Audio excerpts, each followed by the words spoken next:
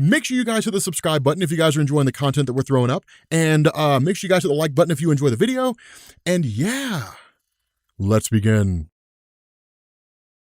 So, by the time you guys are watching this video, I'll be in California, and I was trying to figure out what kind of content I was going to make this week, and so what you'll see down in the description is a temporary schedule for this week, and this is going to serve two purposes. The first is just to provide content for you guys. A lot of you all really loved Incredible Hulk, so I figured I'd just do like a lot of Incredible Hulk stuff. Specifically, we're going to be covering the entirety of the Planet Hulk event. The other half of this is to see whether or not you guys were watching Hulk videos because you just wanted to see him kill the superheroes. If you guys are genuinely interested in everything involving the Hulk, if you only cared about the origin of his son, it's really just a test to see what people are interested in, what they're not interested in, how many of you guys will watch the entire Planet Hulk versus just one single video. It's really just kind of an experiment on my part. You guys are my guinea pigs.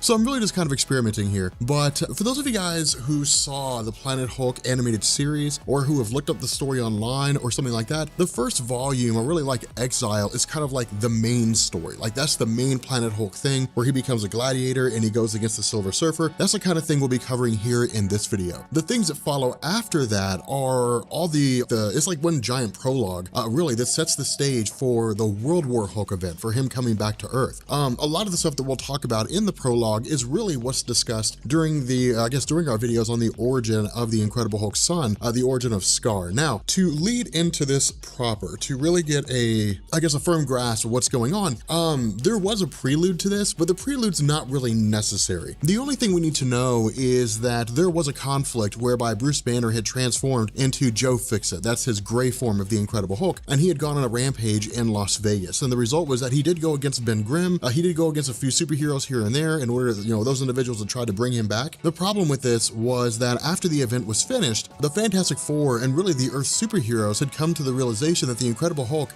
was just too impulsive. He was just too unpredictable to control. Now, this was a decision that was largely made by the Illuminati. Now, in Marvel Comics, in terms of chronology, the Illuminati, or I guess in terms of publication history rather, the Illuminati are relatively new. They were a creation by Brian Michael Bendis, I think, and they were a new introduction, but it was a retcon, a retroactive continuity, meaning that Brian Michael Bendis created the Illuminati and then wrote their stories in a way so that they had been here the entire time. They had been in existence since the early days of Marvel Comics, and chronologically, they date all the way back to the Kree-Skrull War. Now, we don't need to get into the depths of the Kree-Skrull War, but suffice it to say, they're two alien races that have been fighting for millions and millions of years, and their conflict had eventually come close to the planet Earth. And because it stretched to the planet Earth, because it almost impacted the Earth, the decision was made by Reed Richards, by Doctor Strange, Black Bolt of the Inhumans, Charles Xavier, Iron Man, Tony Stark, to basically form a group among themselves to safeguard the planet Earth. And they would basically operate in secret. Nobody would know that they existed. The idea was that they would basically protect the Earth from any threat that they found that was either,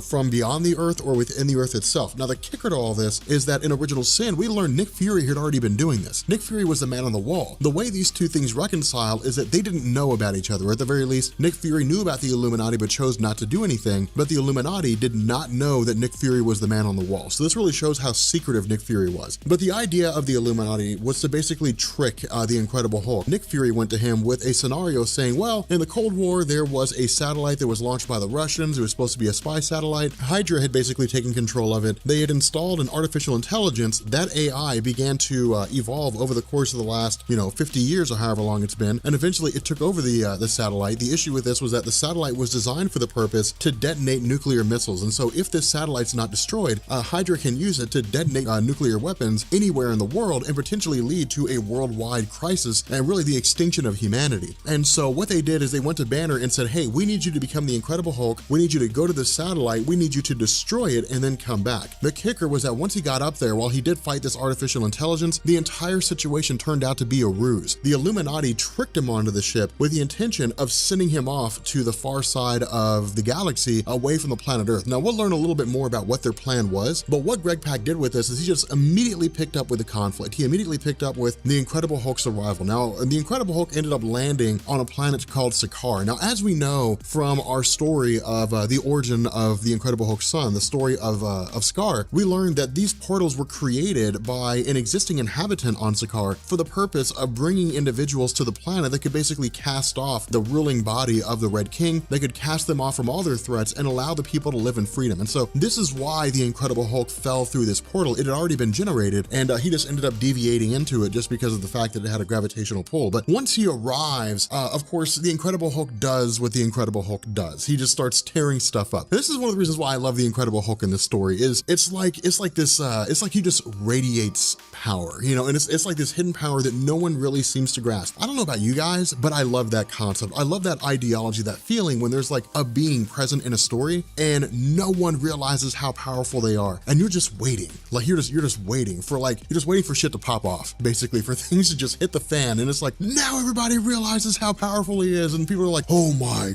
God, he's powerful. Like that's the kind of thing I love in comic books. Absolutely, I adore that idea. Hopefully you guys do too. But when he arrives here, of course, he ends up going against the indigenous species, and there really isn't much of a conflict here between those guys and himself. But after he arrives here, he's also set upon by the Imperial Guard of the Red King. And like all individuals who crash land on this planet, he is bound with an obedience disc. Now, we're gonna go ahead and cheat a little bit. Under normal circumstances, we would wait until that part of the story to get into it, but we can go ahead and cheat here and cover this a little bit. The obedience disc is a device that's planted on an individual, and it quite literally interfaces with their brain, not in the sense of mind control, but in the sense that they're basically bound to follow the obedience disc by fear of pain. And if they fight against the obedience disc too long, it'll basically fry their brain. It'll destroy every ounce of what makes them who they are, and it'll just turn them into a mindless walking being. We'll actually see what happens with a few heroes or a few characters when they fought their obedience disc too hard. But almost immediately after Hulk is bound with this disc, he's taken to this sort of auction house to these gladiatorial games. Now, what Greg Pak does here is he basically takes the traditional idea of Roman society and gladiator games and folds them over into this. Now, for those of you guys who don't know, and I wouldn't call myself a history buff when it comes to the gladiatorial games in Rome, but I think I know enough that I can make a convincing explanation here, a reasonable explanation here. The gladiatorial games existed in two forms: one, as a source of entertainment, and two, as a way to distract the Roman people from the problems of Roman society. But the gladiatorial games were a huge event. I mean, it was a massive thing. It was like if the entire United States became involved in the Super Bowl. Like everybody went to the Super Bowl. Like that's what the gladiatorial games were like. And it was just some of the best fighters from across all of Rome and all of its different territories. But it wasn't like every single fighter just went to the gladiatorial games. You had to work your way up. You had to start at the bottom at local gladiator competitions and then work your way to the very top to be in the gladiatorial games. And so again, it's much like the Super Bowl in the sense that you've got the regular season, then you've got the postseason. And so when it comes to the Incredible Hulk here, of course, you know, when he's initially displayed before the Red King's not really too surprised by what he sees in terms of just the Hulk breaking out of his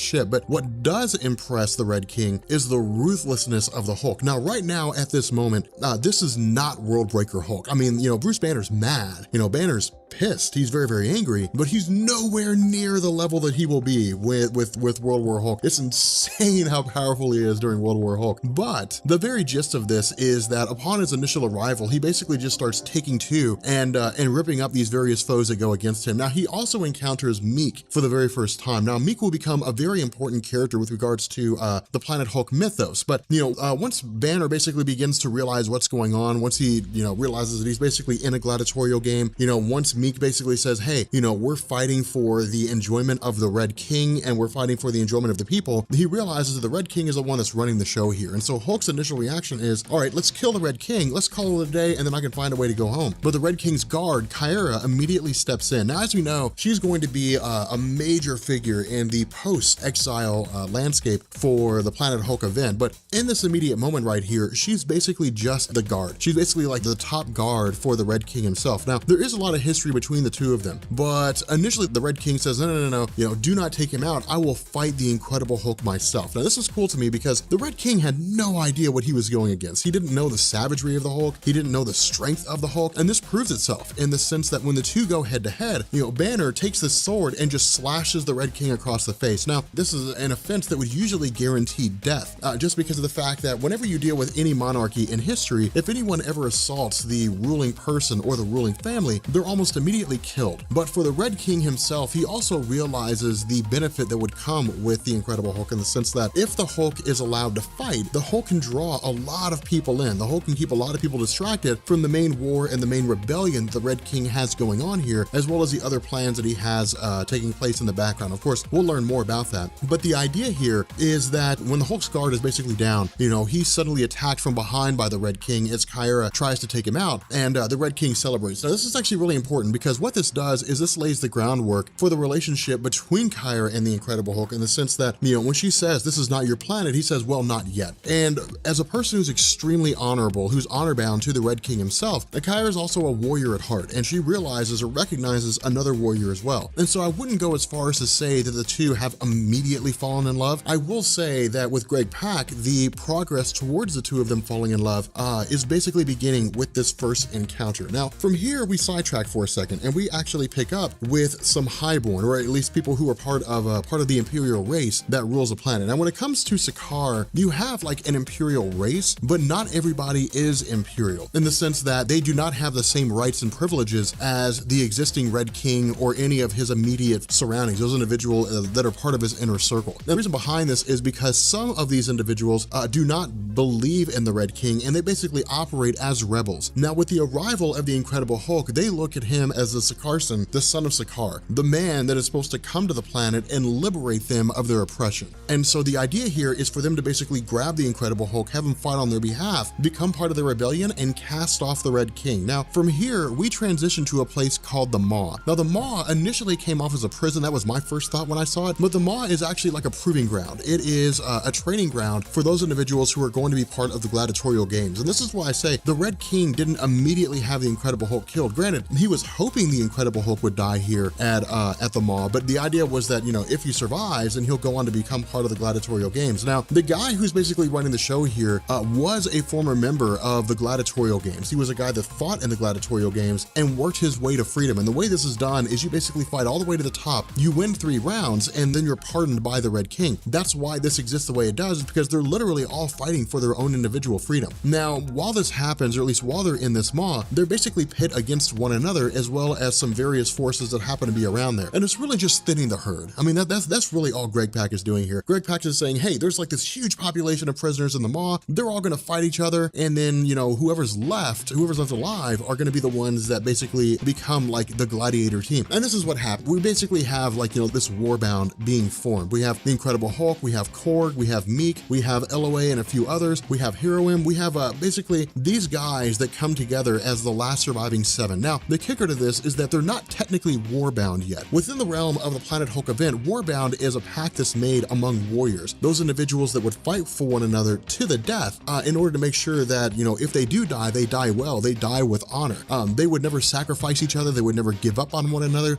They basically hold the closest of allegiances. Now, this again is going to be a very important thing with World War Hulk, because a lot of these guys actually travel back with him to World War Hulk. But this is really just, initially all of them sitting down and saying, hey guys, let's have this big powwow, let's tell our stories, and let's make s'mores. And I love s'mores. Like, let's I get so distracted so easily. Hashtag ADD. So they're basically all just kind of like hanging out. They're telling their own individual stories. This is Greg Pak basically saying the Hulk does not consider himself to be a regular guy here. Now, this is actually really cool for the evolution of his character, because for Bruce Banner being on this planet, all he's doing is just biding his time until he leaves. It's much like you saw with the animated series. There are some big differences, but this is one of the similarities in the sense that Banner does not see himself as a guy that's going to be here for the long haul. He doesn't see himself as a guy that needs to form alliances. He's just kind of like, hey, look, we'll fight together if we have to, but when it comes down to it, if you guys die, I don't care. I just want to get off this planet. And so what we do is we basically pick up with day 2. Now, day 2 gives us the former allies of Korg. The crazy thing about this is that Korg is one of several individuals who had basically arrived on the planet, forced here by one of those portals. While he basically operated as a man of his own individual will, so to speak, the other people that were alongside him basically fought against their obedience discs, and because of this, their brains were essentially fried. Now, when we saw in Planet Hulk animated thing, this was part of the main gladiatorial games. In the story, that's not the case. They're still in training, basically. They're still in the Maw itself. And so, where Korg does not initially want to fight his allies, the Incredible Hulk says, hey man, get it together. Either you're going to fight here or you're going to die here. These guys are mindless. They're not your friends anymore. As far as you're concerned, they're just dudes here that are in the way of you getting your freedom. And so because because of this, Korg's basically able to pull it together, and they officially become the A-team. They're basically, I guess Team A is kind of what they refer to, but they prove themselves in the mall. And so at this point, it's really just small-time gladiatorial games. It's really just small-time things. You know, it's small bits here and there where they basically prove their worth as capable fighters, and they successfully do that. You know, they're able to prove their worth. They're able to show that when it comes down to it, they have exactly what it takes to be legitimate gladiators. The other half of this is that the Red King is met with a conversation over their communication devices from Kyra, and she basically says, hey, look, the Incredible Hulk has people talking. You know, up until this point, it's been, well, maybe somebody will win, maybe they'll die. There's, you know, it's really been just more for watching the entertainment of people, but the Incredible Hulk is inspiring open rebellion. And the reason why is because those rebels who are out there on the fence, those rebels who were plotting, you know, to overthrow the Red King, were waiting for their savior, you know, quote unquote, to come. And when he did, he came in the form of the Incredible Hulk. And so now they're far more brazen than they have been, and they're taking a lot more risks than they have been. Case in point, they basically break into the cells of the Incredible Hulk and the other gladiators, and they say, Hulk, come fight for us, you know, come fight on our behalf, help us overthrow the Red King. Now, the funny thing about this is that Hulk says no. He says, no, I don't want to have anything to do with this. Now, Hulk, as we know by this point, has a bigger plan. He has a more grandiose plan, but even then, you know, despite the fact that this is Hulk, he's not stupid. He doesn't have the brain of Bruce Banner, but he's still relatively intelligent at this point. And in his mind, he realizes that if they go with these guys in open rebellion, these rebels are not going to make it. These rebels are not going to survive. They're likely going to be captured or they're going to be killed, possibly even both. But the best way for the Incredible Hulk to gain his freedom and to kill the Red King is to work within the system. This is really kind of cool here because LOA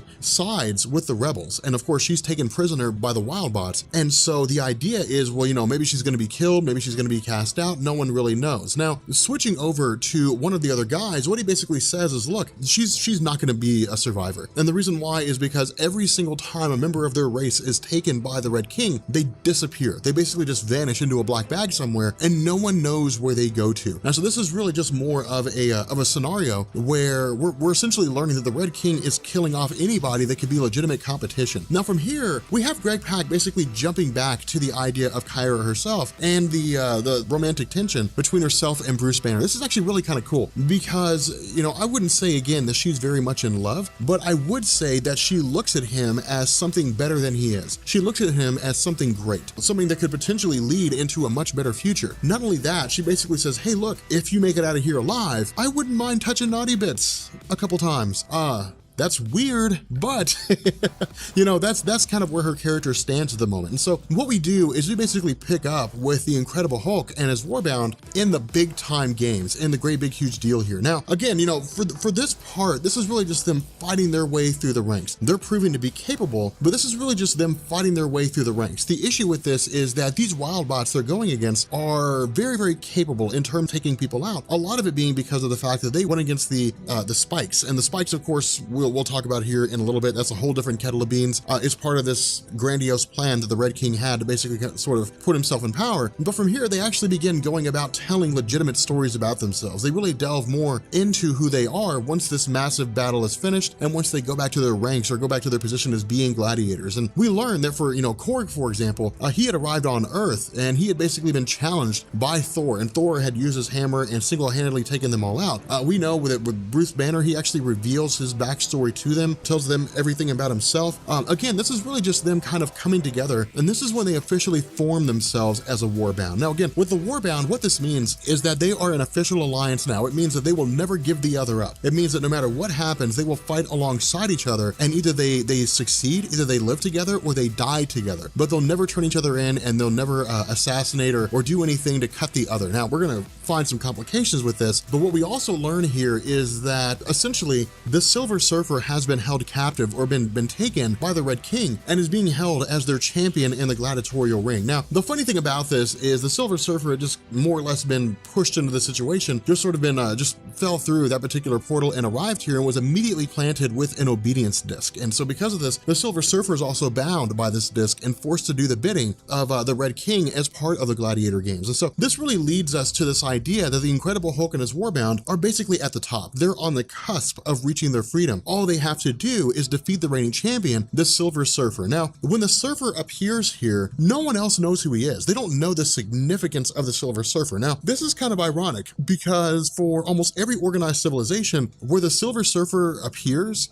Galactus is soon to follow. Galactus is not far behind. That's why whenever a lot of societies see the Silver Surfer, they immediately panic and they just bail out. They just jump in their ships and they vacate the planet because they know this is likely due to the fact that Galactus is coming to consume their planet. The fact that these guys don't know this is kind of ironic. In addition to this, the Silver Surfer, if he wasn't planted with this obedience disc, would just immediately obliterate all the forces here. He would basically annihilate every single last one of them. But the Incredible Hulk knows who the Silver Surfer is. Now, this actually goes all the way back to the days of Doctor Strange's Defenders when the Incredible Hulk and the Silver Surfer fought side by side as allies. And so it's not like the Incredible Hulk's like, hey, I recognize that guy. I've seen him before. I have fought alongside that guy. You know, I know who that guy is. He's a Silver Surfer. You know, if anybody can get us our freedom, it's him. Now, the Silver Surfer, of course, because he's bound by this obedience disc, immediately attacks the Incredible Hulk, you know, and this is kind of funny because Banner says, well, you're just like all of them. Now, this again shows us the psychotic state of Bruce Banner, the fact that he's really more irrational than anything else, because remember, in his heart of hearts right now, he's swearing vengeance against the Illuminati. Right now, he's just mad. You know, right now, he's just angry. Like, they screwed me over, they cheated me, you know, I'll get revenge on them at some point along the line. Now, we'll learn that the plan of Bruce Banner actually changes, you know, after the events that are getting ready to happen here. But in his mind, he's still angry at the Illuminati because he feels like he's been tricked. What's happening right here, this small scene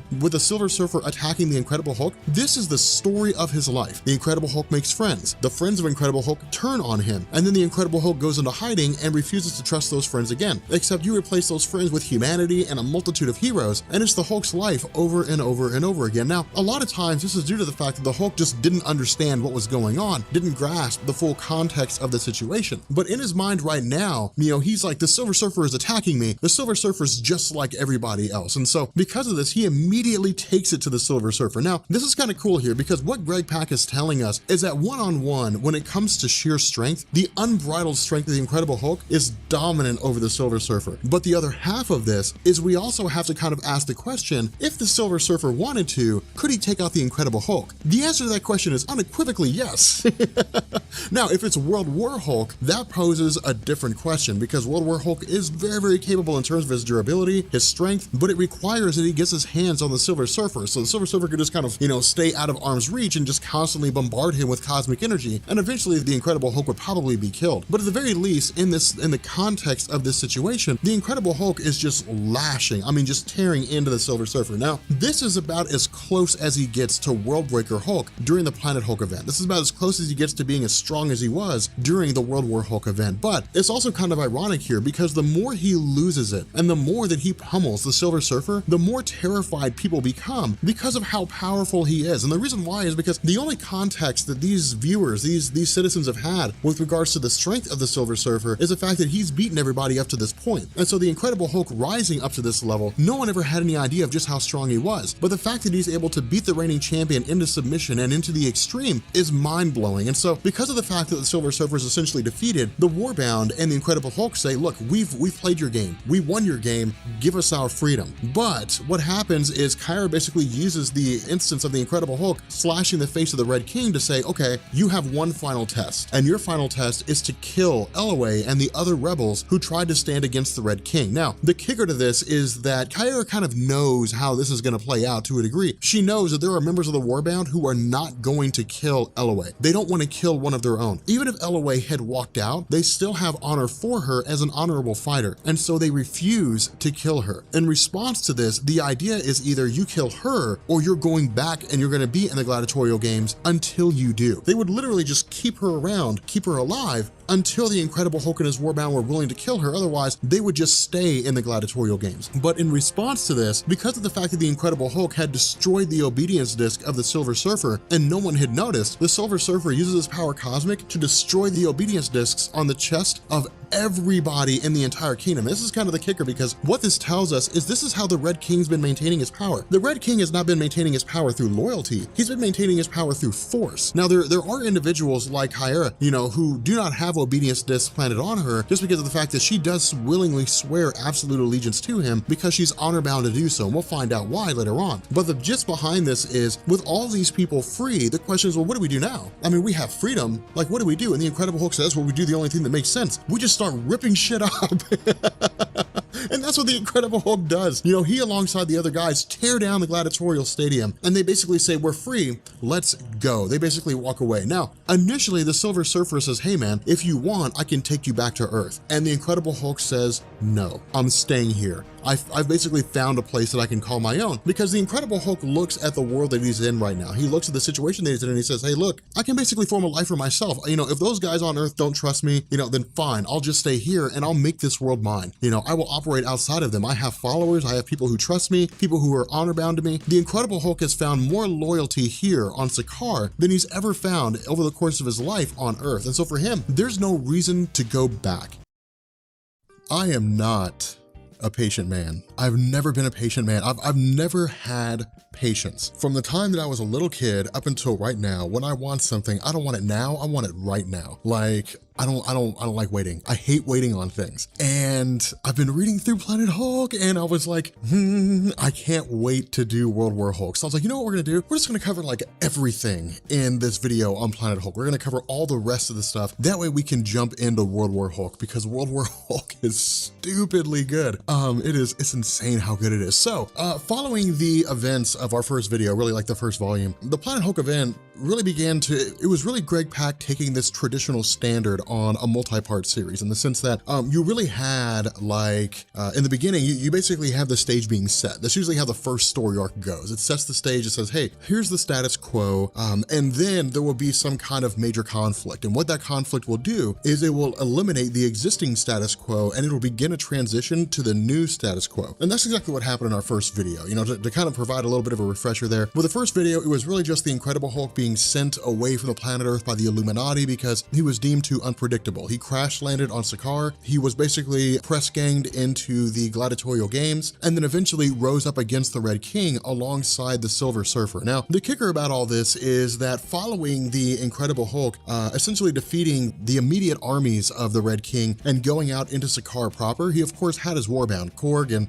Alloway and so on, but the idea was that his actions had inspired open rebellion among everybody else. Like, all these slaves from across the planet who were subservient to the Red King had looked to the Incredible Hulk as an example of the fact that they could attain their own freedom, whether it was through force or otherwise. And so in response to this, the Red King did the only thing he knew how to do. The Red King used force in order to try to maintain his control. Now, the cool thing about all this was that Kyra, his shadow, a member of the Old Strong, didn't really know the full spectrum of everything that had been going on. Instead, from her mind, she was a child being groomed to understand how the old power worked, being groomed to understand what her place was going to be as a warrior among her own group. The issue with this was that at some point along the line, when she was a young girl, the Spikes had suddenly attacked her village, and it resulted in the Red King basically, allowing the conflict to take place, and then turning around and finding out who she was, and then taking her as his own. Now, what Greg Pak's doing here is Greg Pak is using a really cool instance of something called game theory, and it works out really, really well with regards to this story. So game theory is literally just using like mathematical probability to determine the logical action that people will take. A really good example of this, or I guess in this particular instance, he's using something as like a leader. So to sidetrack for a second, and bear with me here because this may seem kind of out of left field, but let's say that like you're the leader of a territory, right? Let's say you're like the leader of the United States of whatever your name is. The United States of Comics Explained. Let's say you're the leader of the United States of Comics Explained, and you learn that another country is going to attack you. Well, you have three options that are available to you. You can let the attack happen, you can stop the attack beforehand, or you can attack them before they attack you. Now, the idea here is, under normal circumstances, attack them before they attack you, or defend against the attack, make preparations to keep your people safe. But if you did either of those, it would alert the enemy to what it is that you're doing. And so what you can do is you can let the attack happen, and then in turn, your people will rally under you. It's one of the concepts of game theory, but the idea here is that the Red King did exactly exactly that. The Red King had a motive here. The Red King was a child, he was an emperor, he wasn't really viewed as being someone that could be an effective leader, and so what he needed was someone at his side that could basically maintain the level of protection that he needed, but could also allow him to have others look to him as a legitimate leader. And by going to one of the oldest races in the entirety of Sakar's history and essentially allowing an attack on their group to happen, and then turning around and capturing the strongest of them, it forged an allegiance by force as opposed to, diplomacy or something like that. But the basis behind this entire revelation was that Kyra had learned that the spikes were implemented by the Red King himself. It wasn't as though the spikes had simply just arrived in her village and attacked her. This had been orchestrated by the Red King. Now, something else to point out here is the Red King did not engineer the spikes. Instead, within the Marvel Universe, the spikes existed as basically like a sentient organism, and they literally just fed on cosmic energy. They would just traverse the spaceways and they would feed on energy. The problem with this was that during the rule of the Red King's father, the spikes had landed and then were eventually eliminated or removed from the planet by the Red King's father. They were essentially sent to the moon. The problem with this is that while they stayed in stasis for some time and they ended up turning to cannibalism in order to survive, the Red King harnessed the spikes for his own uses. And the Red King basically used the spikes to essentially get rid of communities that had worked against him, to get rid of communities that were not functioning the way that he wanted them to, or not recognizing his rule as being legitimate. But in learning about this, Kyra had effectively turned against the Red King. She had turned against him, realizing that he was not an ally, that he was an enemy, that the lengths that he was willing to go to try to defeat those who were standing against him was of such an extreme that he was actually willing to wipe out all life on the planet if it meant that nobody would challenge him. And so because of this, because of the fact that he was so extreme, because he was so dangerous, because of the fact that he had basically destroyed her people, Kyra had turned against the Red King and allied herself with the Incredible Hulk. And so what happened is Kyra, alongside the Hulk, as well as the remnants of the Warbound, basically went through and cut a swath, and I know you guys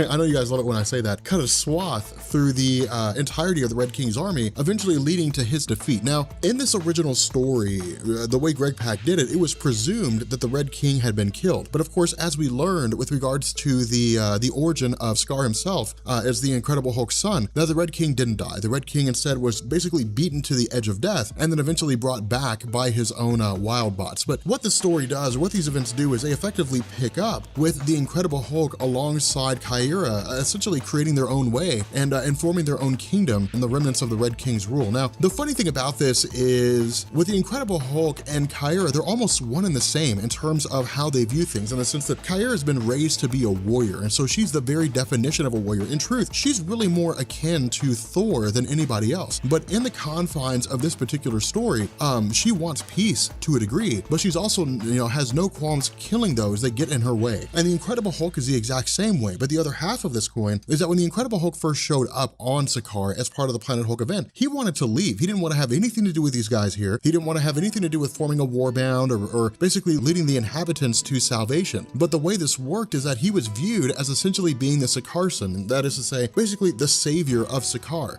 Whenever he bled, it ended up growing plants on the surface. And so it really allowed these civilizations that were here to look at him as quite literally their messianic figure, a guy that was going to lead them into a much greater tomorrow. Now, eventually, the Incredible Hulk actually takes this role on alongside with Kyra, and he basically looks at himself as a king with her as his queen. More so than that, he's also met with Meek. Now, the cool thing about this when it comes to Meek's character is he had basically helped some of his people who had been held captive to escape into freedom, but in the process had actually undergone this transformation, basically making him the king and allowing him to get with their queen and do what they do in order to create offspring.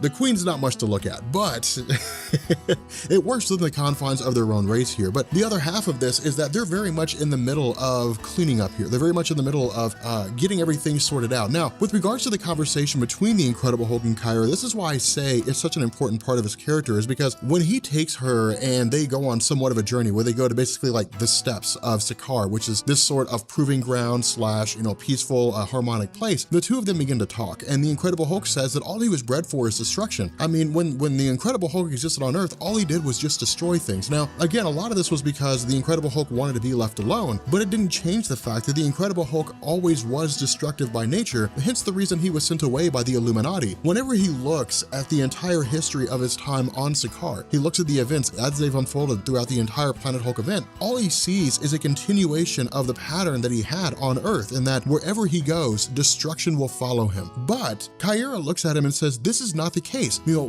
when you bleed, it grows plant life, and look at the life that you've created. He's basically restored the planet. He's in the process of terraforming the planet just because of his blood. And so what he's done is he's given all the civilizations on Sakaar hope. He's given them a future to look forward to. And because of this, his life, while on Earth he may very well have been a force of destruction, on Sakaar he's a savior in every ounce of the word. Now, this is huge for the Incredible Hulk, and this is why Greg Pak's writing of Planet Hulk is so good, because we've never really seen an instance like this. It's one of the reasons why I love the Incredible Hulk. We'd never seen him written in such a way to where he was more of a savior than a destroyer. Now, a lot of that was because of the fact that, you know, within the confines of his role on Earth, he was just kind of a bumbling buffoon he was a bull in a china shop. It's really the best way to describe the Incredible Hulk on Earth. And it worked in a lot of situations because we got to see him go against some various, you know, heroes, and, you know, even more so with villains, it was kind of like, well, if things aren't going our way, call in the Hulk, he'll solve our problem, then we'll send him away. It was really interesting in how it was done, but it didn't add a lot of character depth. The most depth we ever really got was during Peter David's run, when it came to the Incredible Hulk's history, his abusive father, so on and so forth, and why the Hulk persona manifested when Banner was blasted with gamma rays. But that was about it. There was really no huge exploration into his character. The cool thing about this, though, is that we get that in this story. We get so much depth with regards to the Incredible Hulk, you know, I guess to such an extreme that he actually changes his tune. You know, he tells Kyra, yeah, you're right. You know, I am a savior here. I am a person here that can literally lead all these different races to a much better tomorrow. And so he, alongside Kyra and everybody else here, begins the process of cleaning up, begins the process of getting things sorted out. Now, what we also learn is that there is some trouble in paradise. You know, there are individuals that look at the Incredible Hulk, LOA especially, and says, he's not that different from the Red King. The Red King used us as slaves to build his kingdom, and it seems like the Incredible Hulk's doing the same thing. Now, we as the reader know this is not the case. All we know is that the Incredible Hulk is just making them apply a little bit of elbow grease, and that it's really one of these situations where everybody has to chip in order to make everything better. You know, it's not something where the Incredible Hulk can just fix everything. More so than that, there's a reward to this. You know, once they finish rebuilding, once they finish clearing all this debris out, once they finish restructuring and making the kingdom their own, they can sit back at their handiwork and say, this is ours. You know, something earned is far more significant than something given. And so the idea here is that they're effectively earning their place in this kingdom. They're earning the right to say, we made this, as opposed to, well, we just toppled the Red King, everything stayed intact, and then we just occupied the kingdom. It really establishes them as being part and parcel to this entire area itself. And so from here, we really have this kind of conclusion with regards to the idea of the spikes. And this really just kind of ties in. It's really just Greg Pak, you know, eliminating these last few things in the sense that these various spike ships that had been confined to the moon, that hadn't quite been harnessed by the Red King, this ultimately led to the Incredible Hulk traveling to the moon and freeing all the spikes and allowing them to go back about their business, traversing the spaceways. And so it's literally just kind of him fulfilling these last few pacts, fulfilling these last few agreements, you know, solidifying the fact that the Incredible Hulk is a true, legitimate, and benign leader over the people in Sakaar. The problem with this is that as they begin to celebrate, once everything begins to get put together, you know, once everything begins to come back to normal, we suddenly find that the ship or the shuttle that the Incredible Hulk had been brought in begins to start beeping. Now, the idea was to turn this shuttle into somewhat of a monument, to basically make it a testament to the fact that the Incredible Hulk had been sent here as a Sakarsan. He had liberated them all and ushered them into freedom. And because of the fact that this thing starts beeping, we basically learn that this is a warp core meltdown, that the nuclear core of this ship is beginning to break down, it's beginning to detonate. And so the Incredible Hulk does what he can to try to protect those around him, you know, especially Kyra, who's currently pregnant with their child. But the result is that there's really nothing he can do. This nuclear powered,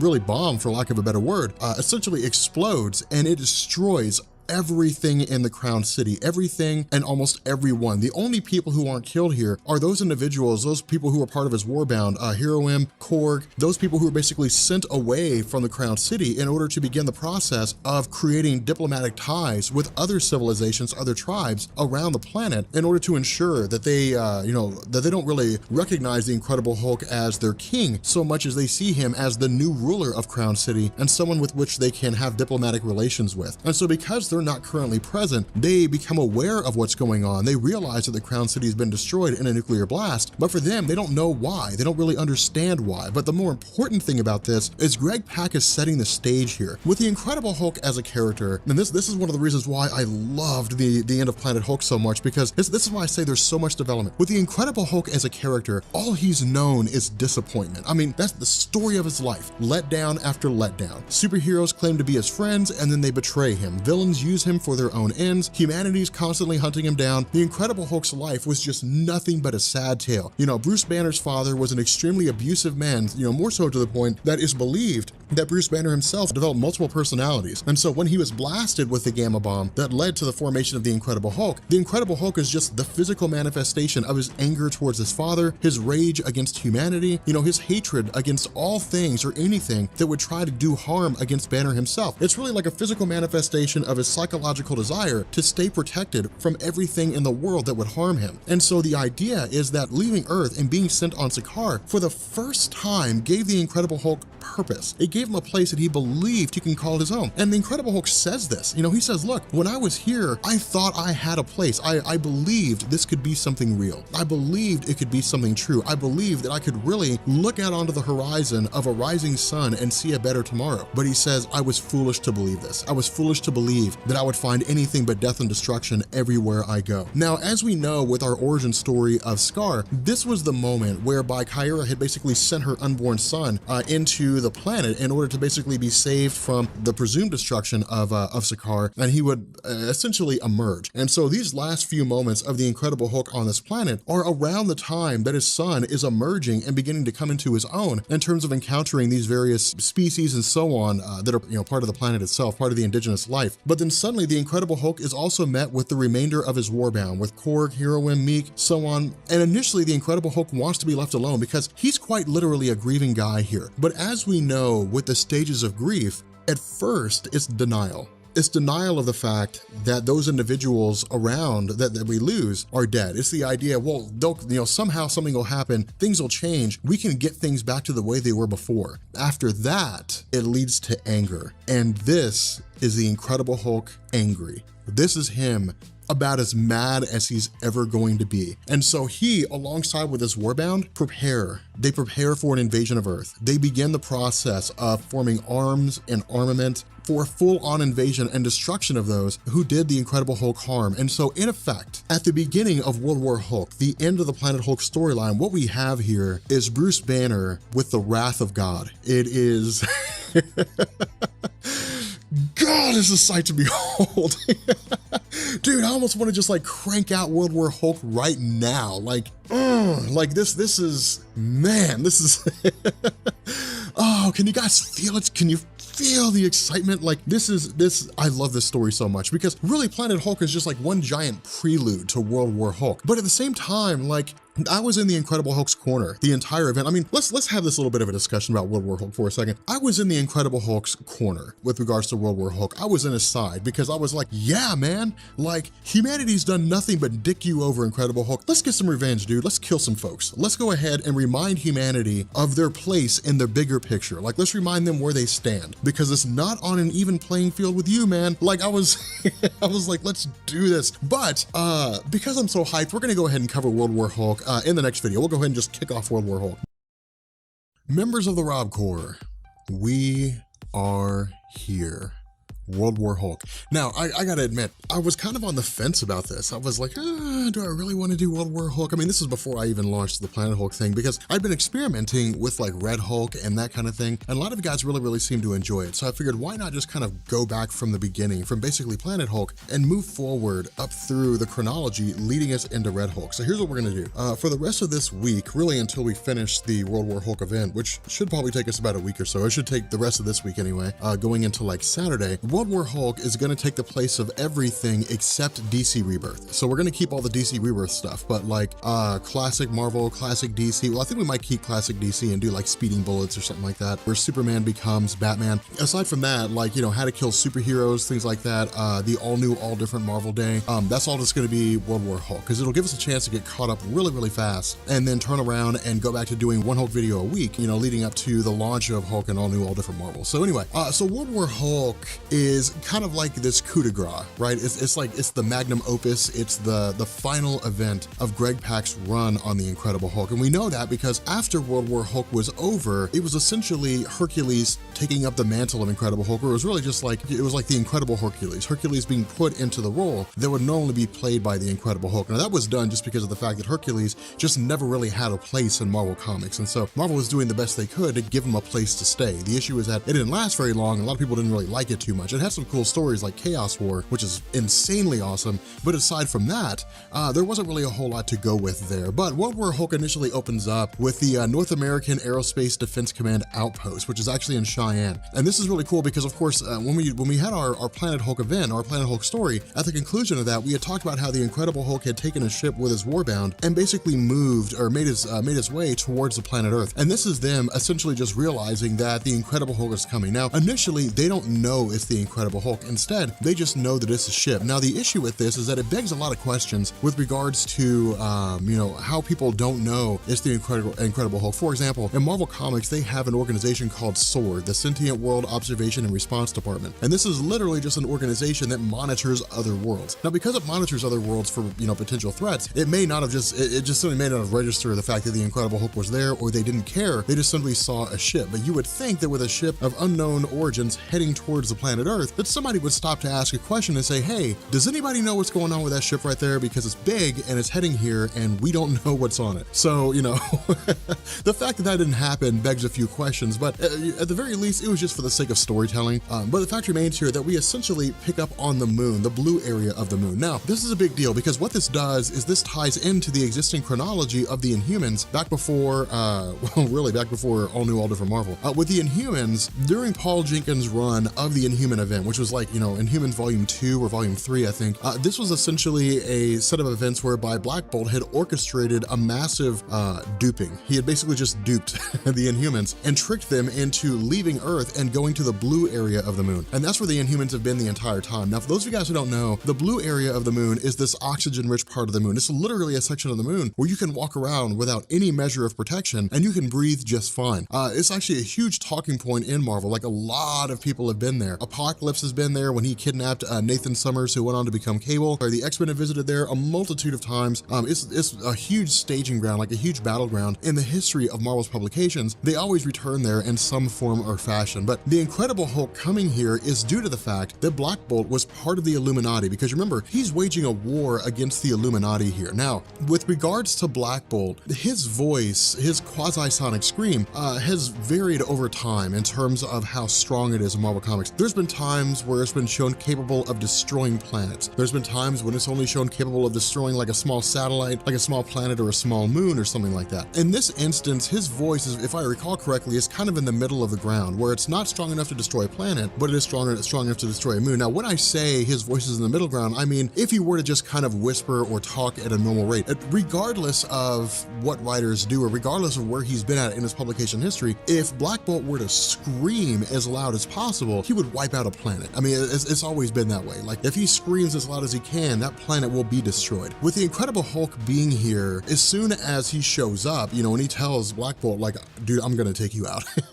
Like, I'm going to destroy you. Black Bolt simply just kind of whispers enough. And it does enough to basically damage, the Incredible Hulk, or at the very least, it seems like it does enough to damage the Incredible Hulk. But then we learn in one of the most awesome scenarios possible, the Incredible Hulk says, I didn't come here to hear you whisper. I came here to hear you scream. And I was like, this is so badass, because it's just the way it's done. It's insane how cool this looks. So from here, it's essentially the scenario where the government begins to become aware of the fact that something bad is happening. Not only that, they have literally chunks of the moon just breaking away from orbit. And so their question is, what in the hell is going on the moon that there's a conflict so massive that it's sending chunks of the moon into space itself? Now, one other thing to keep in mind here, and this is something that we'll touch on a little bit more as we get into this, but Tony Stark is currently the director of S.H.I.E.L.D. This is after Civil War. This picks up relatively soon after the conclusion of Civil War. So we still have the initiative, the 50-state initiative, where we have a superhero team in all 50 states. Not only that, of course, we still have the Illuminati as we knew them before. And so it's essentially this scenario where the world is coming to the realization that the Incredible Hulk is about to unleash hell. And this happens when the Incredible Hulk broadcasts himself to the world. And what he does is he essentially tells the story of what the Illuminati are. Now, keep in mind, again, the Illuminati always operated behind the scenes. No one ever knew who they were. No one even knew they existed. The only people that were aware of the Illuminati were the Illuminati themselves. Now, this all changed. Really, they came to light during both this World War Hulk event, and even more so during the events of Jonathan Hickman's Avengers and New Avengers, when they were basically public enemy number one in the eyes of Steve Rogers as the director of S.H.I.E.L.D. But the idea here is that the Incredible Hulk's essentially saying, you call the Illuminati heroes, you call Mr. Fantastic, you call Iron Man, Black Bolt of the Inhumans, Doctor Strange, you call them humans, aliens, they shot me into space. They didn't give me a trial. They didn't give me, they didn't give me a chance to make any kind of case for myself. Instead, they duped me onto a satellite, and then I got into a ship. They sent that ship, across the galaxy. I ended up in going through a wormhole, ended up on this planet called Sakaar that was literally a war world. And the result was that, while I did form a bond with what the Hulk refers to as this warbound, the fact remains that he found a life for himself, but then a bomb went off because of the ship as it was designed by the Illuminati, which resulted in him losing everything he had. And so he gives them an ultimatum. And this is really cool because what the Incredible Hulk is going to do is he's going to turn New York City into a gladiatorial arena. It's badass when he does this. He says, you have 24 hours to hand over Reed Richards, Doctor Strange, and Iron Man, or I'm going to do this to every single person that I find. And he literally holds up Black Bolt. Now, the kicker about this is what's kind of ironic, is that not everyone knows about Black Bolt. Again, this really changed during Jonathan Hickman's Infinity event when Black Bolt had detonated the Terrigen bomb and basically caused the Terrigen mist to spread across the world, waking up Inhumans everywhere. But the fact that one of Earth's superheroes has basically been ripped to shreds by the Incredible Hulk, been pummeled to the point where he's been absolutely obliterated, is an indication that the Incredible Hulk is not screwing around. Now again, keep in mind here, despite the fact that Hulk is talking with a calm voice, despite the fact that Hulk is talking with a calm, relaxed tone, he's pissed. I mean, he's insanely angry. Now, he's not as angry as he's going to be at the end of the story, but at this moment right now, the Incredible Hulk is a force to be reckoned with. The other half of this equation is with Tony Stark being the director of S.H.I.E.L.D., he immediately takes off. He says, okay, fine, we got to find some way to deal with this. We got to find some way to cope with the Incredible Hulk, because if we don't, he is going to tear everybody apart. Not only that, the idea is maybe we can rationalize with him, maybe we can talk him down, maybe we can figure out what it is that's going on. And so what happens is Doctor Strange initially appears to Tony Stark and says, hey, look, we need to have a contingency plan. In case things go south, we need to have someone that can basically fight on our behalf, or at the very least can go toe-to-toe against the Hulk. And so what they do is they go and they visit Robert Reynolds. Now, Robert Reynolds historically his powers have kind of fluctuated. His powers have kind of changed. I have videos on him if you guys want to. You're welcome to check those videos out. But the underlying theme here is that Robert Reynolds is one of the few characters in the Marvel Universe that can go toe-to-toe with the Incredible Hulk, that can stand against him. And so the idea of the Illuminati is to have Robert Reynolds come to their aid, come to their side, and fight on their behalf. The issue with this is that Robert Reynolds is actually not going to do that. Now, from here, we pick up with some of the minor superheroes, really not minor, but in terms of like overall strength, in terms of abilities, minor characters. We of course have Spider-Man, we have She-Hulk stepping into the fray, and they're really not fighting here so much as they're helping to orchestrate this mass evacuation of New York City. Because again, when the Incredible Hulk showing back up here terrifies the hell out of everybody. Not just because it's the Incredible Hulk, but again, because he has the strength to level the entirety of New York City. And so what we do is we basically switch over to Iron Man, Tony Stark. Now again, he's meeting with Luke Cage, he's meeting with Doc Samson, She-Hulk, Wonder Man, Simon Williams. I mean, a lot of these heroes that absolutely cannot go toe-to-toe with the Incredible Hulk. And he basically says, hey, look, he's going to come here, but when he does, I'm not going to let him just walk all over us. I'm going to fight him. I'm going to do what I can to hold off the Incredible Hulk. Now, again, Tony Stark has his Hulkbuster armor, and this is really, really important because there have been a couple moments in the Marvel Comics storylines when we've seen the Incredible Hulk go against Hulkbuster. This one and Original Sin. Original Sin, I think, did it much, much better in the sense that the Incredible Hulk was at about the same level as he is right now during his Worldbreaker Hulk form. And the idea was that he basically mocked Tony Stark. Tony Stark went against the Incredible Hulk in Original Sin with his Hulkbuster armor, and Hulk just kind of laughed at him and said, his toys, Tony Stark always has his toys and they're always amusing, but they don't stand a chance against the Incredible Hulk. And that's exactly what happens here. Try as he might, the Hulkbuster armor is able to hold things out for a while. Tony Stark is able to do reasonably well against the Incredible Hulk. The issue with this is that when it all comes down to it, Tony Stark just doesn't have it. Tony Stark just does not have the ability to hold on to it. Now, the reason for this is because I'm going to make a really terrible analogy here, and I hope it works. For those of you guys who are Dragon Ball Z fans, you guys know that in the younger days of the series, Gohan was like this character where it's like every once in a while, something will happen, he'll just lose his shit, and his power will just fly off the charts for a temporary amount of time. That's what happens with the Incredible Hulk here. His Worldbreaker form, or at least the super angry, unstoppable force Incredible Hulk, doesn't really come until like the very end of the story. But right right now, he's still like insanely stronger than he's ever been before. He's well beyond the limits that he's been at previously in his publication history. But as he's fighting Tony Stark, he begins to have these flashbacks to the time that he spent with Kyra. He begins to have flashbacks to the love that he felt for her, to the fact that he was going to be a father, and to the, imminent destruction of Kyra when the bomb went off. And this just sends him right over the edge. It really kind of like rejuvenates this anger that he has, and he immediately takes it to Tony Stark and starts ripping his Hulkbuster armor apart. Now, this is why I say the World War Hulk storyline is so cool, because under normal circumstances, if Tony Stark were to go against the Incredible Hulk with his Hulkbuster armor, he'd be able to hold out the Hulk long enough that either Banner would just lose interest and walk away, or he would just not really tire out, but it would allow other heroes to come into the fray and talk, the Incredible Hulk down, or it would allow the situation to be resolved without a massive amount of destruction. That's not the case here. The Hulk just keeps getting angrier and angrier and angrier, and Tony Stark just keeps pissing him off more and more and more, until it gets to the point that the Incredible Hulk has effectively destroyed Tony Stark's Hulkbuster armor and just kind of left Tony Stark there on his own to figure out what in the hell he's gonna do. Not only that, it allows the Incredible Hulk to take Tony Stark prisoner as his first, I guess his second victim in his campaign to take out the Illuminati as part of the Earth's superhero roster. So continuing our coverage of World War Hulk, in this video, we're gonna focus on the Incredible Hulk fighting all the X-Men. And when I say all the X-Men, I mean all the X-Men, every last one. Now, this is actually a really cool set of events. So the reason why is because it's just the Hulk fighting every single X-Men.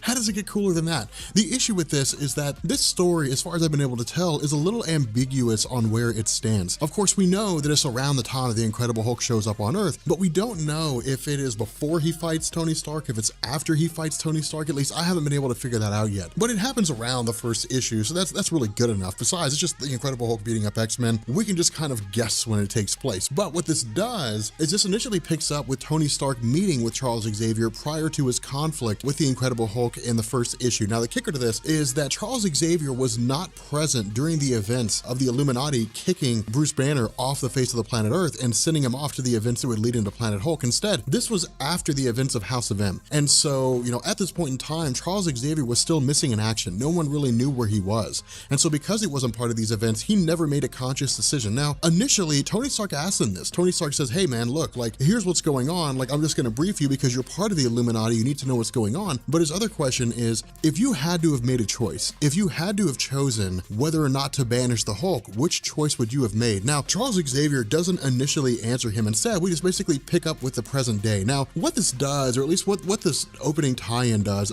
initially, at least by Christos Gage, the way that he does it, is it just focuses largely on Charles Xavier just kind of reminding us, or at the very least Christos Gage reminding us, where things stand in the mutant community. Now, on the surface, this wouldn't really seem necessary, but a comic book that basically centers on the Incredible Hulk fighting the X-Men would draw attention no matter where people were in the realm of their understanding of comics. And so the great thing about this is that it almost treats it like a self-contained story to a degree, in the sense that it refreshes people with where the X-Men are at if they haven't read anything about the X-Men up to this point. Now again, after the events of House of M, we know that the Scarlet Witch's actions were on a multiversal level, in the sense that she had stripped 98% of the mutant population of their powers across the multiverse, not just the main Marvel universe. And so because of this, after the events of House of M, there were no mutants being born. This is the reason why the birth of Hope Summers was such a big deal in the Marvel timeline, because we'd never seen any new mutants being born after House of M. Instead, there was just a massive reduction, and then the number just seemed to stop there. And so again, with the idea of the mutant population being reduced down to 198 in total, plus a few who have died here and there over the course of the events between House of M and this and World War Hulk right now, this is really just a scenario where they're all being not really held prisoner, but they're all being guarded by sentinels within the confines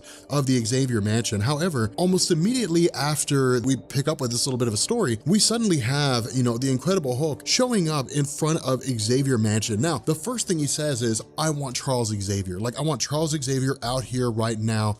I want him, I want to talk to him. Now, we're actually going to learn the Incredible Hulk doesn't intend to kill Charles Xavier or even to beat him extremely bad. Instead, he's showing up here because he has questions that he wants answered. But the kicker is that, you have the sub-roster, like the minor X-Men that honestly, most people don't really care about, who are here right now, and they're the ones that are just kind of hanging out, with Charles Xavier. But Beast tells him, look, man, you got to get out of here. Like, we cannot bring you Charles Xavier. That's not going to happen. Now, this is actually pretty important because Beast has a long-standing history with the Incredible Hulk. I wouldn't go as far as to say that they're like the best of friends ever, but there is a lot of respect between the two of them because Bruce Banner's a scientist, Beast is a scientist. They share a common ground in terms of their overall interests and views. And there's been a multitude of times where they've reached across the aisle and talked to one another in order to sort out various problems that they couldn't do on their own. The problem with this is that the Incredible Hulk has no interest in past friendships. The Incredible Hulk has no interest in past allies. Instead, he just simply sends Hank McCoy flying along his way and almost knocks him out. In response to this, the X-Men essentially jump in as best they can. Now, somebody else who's kind of sitting on the sidelines here is Joshua Foley. Now, Joshua Foley is an Omega level mutant. He's really, really powerful within the confines of his abilities. The problem is that his abilities are not in the realm of,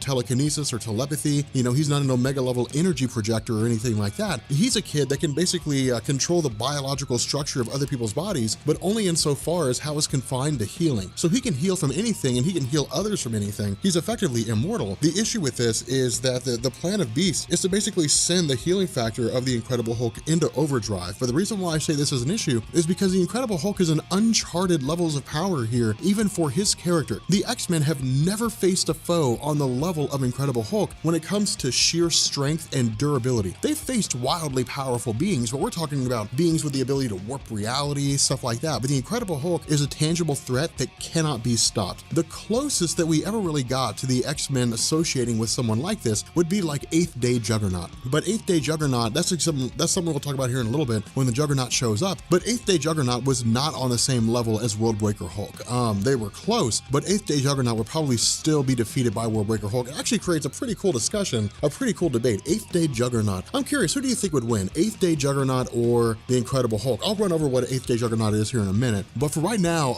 it's really just these X-Men doing what they can to face off against the Hulk. But in truth, I mean, this is the B roster. These guys have no chance. Now, the cool thing here is we actually get to see Laura Kinney fight. Now, Laura Kinney, of course, X-23, I have a character, I have videos on her. For those of you guys who don't know, X-23 was cloned or designed to be a clone of Wolverine, but they had to modify her genes to make her a woman instead of a guy, simply because of the fact that the chromosomes used to create her were corrupted to a degree, and so they were just kind of stuck with making her a female. But she's every ounce as capable as Wolverine is in the sense that she has adamantium claws, in the sense that she is a prodigious fighter. She was trained to be an assassin. She has enhanced healing, all the same features as Wolverine. It's just a different characteristic of her in terms of who she is, and the backstory is different. But the idea here is that while she does have the same kind of fighting ability as Wolverine, she doesn't have the same experience. And that's what makes a whole different thing. Now, she is capable because she's assassinated people, she's been in a lot of different conflicts, but she's never gone toe-to-toe with the Incredible Hulk. Wolverine has. Logan has gone against the Incredible Hulk in a multitude of occasions, and so he knows how to engage the Hulk effectively. And this proves itself in the fact that X-23 has no chance here.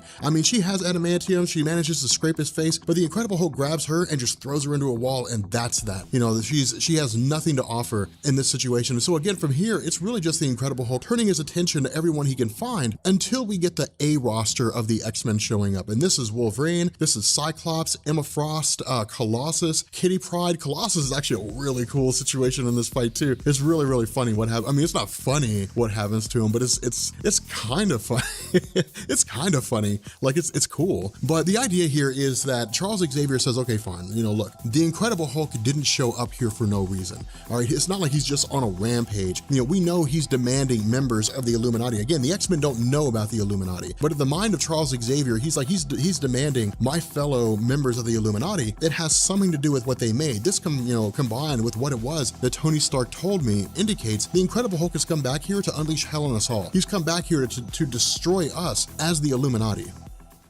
And so what we do here is we transition with, Charles Xavier as he goes through and begins scanning the mind of the Incredible Hulk. Now, what's funny about this is Charles Xavier tells us that in years past, it's never been insanely difficult to scan the mind of the Incredible Hulk. It was always relatively difficult because the Hulk's mind was really more of a primal force, more so than inaccessible or something like that. But the idea here is that the Incredible Hulk is filled with so much rage right now that it's almost created its own self-sustaining barrier against the power powers of Charles Xavier. He is able to penetrate, but when he does, he finds the source of this anger. He finds out the Incredible Hulk had effectively been tortured, been forced into combat as a gladiator. He had found love and then lost love, and all of that happened because of the actions of the Illuminati. And so Charles Xavier is kind of in a situation right here where he's like, there's nothing we can do to stop him right now. Like, he's not going to be able to listen to reason. More so than that, what Charles Xavier saw was projected into the minds of all the other X-Men as Charles Xavier was seeing it. And so it's not like the X-Men don't know why the Hulk is here now. They all understand why he's here. But the idea is that they've essentially come to the realization that there's no talking sense to the Incredible Hulk right now. The Incredible Hulk is in a state of absolute madness. He's almost feral in terms of how angry he is. And he's in a level of uncharted strength and durability here. And so while the other X-Men are temporarily incapacitated, he asks Charles Xavier the most important question. He says, look, I know that you were not part of the Illuminati when I was banished from this world. I know that,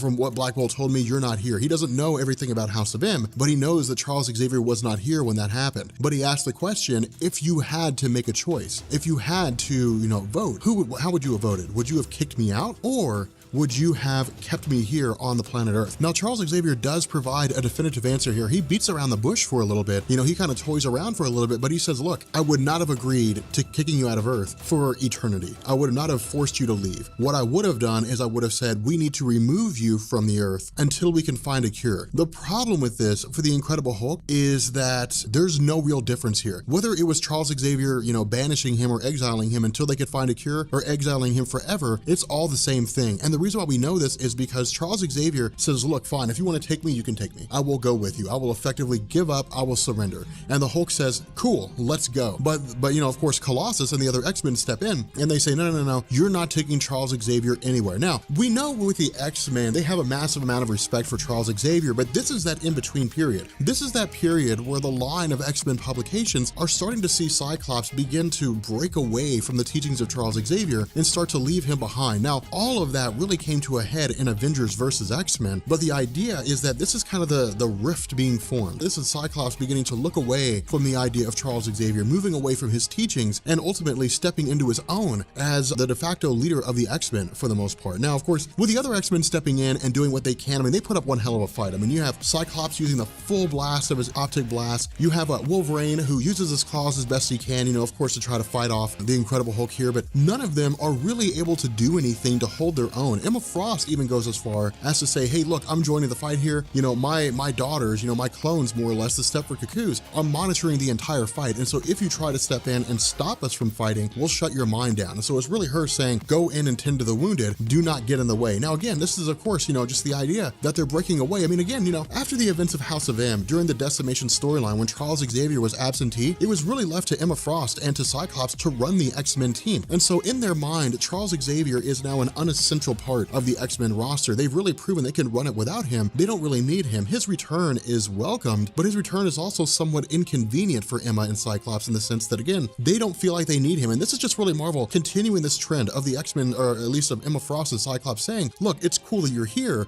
but you're just kind of getting in the way at this point because all you can do is use telepathy and you've essentially already given up. So you're really more of a hindrance. It's essentially one of those things where, it's like, if you're not part of the solution, you're part of the problem. And so they basically send Charles Xavier back into the mansion, which is really wild to see, to see some measure of respect given here, but to also see a vast amount of disrespect to the guy that literally laid the groundwork for what the X-Men would become in terms of Marvel Comics. But at the very least, because of the story as it goes right now, this is really kind of a necessity too, because with Charles Xavier having telepathy, there's really not a whole lot he can do. Emma Frost wouldn't even be part of this conflict if she didn't have a secondary mutation that allowed her to take on her diamond form. But because she has this, she can step in and she has, a reasonable measure of durability against the Incredible Hulk. But at the end of the day, she's not strong enough to put up a legitimate fight and take the Incredible Hulk out. Now, from here, we actually pick up with Kitty Pryde, and Kitty Pryde is actually really interesting in this situation because normally we wouldn't consider her to be an essential part of the story. We would kind of laugh it off and say, well, it's Kitty Pryde, whatever. But what she does is she phases the Incredible Hulk into the ground. Now, as we know with the Incredible Hulk, his strength, just increases the angrier he gets. And so this is really more of a stopgap measure. And in fact, even, Beast says, yeah, this is really really cool, but this is also a stopgap measure. We have to find something that we need to do. I mean, we got to find something to do with him. Now, they initially toyed with the idea of throwing him in the prison in the negative zone, because remember, during the events of Civil War, Reed Richards and Hank Pym and Tony Stark built Prison 42. They built the prison in the negative zone to house those superheroes who refused to register with the Superhuman Registration Act. And they initially considered throwing the Incredible Hulk in there, because if they put him in there and they close the portal, he'll never be able to get back out. Like, he'll literally just be stuck in the negative zone. But the result is that as they're in the middle of having this discussion, he suddenly breaks himself free. Now, at this point, it's really the X-Men sending out an SOS. I mean, you have the younger mutants watching all these events unfold. You have, you know, the Stepford Cuckoos who are watching everything happen. And the idea here is, okay, look, the X-Men can't do this on their own. Like, we've seen the X-Men cannot deal with the Incredible Hulk in this level of rage. And so what they do is they send out a message to everybody, to Jimmy Madrox and the X-Factor Investigations, to Siren, the daughter, I think it is, of Banshee, who has like this scream that can disorient people and allow her to fly. They send it out to anybody who's listening, anyone, you know, Excalibur, anybody who is listening to this, or at the very least is aware or familiar with the X-Men. The message goes out to them all. Now, Excalibur doesn't initially step in. You know, Captain Britain, Dazzler, they kind of stay behind. But we end up having the Juggernaut, who actually takes his Crimson Gem of Cyttorak and communes directly with Cyttorak himself. Now, again, we'll get a little more into what this means in terms of this sort of, repowering of the Juggernaut, in terms of Kane Marco, how he normally functions versus a full amount, or at least a strong amount of the power of Cyttorak. But the idea is that while this is happening, the X-Men are just kind of buying time. The X-Men are doing the best they can. Now, Hulk turns his sights to Emma Frost and he says, you're in a tough situation here. And the reason why is because you can't use your telepathy while you're in your diamond form. And in order to use your telepathy, you have to leave your diamond form. But if you do, I have a hold of you, which means that if you get out of your diamond form, I'm going to destroy you. And so it's just this funny scenario. Now, in truth, the Incredible Hulk could probably crush her in her diamond form right now, with him being as strong as he is. But before he's able to do any one of those things, we have Colossus stepping in. Now, this is why I say things get so cool with Colossus, because historically, Colossus has never been like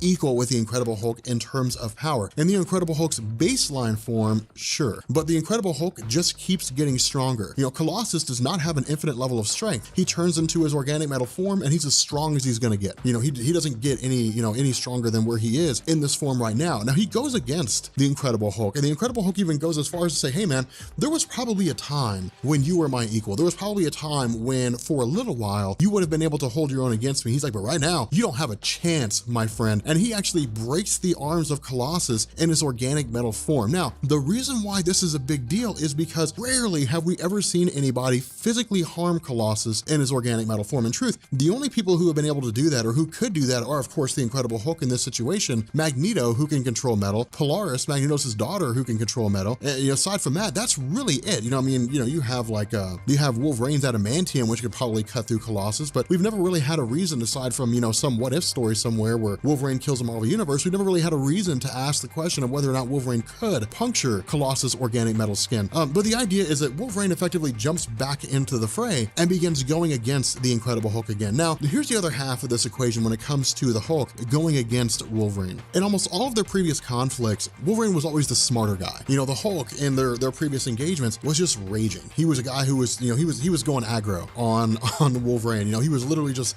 fighting and punching, but never really thinking about what was going on. Whereas Wolverine was usually able to outpace him, he was able to dance around him, he was able to get past him, whatever it is he needed to do. With the Incredible Hulk in this situation right now, he's a thinking machine. I mean, he's a guy that's got the full faculties of his normal self. He's able to think on, a normal way than he usually is. And so because of this, he asked the question, well, if I can't break your, adamantium skeleton, if I can't destroy that, inside your adamantium skeleton are the same fluids and the same marrows as a normal person has. But he says the adamantium skeleton also houses your brain. So here's the question. If I start smashing your head against the ground as hard as I can, and your brain starts smashing against the side of your skull, what's gonna happen? And he says, let's find out. And so he just starts smashing his head into the ground. And it's cool. It's because it's something that we've never really seen the Incredible Hulk sit down and think about before. And that's one of the reasons why the World War Hulk story works out so well, is because it's a really intelligent Incredible Hulk at the absolute peak of his strength, going against some of the most formidable heroes in the history of Marvel Comics. And so it just comes out awesome. Now from here, we pick up with the arrival of Juggernaut. Now this is not a fully powered Kane Marco, not even by 50%. And this is shown in the fact that as soon as he arrives and he tries to go against the Hulk just takes him out immediately. I mean, he's just like, get out of here, down for the count. And so we basically pick up with whoever's left. I mean, we have different people like Strong Guy, we have Wolfsbane, we have Nightcrawler, Warpath, you know, we have Jimmy Madrox, we even have Darwin. And this is actually a really cool situation because Darwin is an Omega level mutant, but his mutant power is basically to allow his body to do whatever it needs to do for him to survive a situation. So he's like the extreme example of a survivalist. Now, when they arrive here, again, it's much like before. They start going through and they all start trying to take the Incredible Hulk out. Now, the cool thing is that none of them are really able to do it. I mean, Strong Guy and Warpath are the only ones that have the power to really pull this off. Darwin, with his ability to, you know, again, alter his body's structure, his body automatically altering its structure in order to ensure his survival, basically redesigns or restructures itself in a way to where he can start absorbing gamma radiation. Now, the idea here is that because the Incredible Hulk himself is powered by gamma radiation, it's essentially a scenario where he's operating much like a battery. Under normal circumstances, the Incredible Hulk can be exhausted. The Incredible Hulk's, you know, gamma radiation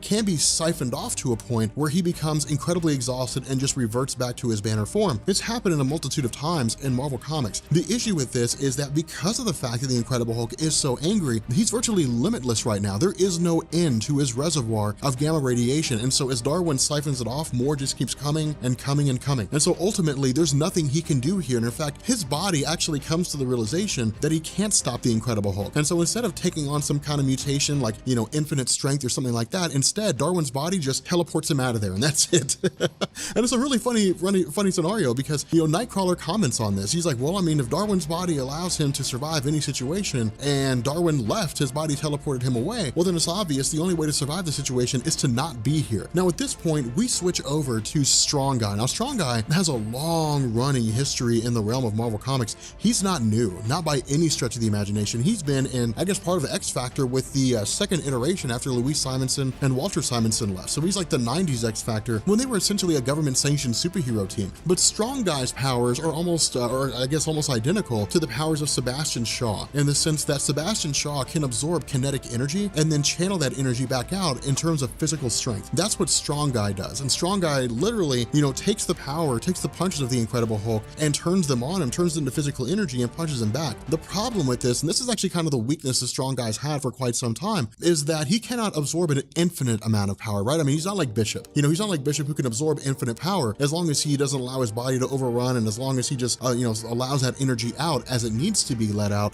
Strong Guy, if he's hit with enough power, will die. His heart will literally shut down or his body will explode. And so because of this, you know, it's this situation where they're basically saying, hey, look, man, you know, Strong Guy, we like you trying to take on the Incredible Hulk, but, you know, if you absorb too much of an impact from the Incredible Hulk, it will destroy your heart. Your heart will literally just shut down and you will die. And so again, this is really just Strong Guy being forced out of the situation more so than being successfully defeated. And so at this point, we have Nightcrawler jumping in. Now, this is the cool thing because I love Nightcrawler. I mean, as a character, in terms of character development, in terms of how he's grown over the years, Nightcrawler is awesome. You know, Kurt Wagner is one of my favorite characters in all of Marvel Comics. And our initial idea would be, well, surely we could have Nightcrawler just teleport the Incredible Hulk away. I mean, couldn't he just like teleport him to another dimension or something like that? But the issue is that the Incredible Hulk's mass is far too large. Now, that's the way it works with Nightcrawler. Nightcrawler can't teleport something like it's not like Galactus could show up on Earth and then Nightcrawler could teleport him away. Nightcrawler can only teleport things of a certain size or of a certain mass, and the Incredible Hulk is simply just too big for him. Now, in truth, the reason why Nightcrawler has this limit to his powers is just for the sake of storytelling. If Nightcrawler had an unlimited amount, or if he could teleport people of an unlimited size and ability, well, in truth, he would be like Exodus. But if he were able to do that, then anytime anybody showed up to fight the X-Men, fans would ask the question, well, why doesn't Nightcrawler just teleport him away so they don't have to worry about it? So it just allows Marvel to create some compelling stories with this character, which actually works out. I mean, in truth, this isn't really something that I would look at and say, well, that's just ridiculous. I mean, it makes sense, you know, as far as I go when it comes to reading the X-Men. But we also have a scenario where another member of Nightcrawler's team had effectively taken off to grab the Blackwing X-Men jet, the X-Jet. And what she does is she actually crashes it into the Incredible Hulk. Now, this was a two-stage plan between Nightcrawler and his teammate. And I can't remember her name for the life of me, but it's a two-part plan between the two of them. And the idea is for Nightcrawler to basically move the Incredible Hulk just slightly, just enough that it puts him in the direct path. Because again, he can't teleport him that far away. The other half is to crash the X-Men's jet directly into him for the purpose of, you know, allowing the Blackbird to explode and hopefully, you know, at the very least, incapacitating the Incredible Hulk. This doesn't happen. Like this is not what happens. In fact, the Incredible Hulk basically just emerges from the wreckage. Now, this is when we start getting into the territory of the Juggernaut at his absolute strongest. Well, I guess Juggernaut at his absolute strongest is kind of a misnomer, but when he first showed up here, he was not fully powered. And the reason why is because the amount of energy that Juggernaut can use from Cyttorak or siphon from Cyttorak to give him his own durability and strength is relative to his motives. And so what we learn here is that the Juggernaut showing up here was to save, or I guess to protect his stepbrother, to protect Charles Xavier. But that was a weak reason at best because it doesn't fit into the nature of Cain Marko. It doesn't allow him to give his full self over to the power of the Crimson Gem of Cyttorak. And so because of this, what he does, he basically reveals his true motive. He allows himself to fully be handed over, and he says, well, my goal here is to just trash the Incredible Hulk, to prove to everybody that the Juggernaut is still the strongest being out there. And so he basically imbues the full power, or at least almost entirely the full power of Cyttorak. Now, the reason why I say it's almost the entire power is because during the history of Marvel Comics, there was a storyline called The Eighth Day, which talked about the Octessence, and I've got videos on that and so on and so forth. But Juggernaut was chosen to be the avatar of Cyttorak, a being from the Crimson Dimension that provides Doctor Strange with his Crimson Bands to keep people imprisoned, but also supplied Juggernaut, or I guess was the reason why Juggernaut found the Crimson Gem of Cyttorak. During the Eighth Day storyline, Juggernaut was imbued with the full strength, the full power of Cyttorak, which basically made Juggernaut as strong as he was ever going to be. And so he's referenced as Eighth Day Juggernaut. That's where that comes from. That version of Juggernaut was insanely strong. Not on the same level as Worldbreaker Hulk, but insanely strong. And so this version of Juggernaut basically goes against Hulk as best he can. And the Incredible Hulk recognizes, again, because this is Juggernaut, because he's as strong as he is, if the Juggernaut starts moving, no one's going to be able to stop him, not even Worldbreaker Hulk. And so Worldbreaker Hulk says, okay, fine, then we'll just use your momentum against you, and literally just sends him on his way. Now at this point, with the Juggernaut running, it's really more a matter of momentum. And so as long as it takes him to get up to speed, it takes him as long, if not twice as long, to slow down, turn back around, and then head back to where he was before. And so at this point, Hulk sits down and tells Charles Xavier, look, man, like, it'll be a while before Juggernaut gets back here. And while we're waiting on him, you're gonna come with me. Now, this is where the Incredible Hulk basically learns about what went on behind the scenes. This is really him learning about the events of Decimation. This is him learning about how some of the mutants have been killed since the events of House of M. And so the Incredible Hulk essentially, this is kind of a lackluster ending to the story, really, but the Incredible Hulk comes to the realization that Charles Xavier views the entire House of M event as his fault. Now, the reason why Charles Xavier says that, or why he views it as his fault, is because when the Scarlet Witch created the House of M, she had kidnapped Charles Xavier and used his telepathy to read the minds of everybody in the world and give them the life that they desired, or at least all the superheroes, and give them the lives that they desired. And so even if it was against his will, Charles Xavier was complicit in House of M. And so because of this, when everything came back to normal and Charles Xavier returned, he looked at the mutant population and said, this is my fault. If the Scarlet Witch had not used my brain to read the minds of all the superheroes and initiate the House of M, the depowering of mutants never would have happened. And so the Incredible Hulk essentially sits down and says, yeah, man, that sucks for you. Like, you're already living in hell. And so as a result, he kind of takes pity on Charles Xavier. And in the end, he effectively just kind of takes off and leaves Charles Xavier to his own suffering and his own misery as a guy who feels responsible for the depowering of a multitude of mutants across the entire face of the earth.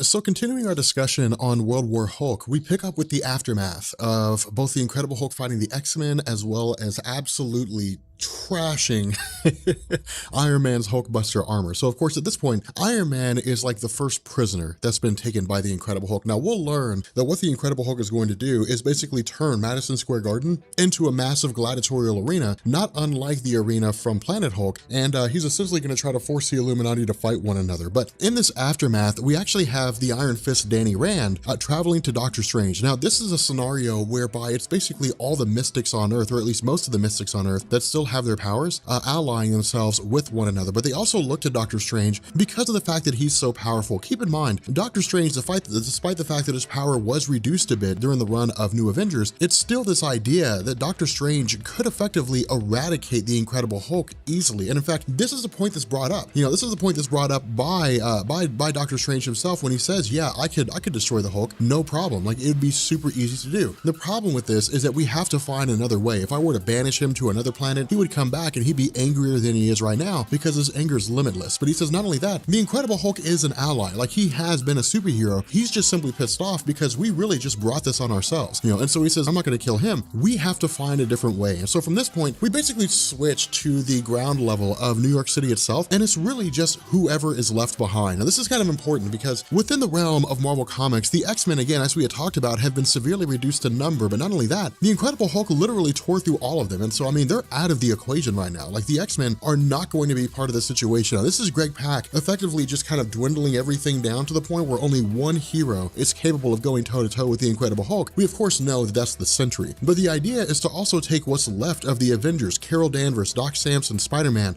Spider-Woman, Luke Cage, Ares, the God of War. Like, it's pitting them against the Incredible Hulk and his forces in an effort to try to take them out. I mean, She-Hulk's here, but this is crazy because She-Hulk is one of the only characters in Marvel Comics that is as familiar with gamma radiation, or at least as relatively familiar with gamma radiation as the Incredible Hulk is, because she received a blood transfusion from Bruce Banner. And so the reason why this matters is that once Banner, you know, once she takes on the Incredible Hulk as the only person that can really go toe-to-toe with his strength, or at least it's believed that she can, he takes her out with the greatest of ease. In fact, she gives him a blunt force punch to the face and nothing happens. And so when he takes her out so quickly, you know, without ever really breaking a sweat, she simply says, God help us. Now, on the surface, this doesn't really seem relevant, but in the greater story, it's monumental because this is effectively She-Hulk saying, we're fighting a losing war. Like, we cannot win. Like, even if we were to defeat his Warbound, even if we were to beat, you know, Korg and LOA and Hiram the Shamed, even if we were to take all them out, it wouldn't matter because then we've got to deal with Big Papa Hulk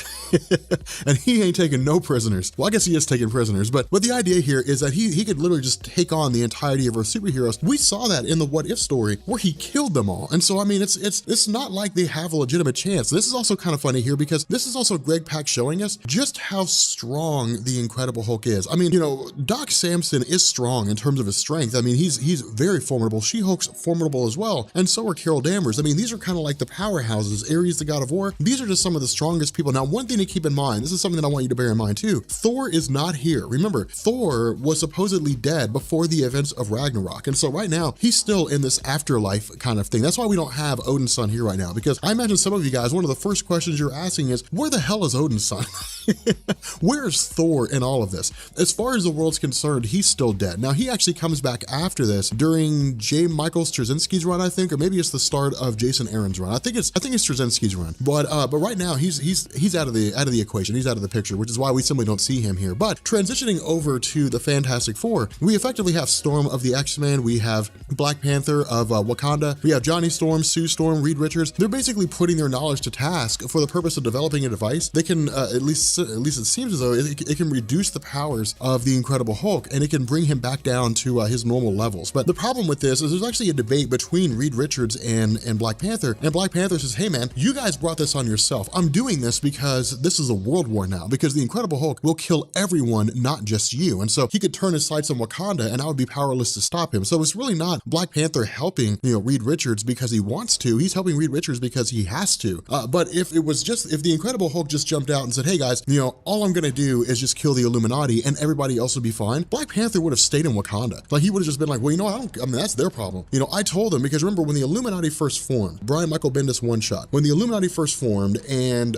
they asked Black Panther to join their ranks, he turned them down and said, what you're doing here is going to lead to some major conflict later on. I don't know what that conflict is going to be, and I don't know what the impact is going to be, but you are going to reap what you sow, and a reckoning will be coming. Well, this is the reckoning. This is the fruits of the Illuminati's labor. They sent the Hulk away and he came back, unleashing absolute hell on the whole of humanity. And so once the Incredible Hulk becomes aware of the fact that the Fantastic Four are still working together, once he becomes aware of the fact that Reed Richards is sitting over there at the Baxter Building trying to find a way to take him out, of course, he travels over there. Now, obviously, you know, with the Incredible Hulk right now, I mean, he takes out Johnny Storm. Now, this is not a small feat. I mean, this is not a small thing. And keep in mind, when it comes to like energy-based powers, Johnny Storm, it's insane how powerful he is. He's effectively the sun when he beefs up to the absolute extreme of his powers. I mean, when he blasts the Incredible Hulk, I mean, he's not blasting him with the full might, simply because if he did, he would destroy the world. But he's blasting him with enough energy to try to defeat the Incredible Hulk without destroying the world. Now, this is Greg Pak basically telling us, if Johnny Storm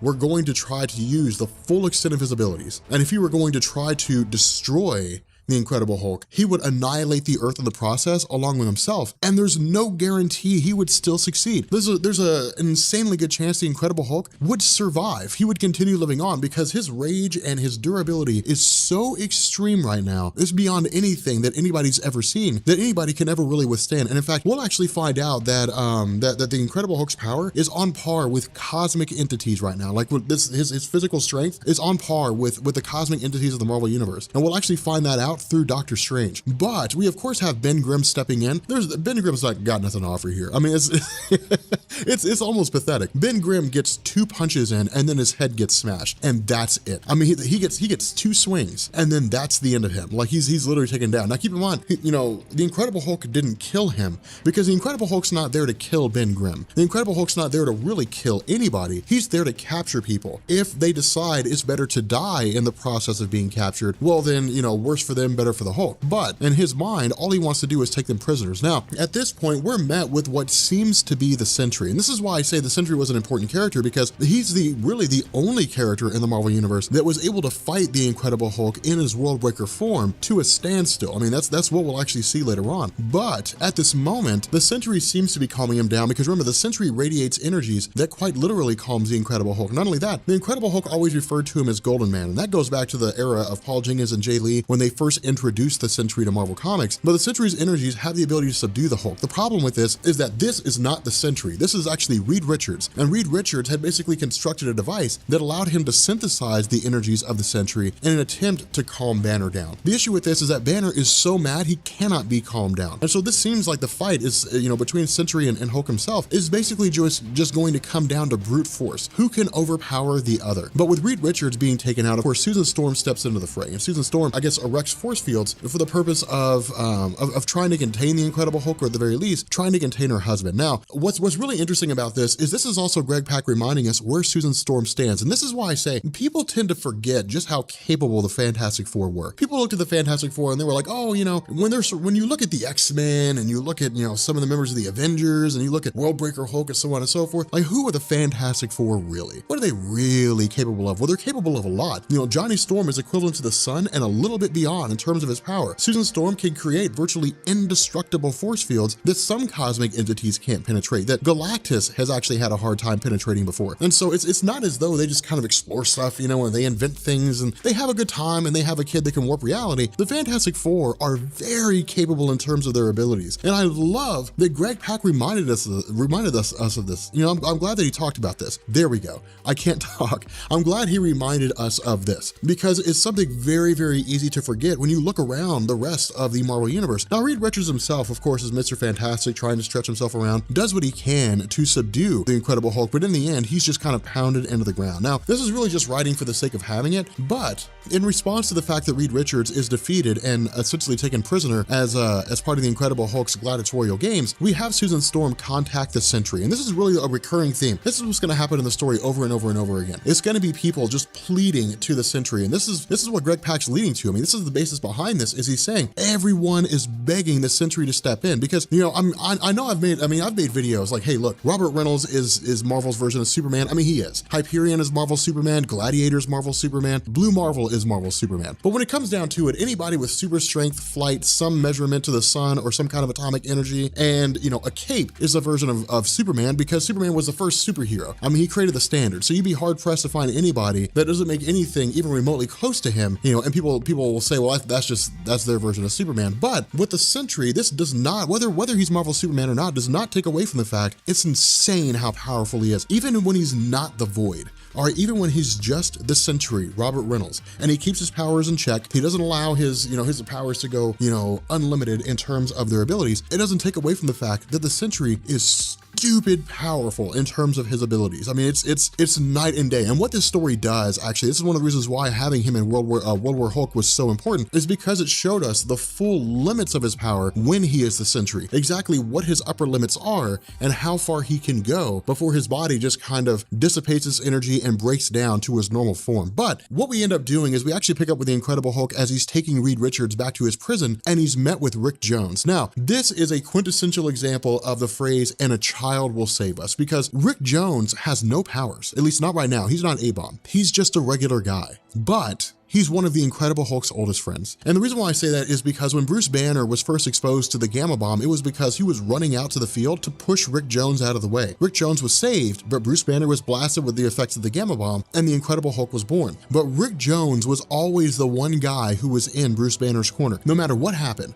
Come what may, if Bruce Banner could trust anyone, it was always Rick Jones. Rick Jones was always there fighting on his behalf. If the Incredible Hulk was taking punches left and right, he couldn't see out of his right eye and he was stumbling to the ground, Rick Jones would stand up, put his boxing gloves on, and jump into the fray. Even if he knew he would lose, he would fight on behalf of the Hulk. And the Hulk views him as his really like his only true friend. And so when Rick Jones steps up and says, hey, look, man, I get that you're mad. All right, I get that these guys deserve to have their asses kicked for what they did. I get that they had it coming, because of Civil War, because of the ineptitude, because of the stupidity of Reed Richards and Tony Stark and Ant-Man Hank Pym. They deserve what you're giving them, but not like this. They deserve justice, but not the way that you're doing this. And Rick Jones says, what you're doing is essentially revenge. This is not justice, this is revenge. Now, there's a fine line between the two. There's a very fine line between the two, and it's all about emotional state and motivation. But what happens is this moment when the Hulk seems to be vulnerable is seized on by Doctor Strange for the purpose of invading his mind. Now, when he jumps into his head and basically encounters the Incredible Hulk, he does what he can to go against him, but also allows, various other superheroes to step into the fray for the purpose of trying to take the Incredible Hulk out. More so than that, Hulk going against Hercules, Hulk going against those guys, it doesn't make much of a difference. The Incredible Hulk is still able to tear them down. The reason why Doctor Strange wasn't able to really stay in his head is because the Incredible Hulk effectively had to open himself up. Whether he intended to or not, Doctor Strange could not smash down the door of the Incredible Hulk's mind. He has to open it up. And the fact that the Incredible Hulk is so angry, the fact that he's filled with so much rage, makes that almost impossible. So because of the fact that essentially all of the Avengers have failed, because of the Earth superheroes are all the Earth superheroes are incapable of taking down the Incredible Hulk in his Worldbreaker Hulk form, General Thunderbolt Ross, observing the situation, says, these guys have had their chance, we're gonna step in. Now, let's, of mice and men is really what this is. I mean, what hope does General Thunderbolt Ross really have against the Incredible Hulk right now? I mean, with all the weapons of man, there's nothing they can do here. I mean, if some of the most formidable superheroes, if the X-Men couldn't take out Worldbreaker Hulk, if the Avengers couldn't take out Worldbreaker Hulk, if Greek gods like Hercules and Ares could not take out Worldbreaker Hulk, what hope do rockets and bullets have? But what this does show is that humanity is putting up a legitimate fight, but it also shows the idea that not everyone is okay with what the Incredible Hulk is doing. A lot of people are. A lot of general public are satisfied with the Incredible Hulk for a couple different reasons. Firstly, because they watched the Civil War event unfold. They saw the hubris of some of these superheroes in believing they could control the world, but they also saw that the Incredible Hulk was unjustly sent away by the Illuminati. The Illuminati took the law into their own hands and decided the world was better without a Hulk, never gave him a trial, never gave him a chance to defend himself, literally just sent him to the far side of the galaxy. And so a lot of people are very sympathetic to where the Incredible Hulk's coming from right now. But it's also because of the fact that people just love seeing shit get blown up. I mean, I don't know about you guys, but I love seeing stuff get destroyed. There's a reason why a video called The Incredible Hulk Kills All the Superheroes and Becomes Galactus' Herald has 1 million views, because you guys love watching the Incredible Hulk just rip stuff up. But Doctor Strange, again, is doing what he can to try to get into the mind of the Incredible Hulk, but he doesn't really have an opportunity here. But finally, with the Incredible Hulk's distraction, with the Incredible Hulk's anger and his rage subsiding, even if only for a moment, it allows Doctor Strange to fully enter his mind. Now, this is Doctor Strange trying to really calm the Hulk down from the inside out, because when he gets in there, the Incredible Hulk's mind is a barren wasteland of destruction and death. Now, the reason why is because the Hulk at this moment right now, Worldbreaker Hulk, it's not that he's just angry. I mean, he is, but it's also because he's living in one moment in time. And that was one of the coolest things about this. That's why I loved Greg Pak's run with Worldbreaker Hulk so much, is because while he's being attacked on the outside by the armies of Thunderbolt Ross, while they're trying to take him down, while the superheroes are watching this unfold, inside his mind, he's having a discussion with Doctor Strange. Now, Strange is really bluffing here. I mean, he says, I could snuff you out, with a simple move of my fingers. Doctor Strange is full of shit. I mean, he couldn't do that. Let's be honest. I guess he could, but it would require a level of power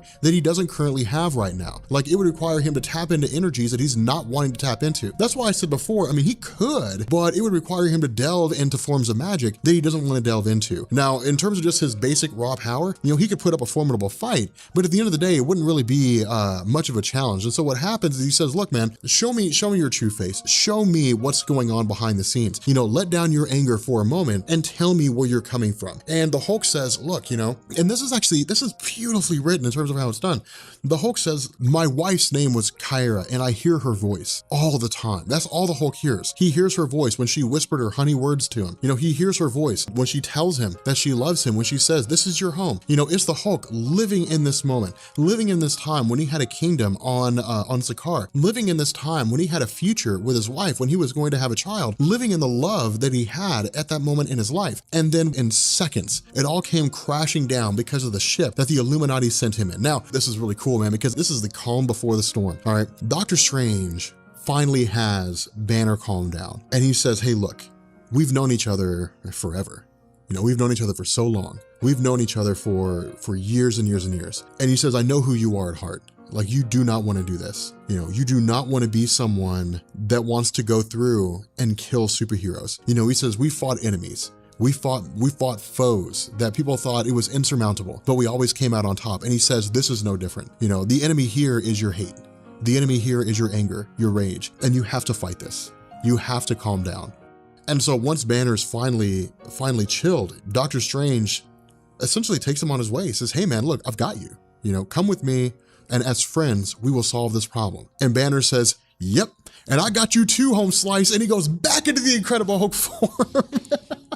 What great writing, like what good writing in this story. So he's back to Worldbreaker Hulk, and he smashes the hands of Doctor Strange. Now this is important because Doctor Strange cannot effectively cast spells if he cannot use his hands and if he cannot speak. If he loses either one of those things, he's 50% power at best. And so, the Incredible Hulk has effectively crippled Doctor Strange, taken away his ability to be the Sorcerer Supreme. And so at this point, it's just a matter of time before the Incredible Hulk finds him, and the Incredible Hulk, takes him as a prisoner, because Doctor Strange is effectively helpless. Following that, he goes through and just rips apart the armies of General Thunderbolt Ross. It's go time is what this is. He from the word go, the Incredible Hulk just starts smashing into everyone. And this is why I love this so much, because then we switch to Maria Hill, because remember, Maria Hill is really the person running S.H.I.E.L.D. right now with Tony Stark out of commission. And so she's speaking with the President of the United States, and the President contacts Robert Reynolds. He says, look, I'm the President of the United States, and I'm asking you for your help. I'm the most powerful man in the free world when it comes to government authority, and I need your help. And Robert Reynolds is just kind of like, maybe I will, maybe I won't. I'm not really sure that I want to. And this is cool. Now, in terms of Robert's character, I mean, on the surface, that's the case. On the surface, it's, well, maybe I will, maybe I won't. He's kind of walking back and forth. But we also know that for Robert Reynolds, this is a very dangerous game. And the reason why is because all it takes is for a moment of weakness. All it takes is a moment for him to accidentally let his guard down, and the void's coming back. This multiversal destructive entity is coming back, and it will kill everything. And if Robert Reynolds cannot keep it in check, it will wipe out all things in existence. That's what we saw with Siege. The Siege What If story was the Void just emerging with 100% of its power and killing everything in existence, spreading out into the universe and just causing destruction across all of existence. That is what Robert Reynolds is absolutely afraid of. So on one half, he wants to stop the Hulk. On the other half, he's terrified of what may happen if this unbridled force, fully emerges and comes out here. And so what we end up doing is we transition with the Warbound of the Incredible Hulk making its way into the Arcanum of Doctor Strange. Now, what Doctor Strange does here, because of the fact that his hands are broken, because of the fact that he's not able to practice magic the way that he needs to, what he does is he effectively summons the entity of Zom, this other dimensional entity. Now, this is huge because this is effectively Greg Pak and Doctor Strange saying the Incredible Hulk's strength right now is on par with cosmic entities. And the reason why I say that is because Zom was a being that not even the Ancient One could defeat. Zom is a being whose magical power transcends almost all cosmic entities. As far as I'm aware, there was a story, and I can't remember that story for the life of me. I can't remember what it's called or what issue it was in, but there is a story where Zom had arrived on Earth and had overpowered Dormammu and Dormammu's sister. Doctor Strange couldn't stop him, the Ancient One couldn't stop him. In the end, it required the Living Tribunal to step in and stop Zom and send him back to his own dimension. Like, that's what it took. It took the second most powerful being under the one above all, a multiversal construct with infinite power to stop Zom. Now, here's kind of the kicker with this. With Doctor Strange, he's not going to have the full might of Zom. Instead, he's going to have, a portion of Zom's power. He's going to channel it, but it's just because of the fact that if Doctor Strange were to fully possess all the energies of Zom, at least as far as I'm aware, if he were to fully possess all of them, it would result in his body just being destroyed. Most likely, he just simply couldn't handle that much magical energy. But we're gonna bring this video to an end. If you guys are new here to Comics Explained, make sure you guys drop a like, hit the subscribe button to become part of the Rob Corps, and leave a comment down below. Let me know what you guys think, because we're one video away from being finished. After that, we go back to our weekly videos on the Incredible Hulk, and we pick up with where we were before. So like the origin of the Hulk's daughter and the second volume of Red Hulk, and so on and so forth. We'll pick up with the chronology of the Incredible Hulk after Worldbreaker Hulk, leading us up to all new, all different Marvel. All right, so we are continuing our discussion on World War Hulk, and hopefully you guys in the background, those you guys watching this video, they're drilling in the background in the next place over, and so hopefully it's not too loud, it's not, you know, too distracting or anything. But for those of you guys who joined my channel, who joined Comics Explained when we were covering like Red Hulk, you notice we kind of stopped, and the reason why is because I literally came back this week and we're just doing catch up. So it was Planet Hulk, World War Hulk, and what this video will do is it'll effectively wrap back around into why it is that Red Hulk emerged. It'll launch into that new era of the Incredible Hulk under the writing of Jeff Loeb, because again, this is kind of the continuation of Greg Pak's run on the character. I guess the conclusion of Greg Pak's run on the character. And so you'll find the playlist for the Incredible Hulk down in the description for all the Hulk content that I have so far. And what I'll do is I'll go ahead and throw World War Hulk and Planet Hulk in chronological order of the Hulk series. That way you guys can literally just kind of follow along with the Incredible Hulk, going from Greg Pak's initial run with Planet Hulk up until, you know, the conclusion of this event. Although it did kind of predate Planet Hulk a little bit, but you guys understand what I'm saying in terms of the most notable stories of World War Hulk under the writing of Greg Pak up into the modern day. But in the last video, we had talked about how Doctor Strange had made a pact with the extra-dimensional demon named Zom, who of course was extremely powerful, and it required the Living Tribunal to take him out. And so Doctor Strange has quite a bit of power here, and this is proven in the fact that he goes toe-to-toe with the Incredible Hulk. I mean, well, I wouldn't say toe-to-toe. He's able to hold his own for a little while against the Incredible Hulk. The issue with this is that we're talking about Doctor Strange channeling a level of power that's so extreme that he can't keep it going for the long haul. Now,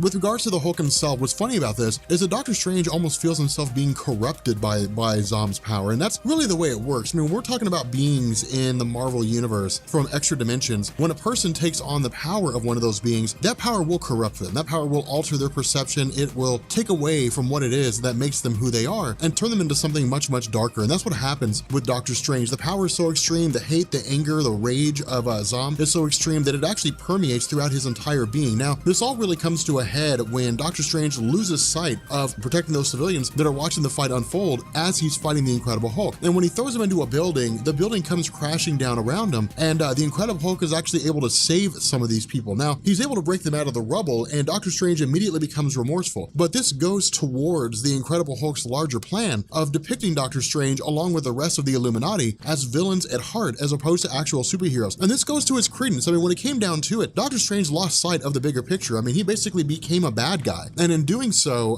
he almost cost the lives of innocent people in his blind rage. And so the Incredible Hulk turns it on Doctor Strange immediately and just overpowers him in the extreme. I mean, he just starts tearing him apart piece by piece. Now again, Rick Jones tries to neutralize the situation. Now again, you know, with Rick Jones as a character, he kind of has a lot of leeway here. He's really one of the few characters in Marvel Comics that can really talk to the Incredible Hulk the way that he wants to, because the Incredible Hulk doesn't see him as an enemy. The Incredible Hulk sees him as a friend. Now, in truth, right now, the Incredible Hulk sees Rick Jones as a guy who's just kind of getting in the way, but Rick Jones poses such an insignificant threat to the desires of the Incredible Hulk that he really doesn't pay much attention to him. Instead, he just kind of considers him as an annoyance, a dude that just goes in periodically and kind of gets in the way. And so initially, where Incredible Hulk had the ability to kill Rick Jones, he doesn't. Instead, what he does is he takes those captured superheroes to the gladiatorial arena that he's created in Madison Square Garden and basically says, you're all going to start fighting each other. Now, this is not arbitrary. In fact, the Incredible Hulk's making a point. And what he does before each of these guys, you know, begins to get into the fray, and before he subjects each of them to the experiences that he had, he actually allows regular people to stand up and voice their concerns. Now, this is a perfect example, with Greg Pak talking about this is a perfect example of people who don't know what they're asking for. And what I mean is that under normal circumstances, or I guess in virtually any situation, when things are bad enough, people will believe what they want to believe. And in this situation, things have become extremely dire in the Marvel universe. And I don't mean just the Incredible Hulk waging war, I mean everything up to this point. Civil War, the idea of the Superhuman Registration Act, the 50-state initiative, things before that, you know, Operation Galactic Storm, the Kree Skrull War, you know, maximum security, all these events had just continually led to the fact that humanity was becoming fed up with superheroes as they existed now. But in their blindness, in their anger,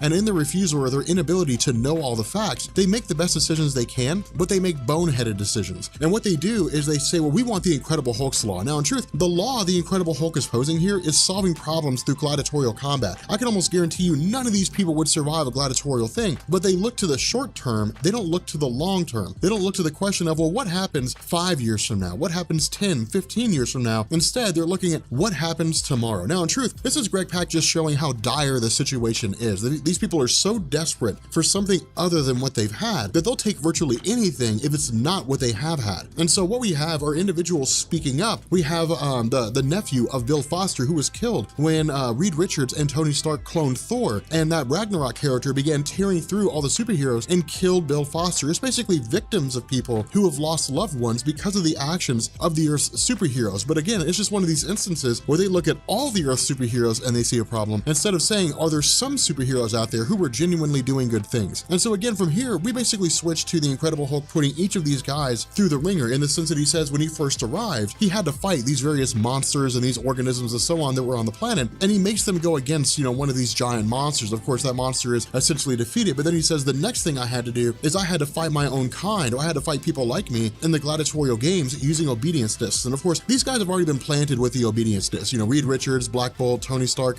Doctor Strange, they've already had obedience discs thrown on them, and so they essentially have to do what they're told, or else it'll fry their brain in the process. And so he says, you guys now have to go against each other and fight each one of each other. And they don't want to. Well, I mean, they have to, but they don't really want to. They're doing it because they're forced to, not because they actually want to. Now, this again is where Greg Pak basically says that people will always become their own worst enemies. And the reason why is because while this event's unfolding, while this conflict is taking place, the people who are watching it begin to switch away from, yeah, these heroes, they need to understand that it's not okay to do whatever they want to basically just start demanding blood. They're like, kill, kill, kill, kill, kill. And this shows that people will become swept up in this situation, and it shows the fact that people don't usually think rationally in times of desperation. They think irrationally. And so what we have is Tony Stark effectively using whatever tools are available to him in order to hack into the technology of the Death's Head Guard, because again, they're basically just machines. And so as he hacks into the Death's Head Guard, he is able to turn them momentarily against some of the forces of the Incredible Hulk. The issue with this is that with Elway using the staff to control the obedience discs, she says, well, fine, if you want to use the machines, then we can use the machines. And she forces Tony Stark to use the machines to basically attack all of them. And so again, it's really showing the Illuminati that they don't have a way out here. I mean, there's not a way for them to just kind of end and walk away from this whole thing. Instead, there's consequences. They're going to have to fight to the death. And so finally, you know, after all this is said and done, with all this being broadcast on TV, with Tony Stark on the verge of being killed and the decision being made by the Incredible Hulk based on whether he gives a thumbs up or a thumbs down, Robert Reynolds has had enough. Robert Reynolds is tired of watching all this unfold. He's tired of seeing the Incredible Hulk become so violent. He's tired of seeing some of the Earth's greatest heroes forced to fight against one another. He's tired of standing by and watching all this unfold.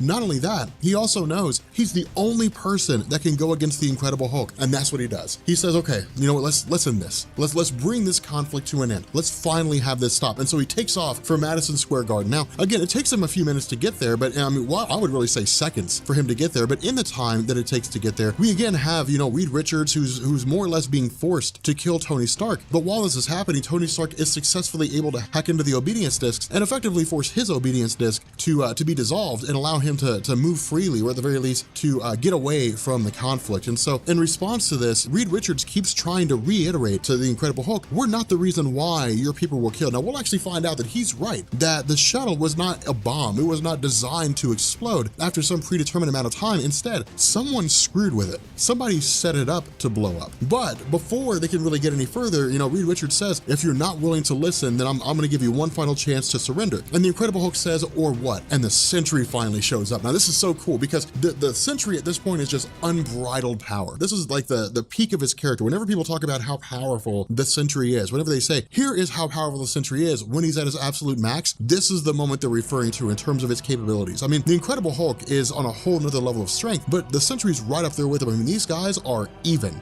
These guys are dead even. But the cool thing about this is the Sentry almost never lets loose. This is not new to the Incredible Hulk. You know, freaking out, lashing out, destroying stuff. His level of strength is higher than it's ever been. been, but his mentality is much the same as it's always been before. He just wants to be left alone. Right now it's revenge. You know, he's taking it out on, taking out the Illuminati, but for the most part, you know, his experience in lashing out and tearing stuff up and fighting and destroying things is not new, but for the Sentry, he always held back. He always never let his power get to the extreme because one, I mean, he's an agoraphobic, he's terrified of his own power, but two, because of the fact that if he did let loose, there was always a chance the void would come out. But in this instant, in this moment, he doesn't care. Instead, he's actually relishing, he's celebrating in the idea of just letting this unbridled strength rip through the Incredible Hulk and absolutely just pummel him left and right. Now again, you know, the Hulk is able to withstand all this just because of the fact that his durability is so extreme. But for the Sentry himself, I mean, he's excited about being able to cut loose. And he even says that, you know, he says, does it always feel this good when you let loose? Does it always feel this nice when you just finally let it all go and let your rage completely take over? Because again, the Sentry has never really had this chance before. Something else I also want you to notice here, the way Greg Pak is depicting this situation, the Sentry's in total control. He's not losing control. There's no concern of the void coming out. The Sentry is in absolute total control of himself. Not only that, when the Incredible Hulk goes to punch him, this is again Greg Pak reminding us these guys are even. Like, these guys are on an even playing field. Now, this battle could not just go on infinitely. I mean, if it were to continue on really any further than it is right now, the massive amount of energy that's being expended between their blows, the massive amount of energy the Sentry's letting off would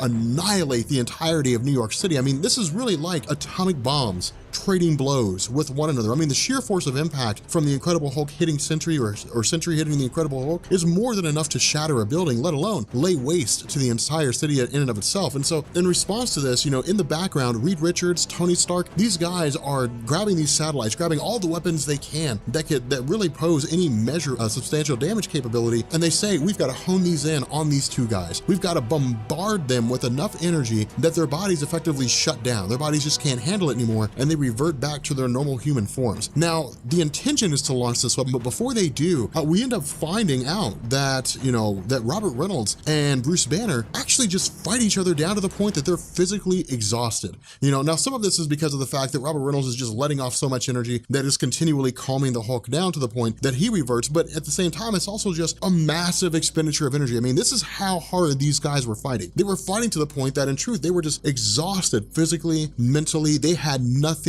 left to give. And this is so cool because this is basically, you know, Greg Pak saying, when it all comes down to it, these are the only guys. When it comes to physical strength, you know, when it comes to just sheer raw strength, these are the two most powerful beings on the face of the planet on Earth in Marvel Comics, Worldbreaker Hulk and the Sentry. They're the only two that could ever stand, or I guess Sentry's the only one that could ever stand up to Worldbreaker Hulk when everybody else failed. Colossus failed, Juggernaut failed. Sentry was the only one that could pull it off. And so the idea is that with Bruce Banner returning back to his normal form, everybody except for, you know, Hero and the Shamed, the Warbound are pretty shocked to see that Bruce Banner's just a guy. You know, the Incredible Hulk is just a regular person. Now, Hero and the Shame uses this as an example to say, well, you know, within each of us is an unbridled force of power, you know, a force of nature, something like that. But Meek does not want to see this end. Meek does not want to see the world, you know, the world go peacefully. He wants to see all these heroes destroyed. And this is when we learn the truth. He goes to try to kill Bruce Banner in order to, you know, force the Hulk back out again. But when Bruce Banner dodges out of the way, or I guess when he's pushed out of the way by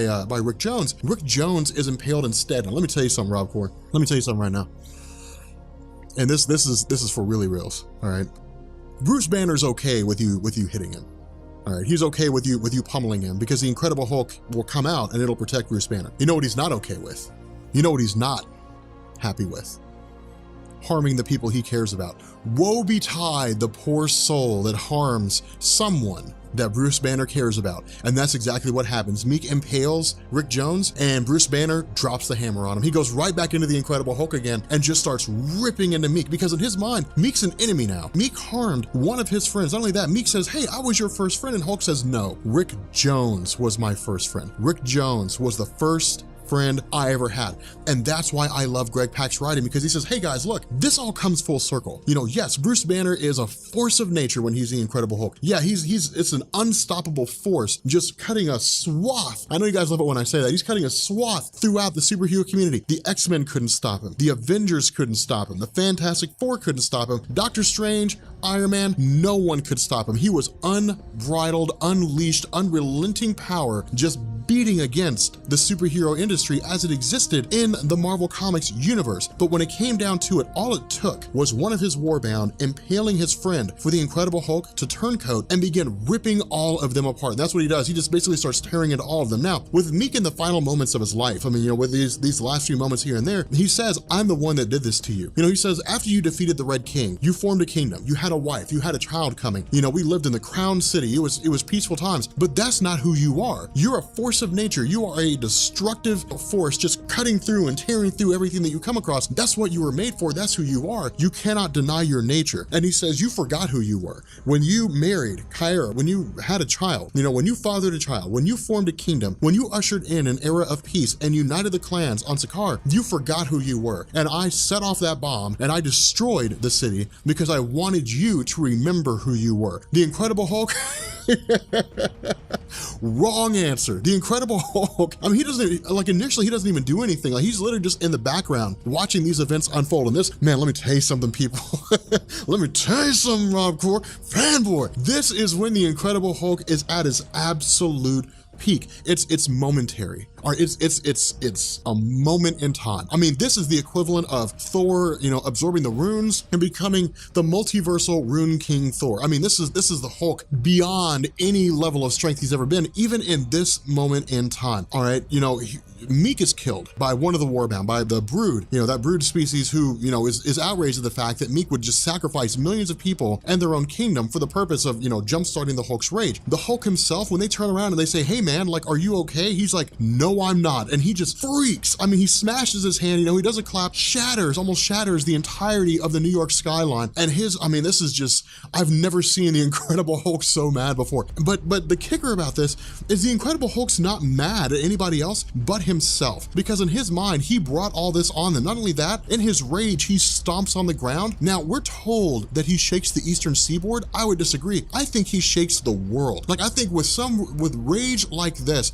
like he almost breaks the world. And he says that. He says, you know, fire your weapons, do whatever you need to do, you know, calm me down before I destroy the world, because the Hulk's rage is just increasing. I mean, by the second, he's getting madder and madder and madder and madder. This is a true depiction of the infinite rage of the Incredible Hulk. I mean, there's no calming him down. You know, he just keeps getting madder and madder and angrier and stronger and stronger. And it'll get to the point where he will destroy the world by stomping on the ground if he continues to get as angry as he's getting. And so because of this, you know, Tony Stark says, okay, fine, you know, on this mark, fire your weapons. And so they end up firing off, you know, the weapons on all these different satellites. And in response, Bruce Banner is just bombarded with this massive amount of energy discharge, and it forces the Incredible Hulk back into his normal form. But, you know, as Bruce Banner, this really just kind of rounds out the story, because as Banner, you know, he's effectively subdued. I mean, he's not dead, but he's effectively subdued. And what they do is they essentially tranquilize him to a degree. Of course, they take his Warbound into custody, and they end up taking him out to the middle of the Mojave Desert, taking him out to a facility, and then putting him 3 miles underground, so that if he ever were to lose it again, he'd be stuck underground and people would have at least some measure of notification that he was going to lose his mind.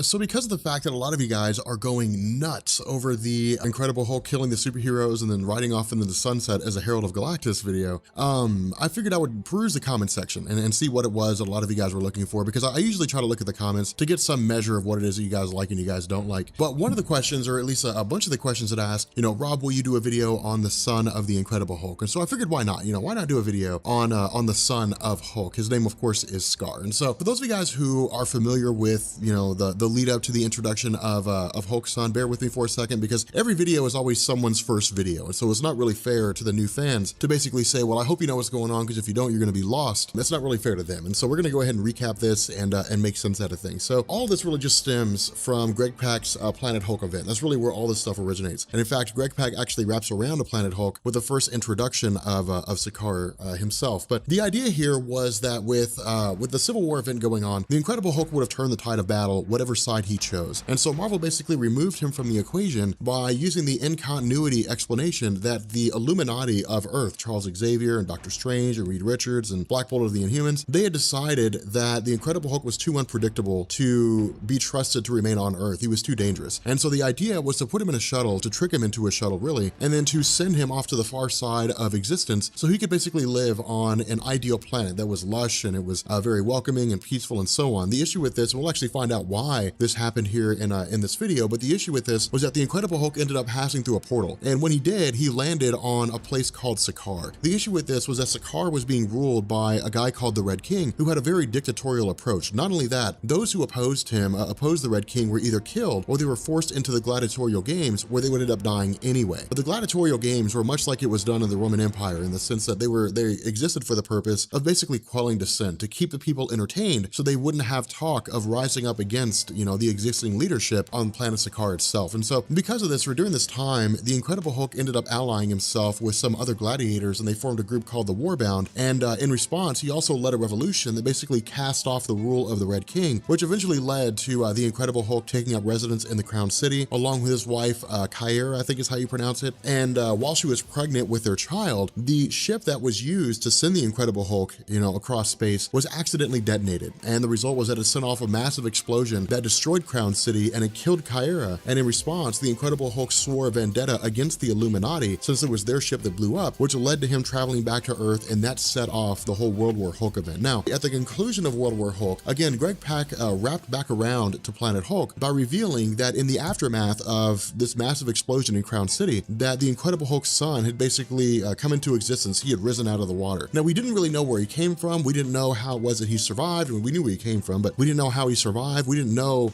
how it was he was able to exist. And so what this does is this basically answers that question. Now, the kicker with this is that Greg Pak makes this an unofficial 2-story arc series, in the sense that the first, 12 issues focus largely on Sakaar itself, but they kind of continue on as an ongoing 12-issue series, mini-series, at least for this part anyway, but they're split into 2 segments. And basically the divide here, the split between these 2 arcs, is the arrival, or I guess the return of the Silver Surfer with the impending arrival of Galactus. So it's actually really cool the way this works out. But the fact remains that, with regards to Scar's initial introduction, what we learn is that when this detonation went off in Crown City and killed everybody that was there, along with Kyra herself, that with the last moments of her life, she used her old power to basically preserve the life of Scar and encase him in this sort of indestructible womb as he was flung, from Crown City itself and landed in this molten core. Now, when it comes to the old power, this is actually going to be a huge focal point of the story. But when it comes to this, the old power is like this primal force of Sakaar that was created or tapped into or whatever it was by the old Shadow Priest. The kicker to this is that not anybody can use it. Only those from the house of the Shadow Priest can use it, meaning that only one particular race can tap into it. So it's almost like the Force,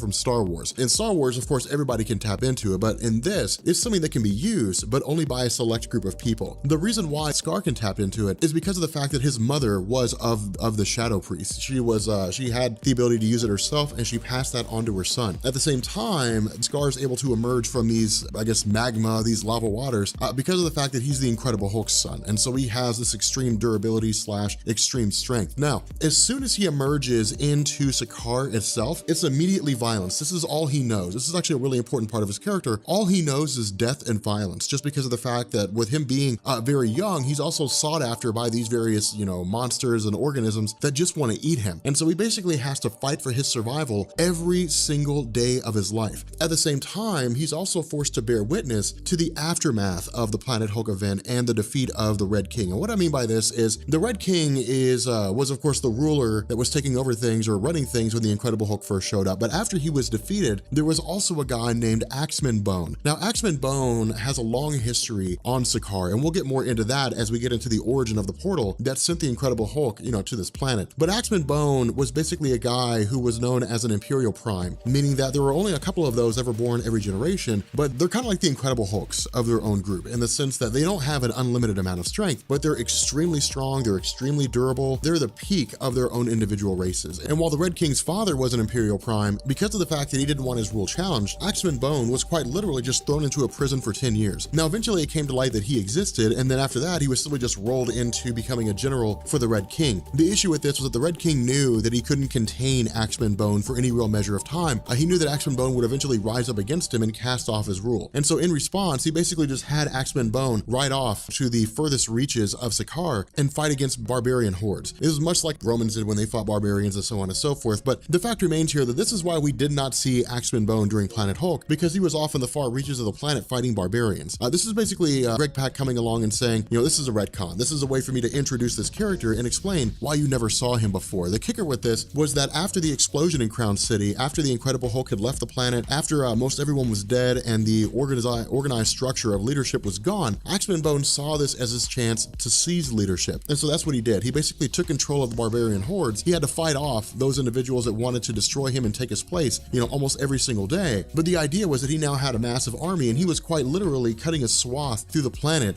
And the reason why he did this was because eventually he learned that the son of the Incredible Hulk was alive. And so in his campaign, he basically killed off every child. And the reason why he sought to do this was because if he couldn't confirm the identity of the son of the Incredible Hulk, or if he couldn't confirm exactly what he looked like, then the next best thing was to kill anyone that could possibly be the son of the Incredible Hulk, which of course meant killing children. Now, along the way, because of the fact that Scar was forced to witness all these things, because he was forced to watch these things happen, there eventually came a time whereby he was basically just sort of following these groups around, trying to make his life day by day, but not really paying too much attention to what was happening. But in the midst of all this, he eventually attracts the attention of a guy named Old Sam. I think it's All Sam, or I always think it's just kind of short for Old Sam. But Old Sam is basically a guy that knows how to tap into the old power and realizes that Scar is able to do this as well. And so the idea is to essentially train him on how to use it. But while he's part of this group and while he's part of this tribe, eventually he also realizes what it is that Axeman Bone is doing. And just for the purpose of, I guess, fighting on behalf of the common man, because it seems to be the right thing to do, or if he just simply doesn't like Axeman Bone himself, the result is that he basically swears a blood vendetta against him, believing that he's going to destroy Axeman Bone somewhere along the line. Now from here, we actually end up joining Scar as he comes across a tribe that Axeman Bone has seized for himself for the purpose of basically killing them. Now this is also the other half of the equation in the sense that Axeman Bone's own people will kill and eat other people. And so this just shows us how brutal this tribe is. But we also have Scar himself, who's taking the opportunity to attack Axeman Bone. Now when he does this, he's able to fight him off pretty well. I mean, Axeman Bone is a pretty formidable fighter in his own right. He's very capable, but in the midst of their conflict, we also learn of a woman named Princess Amaka. Now Princess Amaka is the other half of this equation. Where Axeman Bone is trying to seize control, seize power for himself,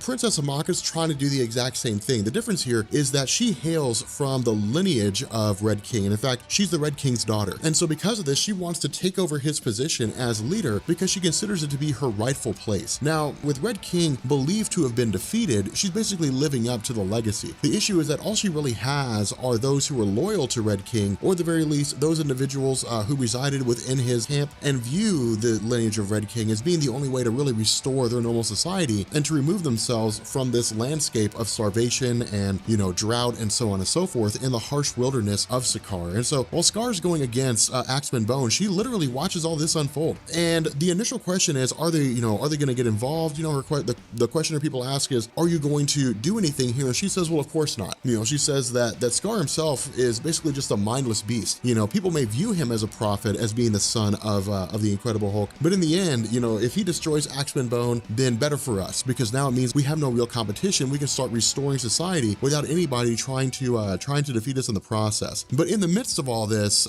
she also comes face to face with Scar himself, and so this basically forces her out of being neutral and forces her to engage him in battle. And when she does, she is able to hold her own for a time. But again, Scar is very capable in his abilities in terms of challenging her rule, challenging her dominance. The kicker with this is that she basically kind of allies herself for a time. And now the important thing to bear in mind is that while she is an ally of Scar in this endeavor, she doesn't believe in him being a prophet. She doesn't believe that he's going to be the one that's going to lead, everybody on Sakaar to the promised land. She sees him as a means to end Axeman Bone, and then she effectively is going to either get rid of him or she may even become betrothed, and the two of them may engage in marriage, and then so on and so forth. But regardless of how the situation turns out, she is going to be the one that's going to take over control of Sakaar. And so from here, while the two of them are in the middle of fighting one another, we're eventually joined with what are called these wild bots or wildabots. I don't know exactly how you pronounce it, but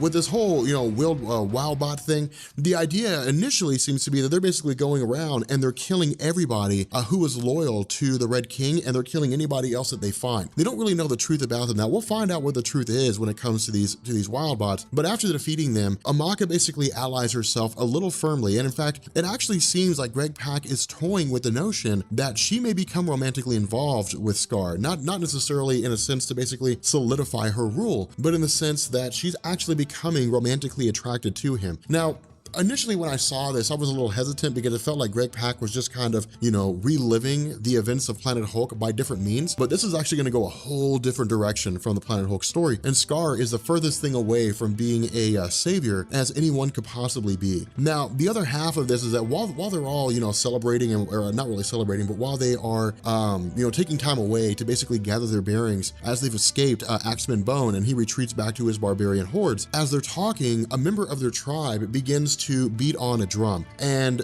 Scar immediately grabs him and whisks him away, throws him off the edge of a cliff. And the reason why this happens is because while this guy tells the princess who saves him, while he says, hey, look, I did this in order to bring, those wandering tribes to us, he says, well, you've also drawn the attention of Axeman Bone and every beast within 20 miles that can hear you playing that stupid drum. And so basically he's told everyone in the world, everybody within reason, where they are and how to get to them. And so in response, they basically have to run back on the move again. Now, something else I want you to notice here is that we get these inner monologues, these strange monologues about, Scar being this woman's son and so on and so forth. That's his mother talking to him. And we'll actually learn this isn't just some monologue that Greg Pak's throwing in to give us perspective on the events, that she is actually speaking and Scar can actually hear her talking. But in response to the fact that, these beasts are chasing after them, Scar is able to destroy them with the greatest of ease, because again, these are really just mindless creatures. And while he is able to feed on them, he also takes, their flesh and he hands it out, to everybody so that they can turn around and they can eat themselves. Now, of course, because of the fact that this place is a very harsh environment, because the planet is very unpredictable, they're also met with a massive sandstorm. And there's actually a reason why I'm focusing on this element so much, but there's a massive sandstorm, and Scar, along with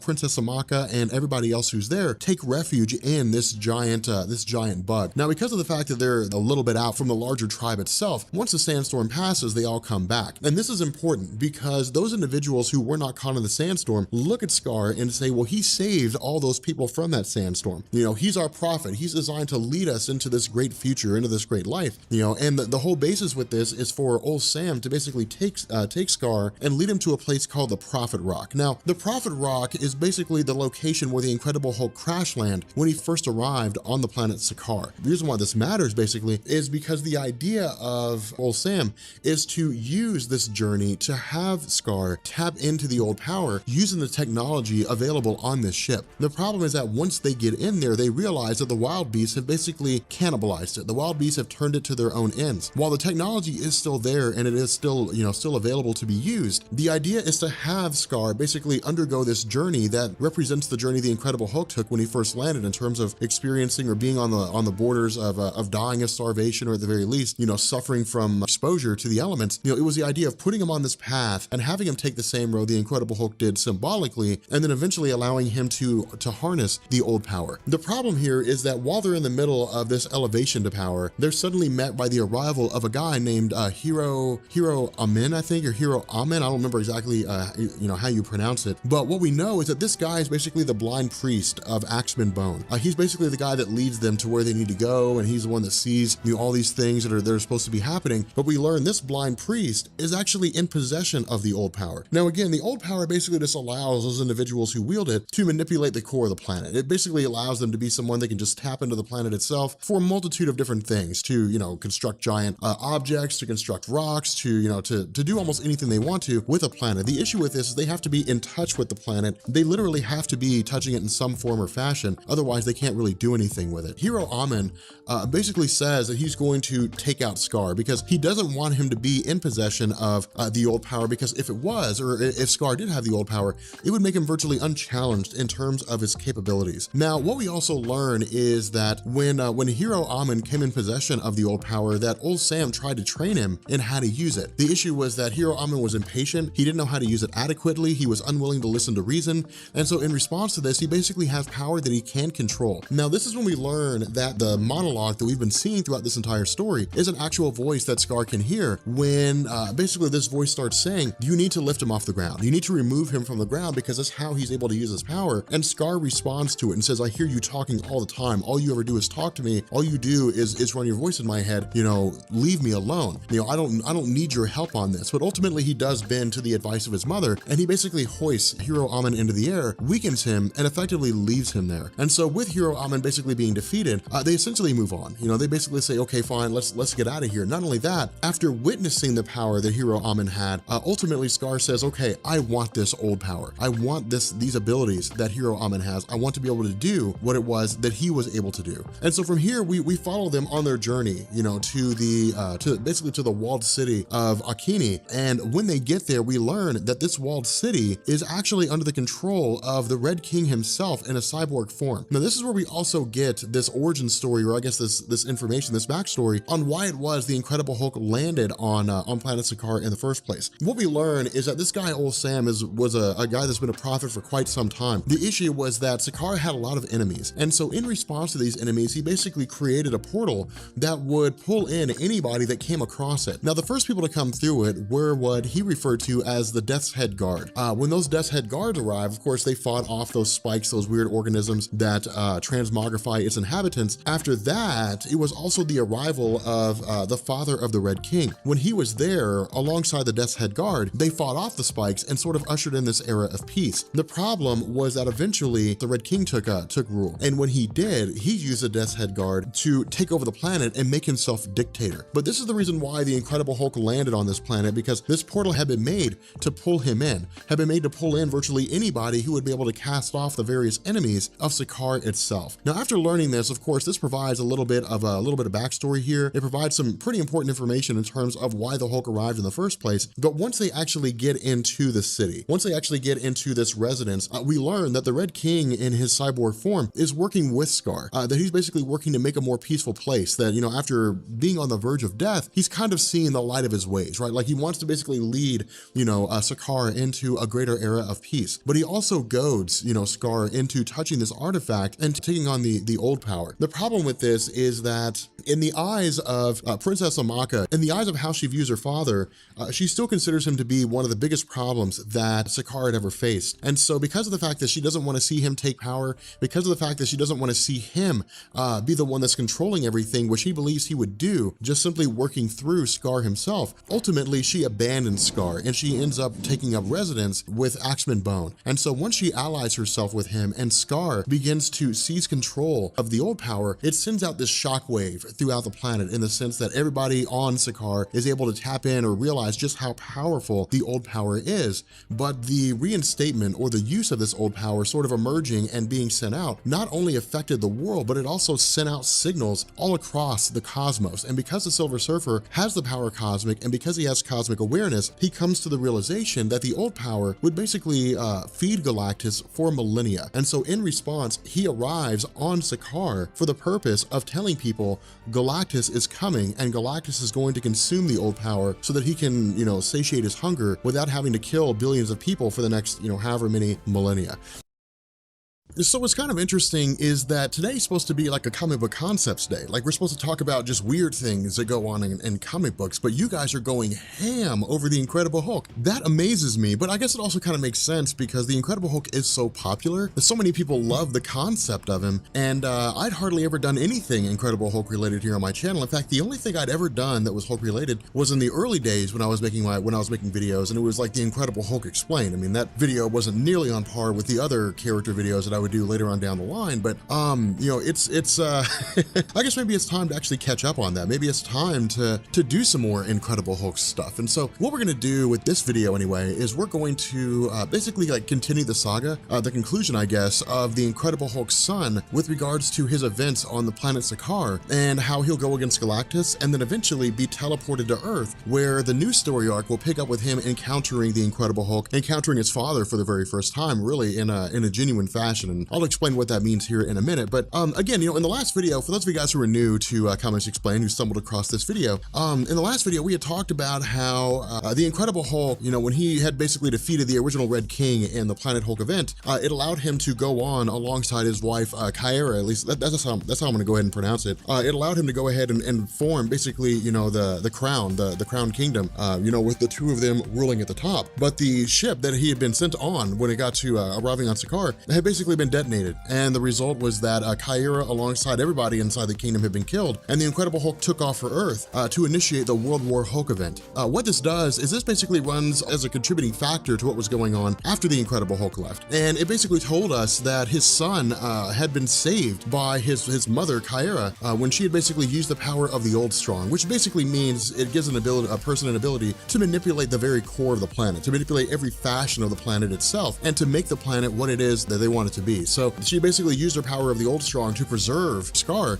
and he was born into a world of chaos where you had barbarians that were running around, they were conquering people, so on and so forth, and so all he had known is pain and sacrifice. So the cool thing about this is that because this is a new story arc, because this really kind of follows up, Greg Pak does a really good job of giving us, a place to start off. He basically says, hey, previously on Sakaar, Son of the Hulk, here's what happened. And, it's really Silver Surfer who is giving us a lot of this history. And the reason why he does this is because, as we talked about at the end of the last video, the power of the Old Strong is massive in scale. And because the Silver Surfer has cosmic awareness, that is to say, he basically knows everything that's going on in the cosmos at any one particular time, he had sensed the activation of the old power as Sakaar, the Son of Hulk, had basically imbued himself with it. And Silver Surfer came to the realization that this, energy, this energy source could basically serve as an energy source that could feed Galactus, keep him satiated for thousands and thousands of years. And it would basically spare billions of people across the cosmos, some of whom were already born, some of whom have yet to be born, but it would save their planets from destruction because Galactus would not need to feed for that huge measure of time. And so because of that, the Silver Surfer had arrived on Sakaar and said, hey, Galactus is coming to consume your planet. Now, this is where things also get really interesting here, because the entire basis behind Silver Surfer being here is really more of a warning than anything else. Now, with the Silver Surfer arriving, he doesn't immediately confront Sakaar. Instead, what Greg Pak does is he shows us what Sakaar is doing at the moment, because remember, he had basically formed an alliance with the last vestiges of the army of the now cast out Red King, and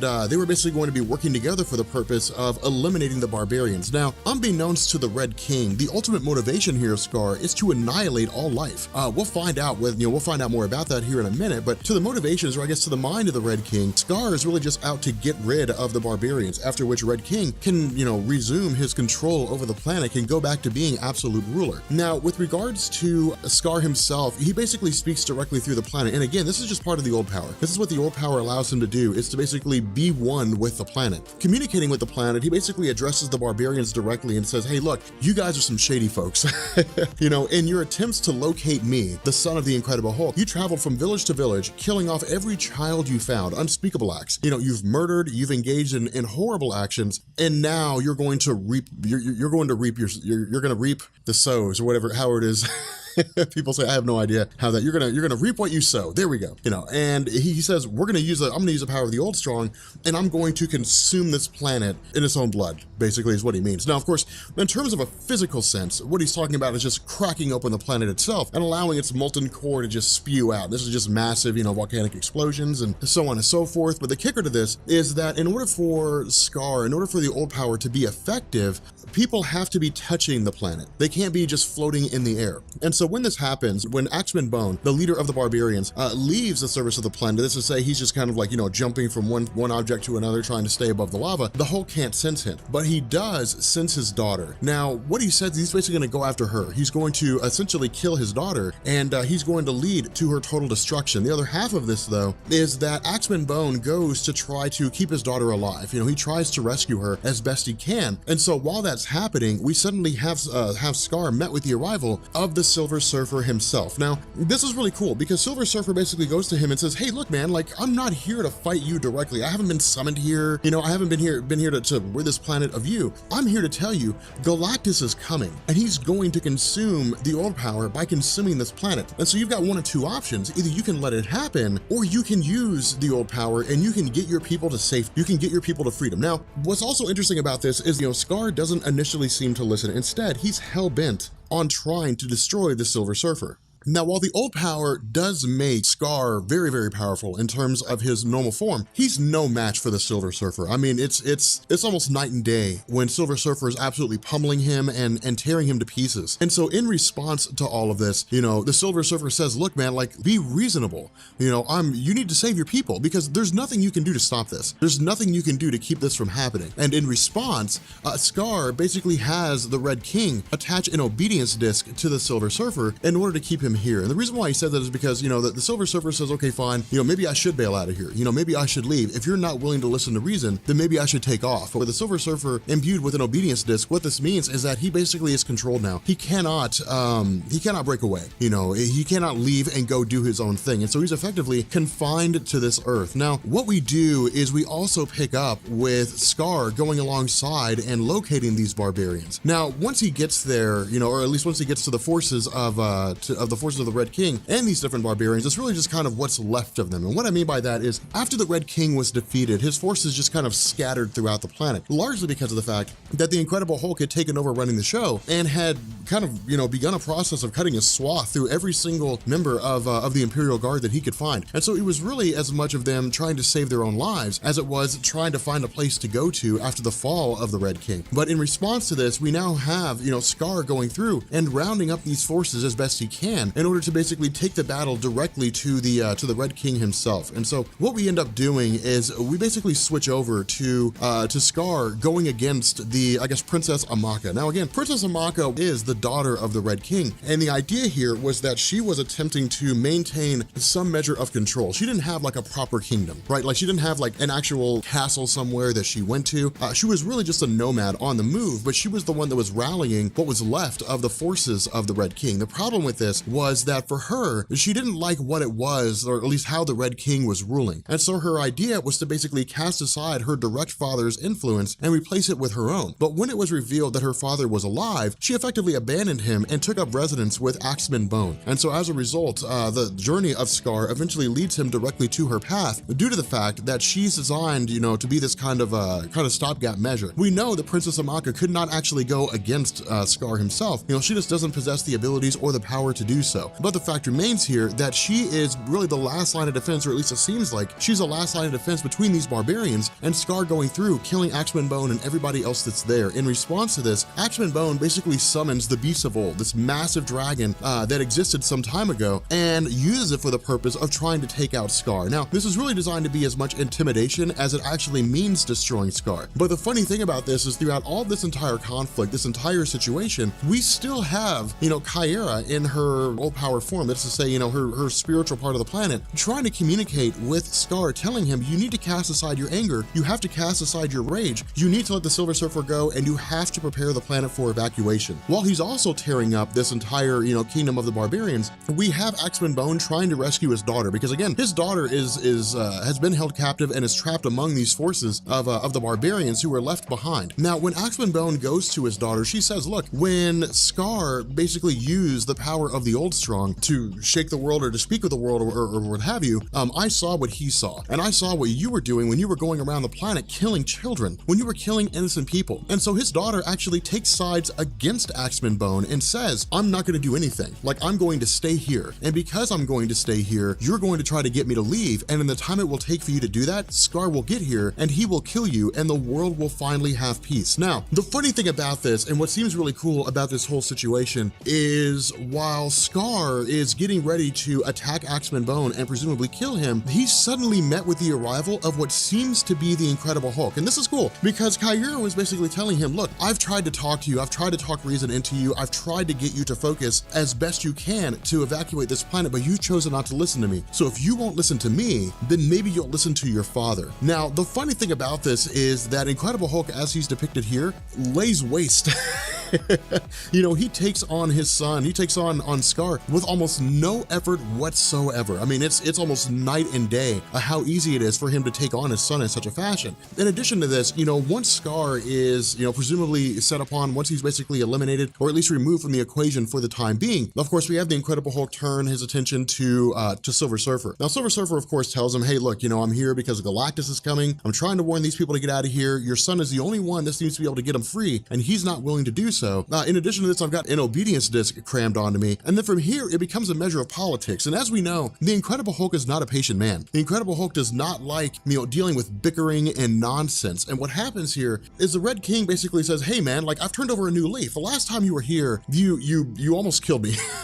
And in effect, you did kill me, but my robots basically brought me back to life, you know, giving me a new body to continue on, giving me a second chance to start over again. And then you have Axeman Bone saying, hey, no, you know, I'm not going around killing people. Like I'm just trying to make sure the Red King doesn't come back to power. And so what the Incredible Hulk does is he grabs them both and he's like, not having any of this, not dealing with any of this stuff. And you know, he was like, you guys kneel to your new leader, you know, kneel to the person who was going to be running the show from this point going forward. Now, the funny thing about this is that we again have the Silver Surfer effectively attacking the Incredible Hulk. Now, of course, the reason why he does this is because he's under the control of the obedience disc, you know, of Scar. And the staff, whoever it is that wields the staff, commands those who are bound to an obedience disc. And so Silver Surfer is basically forced to go against the Incredible Hulk. The funny thing about this is the Incredible Hulk takes him out almost immediately, you know, and he's like, no, I'm not worried about him. And then he immediately turns his attention to his son. Now his son tries to attack him, and the Incredible Hulk this entire time says basically, you've allied yourself with the Red King, with my sworn enemy. You know, you recruited an army of murderers and thieves. You know, why have you done this? You know, and Scar says, because I want them all to die. You know, I want them all to be destroyed. I want them all to be completely and totally eliminated. You know, he says, you have never held the old power. You don't know what it's like to be a part of the old strong. You don't know what it's like to be imbued with that kind of power because you become one with the planet. And for the last, you know, 40 days, I've seen everything that's happened, and all I see is death and destruction and the fact that everything on this planet is murderous and needs to die. Now, of course, the funny thing is the response to the Incredible Hulk is, look, you know, I know the old power much greater than you could ever understand. And the Incredible Hulk begins to fall away, and we learn that it was never actually the Incredible Hulk. Instead, it was Kyra herself. Now, admittedly,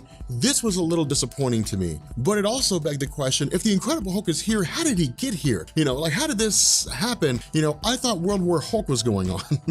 But of course, with it being Kyra herself, what she does is, you know, she answers the question. She basically says, I created a manifestation of your father using, you know, stone and ore, and I was hoping that you'd be willing to listen to reason. I was hoping you'd be willing to take his lead and accept the fact that this planet is not an inherently bad place. I was hoping that you'd be willing to use the power of the old strong to recognize that there is beauty in this planet. You know, but she says, if you really want to be a god, if you really want the power of a god, then you need to understand the power that comes along with that. And so what she does is she basically takes the staff and she instructs the Silver Surfer, you know, take him to your master, take Scar to Galactus and show him what becomes of gods. And so he basically is he's taken by the Silver Surfer and forced to encounter Galactus. Now, the funny thing about this is Scar himself is basically imbued with the power cosmic right now. And that's how he's able to pull this off. Otherwise, being in space would have killed him. But having the power cosmic at the moment basically allows him to be on par with the Silver Surfer, and it allows him some measure of the abilities that Galactus possesses. Now, of course, despite the fact that Scar has a modicum of the power cosmic, it still makes him insanely more powerful than he ever was when he had the power of the old strong. But the entire time this is going on, you know, his mother's basically saying, I really hope he learns the lesson of the Silver Surfer, because if he doesn't learn this lesson, then we're all going to die. We're all going to be destroyed. And so what happens is Scar basically says, you know, if the intention of Galactus is to consume this planet and to destroy it, then he's not going to let that happen. He's going to be the one that engineers the destruction of all this, and he tries to attack Galactus. Now, as soon as this happens, he's annihilated.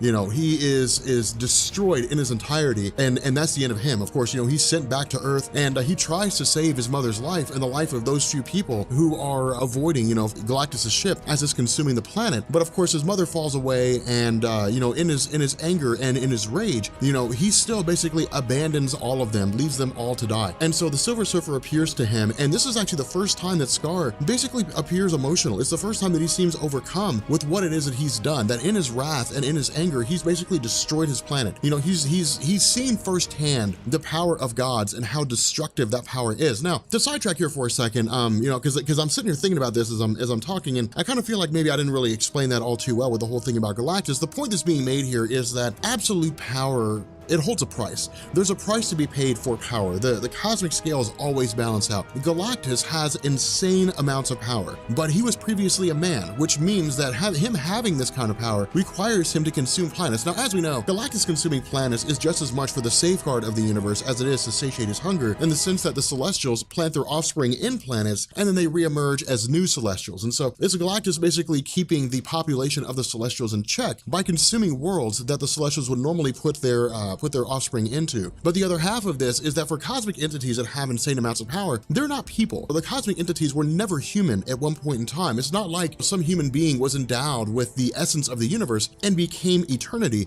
They're simply just facets of the universe. They're aspects of the universe that have some measure of sentience, but they represent construct, or they represent some part of the universe. They represent some facet of the universe. It's stars, it's space, from the time it's born to the time it's destroyed. It's the space between the destruction of the old universe and the creation of the new one. They represent aspects, but they were never human. And so the lesson that's being taught here is that if Scar wants absolute power, he's going to have to lose everything, including himself, in the process. Now, ideally, we would believe that this would basically curb everything, right? I mean, we would think, okay, cool. Scar's learning his lesson. Like, he's learning that having this much power, being corrupted by this will lead to the destruction of everything that he holds dear. It will lead to the death of everything he values, because in his anger, in his desire, and his blind rage, he's going to essentially step aside and allow Galactus to destroy the planet, because he's not going to have the power to go against him. And so in response, it seems as though, or I guess, at least after his mother goes away and gives him back his power of the old strong, it seems as though he begins the process of creating these evacuation ships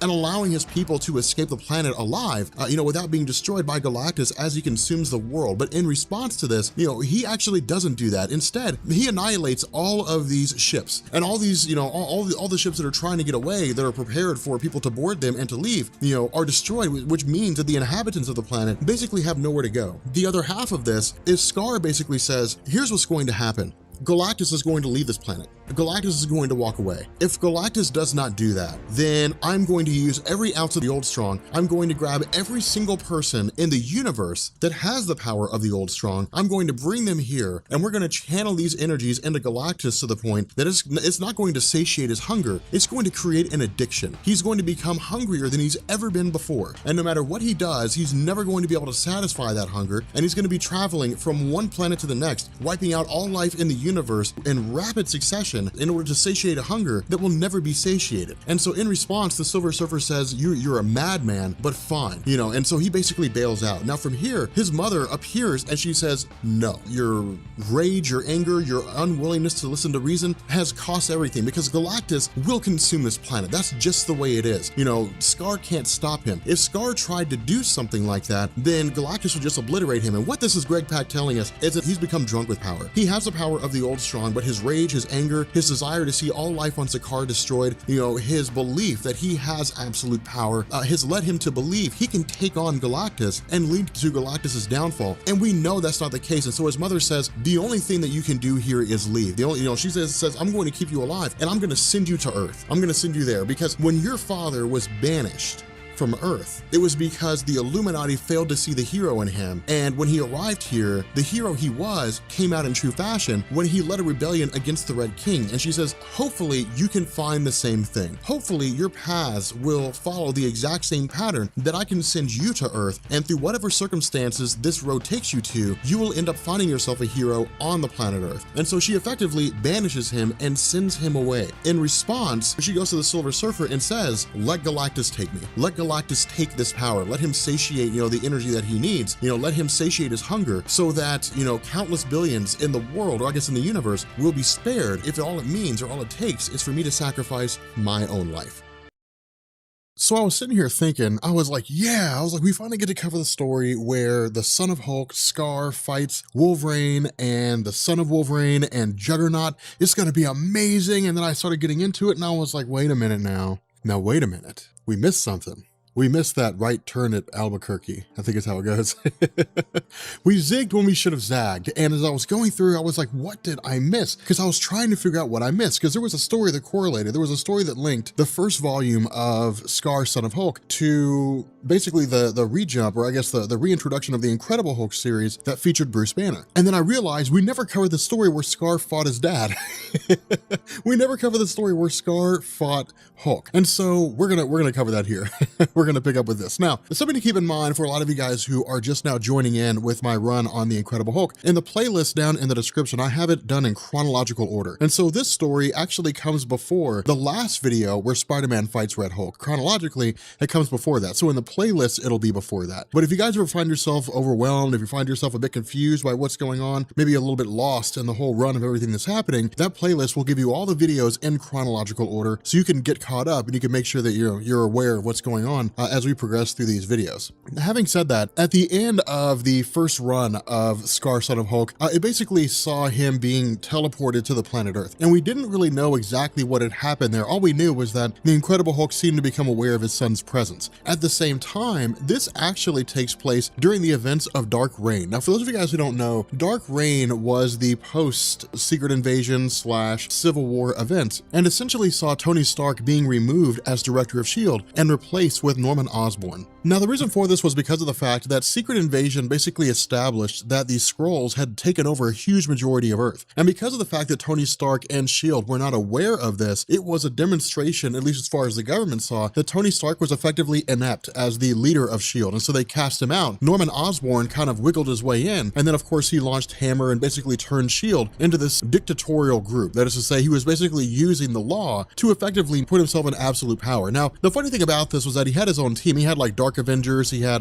the Dark X-Men, and there's a whole different series of stories based on that, because Dark Reign, unlike traditional crossovers, doesn't have a main line of stories itself so much as it has a series of just small stories that make up the greater whole, if that makes any sense. But what this did is it gave us a chance to see different characters like Kate Waynesboro, as well as the return of the Warbound. Now, the Warbound didn't just vanish off the face of the earth, right? You know, I mean, after World War Hulk, we had an event called After Smash, which showed different things. I don't think it was a really important thing, but what it did give us is Kate Waynesboro, who basically absorbed the powers of Hero Women. What had happened was she had been caught up in a campaign involving a villain named the Leader, but the idea was that Hero Women had effectively been killed, and his ability to use the old power, which is to say, to basically manipulate the tectonic plates of any given planet that he's on, was passed on to Kate Waynesboro, and it was a chance to take her character, who had been a background character in the Incredible Hulk mythos as part of S.H.I.E.L.D. and so on and so forth, and elevate her to the forefront. But with the arrival of Scar being here, the idea was to basically, I guess on behalf of Norman Osborn, was to effectively go through and try to find out Scar, learn more about him, you know, learn what he's about, try to find a way to, at the very least, take him and rally him to his cause, just because of the fact that Norman Osborn recognized that if there was an equivalent of the Incredible Hulk fighting on his side, it would make him absolutely powerful in terms of his ability to quash threats, different things like that. But much like Bruce Banner, Scar kind of has this idea of being left alone to a degree, but we're actually going to learn he's really a man on a mission here. But what this does is it picks up with him, you know, speaking with a couple of kids. Now, these kids aren't wildly important so far in that they basically show us how it is that Scar views the world. And what I mean here is that these kids are kind of talking with him, you know, they're teasing him a little bit, but there seems to be some respect for them. Not only that, it seems that, you know, Scar is going to go about killing people, or at the very least trying to achieve a goal. From there, it actually jumps back a bit, and it kind of gets us, you know, caught up on its history, in the sense that he had basically been given the opportunity to save his people when it was deemed that Galactus was going to consume Sakaar, and in his vengeance and his hatred, as well as his hubris, he believed he could take on Galactus using the old power. He was proven to be wrong, and the result was that he was effectively cast out by the spiritual essence of his mother and sent to Earth. And the result of this is that once he arrives, when he's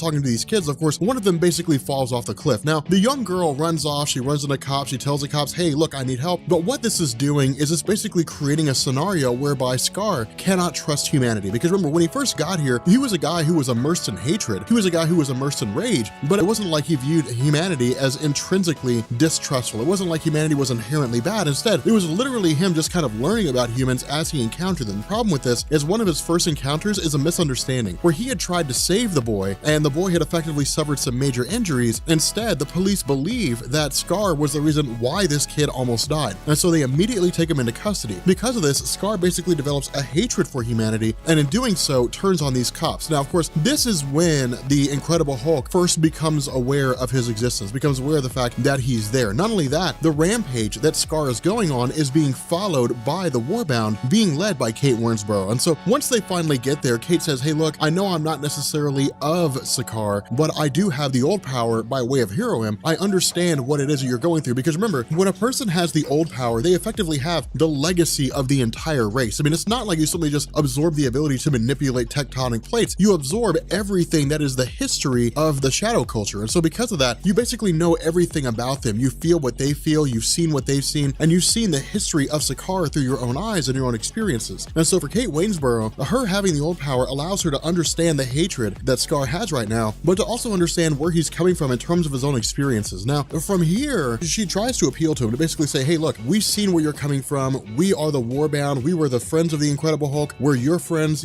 ally yourself with us and we can show you the way. Now, initially it seems like Scar is going to side with him, but what's really funny here is once they basically extend this olive branch, once Porg sits down and says, hey, I will help you find your father. I will help you find yourself. Scar says, I'm not in this to try to find my dad. Like, I'm not in this to try to, mend the rift between the two of us. I'm in this because I want to find him and I want to kill him. And this is when the Incredible Hulk shows up. Now, to be honest with you guys, this is an ass whooping if there ever was one. This is one of the most amazing things because we sit down, right, and we look at Scar, and Scar is just like unbridled force. I mean, he's just rage personified. That's really what he is. He's your angsty teenager, angry at the world. The world didn't give him what he wanted one day, and so he's going to take it out on everybody. Everybody's going to feel his wrath. That's basically what he is. He's like the teenager that you say, okay, get over yourself, you'll be fine, move on, the sun will rise tomorrow. The Incredible Hulk is seasoned. I mean, he's a seasoned guy. He's had his ups and downs. He's fought gods, he's fought mortals. He's been the good guy, he's been the bad guy. Worldbreaker Hulk is the epitome of his absolute strength. And what Scar is actually looking for is not just to fight his father, not just to fight the Incredible Hulk, but to fight Worldbreaker Hulk. Now, the reason why he wants to fight that version of the Hulk is because, as he tells Banner himself, growing up, that's all he ever heard from anybody who knew who the Hulk was. Even after the Incredible Hulk had basically taken off from Sakaar, after the Crown City was destroyed, after his wife was killed and he believed his son had died, the rumors still spread across the planet of, the Green Scar, the Sakaarson, this unbridled force in the history of Sakaar that literally cast off the Red King, saved everybody on the planet, and was virtually unchallenged by anyone. No one could stand against the Incredible Hulk. These are the stories that Scar heard. And so what happened is that over the course of his experiences, and while he's trying to fight the Incredible Hulk here, he's getting his ass whooped in no uncertain terms. And this is exactly how it needed to happen. This is exactly how it needed to unfold, because Scar's cool. I love the character of Scar. Scar fans,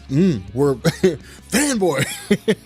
We are of a like mind, internet bro fist, because I'm a PewDiePie fan, by the way, but internet fist bump. I like the character of Scar. I love him for what he is because he's so cool, but he has nothing on the Incredible Hulk. I'm sorry I got to go old school here. When it comes to the Incredible Hulk, Papa Bear reigns supreme. Like, he knows you don't mess with the Hulk, man. And so the result of this is that once he's easily able to take his son out, once he's able to pummel him in the extreme, Scar keeps coming back. But something else that I'd also like you to notice here is that the Incredible Hulk doesn't seem to know who the Warbound are. Now, the reason for this is because this is an instance of two different types of Incredible Hulks. When it came to Worldbreaker Hulk, that was in and of itself a singular transformation. I mean, that was the equivalent of the Incredible Hulk going Super Saiyan, for lack of a better word. That's essentially what that was. It was him taking on a whole new state of being. He had the intelligence, or not really the intelligence of Banner, but he had the wherewithal of a conscious being. He wasn't just savage and running amok, but he had strength that was hitherto unseen when it came to any version of the Incredible Hulk. But this is Savage Hulk in his true form. It's the simple-minded, easily confused, but wildly powerful Incredible Hulk. The funny thing about this is that,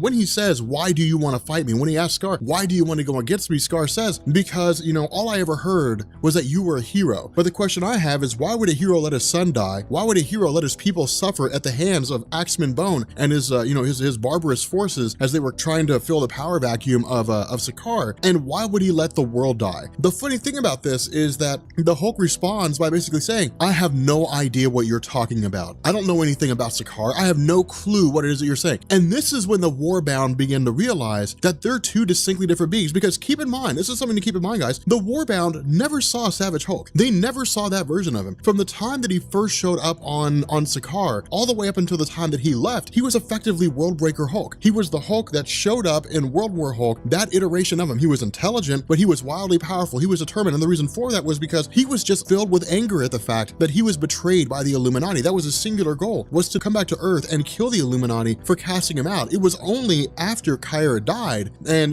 his family was effectively destroyed that he showed up and officially went into this kind of Worldbreaker Hulk form that was wildly powerful. But the Warbound have never seen Savage Hulk. And so for them to suddenly come across this version that's not very bright, but is incredibly strong, they're just kind of like, what in the heck? Because as far as they're concerned, it's like the Hulk's lost his mind. They have no idea what's going on with him. They're like, why don't you remember who we are? We literally fought in the gladiatorial games. And he's like, I don't remember what you're talking about. And they're like, okay, well, we came to Earth and we basically laid waste to the entirety of the superhero community, the X-Men, the Avengers, the Fantastic Four, like Doctor Strange, we took them all out. And he's like, nope, still have no idea what you're talking about. And he's just like, Hulk is Hulk. I don't know what you're talking about, but Hulk is Hulk. And so for him, for Savage Hulk, it's mind games. It's them trying to screw with his head. And so because of this, once he looks into his son's eyes, that's when it starts to snap back. Now, the cool thing about this bit of writing is that it draws on the history of the Incredible Hulk when it comes to his multiple personalities, because, the Gray Hulk originally was introduced as like a printing error. It was the fact that they just couldn't keep it going, so they eventually made him green. That was just the explanation. Well,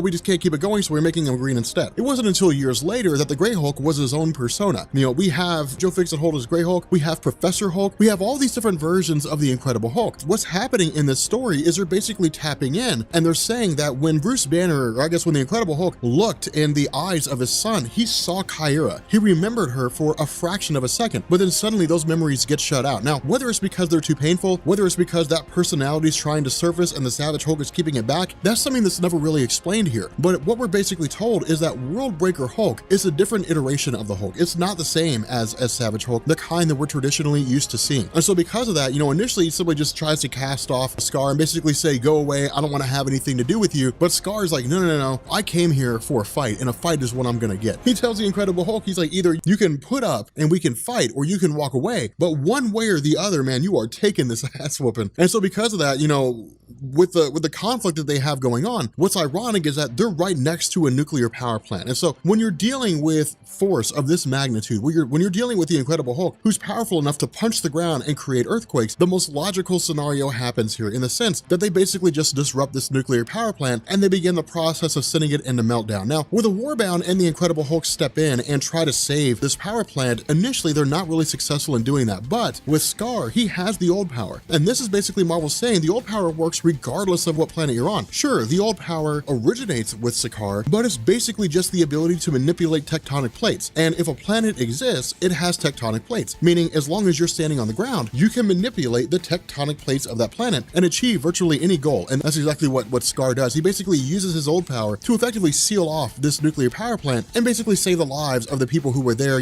keep the whole thing from melting down. And so from here, of course, we have Kate Waynesboro, who asked a really funny question. She says, if you're able to use the old power and you can manipulate the very structure of the Earth itself, you could crack it in half if you wanted to, which kind of makes him the equivalent of an Omega level mutant, then why do you use a sword? And he says, it's easy, it's more fun. And then he plunges the sword into the chest of the Incredible Hulk. Like, how awesome is that?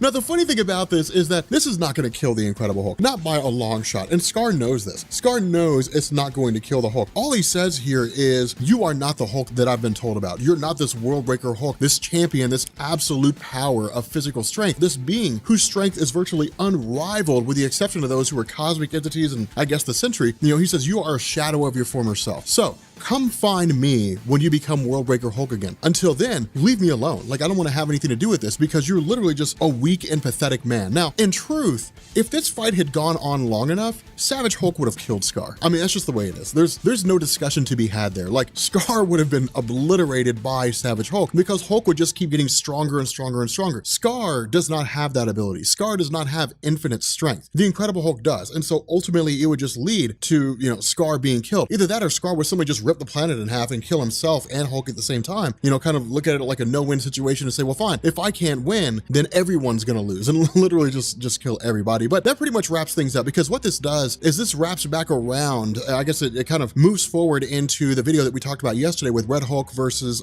Spider-Man, and then it allows us to pick back up with Scar going against the son of Wolverine and Wolverine himself and Juggernaut, all the while more or less being tutored by Bruce Banner, who of course has been depowered at this point. Again, if you guys were a little fuzzy on that, make sure you check playlist down in the description. That playlist will get you caught up on where we're at, everything from Planet Hulk up until right now. And again, I'm just going through and putting things in chronological order. So for the most part, it should just be one new video at the bottom of the playlist all the time, but it may be that with something like this, I kind of have to jump back and inject a little bit of info and modify its placement in the playlist. But so when it comes to comic books, of course, writers have runs. And their runs last for usually however long they want them to, or sometimes it's only for a predetermined amount of time. With writers that are relatively new, their runs are usually predetermined by Marvel editorial. For more seasoned writers, they kind of have free reign on what it is they do and don't want to do. For example, Bendis will say, I want to take over Iron Man, and he'll write Iron Man for however long he feels like it. He'll say, I want to take over the New Avengers, and he'll write the New Avengers for however long he feels like it. Whereas newer writers are just kind of given tasks, and it's really just the hierarchy of things, right? It's like that in any job. The new guys are assigned tasks, the veteran guys get to choose theirs. And with the Incredible Hulk, it's much the same way, in the sense that we had Peter David's run, which offered a lot of backstory on Banner's life and talked about how the Hulk persona was not just random. Bruce Banner had experienced a lot of, torture and turmoil in his life. And so when he was exposed to the Gamma Bomb and the Incredible Hulk came into existence, the Incredible Hulk was a physical manifestation of all of his rage and anger about how unfair his life had been. With Greg Pak's run, Greg Pak came along and he was like, okay, well, let's remove Hulk from the Earth landscape during Civil War, and we'll just throw him, we'll have the Planet Hulk event. And then it culminated with the Incredible Hulk coming back to Earth and waging war against humanity and the Illuminati, which ended with Banner being defeated, or I guess fighting to a standstill with the Sentry, and then Bruce Banner himself being thrown into a prison/lab, like a quarter mile underground or something like that. And so because of the way that World War Hulk ended, and because of the fact that Greg Pak was in the midst of focusing largely on Amadeus Cho and his own personal projects, it really fell to the shoulders of Jeff Loeb to relaunch it. But Jeff Loeb had been, he was a seasoned writer for Marvel Comics. He'd been writing for some time, and it was really his return to Marvel when he started out with the Hulk. And so he basically just kind of relaunched it, refreshed the whole thing by introducing the Red Hulk. Now, the way this initially picks up is we start out with Doc Samson. Now, Doc Samson's been a longtime member of the Hulk family. He's not new. You talk to anybody who's been reading the Incredible Hulk for any real measure of time, and they know exactly who Doc Samson is. His role has changed over the years, but he was a guy who, much like She-Hulk, was exposed to gamma radiation, but he had his own manifestation in the sense that his power would increase the longer his hair got, which is really kind of weird. But during this point in time when Doc Samson first showed up, it was really just experimentation. It was just trying new, wacky, and zany and crazy things. But because of the fact that Doc Samson was an intricate part of the Hulk mythos, he never really went away. He was always just sort of there, because when it came to the Incredible Hulk, in terms of dedicated readers, it was much like Deadpool. There are a lot of people that know who Deadpool is, but they don't really read Deadpool stories. There's a lot of people who know who the Incredible Hulk is, but they don't read Incredible Hulk stories. Now, there's a lot more Incredible Hulk readers than there are Deadpool readers, but the fact remains here that the Incredible Hulk always just had this spot in the limelight of Marvel Comics with people knowing who he was. And so because of the fact that Marvel was bolstering his roster with Doc Samson, fans just kind of latched onto it. They were like, yeah, we like this concept of this guy. And so Doc Samson has sort of changed over the years, but one of his big draws was being a psychologist, being able to delve into the human mind, sometimes even being able to manipulate people, and because of his ability to understand the mind, had some measure of resistance to like telepathy and things like that. But what we do is we initially pick up in Dmitry, Russia. Now, the reason why this matters is because Doc Samson's quite literally just retracing the trails of a massive conflict with the Hulk. Now, the reason why, Doc Samson's here, the reason why She-Hulk's here is because, to the best of their knowledge, Bruce Banner is locked up in a cell underground. And so the question is, if some being showed up here and basically beat Abomination to death, then what happened? Like, who was this being? Who was this person that showed up? Because as far as Doc Samson's able to tell by going through and reliving, basically experiencing, all these, this entire battle, he's able to basically tap into the emotional state of this, Red Hulk as it was beating the hell out of Abomination. Now, this ultimately culminated in the Red Hulk not only, effectively punishing the Abomination, but also shooting him. Now, this is where things get a little bit different, because in their mind, Banner was just a force of nature. Banner was just sheer strength. He would just fight and pummel whoever it was that he was going against until he won. You know, he was just brute force. Banner, unless we were talking about like you know, Professor Banner, like Smart Banner, Savage Hulk in and of his nature, didn't carry guns.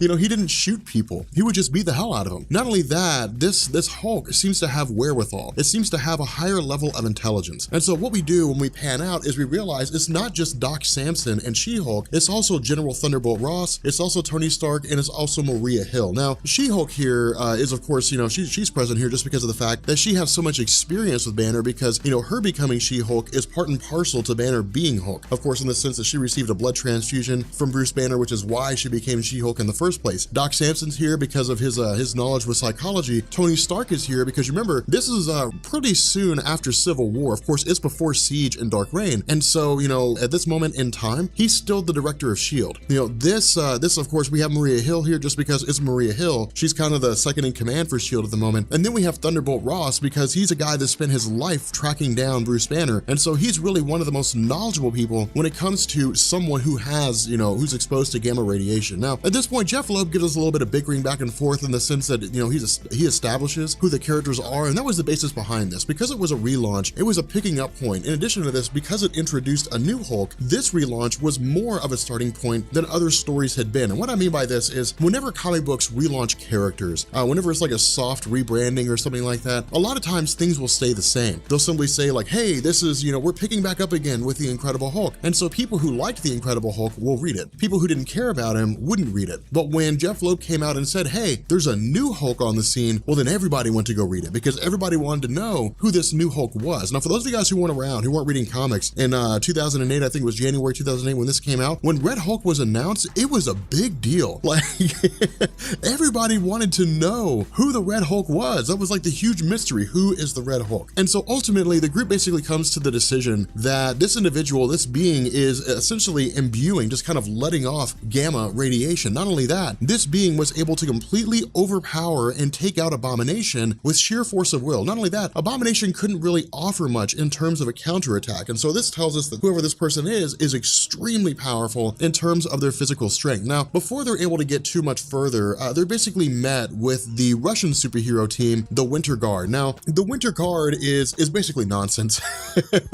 They are dumb, but they have some cool history. For those of you guys who don't know, and we talked about this in my Colossus video, back when Colossus was a child, because of the Avengers, Russia was looking to create their own Avengers team. And so what they did is they literally just started rounding up people who had superpowers. The problem with this was that Colossus was basically rescued by Charles Xavier, and he ended up going on to join the X-Men. But the Winter Guard are effectively Russia's Avengers, is basically who they are. Red Guardian is a mantle like Captain America that's just passed down from one person to the next, so on and so forth. Crimson Dynamo, of course, has a pretty lengthy history, but the Winter Guard are about as irrelevant as it gets when it comes to superhero teams. They're right there alongside Alpha Flight. And so I know there's fans of Alpha Flight guys, but Alpha Flight's not really relevant. But the idea here is, you know, the Winter Guard steps in and says, hey, look, Abomination was Emil Blonsky. Emil Blonsky was Russian. This fight took place on Russian soil. This is our crime scene. You need to leave. And essentially what happens, you know, Doc Samson, you know, Tony Stark, Maria Hill, they're like, hey, look, you know, we're here investigating an act by what we believe to be someone who is either the Incredible Hulk, Banner's managed to escape or is sneaking out or something along those lines, you know, but we have every, you know, just as much right to be here as anybody else. But ultimately they end up just kind of backing off. You know, Tony Stark and them end up basically vacating. And the reason for this is because if they were to stay and they were to, you know, engage in any real measure of a fight for the long term, because of course there's a scuffle between them, but if they were to turn it into something big, it would end up being an international incident. And right now, that's the last thing they need. And so as these guys are fighting one another, and as Tony Stark starts to level his head and starts to realize it's time for them to get out, they're suddenly met by a survivor of the village that's been totally obliterated in the fight between Abomination and Red Hulk. And this survivor simply just keeps saying red. And so what we do is we switch over to the Alaskan frontier and we basically pick up with Rick Jones. Now again, Rick Jones has been a long time part of the Hulk mythos. And in fact, Bruce Banner becoming the Hulk was because of Rick Jones, in the sense that Rick Jones was a kid who was just goofing around, just kind of dicking off. And when the gamma bomb was set to go off, Bruce Banner ran out and pushed Rick Jones out of the way because he was sitting in the path of where the bomb was supposed to detonate. And in his place, Bruce Banner was imbued with this gamma radiation, becoming the Incredible Hulk. And ever since then, Rick Jones has kind of been this character that is like the one guy that can usually talk the Incredible Hulk down. Now, of course, you have Betty Ross. And Betty Ross was very much an important part of, you know, the Hulk mythos. But in terms of anybody who wasn't Betty Ross, Rick Jones was the only other guy who could ever really call himself the Incredible Hulk's friend. But picking up in Alaska, we basically follow Rick Jones as he's going to be introduced as a character called A-Bomb. Now, we haven't really been given a fleshed out story at this point on how Rick Jones became A-Bomb, as far as I'm aware. As far as I'm aware, this is the first appearance that we get. Now, I haven't read too much into his character. I'm pretty sure there is a future story that fleshes that out. That may be something that we may or may not cover. But for the sake of this discussion, we end up traveling into the Death Valley, Nevada Air Force Base, where Bruce Banner's basically being held. Now, we're following, of course, Thunderbolt Ross and Doc Samson, because the question they have is, does Bruce Banner know what's going on? You know, does Bruce Banner have any inkling of what's happening here? Not only that, you know, for the most part, it seems like it'd be impossible for Bruce Banner to escape from his confines. And so if there is someone running around that is a Hulk, then Bruce Banner is the one person to ask, because he's the one person in the world that has the most experience when it comes to gamma radiation. And so from here, we switch over to the new SHIELD helicarrier as it's been commissioned by Tony Stark after he became director of SHIELD. And at this point, it's really just kind of SHIELD doing some investigating. It's Maria Hill, you know, saying, hey, we found the gun that was used to shoot Abomination to kill him. She also goes as far as to say that this weapon that was used seems to have been designed by SHIELD. And so whoever it was that's running around as a Hulk and that killed Abomination seems to be someone that is either familiar with SHIELD or works inside of SHIELD itself. But while She-Hulk and while Maria Hill and while Tony Stark are talking, suddenly the Red Hulk busts in.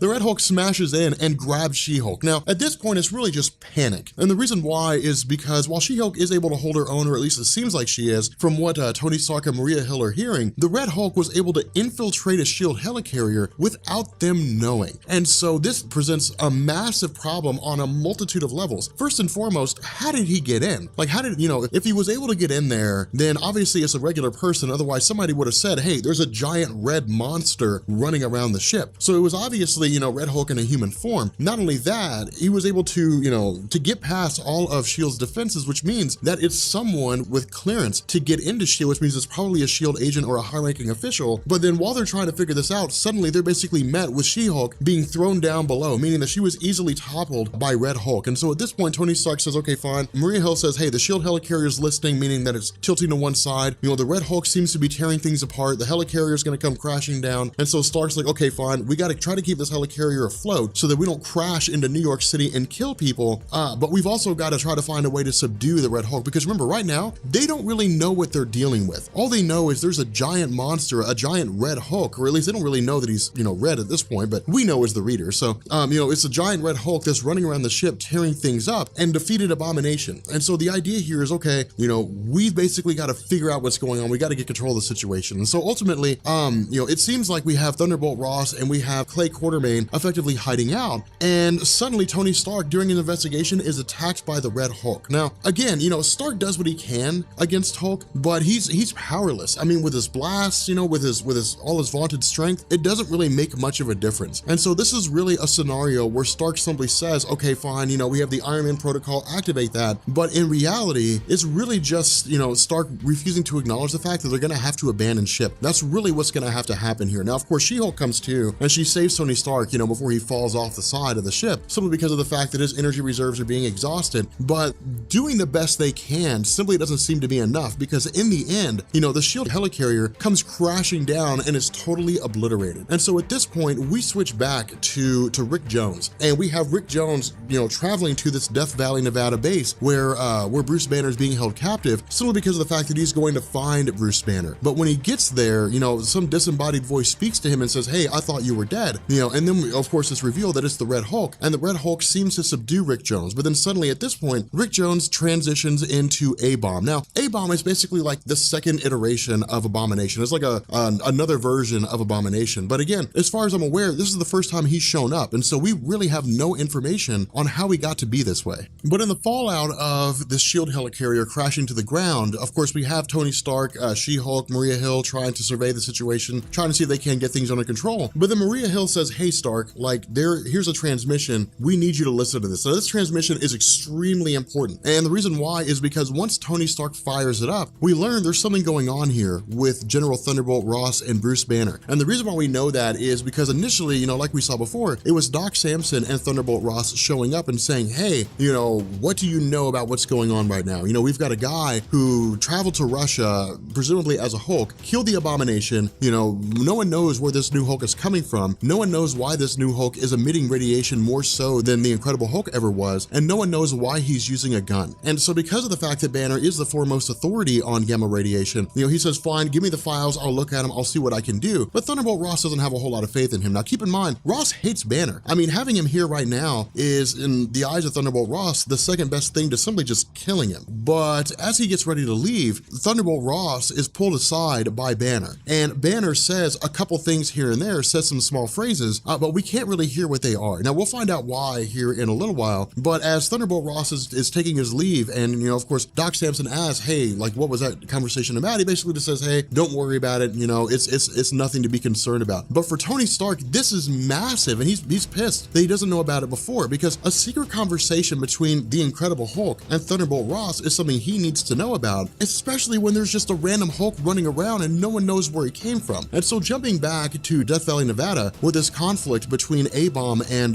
Red Hulk, this was really just Jeff Loeb setting the stage for a battle between Bruce Banner Hulk and Red Hulk. And the reason why is because with Banner inside this lab, it seems as though escape was impossible just because of the security systems that were built in, the fact that it was powered, you know, the fact that he would be gassed if he tried to make his way out. It was almost impossible to get in. Not only that, he also drops clues in terms of who it is that Red Hulk is. Now, of course, we know who Red Hulk is right now, but within the confines of this story, we didn't know. And so while they're fighting on the military base, there's a couple instances, there's a couple things, you know, for example, there's a retina scan that confirms this guy has access to it. The last time we saw that, it was both Doc Samson and General Thunderbolt Ross who were able to make their way inside. Now, of course, with Red Hulk and A-Bomb going against one another, because of the fact that their battle is so massive, because they're so strong, while Red Hulk is easily able to subdue A-Bomb, as he's punching him and beating the absolute hell out of him, he's literally punching him through, you know, the planet, you know, and down into, down below the surface. And because of this, it's creating earthquakes, you know, in the immediate area. And because these earthquakes are so severe, it basically begins to damage, to shake, and to eventually rupture these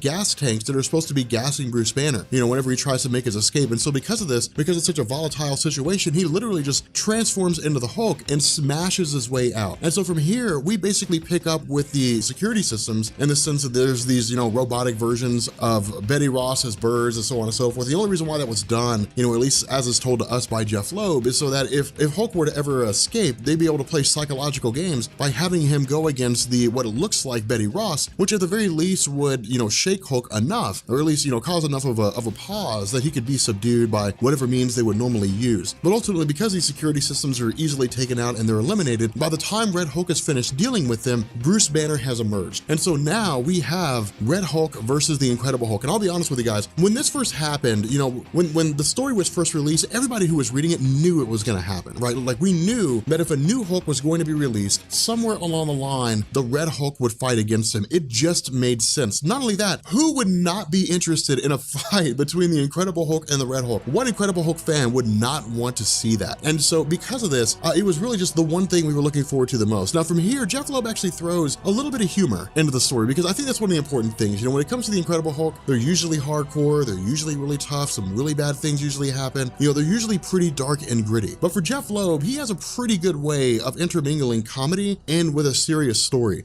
And the way he does this is we have a Uatu the Watcher, because again, this is before Original Sin. So this is before the Watcher was killed by Nick Fury. We have the Watcher descend down on Earth and basically say, hey, look, you know, I appear whenever there are going to be monumental changes. And so if a storyline takes place and I show up, it means that storyline is going to be huge. But while he's in the middle of, you know, breaking the fourth wall and giving us the spiel, he's attacked by the Red Hulk. And the Red Hulk punches the hell out of him and essentially just starts beating into him. But of course, Hulk steps in, and this is basically Jeff Loeb kind of transitioning back to the serious nature of the story, at least at this point in time. Now, one of the things that I really hope you guys notice here is the big difference between Red Hulk and Hulk himself. And I think Jeff Loeb did one hell of a job doing this. When it comes to Bruce Banner, like we talked about before, when it comes to the Incredible Hulk, he's just a mindless beast. I mean, no, that's Savage Hulk. You know, of course, Professor Hulk is smart, but when it comes to like Savage Hulk, you know, Savage Hulk was just mindless. I mean, he would just get angrier and angrier. He'd get stronger and stronger. And the only solution to a problem was just beating it up. That's just how Savage Hulk was. That's what this is right now. This is Savage Hulk. And Savage Hulk just tearing through, you know, and trying to overcome Red Hulk is thwarted by the fact that Red Hulk is smart. Red Hulk is tactical. He's strategic. You know, he's able to think in his Hulk form. And so it seems very much like Red Hulk is a guy that can counter all all the Hulk's moves. And that's how this works. Now, something else to keep in mind here is that we'll see at the end of the story, Red Hulk's just not as strong as the Incredible Hulk. His strength isn't limitless like the Incredible Hulk, and that's really going to be the edge, you know, that gives Incredible Hulk the victory alongside Thor and the rest of the heroes. But the idea here is that as Hulk continues to pummel away, because he's basically just kind of like this broadsword, just swiping, you know, just taking these huge strokes at Red Hulk. Red Hulk is more like a scalpel, and he's able to take these small maneuvers, sidestep, able to work his way around the Incredible Hulk, and in doing so is effectively able to subdue him by breaking his bones, or at least breaking his arms. And so in response to this, or while this happens, you know, this fight takes place, we switch over to Tony Stark. Now, Tony Stark is meeting with Gabriel Jones, and all Gabriel Jones is really saying here is, hey, you know, we found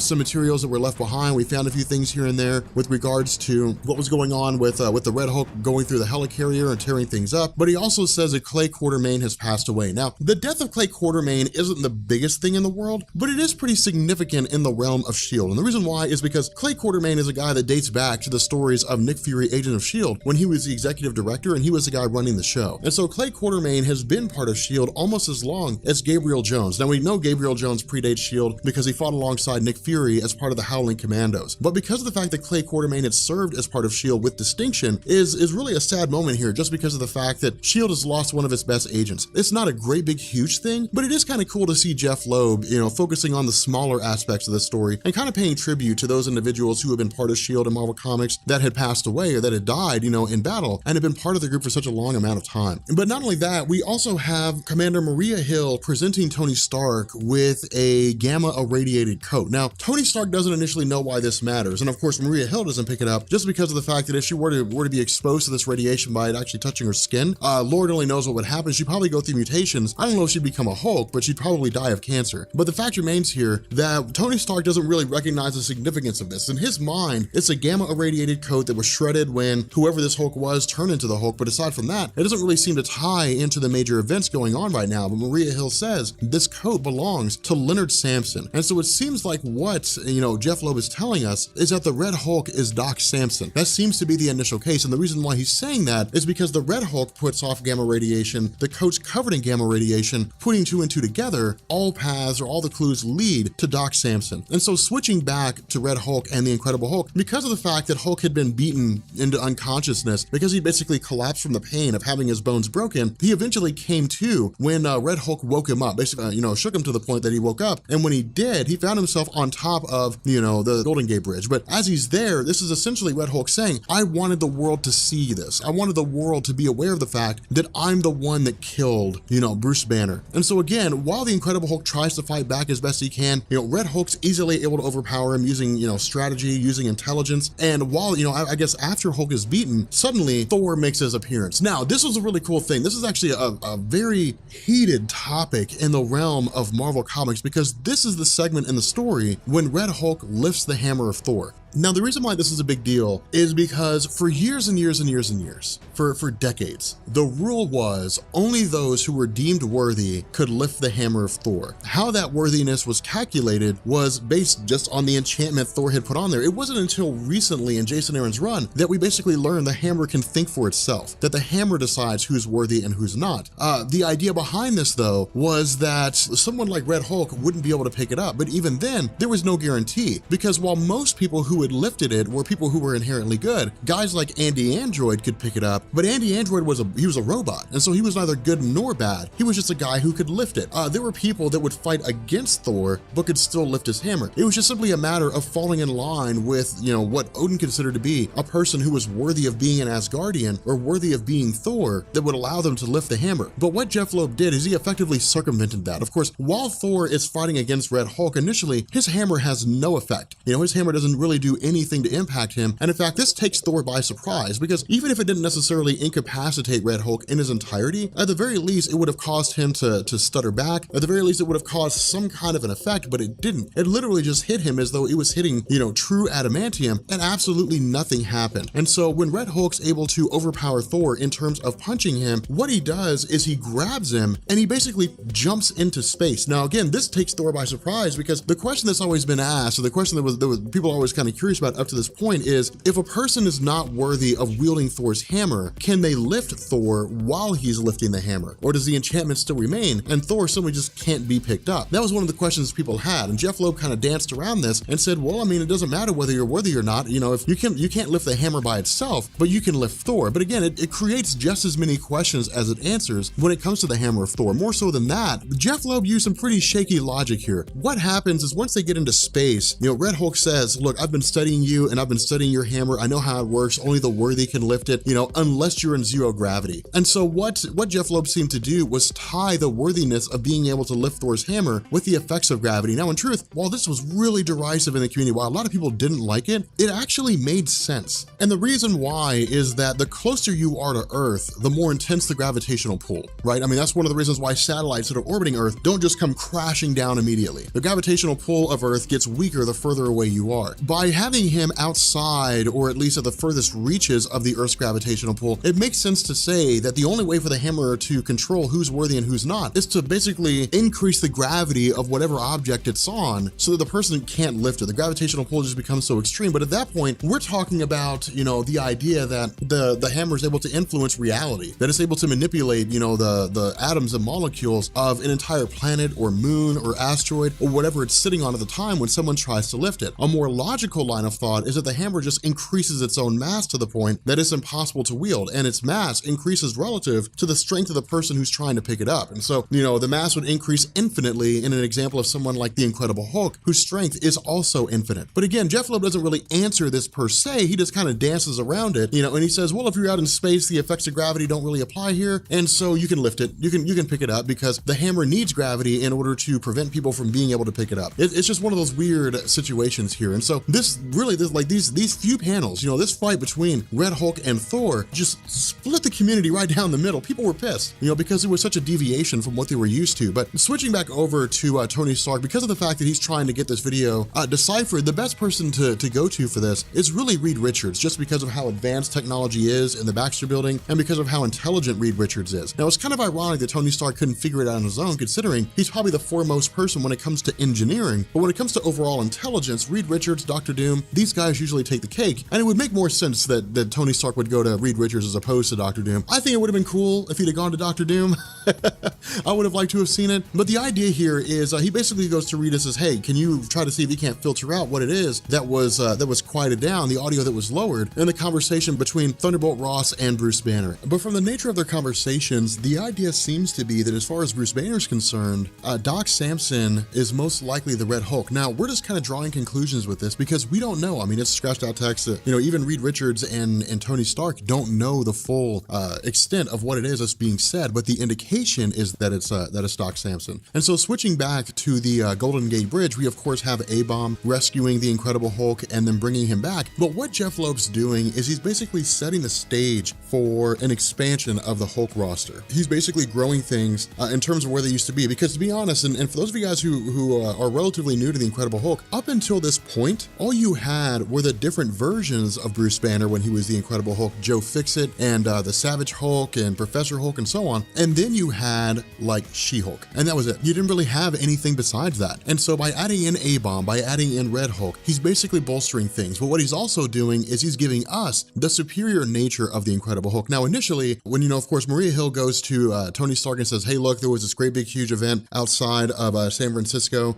There was basically this giant earthquake, and the result is that the Red Hulk seems to be causing San Francisco to slip into the ocean. Ultimately, he basically gathers like the powerhouses of Earth's superheroes. So you have She-Hulk, you have Ares, the God of War, you have the Human Torch, Namor the Submariner, the Thing, just characters who are kind of bred for war and would seem to be the best suited in this particular situation. And so ultimately we get this sort of finality. We get this final fight between, you know, the Incredible Hulk and Red Hulk, in the sense that we have, you know, all of them banding together, but Namor the Submariner is essentially calling on his forces from the sea to keep San Francisco from falling into the ocean. But we also have Banner finally showing up in the in Monument Valley in the Arizona-Utah border having them go head to head. Now, this is cool because what Jeff Loeb says is that the Incredible Hulk is not just some mindless beast, right? He's not just some guy that just does stuff, you know. I mean, that was the perception, that's the way it always was, and in truth, that's the core of who he is. But what he does is he takes this idea and he says, the Incredible Hulk is learning. Now, historically, it's always switched. Like, it's always been flip-flopped. It was really just based on what the writer wanted to do. Peter David wanted, I guess, a far more intelligent Incredible Hulk. Greg Pak wanted a Savage Hulk until he was sent to Planet Hulk, and then he became more intelligent. And then he wanted him to maintain that intelligence when we went into the World War Hulk event. Jeff Loeb continues this trend and says Hulk's, yeah, he's got his savage side, his angry side, and when his anger takes over, God only knows what's gonna happen. But when it comes down to him being, you know, intelligent, he has it where it counts. And so while he's not the most intelligent being ever, and his skills aren't necessarily on the same level as Red Hulk, he's able to figure things out. And what he says is where, you know, the Incredible Hulk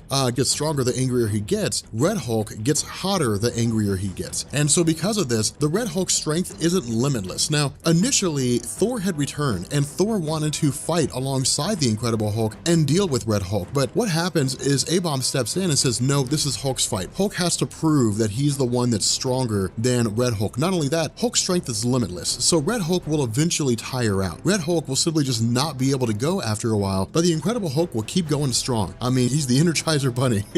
He keeps going and going. And that's exactly what's gonna happen. And that's exactly what does happen. With Red Hulk realizing that he's getting hotter the angrier he gets, and he's not getting stronger, he also comes to the realization that he can't outlast Hulk. But this realization comes too late when the Incredible Hulk's able to topple him and essentially able to pummel him into submission. And so from here is Jeff Loeb saying, okay, fine, we have the Red Hulk beaten. You know, the Red Hulk is unconscious for the moment, and it's really kind of a parting of ways in the sense that that Thor says, okay, I guess we're friends now. You know, we're besties, and like you know, he goes along his way, and it's A-Bomb trying to figure things out. Now, the cool thing about this is where he really leaves the stage open for the next story arc. Is the Incredible Hulk usually after a battle just wanders off, like he usually just goes off and does his own thing because he always wants to be left alone. But then he reverts back, you know, to his Bruce Banner form as he's continuing to make his way, you know, out to wherever it is that it leads him. Now, A-Bomb initially stops. Rick Jones says, hey, Banner, wait, you know, here is the identity of the Red Hulk. But then suddenly out of nowhere, Doc Samson shows up and incapacitates Rick Jones, which means we're not going to learn his identity. More so than that, we have General Thunderbolt Ross, who shows up at the side of Red Hulk and says, we gave you everything you needed to beat Bruce Banner. We gave you everything that you needed to pull it off. Now, initially, when I first read this, I was kind of like, well, I mean, I guess that's that. Like, I mean, this is, you know, this is basically, you know, him saying, we gave you what you needed, you know, but you couldn't pull it off. And it seemed as though Jeff Loeb was saying that they're two distinctly different people, but they're not. This is essentially the realization that General Thunderbolt Ross is the Red Hulk. That's who he is. That's the identity. Okay, so I was sitting here thinking, I was like, man, you know, I was trying to figure out what I was going to do for the next couple of weeks, because to be honest with you guys, I'm getting kind of burned out on doing the whole like Marvel versus DC and how to kill superheroes. They're fun, but I think there also has to be a balance, you know, where I don't feel like I'm driving myself up the wall doing the same thing over and over again. And so in order to make sure that I'm not getting bored by doing the same thing over and over again, we're going to do a bunch of Hulk stuff for the next couple of weeks. How much sense does that make? Actually, there's a huge difference. There's a huge difference. So all new, all different Marvel, DC Rebirth will still be here. That'll be our first set of videos throughout the day. And then Hulk will be the second set, just because of the fact that I love the Incredible Hulk. I love like Jeff Loeb's run. I love like Fall of Hulks, World War Hulks, Hulk Gray, which actually goes back and retells the origin story of the Incredible Hulk, which I think we'll do that after we finish with this whole short Red Hulk storyline thing that's going on right now. But anyway, so what this does, this particular one, this red and green, this actually follows after the events of World War Hulk, because we talked about that the first time when we were dealing with like Red Hulk versus Green Hulk. What Jeff Loeb did is he basically came through and it was literally just like trying everything. I mean, it was, you know, throwing everything at the wall to see what sticks. And the reason for this is because Jeff Loeb in a lot of ways was like Marvel's Grant Morrison. Like, I mean, Grant Morrison wrote for Marvel, you know, for a time, but when people think of Grant Morrison, they think of DC, they think of Doom Patrol, they think of JLA, they think of Final Crisis. You know, they look at him as like the DC guy. And in truth, it really is that way. You know, when Grant Morrison shows up at DC and says, hey, I want to write this story, DC's like, okay, go ahead. And then he just writes it and it sells. I don't know why, but it sells. Some of his stories are really, really good. Others don't really resonate with me, but they always seem to do well. With Jeff Loeb, it was a lot of the same way. We got Spider-Man Blue, I think it was, Captain America White, Hulk Gray, Daredevil Yellow. It was really like these origin stories for these major characters. But then we also got a lot of ancillary stories that he wrote in between. And he had some really, really solid runs. For me, Hulk is really his best one. But what this did is it allowed Jeff Loeb to say, okay, we're going to take the Incredible Hulk title for for, these 12 issues or however long it lasts. And we're going to split it in half for like the last 3. So for issues maybe 7, 8, 9, and 10, I think it was, he's like, it's just going to be like 2 stories in one, basically. It's going to be a Green Hulk story and a Red Hulk story. So it was really kind of a throwback to the old school Marvel 2-in-1s from back in the day. But the fact remains here that this again basically picks up after the events of the last story arc, when we had seen the Incredible Hulk going against Red Hulk, presumably defeating him, and then just walking off into the sunset and kind of calling it a day. And so what happens is we actually pick up with Hulk just kind of walking around the country. That's really what he does. He just goes from like one place to the next. He just moves around constantly, but he ends up in Las Vegas. Now, those of you guys who are familiar with the Incredible Hulk mythos in Las Vegas, you guys know what's coming. The title probably gives it away too, The Return of Grey Hulk, but you guys probably know what's coming. We get to see the return of Joe Fixit. Yes, I love Joe Fixit Hulk. He's one of my favorite versions of the Hulk. So once we get into Las Vegas, this is again really just Jeff Loeb just saying, hey, here's just a thing that's happening. Like with a lot of this stuff with Red Hulk, Jeff Loeb's like, for whatever reason, these events are unfolding the way they are. It doesn't matter. They're just going on right now. And it's a reason for us to involve the Hulk,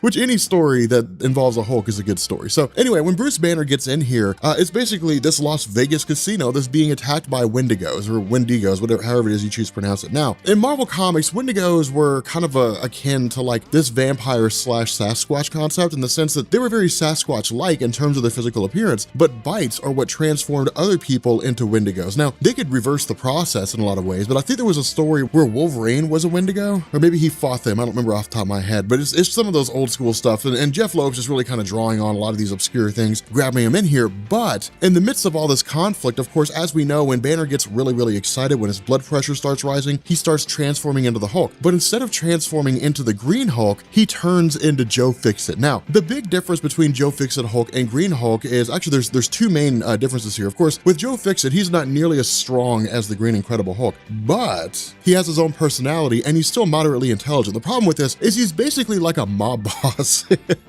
But the other half of this was that this was Marvel giving basis or giving, continuity behind the Gray Hulk. And what I mean is that, of course, when the Incredible Hulk was first published in Marvel Comics, he was gray. The issue is that they couldn't keep the color scheme, so eventually they made him green. But there was no real explanation as to why the Hulk went from gray to green. It was just suddenly he's green now and he's going to be that way forever. And so it was kind of like, all right, whatever. Well, then Marvel eventually came back and they said, no. Gray Hulk was a totally different persona. That was a whole different being. The Green Hulk that you saw was just a new version of the Incredible Hulk, and that just turned out to be the most prominent one. What Marvel also said was that the Gray Hulk was basically Joe Fixit, this guy that just liked to run the town, basically. He largely resided within Las Vegas. That was kind of his base of operations, but every once in a while he would pop out somewhere else. It was very rare that would happen, but he would pop out somewhere else. And then, of course, we'd get to see the Gray Hulk kind of going crazy and doing his own thing. And of course, again, this is really just Jeff Loeb kind of moving the character in a different direction, folding him around, giving us different things. But of course, Gray Hulk is more than a match for all of these Wendigos. I mean, they're really not much of a challenge for him. And so he basically begins taking all of them out, fighting them off as best he can. The kicker to all this is that while it's happening, we're suddenly met with the arrival of Moon Knight. Now, don't ask me why Mark Spector's here. He is just here. He's basically kind of been keeping tabs on things. And it's really kind of funny because of the fact that when Grey Hulk first popped out and he started fighting all these Wendigos, it was actually Mark Spector who was here with his girlfriend. Now, of course, Mark was operating under the alias of Scott, but the idea here was that he was basically present while all this stuff unfolded. And so he's like, well, while I'm here, I might as well be Moon Knight and start tearing some stuff up. And so it's actually kind of cool to see Moon Knight and Banner going against one another. The funny thing about this, and something to keep in mind here, is that while Mark Spector is nowhere near on the same level of strength as the Incredible Hulk of any iteration of the Incredible Hulk, he's still very capable in terms of his fighting. And so he tries to blind him as best he can, but it's really just a combination of gadgets, of tricks, and so on that try to subdue the Hulk. The problem with this is that Mark Spector is used to going against the Green Hulk, who's wildly strong, but easily confused. And so because of this, because he's going against Joe Fixit, it's not the same thing. He's not as strong, but he's a lot more intelligent than Savage Hulk is. And so, while he's in the midst, or at least preparing to absolutely deal the killing blow to Mark Spector. I don't know why that's funny, but while he's on the verge of getting ready to kill him, we're suddenly met by the arrival of Carol Danvers and Sentry. Now again, this is just Jeff Loeb kind of expanding things, saying, hey guys, we're just gonna have these different characters going against the Hulk, because again, one thing to keep in mind is that it's one thing to say, hey, here is a new version of the Incredible Hulk which will draw sales, or at least the return of a familiar version of the Incredible Hulk that will draw sales. It's another to come along and to say, he's gonna be going against powerhouses, one of whom is basically the character that beat the Incredible Hulk to a standstill during World War Hulk. So it creates a really cool kind of situation here. The funny thing is that we also get some perspective in terms of how this Gray Hulk relates to a lot of the other superheroes, especially when it comes to Sentry and Carol Danvers. On the surface, Carol Danvers is easily able to take out Gray Hulk. I mean, she's able to pummel him and send him flying. And it's at that point that he stops being Gray Hulk and he turns back into Green Hulk again. So honestly, it was a little disappointing to me, you know, that we only got to see this really short-lived version of Gray Hulk. We didn't get to see a whole lot of it. It was cool to see kind of a return to familiarity, but it was disappointing that we didn't get to see him for the long haul. But at the same time, it also makes sense because if we put Gray Hulk against Robert Reynolds the Sentry and Carol Danvers, they would absolutely destroy him. I mean, they'd pummel him in no uncertain terms because Gray Hulk just isn't strong enough to keep up with both of them. Now, could Gray Hulk go against Carol Danvers? Probably. I mean, she still absorbs energy because keep in mind, she's still binary from the Chris Claremont X-Men days. She still has the ability to absorb energy. She almost never uses it, but she can still do that. And so because of that, you know, she probably would have been able to absorb off his gamma radiation or something to that degree and basically pummel him to the point that he was easily defeated. Sentry would absolutely obliterate Gray Hulk. There's no discussion to be had. That's just the way it is. But the two of them together would be even more difficult of a challenge for Gray Hulk to take on in any real circumstance. And so because of this, we basically have Mark Spector with his gadgets and intelligence fighting alongside Carol Danvers and the Sentry against Savage Hulk. Now, the funny thing about this, and this is where things get a little weird here, is something you'll notice is the Sentry is not a consistent part of this conflict.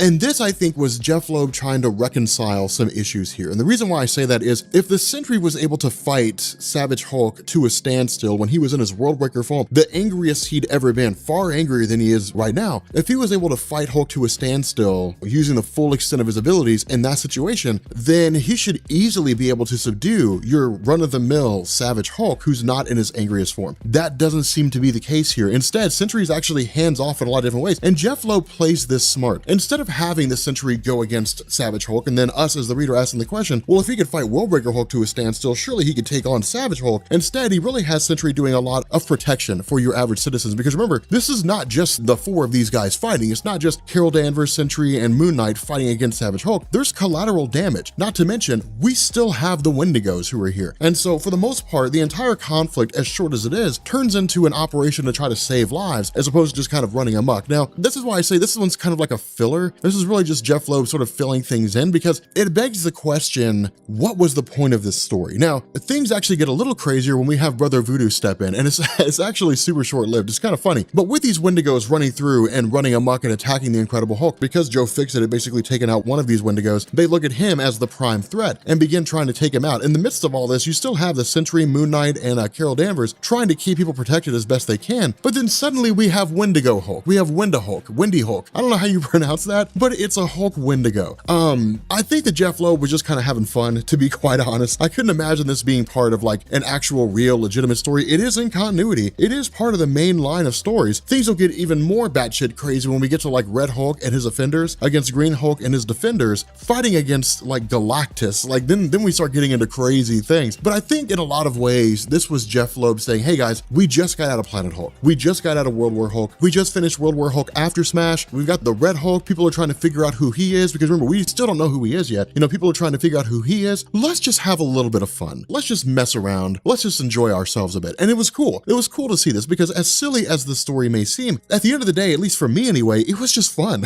It was fun seeing a Wendigo Hulk. Now, things go from batshit crazy to what in the world is even going on right now when Brother Voodoo shows up. When Brother Voodoo shows up, because remember, he was kind of like the sidekick, so to speak, to Doctor Strange. Not officially, but there was a point where Doctor Strange basically lost his connection to the Vishanti. He stopped being Sorcerer Supreme, and Brother Voodoo took up his place. I would never in my life buy a Brother Voodoo comic, but if he shows up in the stories, it's interesting enough. However, him showing up here is weird because he's like, well, we need the blood of a mortal, so he takes blood from Mark Spector, and then he does this weird enchantment, and then the Incredible Hulk turns back into the Incredible Hulk, and then he leaves. And like Brother Voodoo just takes off. He's like, all right, I've done my duty, and he just pieces out. And that's it. He literally just showed up here to turn Wendigo Hulk back into Incredible Hulk, and then left. That's all his involvement was. That was the extent of it. And so because of this, because of the fact that Brother Voodoo's enchantment basically extended to everybody else in Las Vegas now, that means that everybody that was a Wendigo has basically been turned back to their normal human form, and that's it. The Incredible Hulk's just like, okay, I'm done, and he goes back into Bruce Banner, and then leaves, and that's it. That's that's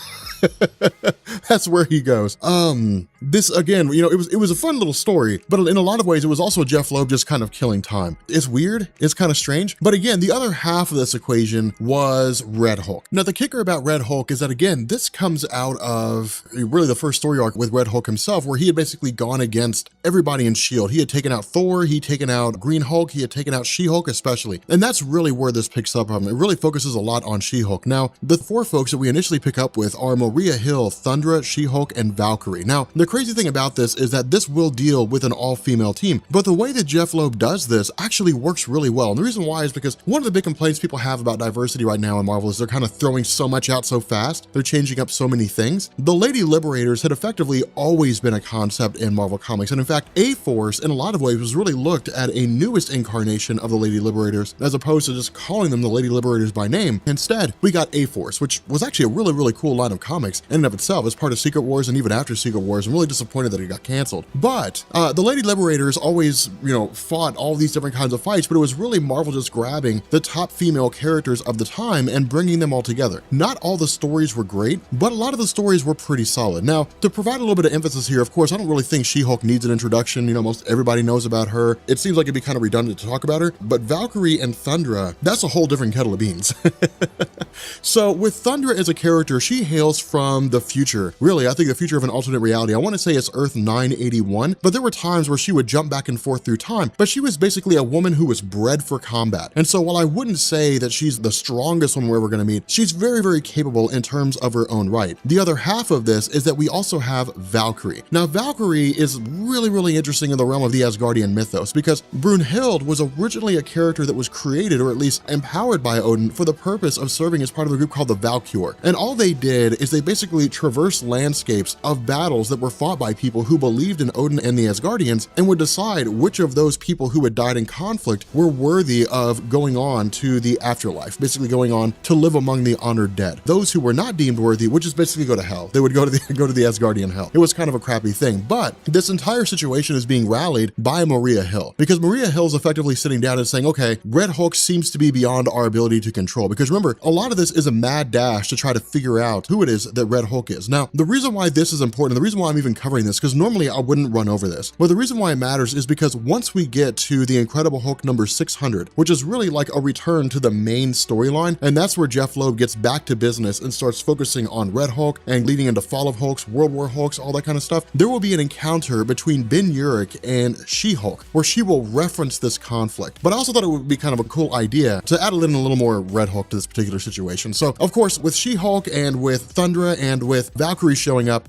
they immediately try to take out Red Hulk. But again, the main ability of Red Hulk is to basically absorb energy. Now, he has strength. He has incredible strength. It's not unlimited like Savage Hulk is, but he does have a vast amount of strength. The idea here is that with these women coming together, the goal of She-Hulk was to say, well, if, you know, some of the most prominent superheroes couldn't do it, maybe we could, because we would go in as the underdogs. You know, Red Hulk would go in thinking that we're fighting a losing battle, and he would basically underestimate us. The problem is that Red Hulk is by definition a strategist. I mean, he has military strategy under his belt. And so going into this, he's like, no, you know, I'm not underestimating anybody. I'm going to take them all. Like, I'm going to fight them all, and I'm going to win.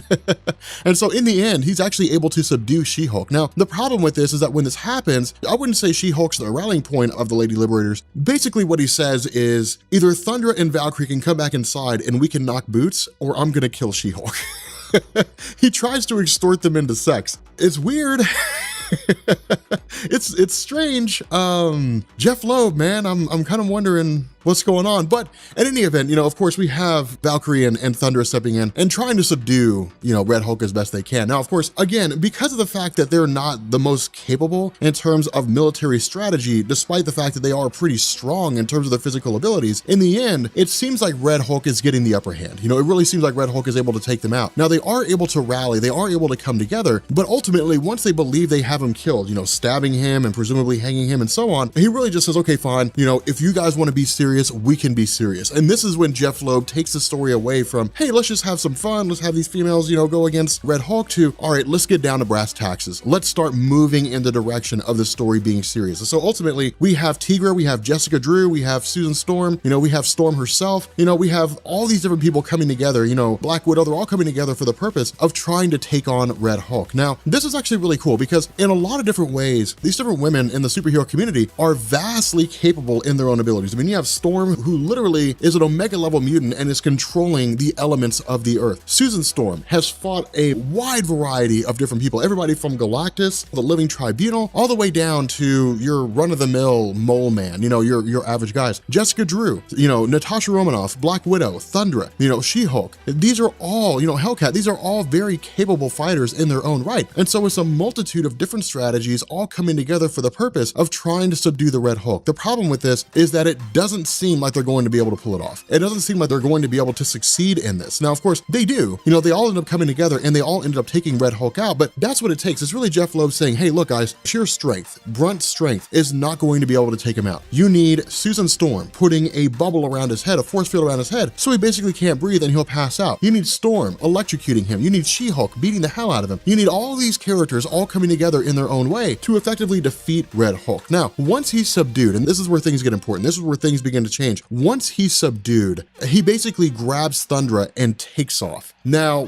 while She-Hulk's trying to come after him, while She-Hulk's trying to locate him and doesn't initially seem to be successful, he basically says, I'm here to recruit you. I'm here to recruit you to my side because you are a formidable warrior. You're very, very capable. You've gone against the Incredible Hulk in a multitude of circumstances, but I'm not the Incredible Hulk. I'm a strategist. I'm not just some guy running around destroying things. And so he says, I'm going to call on you. And when I do, you better answer. And if you don't, then I'm going to find you and I'm going to kill you. And so being put between a rock and a hard place, essentially, Red Hulk seems to bail out. He seems to take off. And so we ultimately have Thundra and She-Hulk talking to each other and saying, hey, look, yeah, you know, everything's fine. Everything's cool. Don't worry about it. You know, I'm good. I was able to fight him off and I'm back on my own. You know, I'll go off and do my own thing. All the while, none of them aware of the fact that Thundra is basically going to be a spy for Red Hulk. She's going to work on his behalf. So again, this little bit of a story isn't, I wouldn't say it's the best ever. And in fact, if you go look at all the ratings, it gets 2.5 at best, but it does lay the groundwork for some very important things that come later on when we actually get back into the good storytelling for the Incredible Hulk mythos. But okay, so going through the comment section, one of the questions that I've seen a lot of people ask is, hey Rob, can you do the video where the son of the Hulk fights Juggernaut? Why, yes. Not only will I make a video where he fights Juggernaut, I'll make a video where he fights Juggernaut and he fights Wolverine and he fights the son of Wolverine.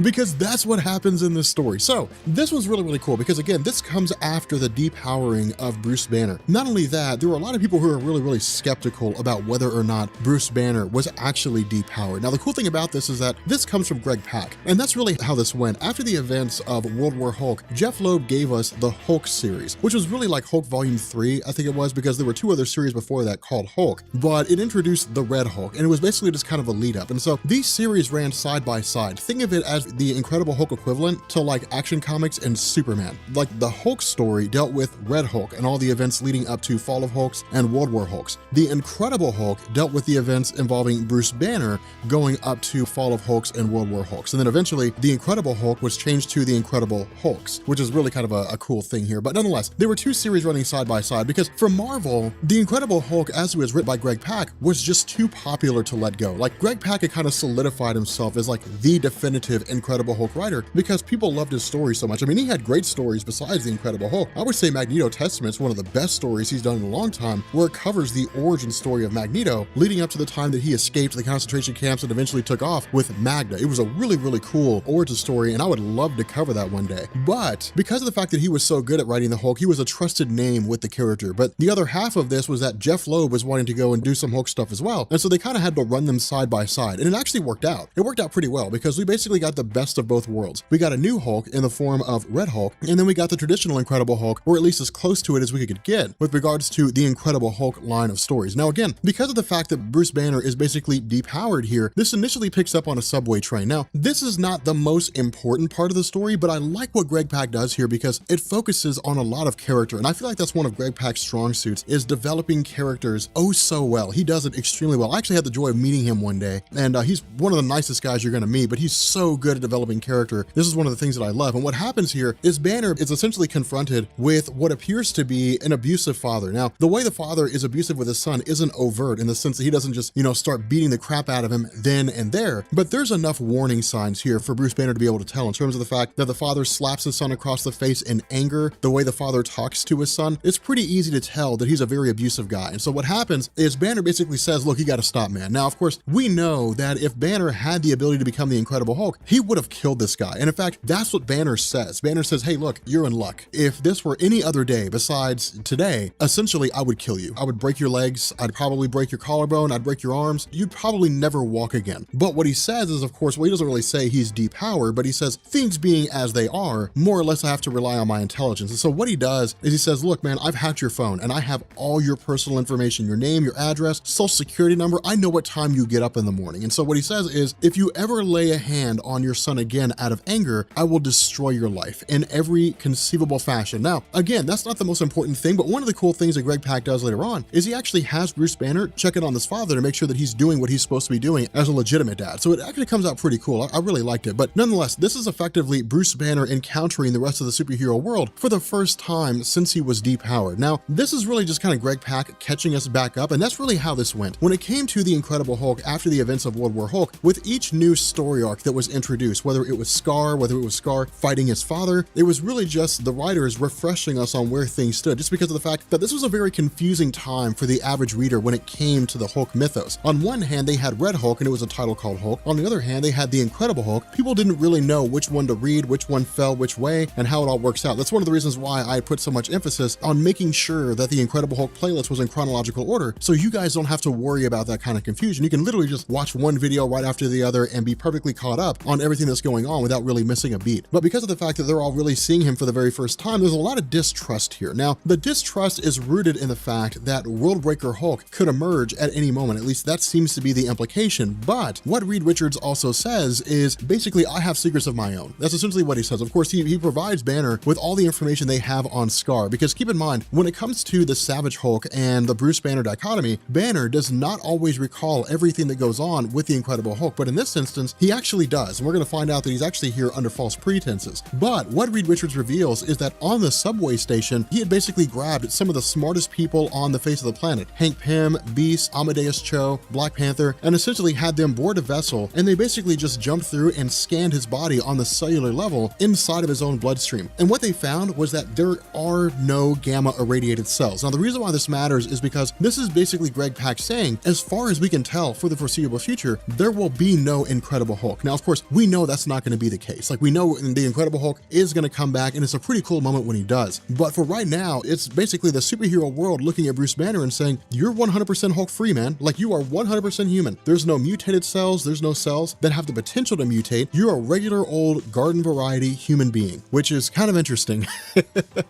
But, the other half of this is Banner says, hey, look, essentially, you haven't told me anything that I don't already know. I know everything about Scar. I know where he came from. I know why he's here. I know he wants to kill the Hulk. I've deduced all this stuff on my own, whether it's through recordings, whatever it is that I can recall when I was the Incredible Hulk, all that stuff. He's like, the only reason why I came here is because I want to take my sword.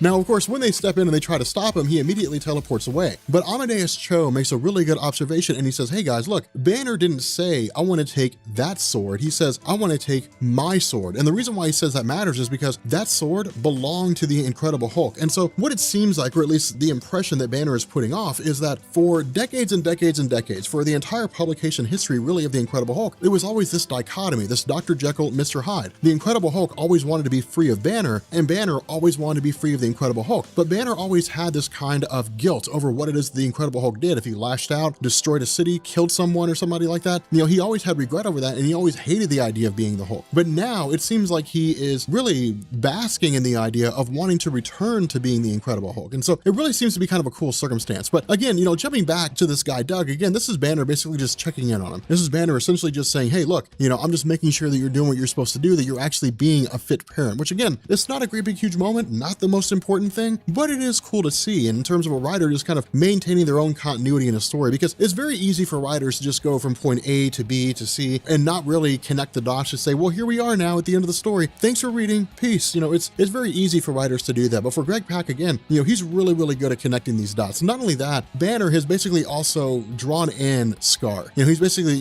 drawn Scar in and said, hey, come to this fight. Come grab me. Now, the funny thing about this is that when Scar shows up, he doesn't find the Incredible Hulk. He finds basically Banner's gamma robot. Now, the robot is effectively capable of absorbing gamma radiation. And when Scar goes against this robot, he takes it out with the greatest of ease. He knocks the helmet off, and that's pretty much it. I mean, there's really nothing to go on here. But the cool thing about this is that Banner had basically brought Scar here for a reason. He didn't engage him for the sole purpose of fighting. What he says is, I know that you want to fight Worldbreaker Hulk. Like, I know you want to fight that version of the Incredible Hulk that you've been hearing about time and time again. But he says, let me tell you something. If you were to go against him right now, he would obliterate you without a second thought. And, Banner says the reason why is because your actions on Sakaar led to the destruction of Sakaar itself when Galactus basically absorbed the planet. And not only did you destroy the world that the Incredible Hulk loved so much, you also led to the destruction of Kyra yet again when her spiritual form was imbued as part of the planet when she was using the old power. So you've effectively killed his wife again. And so he's just like, he hates you. If he were to come back and if you were to fight him, he would kill you in seconds. The fight, it would be over before it was done. Now, I love this about this story because it puts things into perspective. Like, it shows us how capable World War Hulk is. And the reason why I think that's important is because a lot of times writers will tone down other characters for the sake of a story. Inconsistencies and power levels are one of the biggest things that drive fans absolutely insane. When you have a character who can withstand an atomic blast, but then they're punched out by a guy with super strength, that doesn't quite match up. But with Scar, it would have been easy for Greg Pak to kind of skip over that and say, oh yeah, it would be a really, really cool fight. No. He maintains that standard. He maintains that threshold of just how powerful World War Hulk is and says, hey man, if you were to fight World War Hulk, he would kill you so fast. The fight would be over before you even knew it started. You'd be dying before you really even got a few punches in. And so he says, my job here is to tell you that if you really want to fight Worldbreaker Hulk, then you need to be trained on how to do it. You need to fight some of the most formidable members on the face of the earth, not just guys who are super strong, guys who are really, really capable, guys who are prodigious fighters, guys who are ruthless,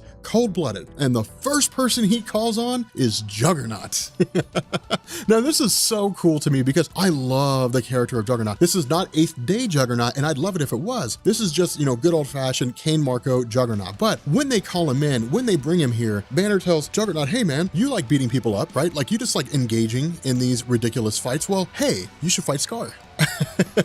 Now, of course, this works for the character of Juggernaut because Kane Marco just likes tearing things up. I mean, that's one of the coolest things about him. I mean, he has his own motivations. He'll kill Charles Xavier whenever he gets a chance, or if he ever gets a chance, assuming he's in the right mindset. But Juggernaut also presents a legitimate challenge for Scar, probably one of the most formidable challenges that Scar is going to face. And the reason for this is because, as we know, under normal circumstances, once the Juggernaut starts moving, he can't be stopped. You cannot stop him. The only instance that I know of where a non-cosmic entity was able to stop the Juggernaut was when the Incredible Hulk became a Horseman of Apocalypse, I think. And between the celestial technology and the augmented abilities, he was able to make Juggernaut stop once he started moving. He was actually able to push him back. That's the only time I know of that happening. Now, I could be wrong here, but of course, with this fight between Juggernaut and Scar, it's really, really cool because it's Scar learning some very valuable lessons. Not only that, it's Scar also being pretty intelligent in terms of his abilities. One instance is he actually goes back into his normal human form and basically tries to play on the sentimentalities of Juggernaut. Now, Juggernaut doesn't necessarily have sentimentalities, but Kane Marco will rarely ever kill a kid. He won't really go out and kill children. It's not really his thing. Now, a lot of that's just because of Marvel's writing style. There aren't very many villains who are just going to go and kill kids. The only people that you'll find are people who are just wildly insane and don't really care about collateral damage, like Green Goblin. Green Goblin might kill kids, but it's not like he would go out of his way and throw a bomb into a schoolhouse. It's really just, I don't know why that's funny,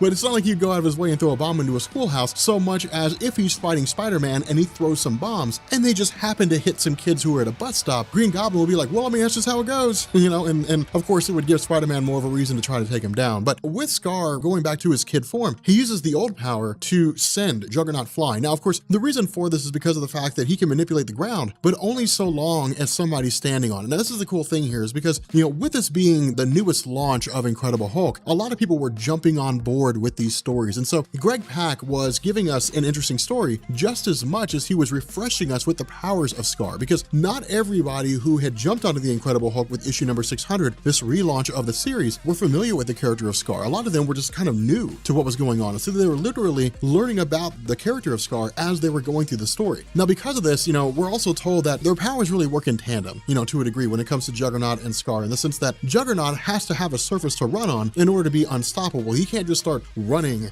on air. It doesn't work that way. He has to have something to move on. At the same time, Scar has to be touching the ground in order to manipulate it. And so it's just really one of these circumstances where you have two guys who both need the surface of a planet in order to utilize their abilities to the best of their ability. And so because of this, they're able to fight pretty well. They're able to hold their own. The ultimate blow really comes though when Scar uses the power of the Old Strong and basically punches Juggernaut into space.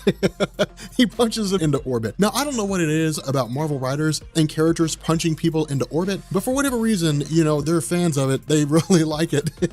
Spider-Man punched the Incredible Hulk into orbit, and Scar punched Juggernaut into orbit. So it ends up working out. But again, continuing this role of being a kind of mentor for Scar and having him go against some of the most formidable members in the comic book community, we eventually have him going against Wolverine. Now, of course, again, Wolverine is here more or less at the behest of Bruce Banner, but Wolverine is actually, and I might be going out on a limb here, and some might disagree with me, but Wolverine, I think, is more formidable of a threat than the Juggernaut is. And the reason why is because Kane Marco's not that bright. Kane Marco is just a blunt force object, just punching things and moving fast. Sure, he was a military guy, but he's not nearly as experienced as Wolverine is. Now, a lot of that's just because of Wolverine's longevity, right? I mean, he's been around for a few hundred years, for like a couple hundred years. He's not as old as Mystique, she's 400 or 500 years old, but for the character of Wolverine, he's 200 something years old. He was born in the 1800s, maybe a little over 100 years old, but he's got experience, with multiple forms of martial arts. He's fought in a multitude of wars. He fought alongside Captain America. He's got his experience as part of Team X. He's been a spy. He's involved in espionage, stealth. Not only that, when it comes to him just fighting the Incredible Hulk, he's got a lot of experience there too. And so because of that, going against Scar is not necessarily like going against the Incredible Hulk, because the power of the Old Strong is still a little bit different. But when the two of them are going against each other, a Scar basically takes out Wolverine readily fast. Now, the reason for this is that, again, Scar is a lot more intelligent than the Incredible Hulk is. And I wouldn't go as far as to say that Wolverine was going in expecting to fight the Incredible Hulk, but I will say that Wolverine was going in not really sure what was happening. Not only that, just between Scar's experiences in learning about the foes of the Incredible Hulk, so on and so forth, while Greg Pak doesn't say it, I would go as far as to say that Scar is aware of just how lethal Wolverine is. And it's one of these circumstances where it's put him down before he puts you down. Otherwise, otherwise you're gonna die. And so, he takes him out right off the bat. Now, it could also just be that Scar was impatient, but the cool thing about this is that Scar actually ends up encountering Wolverine's son, Daken. Now, the cool thing about this is something that I really liked, is with Scar running off and going against Daken, where Wolverine initially steps up and says, okay, let's go take care of him, let's go deal with him. Bruce Banner uses his old power gun, which basically, instead of shooting somebody with a bullet, it shoots them and basically creates the effect of an earthquake. He's able to subdue Wolverine momentarily and says, hey man, like, you're coming with me. We're gonna let Daken fight Hulk. Now, this works out cool because Daken is in so many ways just like Scar. He hates his father. He wants to kill his dad. He's wildly capable in terms of his abilities. He's got a healing factor. He's got claws. I mean, the whole 9 yards. He's just as capable. Not only that, he actually sits down and says, hey man, I want to give you a spot on the Avengers. Now again, this still takes place during Dark Reign. And so these guys, or at least Daken, is still working for Norman Osborn. He's still got his Dark Avengers. And so when he starts talking to Scar, he says, hey, look, man, like, we have a lot in common. We're both effectively ripped from our mother's womb. I mean, with Daken, it was physically torn away, whereas with Scar, he was just kind of thrown away. But they've both been forced to endure harsh lives in the sense that Scar fought for survival and Daken was trained to be an assassin. They both want to kill their fathers. I mean, they both stabbed them effectively, when they first met. It's just really their lives almost seem to be identical. Not only that, though, when Wolverine is sitting down and talking to Bruce Banner, he basically says, hey man, it's not Scar that you need to be worried about. He's not the one that you need to be concerned about. You need to be concerned about Daken. And the reason why is because he has part of the Muramasa blade stuck in his claws. Now, for those of you guys who don't know, in Marvel Comics, there are different weapons that are capable of nullifying healing factors. Carbonadium is one of the most well-known, just because of the fact that it's what the tentacles of Omega Red are composed of. A lot of people know Carbonadium because of Deadpool Kills the Marvel Universe, where he killed Wolverine using a Carbonadium blade and said, hey, it disrupts healing factors. The Muramasa blade basically shuts down healing factors for a temporary amount of time. So think of it as, well,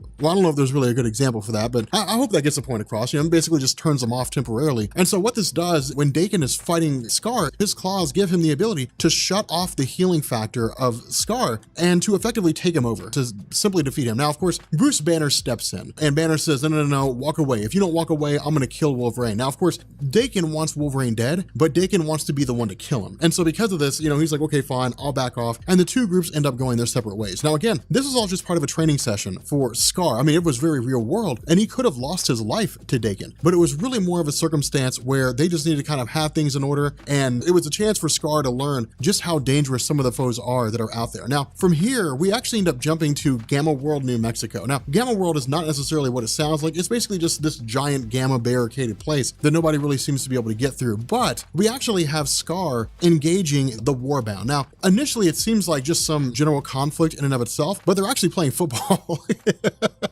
And it's actually really cool. It's cool to see Scar and Bruce Banner playing football because it creates this kind of bonding between the two of them. But not only that, it also gives Scar the ability to just kind of cut loose. It's one of these instances where he can go against guys that can hold his own. I mean, he can go against A-Bomb, he can go against Korg, and they can hold their own in this conflict. But maybe it's just me, but it's just funny seeing Scar play football. I really like that idea. The issue with this is that as Banner and Kate Waynesboro, which again, we had talked about her in the last video, while they're basically just kind of going about doing their own thing, talking a little bit and dealing with some of the past romance they've had over the course of the Incredible Hulk's history, we also learn that she's kind of caught up in this whole mystery or this whole issue regarding Leader. Now, Leader is a longtime villain of the Incredible Hulk. He's been around for quite some time. It's really his intelligence that makes him so capable, but not only that, he basically had this idea to effectively imbue a massive amount of people, a whole bunch of people, with gamma radiation and turn them into super soldiers. So it's almost identical to what it is that we saw MODOK doing in the story that dealt with the depowering of Bruce Banner. But the fact remains here that, in the midst of their searches, they basically come across a Harpy. Now, the Harpy, as is initially presented here, it seems like it's Betty Ross. And in fact, this entire time, Bruce Banner believes that it's Betty Ross. This gamma irradiated Harpy that's wildly dangerous. Scar is able to step in alongside A-Bomb and a few others and effectively subdue it. But that's when we learn that this Harpy is not actually Betty Ross. Not only that, Bruce Banner, when he thought it was Betty Ross, was actually prepared to kill his son in order to make sure that he didn't harm Betty, because as long as she's in some physical form, she'll be fine. But as far as they all knew, Betty Ross was dead. I mean, as far as they believed, she'd been dead for quite some time. Now, we'll get more into that once we get into Red She-Hulk. But the idea here is that when this Harpy begins to revert back to normal and this gamma radiation effectively starts to wear off, we learn that it's not actually Betty, that it's Marlo, that it's A-Bomb's girl. It's his chick.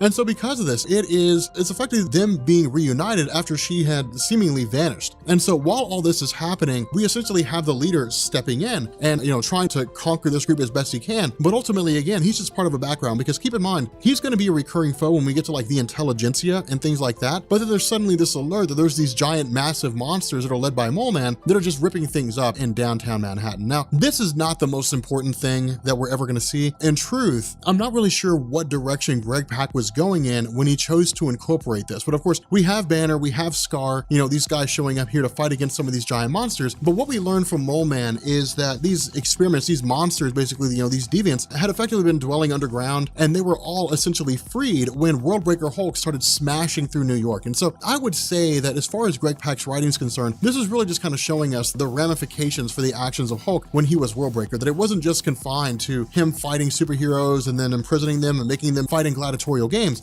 Instead, there were these long-reaching repercussions from experiments that were created by Mole Man, from these monsters that dwelled underground. Not only that, they all effectively worship Scar as their king because of the fact that they saw the power of Worldbreaker Hulk. They saw him as kind of this liberator, where he liberated these giant monsters from their prison, and he was kind of ushering them into the promised land, so to speak. And so because they view Scar as their absolute leader, we suddenly have the arrival of the immortal Tyrannus. Now, this is where things start to go off the rail, because I don't understand what Greg Pak was doing here. This is kind of a struggle for me to wrap my mind around. Tyrannus was a small-time guy who basically stole the power of the Deviants. Now, I've had a different, discussions on this, but the Deviants are basically one of 3 classes that were created when the Celestials showed up on Earth and, began modifying human DNA, which would eventually lead to mutants and superpowered beings. They created the Eternals, which were like these heavenly godlike beings. They created the Deviants, which were like these, monstrous looking beings that lived underground. And then eventually humans would become superpowered beings, but that's really how that unfolded. But Tyrannus had basically stolen some of their technology and power and then saw himself as this major foe going against the Incredible Hulk. It really seems like Greg Pak is reaching to a lot of the older stuff from the Incredible Hulk and trying to bring it back. I don't know if it's necessarily trying to pay homage to the way things used to be or trying to draw out, all these different things that made the Incredible Hulk great. I'm not really sure what he was going for here, but the fact remains, that Tyrannus is taken care of pretty easily. Not only that, Scar basically says, hey, look, if these guys consider me their savior, then no one's allowed to kill them but me. And again, this is really just Scar doing what he can to try to save the city as best he can, trying to act out the role of a hero. When he does, he's able to save things effectively. He's able to keep everything in order. He's able to bring these creatures down and effectively call it a day. But it's also him learning what it means to fight for something as opposed to simply fight against something. Because in the realm of Marvel Comics, the way their heroes are written, when it comes to Captain America, Iron Man, Spider-Man, any of those guys, heroes always fight stronger when they have someone or something to fight for as opposed to just fighting arbitrarily. Not only that, as far as the human world is concerned, this is the first green iteration of the Hulk in some form or fashion that they've seen since the Incredible Hulk is gone. Now, of course, they do know about She-Hulk. She-Hulk is always there, but it's really Greg Pak saying, hey, yeah, She-Hulk's nice and everything, but she's no Incredible Hulk. And so for them to see Scar to say, okay, he must be the new Hulk. And then ultimately, it all really ends and it begins leading into Fall of Hulks when we have Banner saying, okay, if they're all ready for the new Hulk, if they're all ready for this new Scar, playing the role of Hulk and everything, then that's cool. And let's see if he's finally ready to go against the old Incredible Hulk. And so what this seems to indicate is that the Incredible Hulk persona is not gone from Bruce Banner. That for whatever reason, either it was suppressed or he had done something to trick people into believing that it's gone. But in effect, the Incredible Hulk is still a part of him and it's going to re-emerge again.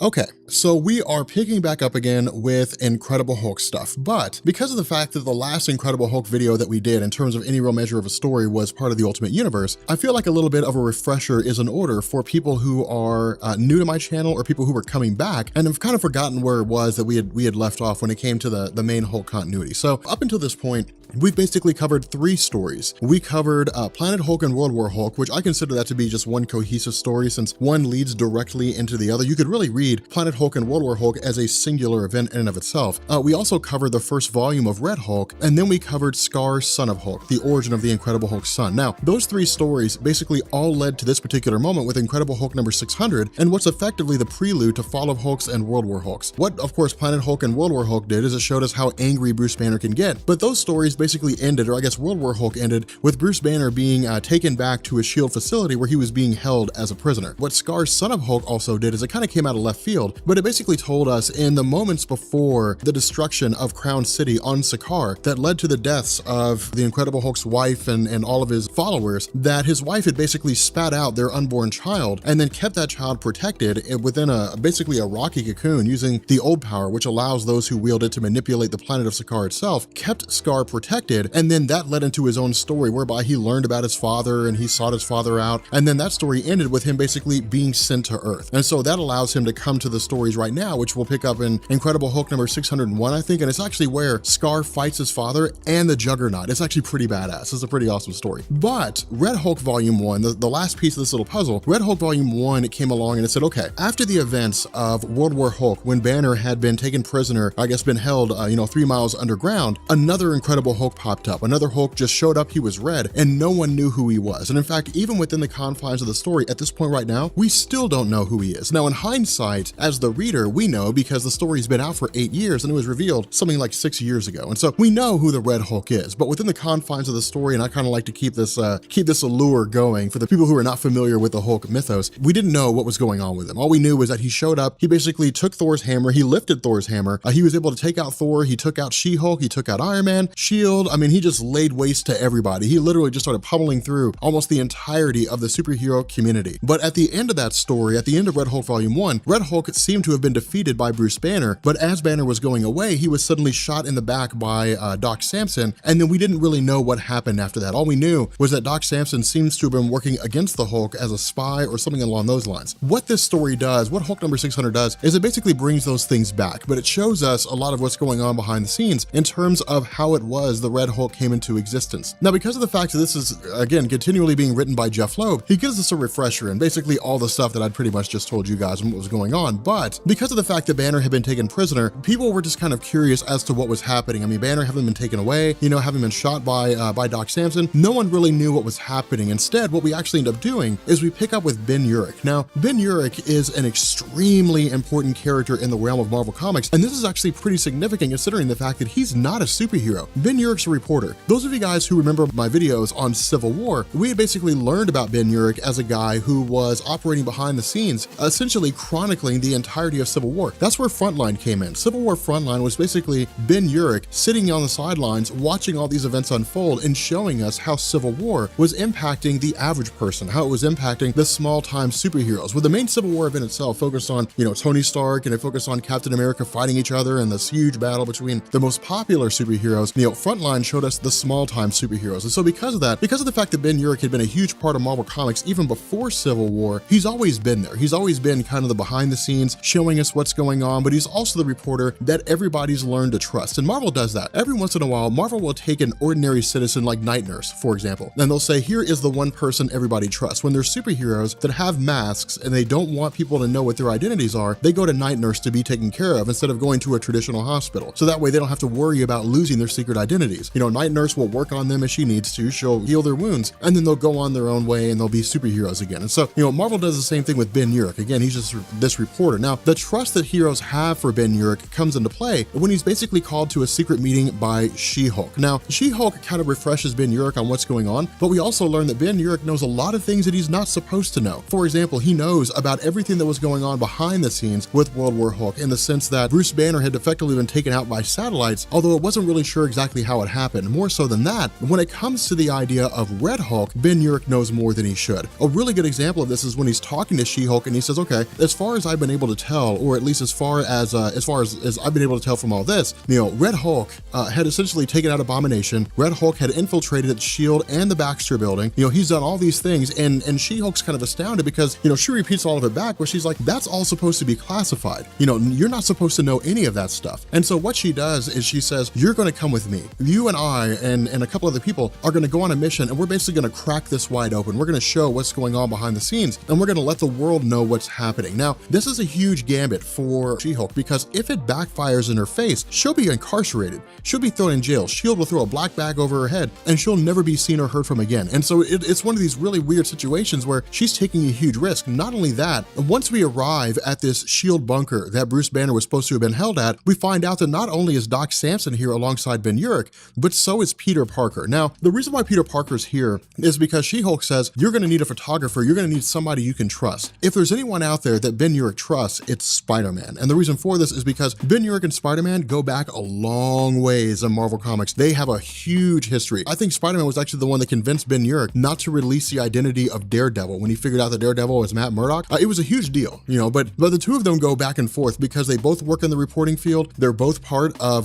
the Daily Bugle. They both report to J. Jonah Jameson and Robbie Robertson. I mean, they have a lot of similarities between the two, but because of the fact that he trusts Peter Parker so much, he's like, look, Peter Parker will keep our role hidden here. If it comes to the point that no one needs to know that we were here, no one needs to know who it was to snap these pictures, Peter Parker will make sure these pictures get to where they need to go, and no one will know who took them. Not only that, we learn from Doc Samson that the S.H.I.E.L.D. agents who are here are not actually S.H.I.E.L.D. agents. So that's the first tip that Jeff Loeb gives us. This is not an actual S.H.I.E.L.D. bunker. Instead, this is seems to be a bunker operated independently by some third-party organization or nefarious group. Now, where Doc Samson goes in and pulls out some costumes that belong to AIM, to Advanced Idea Mechanics, the various scientists that are trying to take over the world using technology and science, what he also says is that these S.H.I.E.L.D. agents are basically upgraded life model decoys. Now, I want to talk about this for a second because Agents of S.H.I.E.L.D., the TV show, which Jeff Loeb is currently, running, ended on the idea of life model decoys. This is actually something kind of cool because when I was watching the show, I was like, life model decoys, and they showed May was actually a life model decoy when the real May was being held prisoner. What it seems like Marvel's doing with Agents of S.H.I.E.L.D. right now is they're taking the road of Nick Fury versus S.H.I.E.L.D., where life model decoys take over S.H.I.E.L.D. and Nick Fury, along with maybe one or two other people, are able to bring them all down. That's the story that Marvel wrote, where Nick Fury stopped reporting to the 12 anonymous individuals and basically made himself executive director, and he was the sole person in charge of S.H.I.E.L.D. That's basically how that story unfolded in Marvel Comics, is where that came from. But I kind of felt like it was worth mentioning because life model decoys are exactly what they sound like. They're literally life model decoys. decoys. With the exception of people who can somehow tap into machinery like Tony Stark or people like Forge who intuitively know how machines work, no one would know that they're life model decoys. They look, they talk, they act like real people. They sweat, they spit. I mean, they do all the kinds of stuff that normal human beings do. And so it's impossible, almost impossible, to know the difference between a life model decoy and an actual human. Not only that, once we get in here, once we get into this SHIELD facility, we actually learn that MODOK is running the show. Now, we've almost never talked about MODOK, and there's a reason for that, because MODOK is,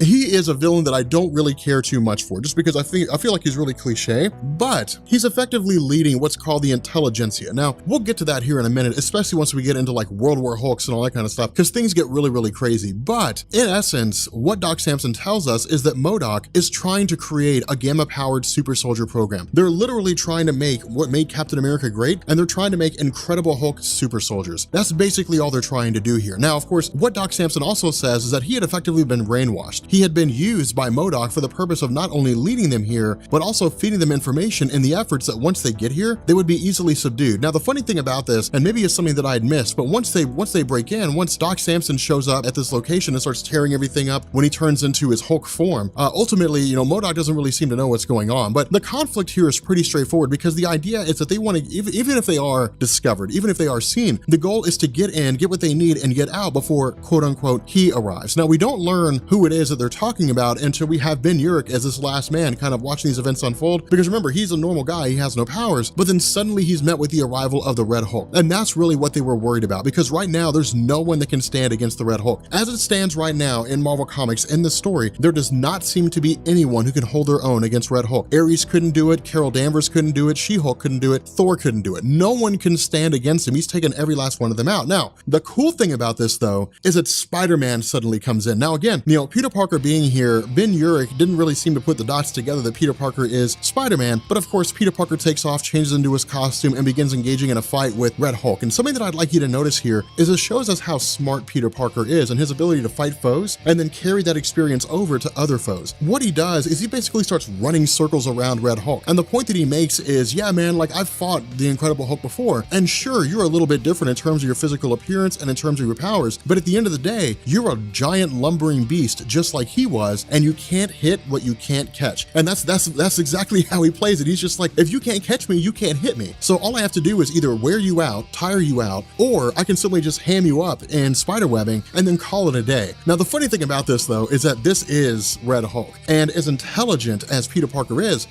the Red Hulk is that much more strategic. And so because of the fact that it's literally military intelligence going against scientific intelligence, at the end of the day, Parker just doesn't really seem to be able to pull it off on his own. And so this is when we officially get the return of Bruce Banner in this instance, whereby as he watches Peter Parker being manhandled by Red Hulk, he suddenly emerges from his tank and just begins attacking the Red Hulk. Now, under normal circumstances, I would have looked at this and said, okay, here we go again, Jeff Loeb. It's Red Hulk versus Green Hulk, and yeah, it's cool, but it was a one-hit wonder. It was cool the first time, now it's wearing thin. That's not what he does. He says, hey, on the surface it looks that way. On the surface it looks like it's just Red Hulk fighting Green Hulk. That's not the case. Instead, what Red Hulk says is he has the ability to absorb different forms of radiation. And the radiation that he chooses to absorb here is the gamma radiation of Bruce Banner. Effectively, he strips Bruce Banner of his ability to become the Incredible Hulk. Now, of course, with the Incredible Hulk, we know this is not permanent. And in fact, by the next issue, he'll be Incredible Hulk again.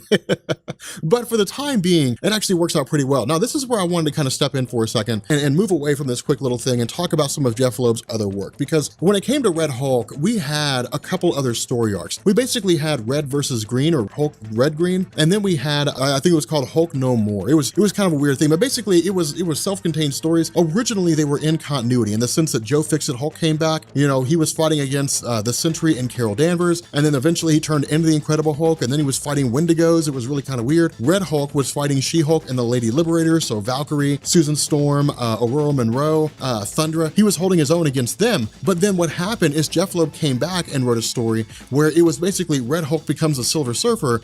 They were all kind of fighting Galactus at the behest of a conflict that was initiated by the Grandmaster and the Collector, who were elders of the universe, and then they retconned it all. When I say that, now that I say that, I really feel like I need to do videos on that. Like, I'm gonna title that video, Red Hulk becomes the Silver Surfer. Like, that, man, the views.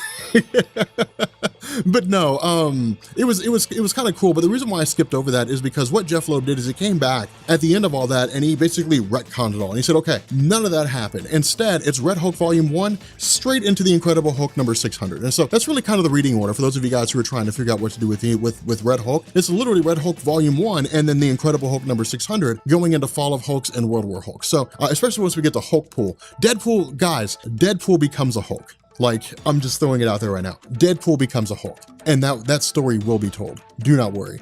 I'm going to tell that story.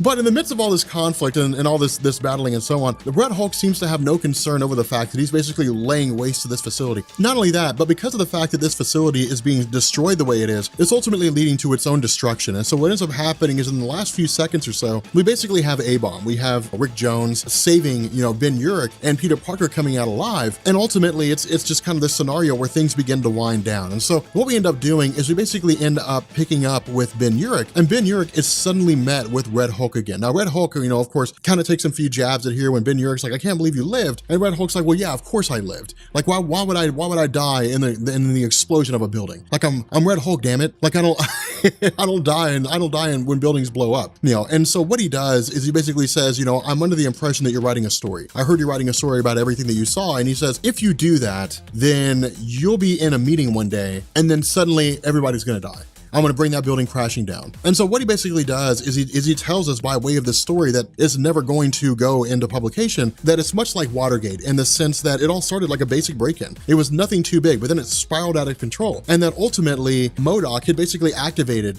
advanced idea mechanics. They all began working together that General Thunderbolt Ross has committed treason against the US government and SHIELD, although we don't exactly know how, and that they're effectively starting a super soldier program using gamma radiation to create their own variety of Hulks. And so again, what this did is it basically just kind of lays their groundwork and says, okay, here is the prelude, quote unquote, to Fall of Hulks and World War Hulks. Here's how it is that all the superheroes end up turning into Hulks. Here's this massive conflict that's underway when it's just Hulk versus Hulk, when everybody is a Hulk. It's really kind of weird. But in any event, again, this is just kind of an introductory issue. This is setting the stage for things to come. But in the next video, what we'll do is we'll actually kind of wrap back around. We'll basically cover the story of, Bruce Banner Hulk versus his son, because what's really kind of weird is that seems to run alongside Fall of Hulks and World War Hulks as best as I can tell.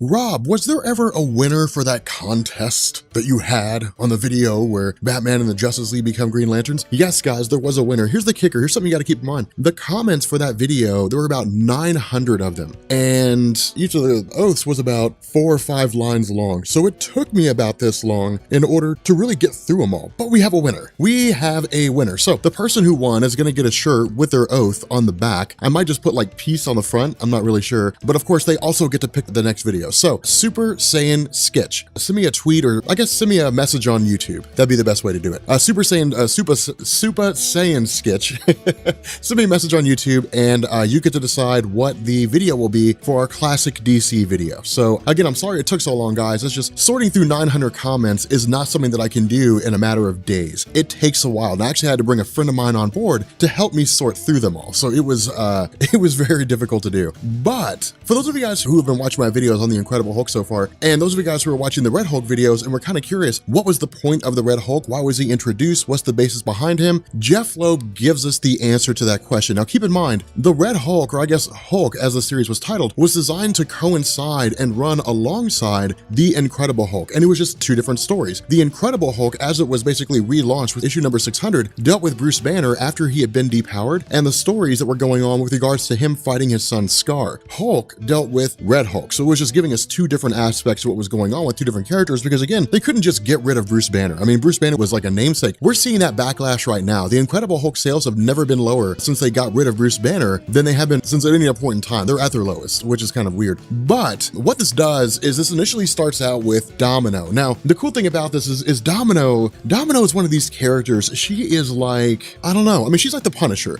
She has a huge history. She was actually around, I think the Punisher came first, now that I think about it. But but she's always in the background. But she's one of these characters that has her hand in everything. And in fact, in this story, we're going to touch back again with Silver Sable. And those of you guys who are old school Spider-Man fans will be familiar with Silver Sable. She is a classic character. She's really like the broker of information when it comes to the Marvel Universe. But Domino's really just kind of witnessing a meeting between Doc Samson and some other person. And we learn that this other person is basically the Red Hulk. Now, keep in mind, Jeff Loeb is still toying around with the idea of who is the Red Hulk. Now, the issue with this was that this story arc, the time it took from the time the Red Hulk first showed up until his identity was revealed took about 2 years. And as cool as it was, by the time the reveal of his identity came along, it was sort of wearing thin. And fans were like, look, we just really want to know what's going on with Red Hulk right now. Like, we're kind of tired of waiting.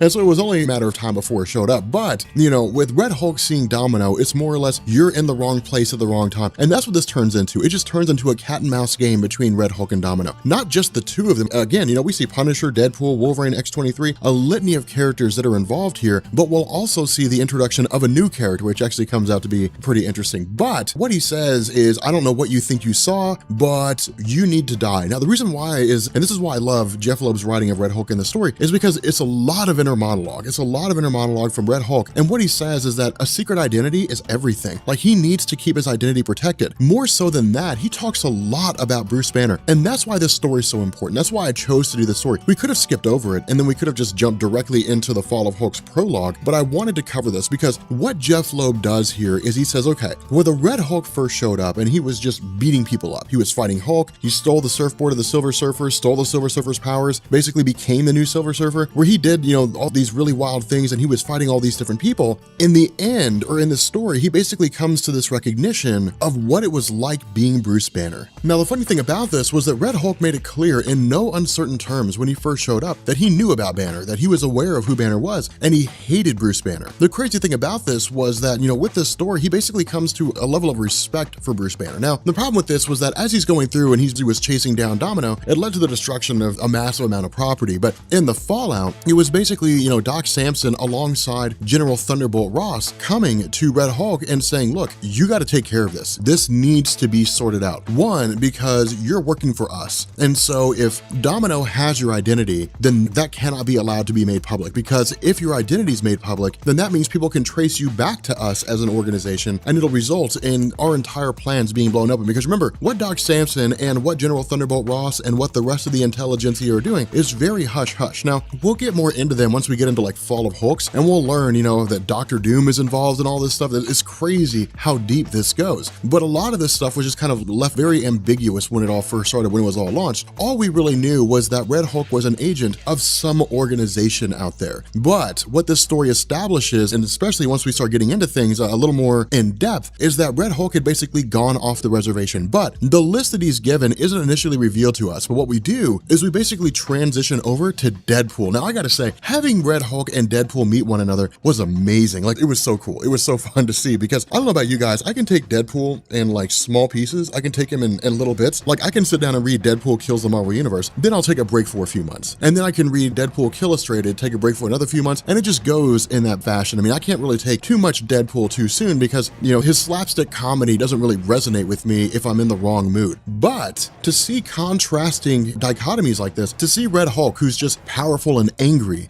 basically going against Deadpool, who's just nonsensical, it's actually pretty funny. It works out pretty well. Now, of course, a lot of these here are life model decoys. And this is something I want you to really keep in the back of your head, because later on, as we start getting into more videos, life model decoys are going to play a pretty significant role. But as we know, life model decoys, again, are basically just these, they're literally designed to look like people. For example, in Original Sin, we learned that over the course of the decades that we had been seeing Nick Fury in Marvel Comics, those were never the real Nick Fury. They were life model decoys. And the real Nick Fury was just hiding out in a satellite orbiting the Earth that no one knew existed. That's what they did with his character. Now, of course, he's back now. The original Nick Fury from Marvel Comics, the white guy, he's back now in Thor the Unworthy, which if you are not reading Thor the Unworthy, you are missing out. Oh my God, dude, that's a fanboy. That story is so good. Oh my, Jason Aaron, I love you, man. Like, the next comic convention I go to needs to have Jason Aaron, and I'm going to get Thor the Unworthy #1 signed by him. I'm sorry. I just really love the Thor run right now. I can't wait to get into the Thor series on this channel, because we're literally going to start with Ragnarok and just work our way way forward. Like, that's what we're gonna do. But I digress. I get so excited, guys. I get so excited with this. But again, what ends up happening here is Red Hulk makes some comments about Deadpool. One of the first things he says is he doesn't like working with guys whose loyalty can be bought. And the reason why is because they'll betray whoever it is they're working for if somebody else is willing to pay them more money. That's one of the reasons why a lot of legitimate, or I guess as close as you can get to legitimate organizations, won't really work with Deadpool because he'll betray them in a heartbeat. Half of it's because he's insane, but the other half is because somebody else might pay more money. Now, with the character of Frank Castle, he's a little more concrete. And this is really kind of cool because Frank Castle just has his own moral compass. The Punisher, in my mind, is one of the best characters in Marvel Comics. Sure, his stories always struggle except for Punisher Max. Yes, they never really last a long time, and he usually ends up being relegated to a support character. For example, in the Civil War comic, when he saved Spider-Man's life and took him to Captain America, that was one of the greatest things because then the comic revealed that he'd been secretly watching them all and none of them knew that Punisher was keeping an eye on him. It just shows how capable he is as a guy. But what Red Hulk says here is that Frank Castle, having his own moral compass, is a guy who, he basically lost his family and he decided to take out the world. But all he wants is to kill bad guys. That's all he wants. That's the only thing he wants to do. Anybody that makes it easier for him to do that is an ally. Anybody who gets in his way of doing that is an enemy. It's that clear cut and simple. And so what Red Hulk says is he basically, as a Punisher, says, hey, look, man, what you want is to kill bad guys. And I will give you the shield files on every single criminal who's part of the witness protection program that you think deserves to die. Now, of course, the funny thing here, though, is that with their first encounter, because remember, this is the first time Punisher and Red Hulk are meeting, Punisher tries to kill him right off the bat. Now, Jeff Loeb gives us this for a couple reasons. The first is to show that the Punisher will just kill bad guys on sight. Now, this is something that most people know of, but not everybody who goes and cracks open a Marvel comic that has the Punisher really knows that much about him, especially like first-time readers. If people are familiar with him, they know that. But one of the things with the Punisher is he kills bad guys as soon as he sees them. That was covered in Civil War. That was one of the greatest moments. You literally had villains who went to Captain America and were like, hey, look, yes, we fought before. Yes, we're bad guys, but we do not like the Superhuman Registration Act. We're siding with you, Captain America. And then the Punisher just sprayed him down with bullets. And it led to Captain America kicking his ass. It was a really, really cool moment, but it just showed us the Punisher kills bad guys on sight, quick, fast, and in a hurry. No questions asked. And that's one of the things that I love about his character so much. But it's really just, again, Red Hulk going around and effectively buying people's loyalty. Now, we all end up getting the Crimson Dynamo, which is basically kind of like Russia's answer to Iron Man. I always thought the Titanium Man was really more of, I think, Russia's answer to Iron Man. But this also creates a really cool thing. And I want to talk about this for a second because a lot of people have asked me about this before. The character of Colossus is key to understanding Russia's superhero program. So way back in the day, to kind of sidetrack from this coming for a second, way back in the day when the Avengers first showed up, when the Avengers first formed, Russia realized that they needed an Avengers team of their own. And so what they did is they started going around and kidnapping anybody in Russia that had superpowers and then forcing them to become part of Russia's super soldier program. I think it was called the Winter Guard. I'm not going to swear to that, but I feel like that was the name of it. But Colossus was originally supposed to be one of the people who was kidnapped. The issue is that Charles Xavier basically showed up and rescued him. Now, of course, that was in the updated origin of Colossus, which I think we covered in my video on Colossus Explained. You'll find that down in the description. But I just wanted to throw that in there for a second because I think that when it comes to superhero teams and organizations, things that go on outside of the US are usually kind of ambiguous to a lot of new fans. They're not really sure about it because, in truth, usually Marvel Comics just covers things that are going on in the US. Not only that, what Red Hulk says is he's basically brought all these guys together for the purpose of tracking down Domino. But the funny thing about this is that before they're even assembled, Elektra pops up and says, I already found her. Now, this is huge. This is a really, really significant thing for Jeff Loeb to create. And the reason why I say that is because when it comes to the character of Elektra, she's wildly undervalued in Marvel Comics. I mean, not in terms of writers, but in terms of a lot of readers. A lot of readers are like, yeah, the character of Elektra, she had that really bad movie, right? I mean, that's usually what people say. Elektra is one of the most important characters in Marvel Comics because she is an integral part of the criminal underworld. She's not as integral as Silver Sable, but she is a very important part of the criminal underworld. And her being able to find Domino right off the bat shows us her resources. It shows us how smart she is, but we're also going to find that she's going to be very, very important for Red Hulk, especially once we start getting into the end of this story and what it is that she values and what it is that she requests from him if he wants her aid in the future. Now, of course, once Domino is basically tracked down, we end up picking up with Red Hulk and them while they locate them, and we find out that Domino had basically secured Uncanny X-Force. Now, Uncanny X-Force really came out of the House of M, Messiah Complex, Messiah War, and what had happened here is Wolverine had basically formed his own team that would operate without anybody knowing they exist. That was the idea. No one was supposed to know that Uncanny X-Force existed. The general public wasn't supposed supposed to know, really like the superhero community and S.H.I.E.L.D. weren't supposed to know. But it was operating behind closed doors, and I believe one of their first major missions was following Cable and Bishop. And what I mean by this is during the events of Messiah Complex and Messiah War, Hope Summers was the first mutant that was born after the House of M. That's why she's so important, is because when 98% of the mutant population lost their powers, there were no mutants being born. That was it. There were no mutants coming out. Most of the mutants lost their powers. We had 198 mutants, and that was it. Hope Summers being born changed all that. The issue was Bishop believed that Hope Summers was the person that caused his future by killing 1 million humans in the 6-Second War. And so Bishop was trying to kill Hope Summers. Cable grabbed Hope Summers and started jumping into the future, and Bishop followed them. And so Cyclops went to Wolverine and said, go find Bishop and go find Cable. Go save Hope Summers. And so it led to this like 3-way chase where you had Cable running with Hope Summers, you had Bishop following Cable, and then you had Uncanny X-Force following Bishop. So it was a really cool situation that went on. And I think Comic Storian has Uncanny X-Force on his YouTube channel. I'll probably cover it at some point, maybe, I don't know, sometime next year, but usually Benny and I try to give ourselves some breathing room whenever we end up doing series that are similar. We try to give ourselves enough time to where we can do it, we'll have the interest, and then one of us can come along and do it in our own way and maintain the interest, so we try not to cut over each other. But this fight between Uncanny X-Force and the forces of Red Hulk are actually really, really cool here. The other half of this is that we get some interesting, again, inner monologue with Red Hulk. Now, this is really more action than anything else. There's not a whole lot of exposition here, but to see Red Hulk going against Wolverine, to see the Punisher going against X-23, to see Deadpool going against Warpath, you know, Thunder's still here, and Elektra, just watching it all unfold is cool, because remember, Elektra is going to be in the background of almost all this stuff. The other half, though, is that Jeff Loeb gives us some exposition and some explanation on how these characters relate to one another, even if it's only by way of conflict. For example, Red Hulk is extremely intelligent. He's much smarter than Bruce Banner is,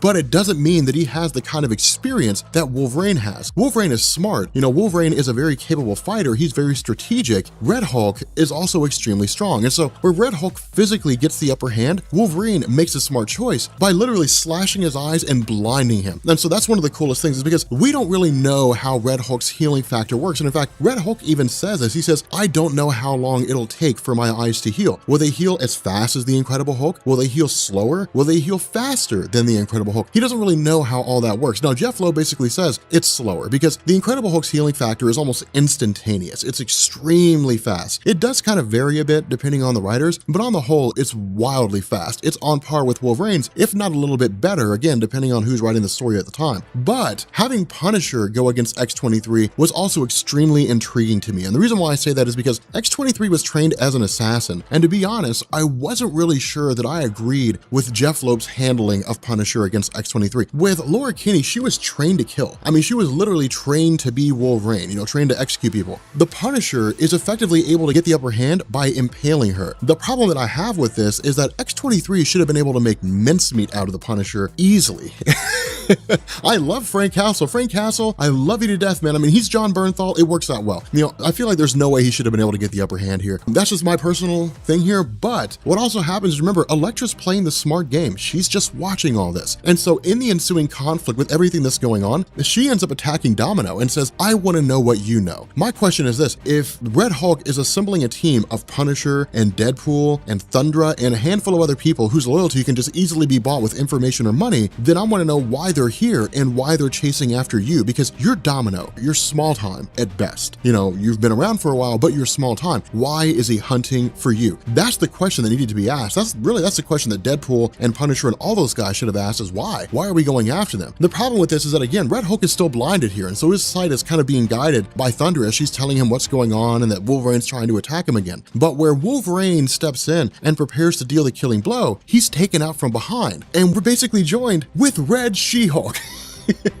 Now, I've been looking forward to this. I've been looking forward to making a video about Red She-Hulk, because Red She-Hulk is really, really cool. She's really intriguing. She's really more violent and she's more angry, but she adds a whole new dynamic here, because we have She-Hulk. I mean, we have Jennifer Walters. It's not like Jeff Loeb's doing anything new by having a female version of the Hulk, but Red She-Hulk is her own character. She's aggressive, she's intelligent, she's smart. I mean, it really works out well. Not only that, Red Hulk doesn't know who she is or where she came from. Something else that I also hope you notice here is she's basically wearing a hulked out uniform of Domino. And so what it looks like here is that Domino turned into Red She-Hulk. Now again, this is Jeff Loeb throwing out misdirection. This is one of the reasons why Jeff Loeb was so good at holding the identity back, because remember, when it came to this, we didn't know who Red She-Hulk was when she first popped up. We didn't know who she was. We know it's not Domino, but we didn't know who she was. And so it was like, man, like what in the world's going on? Like it was crazy to see all these things happening, because it was like everyone's becoming a Hulk. Like everyone is a Hulk now. Not only that, we also have Wolverine trying to take out Red She-Hulk, but ultimately Punisher steps in. And so it just kind of becomes a situation where things are temporarily neutralized, if only for a moment. And Red She-Hulk basically grabs Red Hulk and they get out of there. Now, when they bail out, Deadpool and Thundra and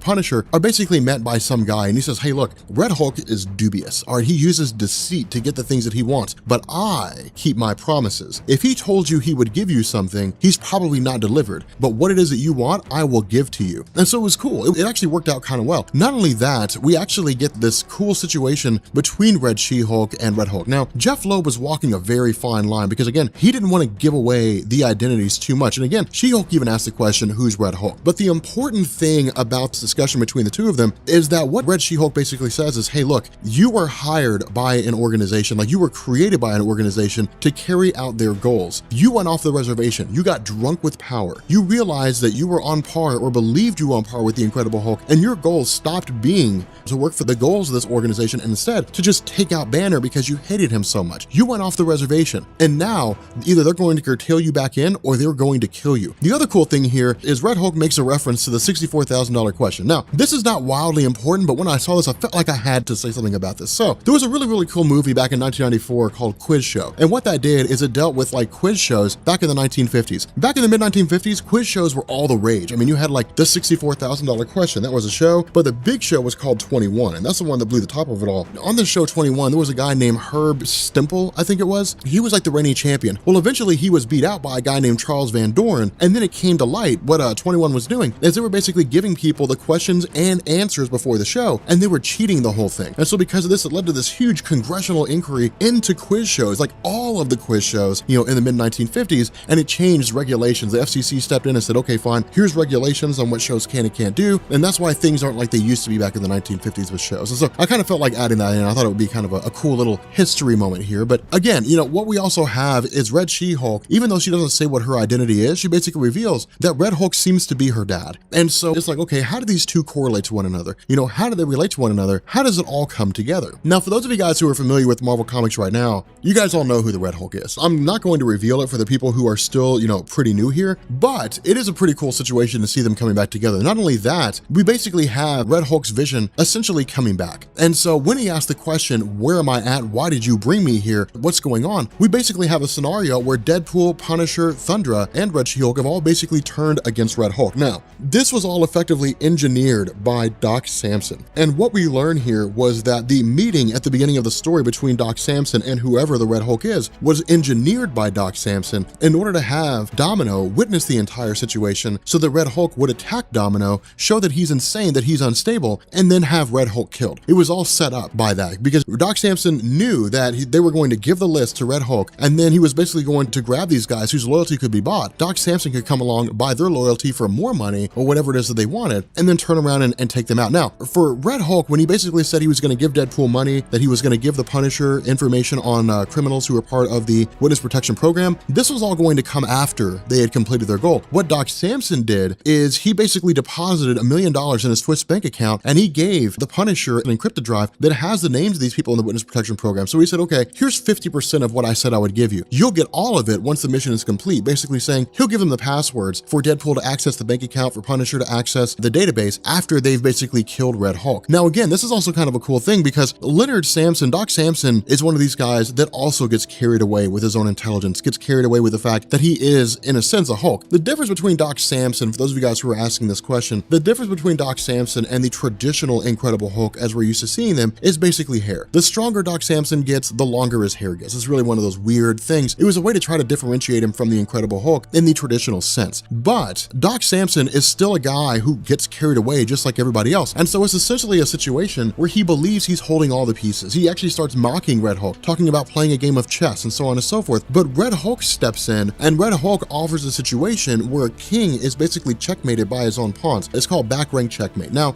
I wouldn't call myself a chess guru, but what I will say is that I've seen chess matches where pawns win games. Chess is a game that's designed to illustrate the fact that every piece has some measure of power, and no piece should be taken for granted. No piece should be taken as an absolute strength. For example, there are people who play chess and believe that the queen is the most powerful piece. But what happens if the queen gets taken off the board? How do you adapt? Honestly, I would take some rooks and bishops over a queen any day of the week. But it just illustrates the point that you're never holding all the pieces. You're never holding all the cards. This is illustrated when Thunder's loyalty basically cannot be bought. Now again, we don't really know why yet. We're not really sure what arrangement Red Hulk had worked out with Thundra, but it's essentially a situation where her loyalty cannot be purchased here. Not only that, he also takes it against Red She-Hulk and is able to subdue her for a time. And so it's really just a situation where everybody's fighting everybody else, or at least the forces of Red Hulk are fighting against the forces of Doc Samson. And so again, it's just kind of this weird choosing sides sort of thing. The other half of this is that Red Hulk begins to comment and begins to offer this explanation on Banner. Now, this is why I say Jeff Loeb's writing of Red Hulk was really, really good, because he basically makes the case that Bruce Banner and the Incredible Hulk situation was intriguing because of the fact that in a lot of ways, when the truth came out that Banner was the Incredible Hulk, no one trusted him anymore. Nobody would hire him because they were like, well, we don't know if Banner's going to turn into the Hulk. We don't know if somebody's going to walk in and they're going to give him a cup of coffee that has too much sugar and he's going to lose his mind and Hulk out. You know, they didn't know if that was the case. Not only that, his name was basically tainted. And so nobody would bring him in. Because of this, with the Incredible Hulk constantly being hunted, with Banner constantly being hunted because he was the Incredible Hulk, the only thing Banner could do was be the Incredible Hulk. And it created a life of loneliness, not because he wanted to be lonely, but because he had to be, because it was the only way to keep himself alive. Not only that, the friends that he had, the members of the Avengers, feared him. The superhero friends that he had were afraid of him. And so it was a situation where the Red Hulk came to the realization that to be a Hulk means to be alone, because the people that you call allies will fear you and they will always try to kill you. And so this is cool because it's Red Hulk beginning to understand where the Incredible Hulk is coming from when he says he just wants to be left alone. It's not Banner just being violent. It's not Banner just lashing out. It's not him just being mad at the world and stomping around. It's him genuinely wanting to be left alone, but everybody chasing him. It's really like this circular thing. You know, the Hulk wants to be left alone. People chase after him to keep him from being dangerous. Because they're chasing him, he has to defend himself. He becomes dangerous, and it just creates a vicious circle. If people would just leave him alone, he wouldn't be dangerous. And so it's really kind of a funny situation. But again, in the midst of all this, we have Red She-Hulk dealing with Red Hulk, and he actually spares her life for a moment. But again, she turns against him and throws him off. Now, this is when things start to become a little more clear. This is when things become a little more important. And this is when we start getting into the prologue to Fall of Hulks. When Red Hulk is thrown from the top of this building, he's basically met by Elektra. And Elektra essentially says,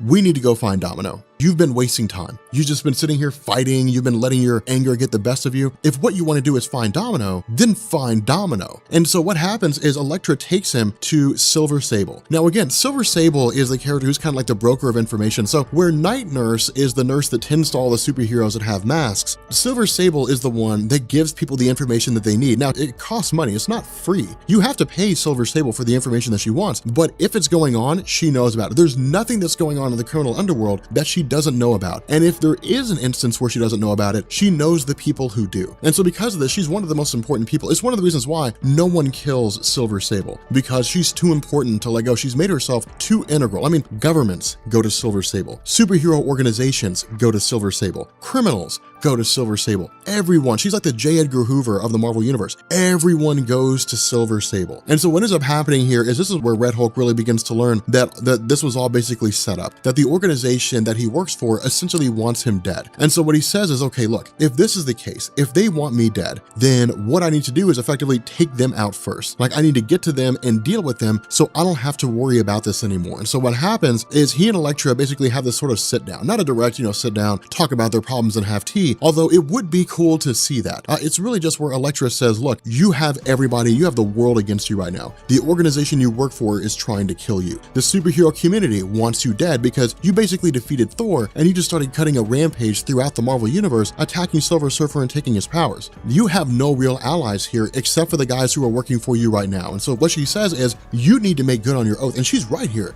She's like, the last thing you need to do right now is screw over the few people that are actually working for you.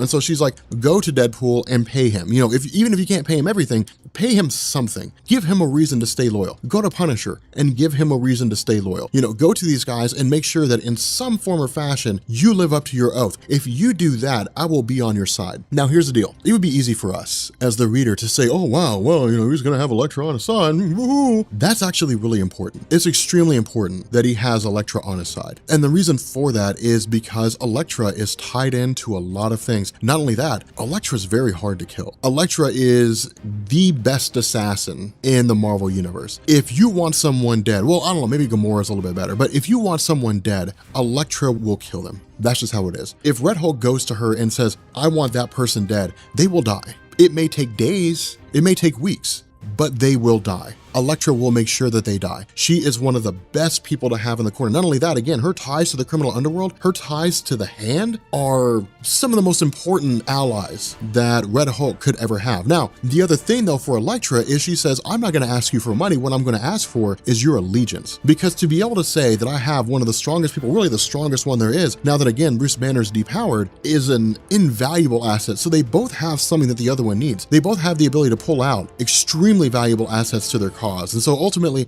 we have Red Hulk basically doing this. He goes to Crimson Dynamo, gives him some Tony Stark upgrades. He goes to Deadpool, says, hey, here's 100 grand. I know it's not $1 billion, but it's 100 grand. And Deadpool's like, hey man, I'm crazy. I don't really care. Money's money as far as I'm concerned. Having $100,000 now is $100,000 more dollars than I had yesterday. And so it kind of works out. Of course, he goes to the Punisher and says, hey, look, I know I told you I would give you access to people who were part of the Witness Protection Program. I can't give you that, but here is the address to a weapon cache that belongs to S.H.I.E.L.D. So you can either stick with your conventional weapons or you can use some S.H.I.E.L.D. weapons and you can really set some shit on fire. And so, it's really, just kind of ending with him and Thundra sitting down at what used to be, or what is now, this Advanced Idea Mechanics hideout, and essentially saying, we're going to take this war to the organization that he works for. And so what this does is this leads into Fall of Hulks. And this is when we'll start getting into intelligentsia and different things like that. And so in the next video, what we'll probably do is cover the Fall of Hulks prelude for Red Hulk, because there's a few of these. I think there's one for each Incredible Hulk title, and then that goes into Fall of Hulks itself. Okay, so for real and for true, this is the last issue before we get into Fall of Hulks. I don't know about you guys, but I am aching to get into Fall of Hulks. I'm dying for it. I'm just like, I almost want to skip over all this and just jump into Fall of Hulks because I love that story. It's one of my favorite Hulk stories. That and World War Hulks is awesome. When there's one called Hulked Out Heroes. There's a story where Deadpool becomes the Incredible Hulk. It's awesome. Hulkpool is really, really cool. But what this does is this picks up with, again, much like the first volume of Red Hulk, or I guess the first volume of Hulk, with Doc Samson effectively analyzing a crime scene. Now, of course, what he's doing is he's actually showing us that someone was fighting against Red Hulk. Not only that, the indication initially seems to be here that someone killed Red Hulk. And it's really kind of cool to see all this because Red Hulk is getting pummeled left and right. And this is a huge deal because what Doc Samson says is whoever it was that was fighting the Red Hulk basically planned this down with surgical precision. They basically knew exactly how to hit the Red Hulk. They knew where his weak points were. They knew how fast they needed to be. Somebody that knew him inside and out took it to Red Hulk and basically seemed to kill him. Not only that, he's joined by Captain America as well as Carol Danvers. Now, something that I want to point out here, this is something I want to be clear about. This is not Captain America, Steve Rogers. This is still Bucky Barnes. Now, we'll get to that a little bit more here in a second, but as they're going through and they're analyzing the crime scene, suddenly the entire story is turned on its head and we learn this is General Thunderbolt Ross that's wearing what's basically the Redeemer armor. Now, this is armor that was created by S.H.I.E.L.D. for the sole purpose of defeating the Incredible Hulk. Now, it's not the first time something like this has popped up. In the realm of Marvel Comics, there have been all kinds of weapons that have been used to either contain or kill the Hulk. For example, the Hulkbuster armor of Tony Stark is the most popular. Of course, Tony Stark also has Phoenix Buster armor and Thor Buster armor. There's all kinds of different armors out there that are designed to serve the purpose of defeating extremely powerful enemies. But what Doc Samson also tells us is that while General Thunderbolt Ross had the Red Hulk at his mercy, the mistake that he made was basically revealing himself. The mistake that he made was showing his identity and effectively being arrogant. And the result of this was that Red Hulk lashed out and killed General Thunderbolt Ross. Now, this was crazy when it happened. I was like, oh my God, because I thought it was General Thunderbolt Ross. The whole time I was like, well, Red Hulk's gotta be General Thunderbolt Ross. I mean, who else is it going to be? You know, it's gotta be him. You know, it has to be him. But then to turn around and see General Thunderbolt Ross killed by the Red Hulk, I was like, well, there goes that theory. Now again, touching back into Captain America, something that I want to point out here is that Steve Rogers is still back. He's returned from time displacement, which, you know, Marvel basically brought him back from. It's kind of weird, but his return is one of the, it's shameful. I almost kind of wish he'd stayed dead, to be honest. But then again, we wouldn't have Hydra Captain America, and that would have been disappointing because Nick Spencer, your writing is amazing. But because of the fact that the mantle of Captain America was basically passed on to him after Steve Rogers died, Marvel was still trying to figure out what they wanted to do, because this was really the only thing that Bucky Barnes could do. I mean, it was one thing for Ed Brubaker to bring him back and blow everyone's mind when Sharon Carter, you know, there's that classic image, that iconic image when she's like, I think it's Bucky, and it's officially the return of Bucky Barnes. It was one thing to do that. It was another to say, okay, what next? What do we do next? Because Ed Brubaker had it planned out that Steve Rogers was going to die. Editorial control brought Steve Rogers back. And so it's like, well, if Steve Rogers is here, Steve Rogers is Captain America. I mean, he's played other characters over the years, but when it comes down to it, he's Captain America. You can't have him be anyone but Captain America. And so everyone knew that at some point or another, Bucky Barnes was going to hand the title back over to Rogers again. So the question was, well, what do you do then? Now, honestly, they really didn't have anything to do with Bucky Barnes until we got Original Sin and he became the Man on the Wall, which honestly has been a great role for him. If you guys aren't reading Thunderbolts right now, you're missing out on a really good story. It's actually pretty awesome. It comes out of Pleasant Hill and Avengers Standoff, I think it is, but it's a really cool run of comics right now. I like what they're doing with Bucky Barnes. There we go. My mind went blank for a second. But what this does is this kind of jumps forward to the funeral of Thunderbolt Ross. Now, this is not an essential part of Fall of Hulks. It's not the most necessary thing, but I did this and I'm bringing you this for what happens at the end. Now, what takes place here is pretty straightforward. It's pretty self-explanatory. General Thunderbolt Ross has a huge history in Marvel Comics. He's been around for quite some time. Now, keep in mind, while this is going on, Hickman's Fantastic Four is taking place. And that's one of the reasons why the Fantastic Four aren't really here in the traditional sense. I mean, you have them that are kind of stopping in for a second to say, yeah, you know, we know General Thunderbolt Ross, but it's one of the things that fills in the holes of what were they doing while Fantastic Four was going on under Hickman's run? What were some of the things that were taking place? And so that's why they're kind of here, then they're gone all of a sudden, is because they're literally out having to deal with the Mad Celestials. But the cool thing here is that it's essentially us being able to see this instance of how influential Thunderbolt Ross was in the lives of Marvel superheroes. That's why I say Jeff Loeb is pretty good when it comes to doing things like this. Of course, we still have Steve Rogers here, but we also have Rick Jones, we have Doc Samson that kind of opens up the ceremonies by talking about his experience with General Thunderbolt Ross, and it's really everybody just sort of chiming in. Now, of course, we do sidetrack for a second, and we are taken back to the intelligentsia, and we basically have Red She-Hulk watching all these events unfold, but we also find out that Red She-Hulk's been joined by Lyra, by the future daughter of the Incredible Hulk, who's basically been yanked back to this time period. Now, the reason why she's included here is because with this being Fall of Hulks and World War Hulks, Jeff Loeb basically had to grab all these different versions of the Hulks. Really, Jeff Loeb and Greg Pak had to grab them all from every conceivable possibility, with the exception of those who were like alternate universes. So like Maestro doesn't really count, but he was grabbing all these different versions of the Hulk and bringing them into one location. And so it makes sense that we would see this, especially once we get into Scar, the son of Hulk. But it's really just a little bit of infighting here between Red She-Hulk and Lyra, who's really like Savage She-Hulk. But there's a little bit of infighting, nothing too major, but these two characters will play important roles later on. So it's cool that Jeff Loeb is kind of setting the seeds there. But again, you know, we really get like Colonel Savage, you know, we get a few people here and there who are coming in and offering their own discussions. The real kicker though comes into play when we get, I would say, Thing, you know, Ben Grimm. We'll get, you know, Bruce Banner here in a second, but Ben Grimm offers some cool exposition here, because what he basically says is General Thunderbolt Ross is the reason why we fought the Incredible Hulk for the first time. And that's really how it is. Like I said, you know, in the last video, we talked about the Fantastic Four being this proving ground for introducing new characters. The Incredible Hulk was introduced outside of the Fantastic Four. He was introduced in his own run, but again, the Fantastic Four is how you boosted the popularity of stuff. And because of the fact that the Incredible Hulk had always kind of been struggling in the realm of Marvel Comics, it made sense that right off the bat, he'd go against the X-Men, he'd go against the Fantastic Four, you know, he'd go against some of the most prominent members of Marvel's landscape in order to make sure that he was popular in the eyes of fans. And that's what Ben Grimm says. You know, Ben Grimm basically says, hey, look, General Thunderbolt Ross had an obsession with the Incredible Hulk. It literally dominated his life. He's the reason why we first encountered the Incredible Incredible Hulk. But what Ben Grimm also says is because of the fact that General Ross was so obsessed, it ultimately led to us not really viewing the Hulk as a friend per se, but understanding the struggle between Bruce Banner and the Incredible Hulk. That it wasn't just some black and white thing. It wasn't like the Hulk's a bad guy and we have to defeat him. That it was a lot more complicated because the Hulk was so human. Bruce Banner is such a normal human being that they had to reconcile the differences between the two. Now, following Ben Grimm's bit of an explanation, we then get Bruce Banner. And this was actually really cool because when Bruce Banner steps up and says, hey, look, I knew General Thunderbolt Ross better than any of you, that's 100% true. I mean, he says things, you know, like Glenn Talbot, you know, basically went MIA. It's believed that he died when he was in Russia. You know, he talks about Betty Ross. He basically says that for him as an individual, for him as Bruce Banner / the Hulk, he knows General Thunderbolt Ross better than anybody else because General Thunderbolt Ross was basically his main bad guy. Now, it's funny that they're actually letting him get up here and talk because this isn't something you would normally see. Whenever you go to funerals, you never really talk about like the mistakes that people made. Like, I don't know anybody that goes to a funeral and says, yeah, man, you know, the deceased, that dude was a dick. Like, I don't really know anybody who does that. And if they did, it'd be done in extremely bad taste. But Banner getting up here and speaking speaks volumes to his respect for General Thunderbolt Ross and the fact that despite the fact that they were mortal enemies, that in the end, Ross was a guy who did what he felt needed to be done. That if he thought the Incredible Hulk needed to be reeled in, that the Incredible Hulk needed to be destroyed, then he acted on that with the utmost conviction and would use all of his resources to pull it off. And so following Bruce Banner's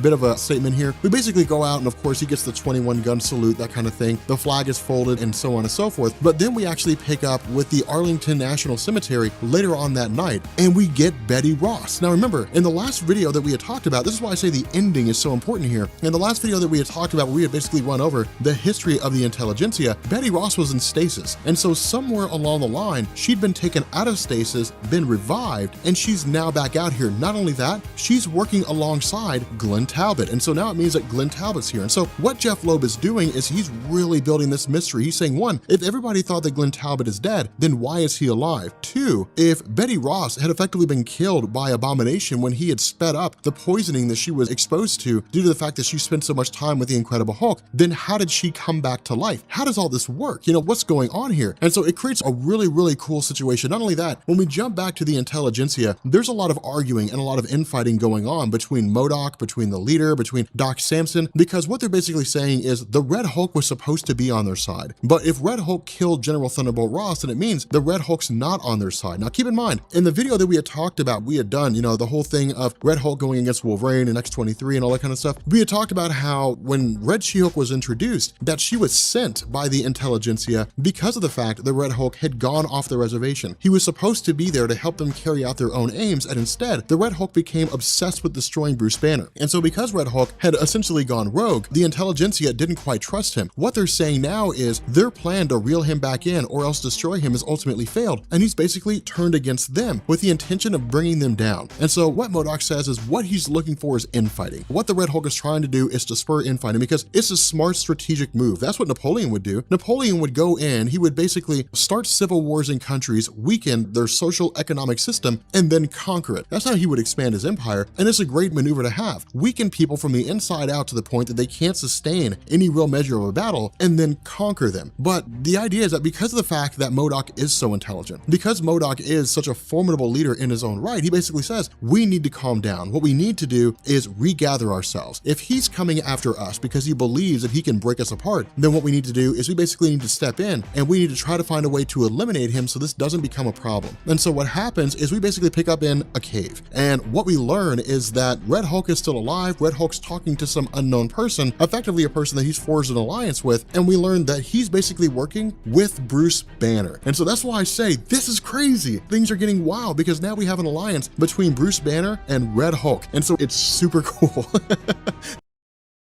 All right, so we're finally getting into Fall of the Hulks. And the cool thing is that Greg Pak and company come right out of the gate and they're just like, hey guys, Cosmic Hulk. Now, this is really cool the way it goes because whenever it comes to like crossover events in comics, they're always divided into 3 chapters. Now, it may be that the crossover event is only 4 issues long. And so like the first part and a half is like the opening chapter, then like the middle part is, of course, the middle chapter, then the end is the 3rd chapter, you know, but the way it's designed is to basically say, hey guys, here's where where things stand at the moment. Here's how we kind of reside with regards to the different characters. This is especially significant with Fall of Hulks just because of the fact that there were so many threads that led into it. There's Son of Hulk, there's the daughter of the Hulk, there is Hulk with Grey Hulk, there is the Incredible Hulk title, there's Bruce Banner, there's the Intelligentsia, there's like 5 or 6 different things that all stream into this. And so like I said, if any of you guys are just now jumping in and you kind of feel like you're a lost ball in high weeds because you haven't really had a chance to get caught up on everything, or you're not really sure where things stand, make sure you check down in the description and you'll see the playlist for all the Incredible Hulk stuff from Planet Hulk up until this point right now. And so that'll get you caught up on everything that you need to know, because again, Planet Hulk was just kind of a fresh start for the Incredible Hulk title. But what this does is this initially picks up in the Baxter building. And again, we get some of this Red Hulk monologue, but this also grabs a lot of these threads from the beginning of the Hulk storyline up until now, because keep in mind, we're about 20 issues in to the Hulk event itself, that is to say the Hulk title starring Red Hulk. And so there was a little bit of ground to cover for Greg Pak and Jeff Loeb when they were coming back through here and they were refreshing people, because one of the funny things is that when it comes to comic book readers or potential comic book readers, it's usually like crossover events are the equivalent of tentpole programming, right? I mean, YouTubers sit down and we say, okay, what's the popular thing right now? Tentpole programming is how you get people to watch. Having good content is how you get them to stay. And so it's like Spider-Man Homecoming, where you guys would have noticed everybody in the world was doing videos on Spider-Man Homecoming because everybody's searching for it. Now, after that, it's really kind of relying on you, and at least I hope I do it, but it's relying on you as a creator to create content that will get those people that came with Spider-Man Homecoming to stay for the content that you have afterwards. But with comic books, it's much the same way. People wouldn't normally sit down and read a story about the Incredible Hulk. They may or may not. It's a crapshoot. They may go through and they may look at the cover and say, well, there's a Red Hulk and a Green Hulk that look like they're going to fight each other. You know, maybe I should read this. But if you have something called like Fall of the Hulks or World War Hulks, people are more likely to pick that up. And so the idea is to basically say, okay, here's where everything stands so far. Here's kind of the cool thing, but to also give them some catch up. And so again, what we end up getting here is the situation where Reed Richards is still analyzing the footage from the very beginning of the Red Hulk story arc of the Red Hulk line of comics, when General Thunderbolt Ross had said something to Bruce Banner, because keep in mind, back then, we didn't know what it was, and we still don't. There was some kind of interference, and Reed Richards has been trying to figure this out ever since. The other half of this is that Reed Richards is a buffoon, and here's why. Susan Storm is like, hey Reed, the kids are at friends' houses, and Ben Grimm's sleeping, and Johnny Storm is working on a car. I would be like, let's do this. Let's get to it, girl. But Reed Richards is like, no, I gotta do sciencey stuff because I'm Reed Richards. I'm married to a gorgeous chick and I'm a bonehead. Like, it doesn't make any sense to me. But again, this is really just kind of like an assault against the Baxter building. And this is kind of cool for a couple of reasons. The first is because it shows us that there is a legitimate and true organization among the intelligentsia. But the other half is it also tells us that as the 8 smartest supervillains in the world, it also shows how smart they are. Because when it comes to the Baxter building, you don't just walk in. Like, you don't just open the front door of the Baxter building and waltz right in. It's a fortress. I mean, it's a technological fortress. Reed Richards made it almost impossible to get in. And in fact, during Civil War, when the Punisher broke in, people had to like steal the schematics in order to be able to give Frank Castle the information he needed to access it. And Frank Castle was the only one who could get in because Captain America was leading all that stuff. Even then, Frank Castle was best suited for Black Ops missions because he's literally been doing it the entire time he was in the Vietnam War and as part of his vigilante career. So it's not something you just walk in. You don't just walk into the Baxter building. So it shows us these defenses they have set up have easily been toppled by the intelligentsia. Now from here, things are pretty straightforward in the sense of what they do. I mean, they're bad guys, right? And, you know, they do bad guy stuff.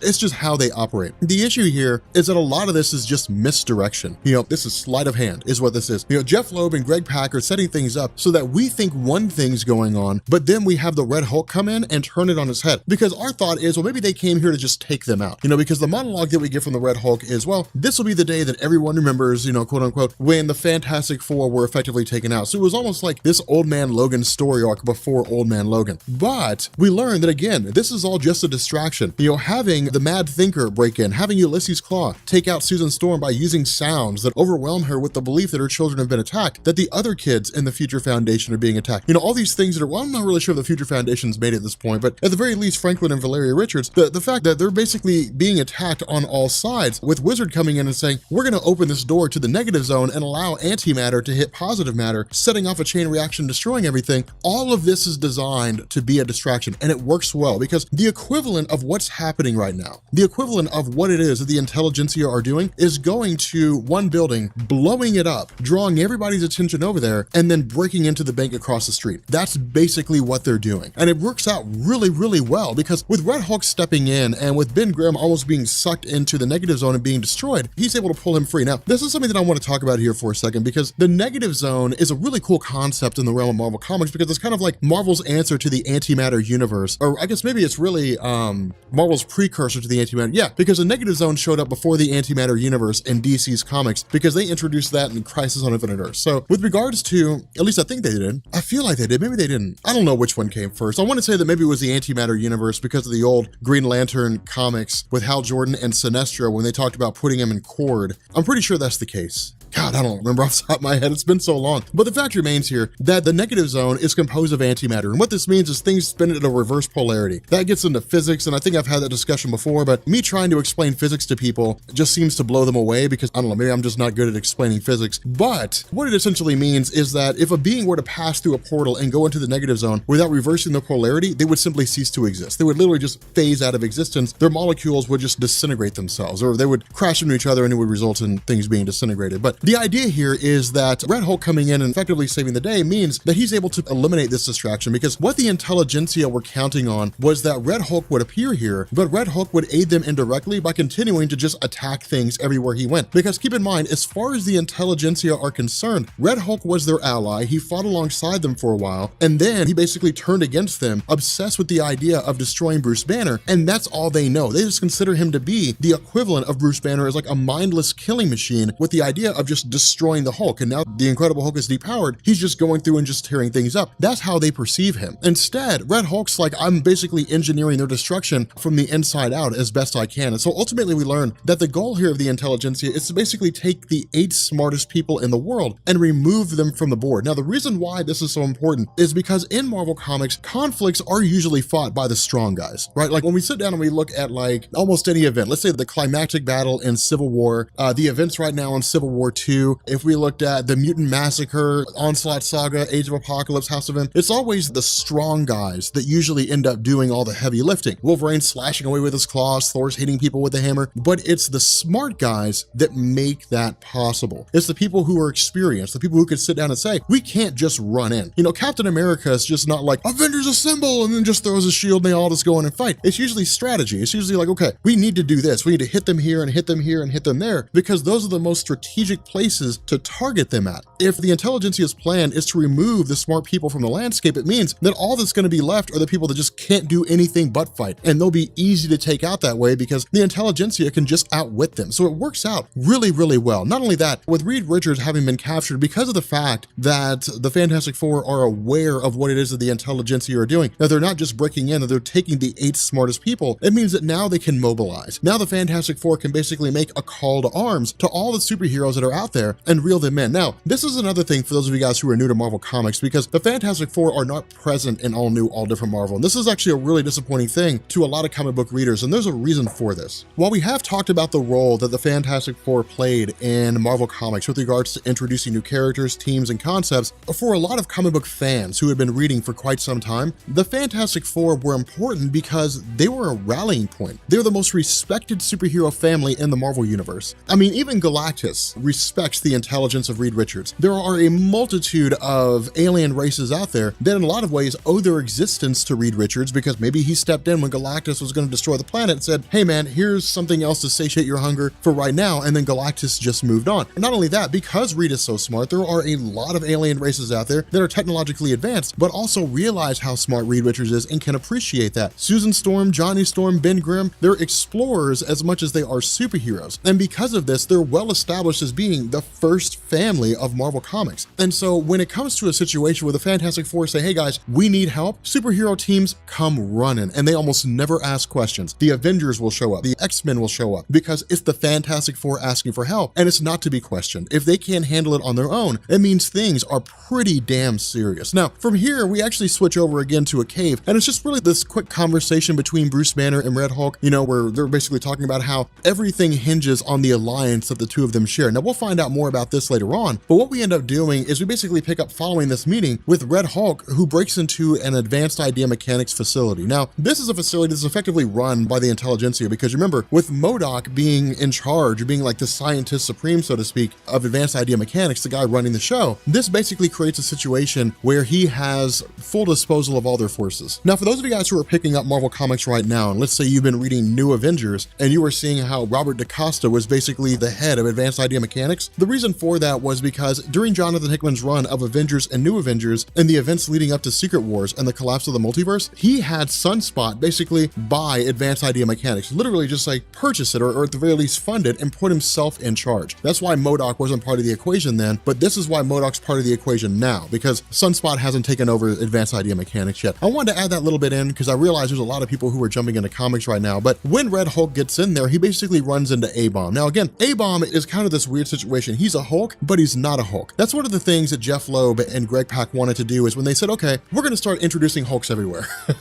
We're gonna start making all these different Hulks out of the most prominent and closely related members to Bruce Banner. They also said we need to give them some of their own unique abilities. So Red Hulk can absorb different forms of radiation. He gets hotter the angrier he gets instead of stronger, but A-Bomb is like this armadillo slash Hulk, where basically he can camouflage himself, which is kind of a weird situation. But as the two of them begin going through this advanced idea mechanics facility, they basically come to the conclusion that what MODOK had been doing was creating various duplicates of himself on the off chance that if things went south, that he would be able to immediately transfer his consciousness into a new body and just keep on going without anybody really knowing the difference. The other half of this is they had basically been testing something called the Cosmic Program, or it was basically the Cosmic Hulk, the Vessel Cosmos Automation System. We aren't initially told exactly how this functions. Instead, once they get in and they begin to analyze it, the Incredible Hulk as this form that we're seeing right now seems to be the physical manifestation. Now, this audio recording basically says that there's a data loop that exists out there, and the data loop can be used for the purpose of creating this cosmic robot, effectively. And the first attempt to do this was basically Dragon Man. The problem is it was rejected, it didn't really work, and then it fell to Mad Thinker, and Mad Thinker went back and he basically created the Incredible Hulk, who had the ability to absorb all these different kinds of cosmic radiations. Now, of course, with the Cosmic Hulk basically activating, suddenly it turns against Red Hulk, it turns against A-Bomb, and things kind of progress the way we would expect it to. But something else to take note of is that the Cosmic Hulk receives a command, initiate the second protocol or proceed to the second point, and it basically takes off. And so from here, we end up picking up with Bruce Banner. Now, when Bruce Banner sits down with Red Hulk and with A-Bomb, this is when we learn the basis behind this. And what we're told, and this is actually a really cool piece of writing, what we're told is that the Heralds of Galactus were not the first creation. It wasn't always like that. There was a point where Galactus created Heralds, but much like how the Guardians of the Universe in DC Comics had the Manhunters, Galactus had the Cosmic Automation System. And what it was designed to do was to basically have these organisms or have these beings that would exist on different planets, and they would basically annihilate all life on the planet in order to make things easier for when Galactus took it over. The problem with this was that those various alien races that existed on the planet would essentially take these cosmic constructs and bend them to their own will. Usually they would turn them against Galactus so that when he showed up, they would have some cosmically powerful entity that could stave Galactus off. And so in return, Galactus abandoned the entire thing after 30,000 years and then basically switched over to having Heralds, simply because of the fact that in Galactus's mind, the Heralds wouldn't turn against him. Now, of course, we learned that was false just with Silver Surfer, not to mention the ones that came before the Silver Surfer. And so because of this, it resulted in this crazy scenario where the intelligentsia were able to seize control of this Cosmic Hulk and begin using it to their own whims. And so what this does is this transitions essentially to a parade for Scar, the son of Hulk. Because keep in mind, in the last video that we had talked about with Scar, he had essentially saved New York, right? I mean, there was this,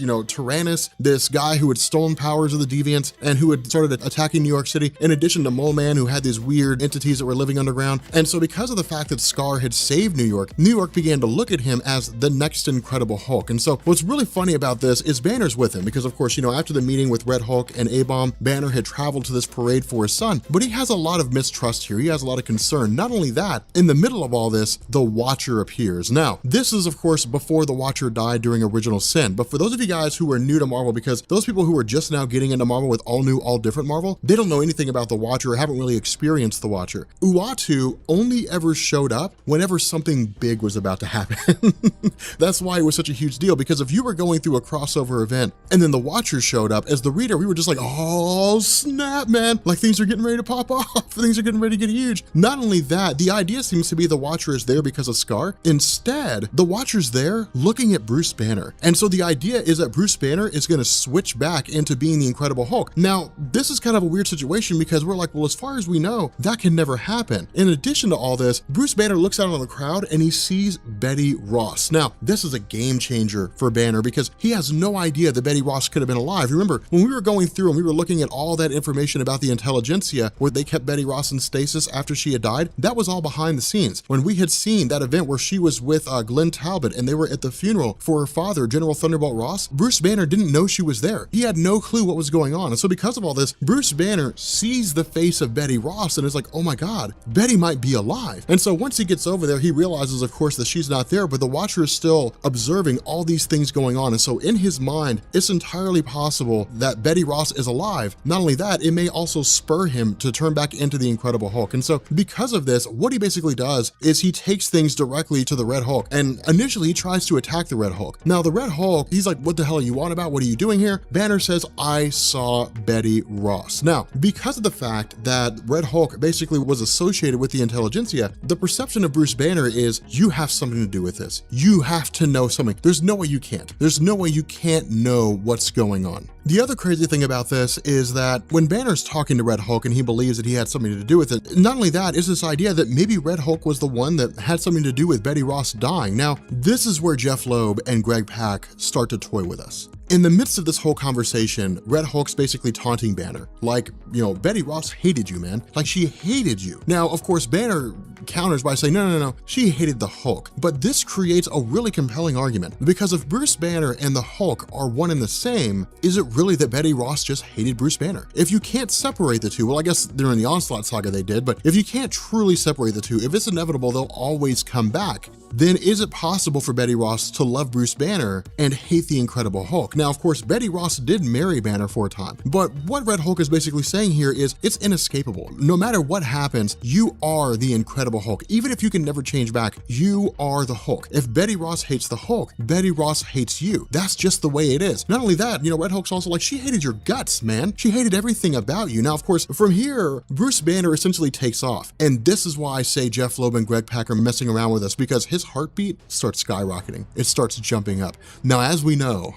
with the Incredible Hulk, when his heartbeat starts going up, that means things are about to go nuts. And in Latveria, there's a massive explosion followed by some loud footsteps, and the Incredible Hulk comes smashing into the realm of Dr. Doom. Now, this is one of the coolest things in the entire story. This is one of the coolest things, because it's literally just Hulk beating the hell, or at least trying to beat the hell out of Dr. Doom. But Doom is fearless. Dr. Doom, oh my God. See, this, guys, this is why comic book fans want Dr. Doom back in the Marvel Cinematic Universe. Fox can have the Fantastic Four. All anybody wants is Victor Von Doom, and the reason why is this, because Doom says, you can do better than that. He starts taunting him. He's like, if you're gonna say my name, you're gonna say it with some feeling. In the face of almost guaranteed death, of almost being pummeled to death by the Incredible Hulk, Doom is fearless. But then he's able to turn the tables on the Hulk. He basically overpowers him and he says, did you guys think I wasn't prepared? Did you think that I was never going to be prepared for this? Now, this is basically Greg Pak and Jeff Loeb saying, this is how smart Doom is. Doom is not some guy that you can just walk all over. You don't just walk into Latveria and declare that Doom's stat belongs to you. Doom has contingencies for everything because he's so smart. Not only that, we're talking about a guy that has attained the highest echelons of power in the realm of the Marvel Universe. He took the Silver Surfer's power. He's taken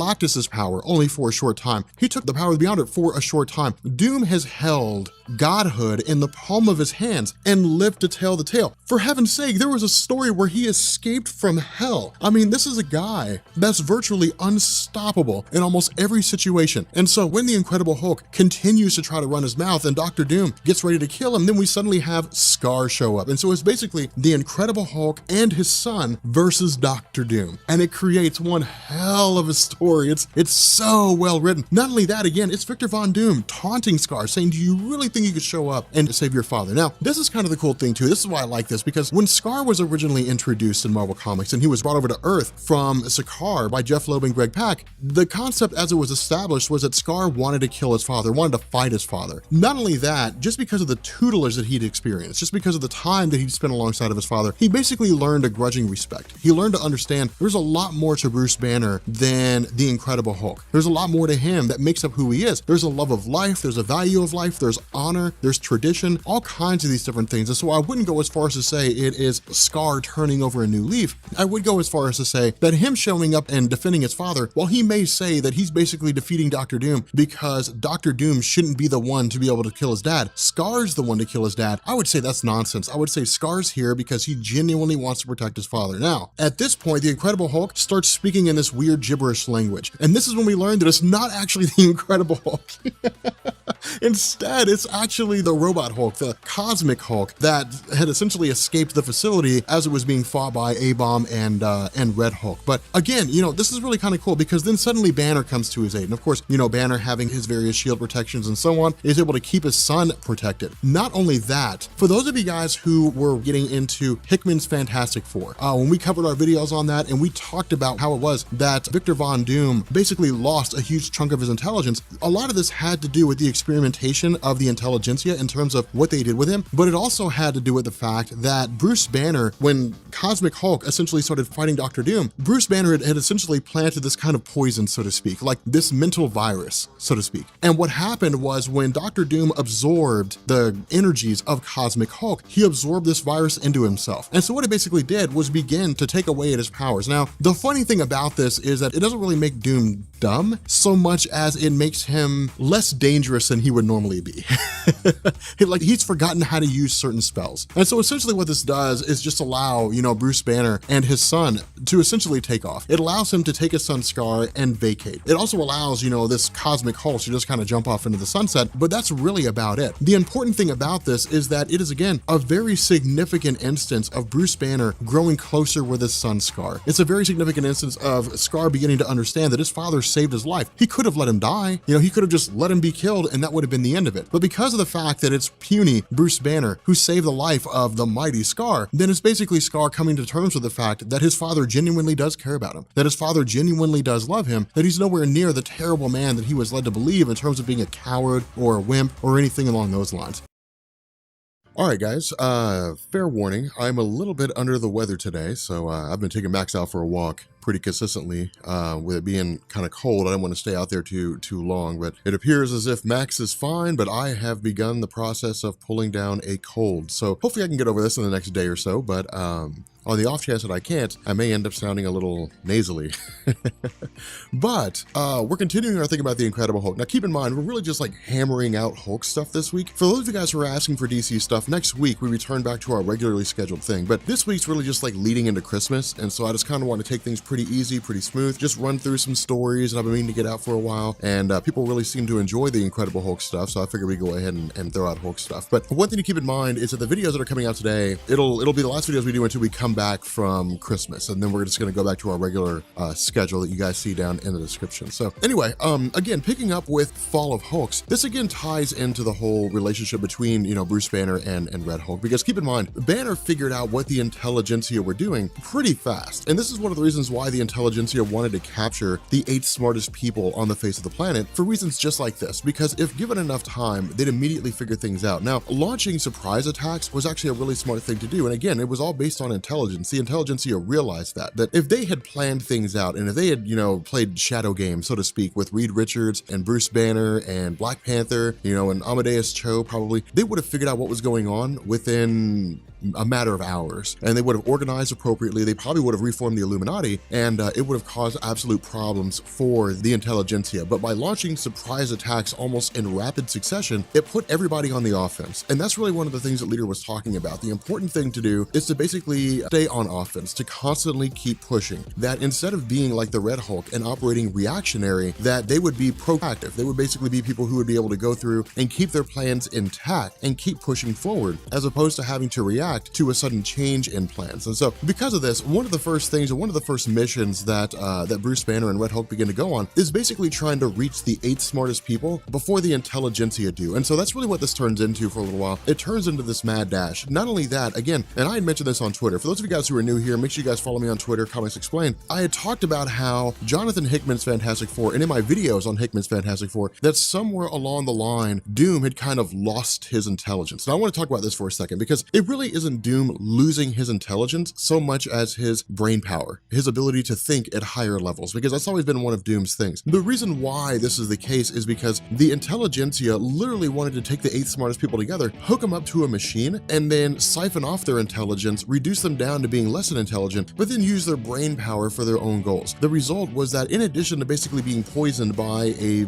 mental virus that had been implanted in Cosmic Hulk by the Leader, when Dr. Doom absorbed Cosmic Hulk's energies, he was also basically hooked up to this machine and thrown into a kind of virtual reality state. Now, this is actually really cool because it's very reminiscent of what we would expect to see in some kind of post-apocalyptic landscape, right? Like, I don't know how many of you guys are watching Black Mirror right now. There's an episode called San Junipero that really takes this post-apocalyptic concept and blends it with an 80s theme. And it works really cool. I guess it's not really post-apocalyptic, but it takes the concept of dying and virtual reality and throws them all into this really, really good mishmash hodgepodge of storytelling. But this is, again, you know, it really shows how smart the intelligentsia are, that instead of taking these 8 smartest people and just throwing them into a prison somewhere, keep their minds preoccupied, keep them believing that what they're seeing is real, and they'll have no reason to, you know, protest what it is that's going on around them, because as far as they're concerned, it is real. Now, again, picking back up with Red Hulk, this was one of the most anticipated moments of the story for me, because I knew this was going to happen somewhere along the line. Whenever it comes to like Incredible Hulk characters, a mainstay is having them fight the X-Men. That's just the way it is. Whenever there's like a new, really powerful villain, he always fights, or she always fights the X-Men somewhere along the line, because the X-Men, I don't know about you guys, but as a kid growing up, I always imagined the X-Men were like the most powerful group, and they really are. I mean, the X-Men are really like the most powerful group of individuals in Marvel Comics, because their powers vary in such a wide array. I mean, you have people who can warp reality, you have people who can read minds on a universal scale, you have people that can move the planet Earth. I mean, you know, and then you have the Avengers, where you have like Thor's hammer, you have Captain America. The Avengers really stand for like the Earth's, you know, mightiest moral heroes, as opposed to like the Earth's just generally, you know, most capable fighters. But it was also Marvel just trying to split the difference and saying, hey, let's have some powerful people on both sides. But, you know, historically speaking, when it comes to the abilities of people and how powerful they are, mutants are consistently more powerful than non-mutants. It's just kind of how that square gets circled, I guess, you know, and because of the fact that the X-Men is the mutant haven, mutants almost always reside as part of the X-Men team. But what this does is it again kind of shows us that not everyone is aware of what's going on. And this actually takes us by surprise, because with Black Panther being, you know, one of the top 5 smartest people on the face of the planet, I wouldn't go as far as to say that he knows everything that goes on the face of the planet Earth. But if Reed Richards is kidnapped, he would be aware of what was going on.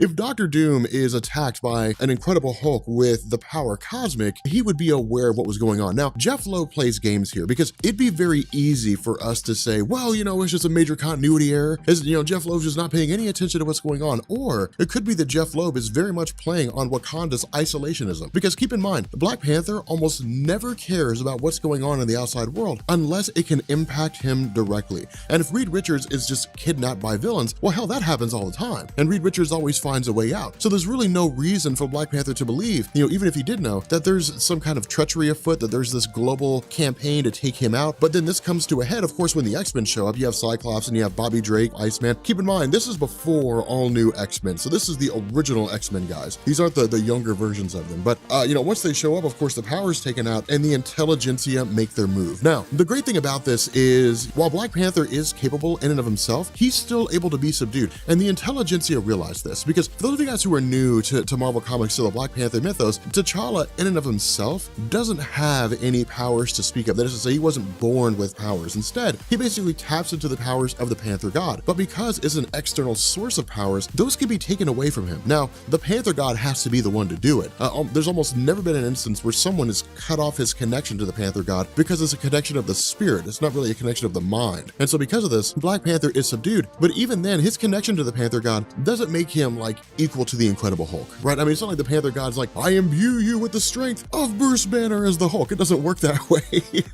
It'd be cool if it did. I'd love to see a Black Panther versus the Hulk with the two of them having equal strength. It'd be one hell of a match. I mean, the Hulk would lose because T'Challa's just so smart. But even then, you know, it's one of these funny situations, because it's really Jeff Loeb and Greg Pak saying, hey, here's what happens when the intelligentsia catch you with your pants down. You end up getting snatched away. That's exactly what happens. Well, metaphorically, with his pants down. Although I imagine with the direction the night was going, it would have, this video's getting weird, getting back to normal.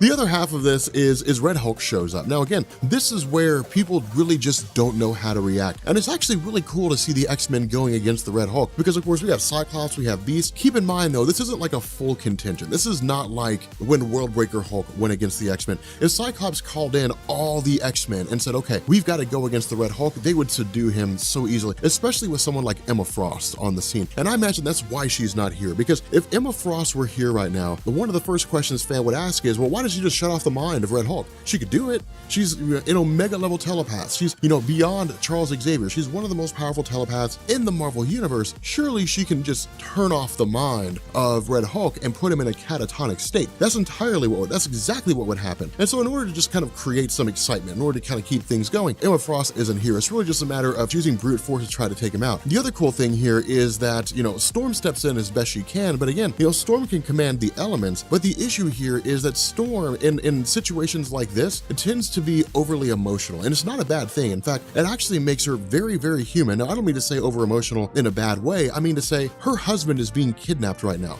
Mentally, she's trying to fight a battle on two fronts. She has this kind of inner turmoil going on. Does she focus on her husband? Does she focus on her friends? Now, we would say focus on your husband, but of course, as we know later on down the line, he won't be her husband anymore. So it creates a weird kind of situation, but she's trying to figure out what needs to happen. I mean, there's, a member of the intelligentsia. There are his bad guys that are with him, his henchmen, in the form of his monkeys. It's trying to figure out what needs to be taken care of first, trying to figure out a priority. Now, Storm sorts this out pretty fast, and that's really what we would expect. But the Red Hulk makes things all the more complicated, because when he takes out, one of the monkeys of the intelligentsia, well, then suddenly the question is, well, whose side is he on? Is he on his own side? Is he on the X-Men side? Is he on the intelligentsia side? And this is all just a distraction, and it's just a ruse in order to confuse the X-Men and allow them to take T'Challa away. In the end, the Red Hulk basically says, hey, look, I'm on your side. I'm fighting on your side. And then, of course, he really goes on to challenge Cyclops by saying, who are you to talk about sides? Now, this is actually a really, really cool thing. And I really, really liked this, because there have been circumstances in the life of Cyclops where he and the X-Men have allied themselves with Magneto, despite the fact that Magneto is a tried and true villain. Now, recently he's turned coat. Recently he's kind of become a good guy.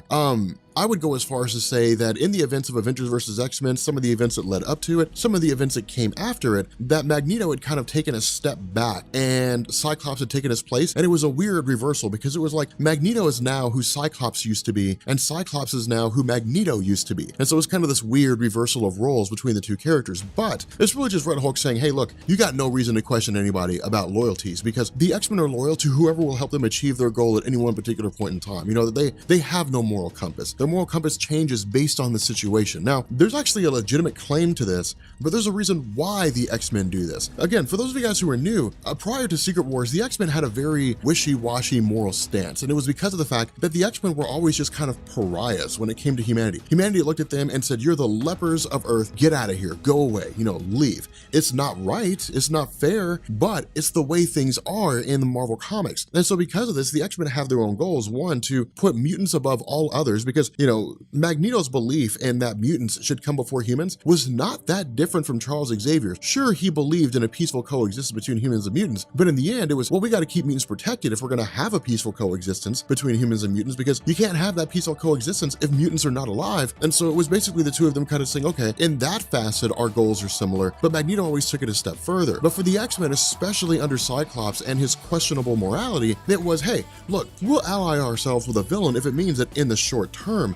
we can keep mutants safe. You know, we'll be the bad guys. We saw that during Avengers versus X-Men with the Phoenix Five. And so it was a really, really cool way to kind of change this rigid, heroic moral structure that we saw in so many teams, move that away, throw it on the X-Men and say, not everything is clear cut. It's not always as black and white as it seems to be. There's a lot of gray in between those two colors. And so because of this, again, you know, we end up just kind of jumping back to Bruce Banner and, you know, talking to him, getting things sorted out. It's really just him and Red Hulk coming to an understanding. And the reason for this is because Red Hulk killed one of the members of the Intelligentsia. And the idea was that for Bruce Banner, he has all this planned out in his head. And this is really one of the downsides of Bruce Banner. When it comes to the game of life, you know, really it's all about chess. Sure, you got to have a plan. You can't go into a game of chess and just kind of move around willy-nilly and hope for the best. You got to have a plan. Even if your plan is to be chaotic, you have to have a plan. But you also have to be able to adjust things on the fly. Life is much the same way. And I don't mean to get philosophical here, but you get a job at some place and you have your whole life planned out. You know, you get a job at 25. By the time you're 30, you're going to have a house. You know, by the time you're 32, you're going to be married and you're going to have kids. Well, then suddenly you get laid off at 28 years old. Well, what do?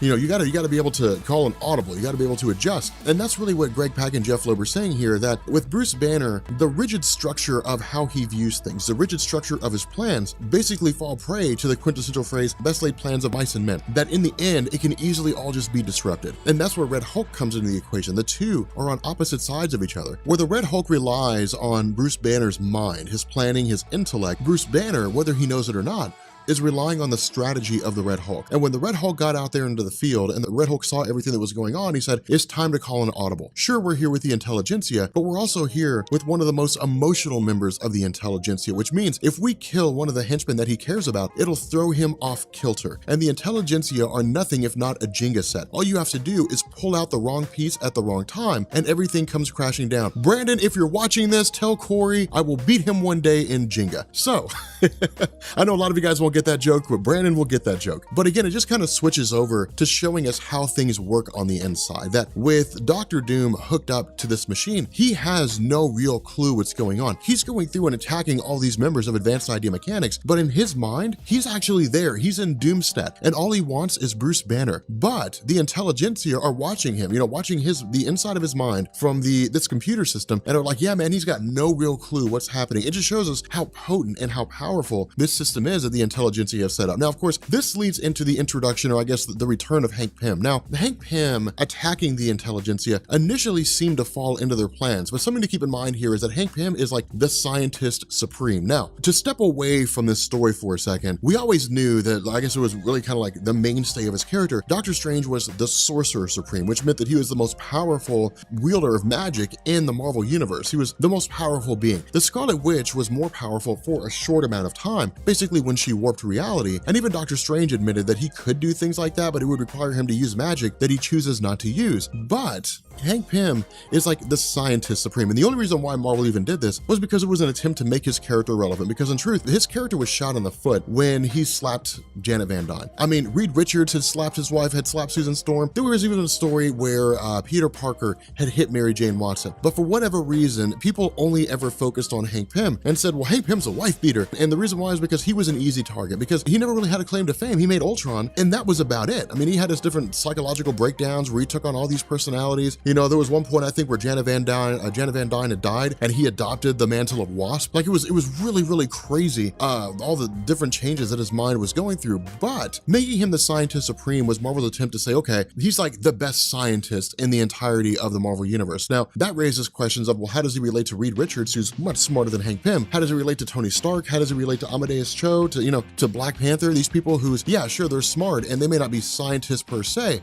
but if they decided to be scientists, they'd be smarter than Hank Pym. So maybe that's the difference. I'm not really sure how Marvel squares that circle, but with regards to Hank Pym being here, it's suddenly the situation where he's fighting, the Avengers are there, and then suddenly we have Red She-Hulk is actually going out and she's fighting against the mighty Avengers. The issue here is that when Hank Pym is doing his best to hold these guys off, none of them can take out Red She-Hulk. Now, the mighty Avengers Avengers, and this is something kind of weird here, the Mighty Avengers were introduced post-Civil War, or really, yeah, I think it was part of the Initiative. For those of you guys who are getting into this, who are getting into Marvel Comics now, after the events of Civil War, because this is something that I never really touched on, after the events of Civil War, Marvel had an event called the Initiative, and what had happened was that the plan of Tony Stark, of Reed Richards, of Hank Pym, was to have a superhero team in all 50 states. It was the Superhero Initiative. What Carol Danvers did is she came back and formed her own Avengers team called the Mighty Avengers, and it was just a way for Marvel to kind of bolster the roster a little bit, you know, add some things in, and this of course led into the heroic age and that kind of stuff. But having her own Mighty Avengers was kind of like the people who just weren't big enough to be on like the main Avengers team, but grabbing some people who were. Here's a really good example. After Crisis on Infinite Earths, DC launched Justice League International, and they said, let's throw Batman on the team, because if we don't, nobody's gonna read it. With the Mighty Avengers, because it was its own title, it was the exact same thing. We'll throw Carol Danvers and we'll throw Spider-Man on there, because if it's got Spider-Man, people will read it. And people seem to like Carol Danvers, even though she can't hold her own title. They kind of went forward that way. So that's why we end up having the Mighty Avengers here. The issue is that the Mighty Avengers are taken out easily. Now, of course, Hank Pym steps up, and Hank Pym's like, look, man, like we got to find some way out of here. They have Amadeus Cho on their side, which means they have wildly intelligent people. But all this is really taking place, you know, inside the Infinite Mansion of the Avengers. And what that means is within the Avengers Infinite Mansion, every door is a doorway to another dimension. All you have to do is basically program the door to send you somewhere. And so with them basically hiding out in the safe room, as Red She-Hulk begins to pound through this door, the plan is to basically turn the doorway into a portal so that when she busts the door down and walks through, she ends up in some other reality. The problem with this is that she's able to break through before they can program things adequately. And so it's really just everybody kind of panicking and people, you know, trying to figure out what it is that they're going to do next. Now, of course, Bruce Banner teleports in, and Bruce Banner's like, dude, you screwed everything up. Like, I don't know, you know, at least talking to Hank Pym anyways, like, I don't know why you came in here. I don't know why you did this. I had this all planned out. I had this all structured and organized. Now, of course, this comes in with Scar, the son of Hulk, steps in, and suddenly he's going against Red She-Hulk. And this is also kind of cool too, because Red She-Hulk had never met Scar up until this point. She had never really seen Scar up to this point. And so because of that, she's essentially fighting the Incredible Hulk's son, and she knows she's fighting the Incredible Hulk's son. And so for She-Hulk, it's just as much of a challenge of her abilities as it is, I wonder if he's actually as capable as people say he is. Like, I just want to see if I can beat the son of Bruce Banner. Now, she's able to hold her own. You know, she's able to fight pretty well. And then of course, it's different people stepping in, but ultimately, the goal of the intelligentsia is revealed when effectively they incapacitate Hank Pym, because again, they're trying to get him, trying to take him away. Not only that, they're also attempting to capture Bruce Banner. Now, Bruce Banner begins playing mind games with Red She-Hulk, and this works out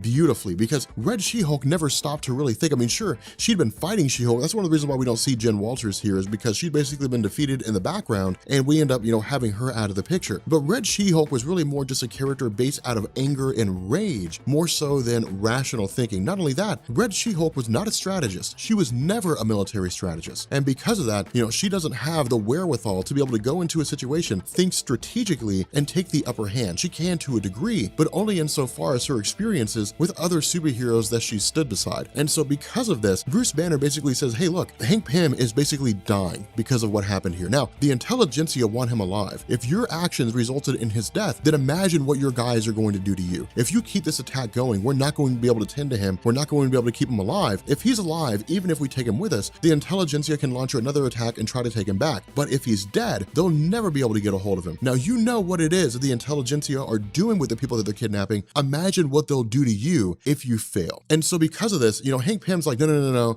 we're not working together here. He literally takes out his little microphone and he says, Avengers assemble. And when that happens, we get everyone. And I mean everyone, the whole 9 yards. We get War Machine, we get Thor, we get Captain America. I mean, we get everybody, and they're there in the blink of an eye. And it's one of the coolest things to see them all arrive on the scene like this and start just hammering away. Now, of course, the first person they attack is Scar.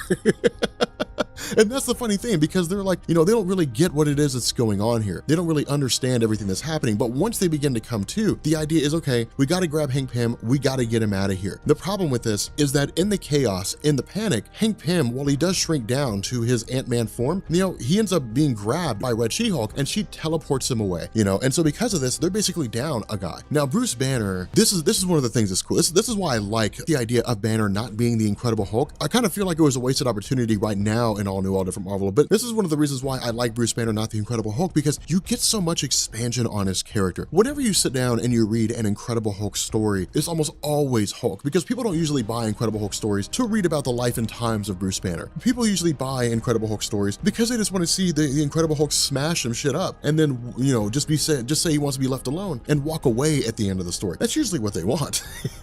And it's not an unreasonable request. You know, seeing Bruce Banner here, as pissed off as he is, you know, he says, this is your fault. You guys are the reason why Hank Pym, you know, ended up being taken, because you guys didn't have all the facts. All you had to do was trust me. Now, the other half of this equation is that nobody trusts Bruce Banner. Now, there's a reason for this, because the last time that Bruce Banner was a guy to be trusted, he showed up from Planet Hulk. Now, in the time between when he came back to Earth after Planet Hulk, he had everybody's sympathy. People were like, yeah, man, we're really pissed off at the Illuminati for what they did. We're 100% on your side. And he was just like, rage, and just started smashing stuff up, fighting the X-Men, fighting the Avengers, laying waste to downtown Manhattan. I mean, he was just, you know, he literally turned everybody against him in the blink of an eye. And so a lot of people look at him and they say, you know, sure, you're not the Hulk right now, but there's a time when you will turn back into the Hulk. And when you do, are you going to be Worldbreaker? Are you going to just start tearing things up again? And so he says, okay, fine. You know, he basically says, let's go for a ride. It's time for me to tell you guys what's going on. Now, he doesn't tell them everything, but he says, here's where I'm coming from. What he tells them is that the last time we knew, Betty Ross was dead. Betty Ross had been killed. The idea was that she had been exposed to gamma radiation consistently by the Incredible Hulk. It poisoned her. The process was sped up by Abomination, and she was killed. But then what he says is, she's alive. I've seen her with my own eyes,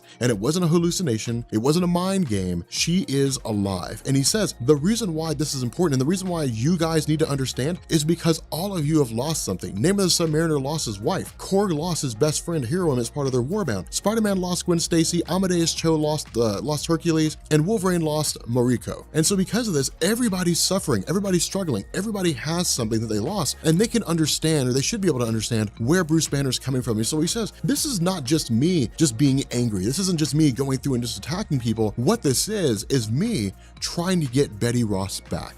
That's what I want. We are going on a mission to find Betty Ross, take out the intelligentsia, and bring her back alive.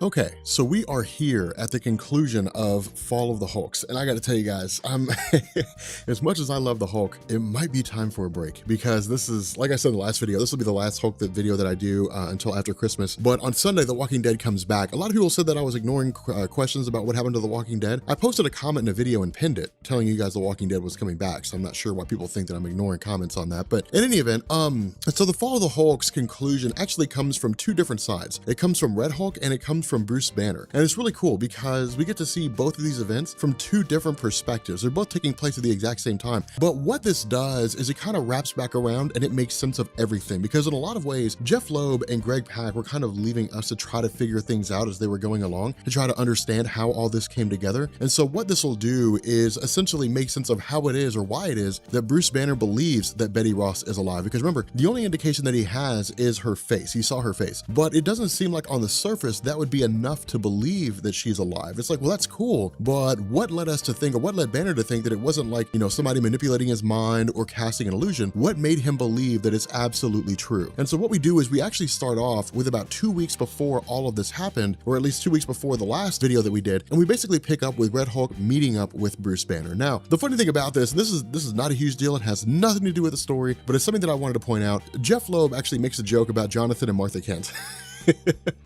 There's a couple leaving Sam's diner, and the woman's named Martha and the guy's named Jonathan. Now, the reason why Jeff Loeb did this, I imagine, is because he wrote Batman, Superman for a while, or Superman, Batman, I can't remember, but the team up between the two, the really, really popular comic that did super well before Flashpoint, he wrote that for about 2 years, I think, and I think before that, he ended up writing Superman for a little while. I can't remember off the top of my head. I'm not wildly familiar with Jeff Loeb's writing outside of Marvel, but the meeting between the two is significantly important, because, of course, Bruce Banner was prepared. Like, I mean, he always has devices on him. For example, he has a shield that absorbs gamma radiation to power the shield so he can withstand the attack of a Hulk, but he also has alerts that make him aware of whenever a Hulk is coming upon him, because all Hulks are powered by gamma radiation. The only exception to that is Cosmic Hulk, which is basically a cybernetic, version of the Incredible Hulk that's powered by cosmic radiation. And so because of the fact that Bruce Banner has this alert system, he knew Red Hulk was coming. But as soon as Red Hulk gets in there, Banner's like, why haven't you killed me yet? And why shouldn't I kill you? you? And Red Hulk says, because Betty Ross is alive. Now, again, this is huge for Bruce Banner. The possibility of Betty being alive can change everything. And so because of this, he basically frees Red Hulk, and the two of them begin to have a conversation. Now, the reason why this is so important is because while we don't see it, what happens here is Red Hulk basically reveals his identity to Bruce Banner. He runs over the story of how it was that he was created. He basically spills all the beans behind his existence. And because of the fact that this was done, because of the fact that Red Hulk powered down and showed Bruce Banner who he was, Bruce Banner believed him 100%. Now again, we still don't know who Red Hulk is. And this shows you guys, Jeff Loeb drew this out for 2 years, trying to get people to try to figure out who it was that Red Hulk was. And it was a highly anticipated thing. It actually starts off, I think, in the beginning of World War Hulks, I'm pretty sure. But Red Hulk and Banner are basically coming to the realization of what it is that's going on with the Intelligentsia. Remember, Banner had already figured this out, but the idea was that they had to find out where the Intelligentsia was, they had to find out where She-Hulk was, and they had to figure out how deep all this went. And so what this does is actually transition to the Virginia countryside and pick up with Red Hulk effectively locating the helicarrier of the Intelligentsia, taking a duffel bag with him, and basically breaking in. And so this is actually really kind of cool because this is basically the first part of the plan. Red Hulk went first, and then Bruce Banner came second. But when Red Hulk gets in there, the first person he actually comes across is Awesome Android. Now, a lot of people don't know about Awesome Android or Awesome Andy. A lot of people don't know who he is. He's one of like maybe 10 or 15 people who've been able to lift Thor's hammer. The reason why Awesome Andy can do this is because he's able to copy abilities through physical touch. And so once he actually like punctures the skin of Red Hulk, he can basically copy his abilities. Now, in a lot of ways, he doesn't really need to, just because of the fact that Awesome Andy, he's kind of malleable, but kind of not, but he's very capable in terms of his physical strength. Now, remember, it's only one person at a time. And so while he was able to lift Thor's hammer, once he went and touched somebody else, that ability went away. And so because of that, you know, he had to actually go back and touch Thor again if he wanted to lift his hammer again. The whole idea here is that Awesome Andy was basically a creation of the Mad Thinker, a guy who created Awesome Android for the purpose of taking out the Fantastic Four by being able to mimic their abilities. The issue is that while Red Hulk is able to subdue Awesome Andy, of course he's attacked by MODOK. MODOK begins to lay into him, and again, this is all effectively a distraction. Now, the true power of Cosmic Hulk comes into play when he goes against Red Hulk. Now, this is kind of the crazy thing because we don't have a definitive standard here. All we have is what's going on right now. When it comes to all the iterations of the Hulk that exist at this moment, Red Hulk, Scar, She-Hulk, Red She-Hulk, Abomination, or I guess A-Bomb, Red Hulk is the strongest of them all, but Cosmic Hulk is stronger than he is. Now, the reason for this is simple. Cosmic Hulk is powered by the power cosmic. And so because of this, it's literally like if the Silver Surfer were an android and fighting Red Hulk, but instead of having the ability to fly and instead of being able to travel through time and control the molecular structure of matter, all that power was just channeled into super strength. That's basically how Cyborg Hulk works. Now, from here, it's literally everyone descending on the helicarrier, and it's actually really cool. I mean, when I say everyone, I mean everyone. The Avengers, the Fantastic Four, the X-Men, the whole 9 yards, they're all there, because keep in mind, all of them have members of their teams that have been taken by the Intelligentsia. Storm's there because Beast, Hank McCoy, and T'Challa were taken. The X-Men are there because, you know, of course, Hank McCoy was taken. The Avengers are there because Hank Pym was taken. The Fantastic Four are there because Reed was taken, and everybody needs to rescue Doctor Doom because he's Doctor Doom, and Marvel would be a terrible place if Doctor Doom did not exist. So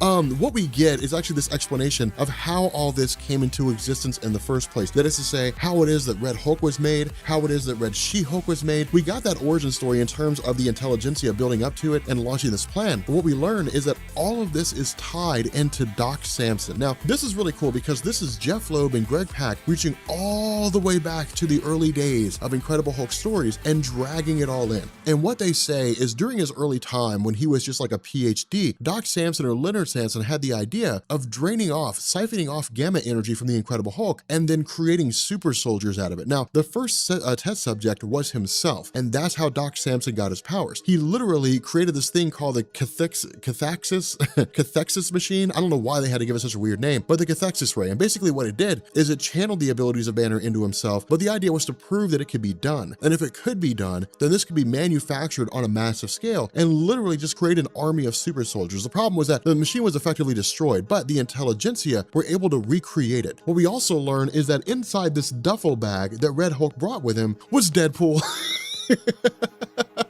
Yes, for all you guys, this is how Deadpool becomes a Hulk. So, Hulkpool is pretty badass, by the way. So, from here, it's really just kind of like an invasion of the helicarrier as it's operated by the intelligentsia. But again, this just shows, this is why I said in the last few videos, intelligence beats strength every day of the week. Captain America is great at leadership. Thor is great when it comes to fighting. Carol Danvers is strong, but none of them are anywhere near their peak if they don't have an intelligent person to look out for traps, to guide them to where they need to go. And the reason why we know this is because they stumble right into the trap of a guy named Trapster. As soon as they walk into a room, all the doors come slamming shut. And the result is that every last one of them are trapped. And so what they do is they basically, what we end up having anyway, is we have the cathexis machine, the C machine, we're gonna call it the C machine, essentially activating and taking the power of the Red Hulk and channeling it into everybody else. Now, this is where things begin to start making sense as well. And the reason why I say that is because when Red Hulk first showed up, and this is really what Hulk hypothesizes at this point anyway, but what he says is when the cathexis machine, the C machine, was used to basically give him his powers, he in turn went on a rampage. The idea was to capture Bruce Banner and to use Bruce Banner to make everybody else Hulks. But when Red Hulk kind of went off the reservation and attacked Bruce Banner and depowered him, it took away the intelligentsia's ability to make everybody else Hulks. It took away their ability to basically see their plan to its fruition. And that's one of the reasons why they had sought out to kill him, because he had screwed up their plan as it was supposed to be executed. But then halfway through, the intelligentsia said, wait a minute. If Red Hulk was able to depower the Incredible Hulk, if he was able to subdue Bruce Banner Hulk and depower him, then maybe there's more to Red Hulk than we initially thought. And so what they do is they say, let's let him loose. Just let him go do his thing. We'll just sit back and watch, and we'll let Red Hulk run around. We'll let him fight the Silver Surfer, absorb some of his energy. We'll let him fight all these different people, engage in these massive conflicts, build up his own stores of energy. And then when he's at his absolute peak, we'll let him come to us. And when he does, we will take him, we'll kidnap him, and we'll use him as the energy source to turn everybody into Hulks. And that's exactly what they do. The Fantastic Four, the Avengers, the X-Men, they're all turned into Hulks.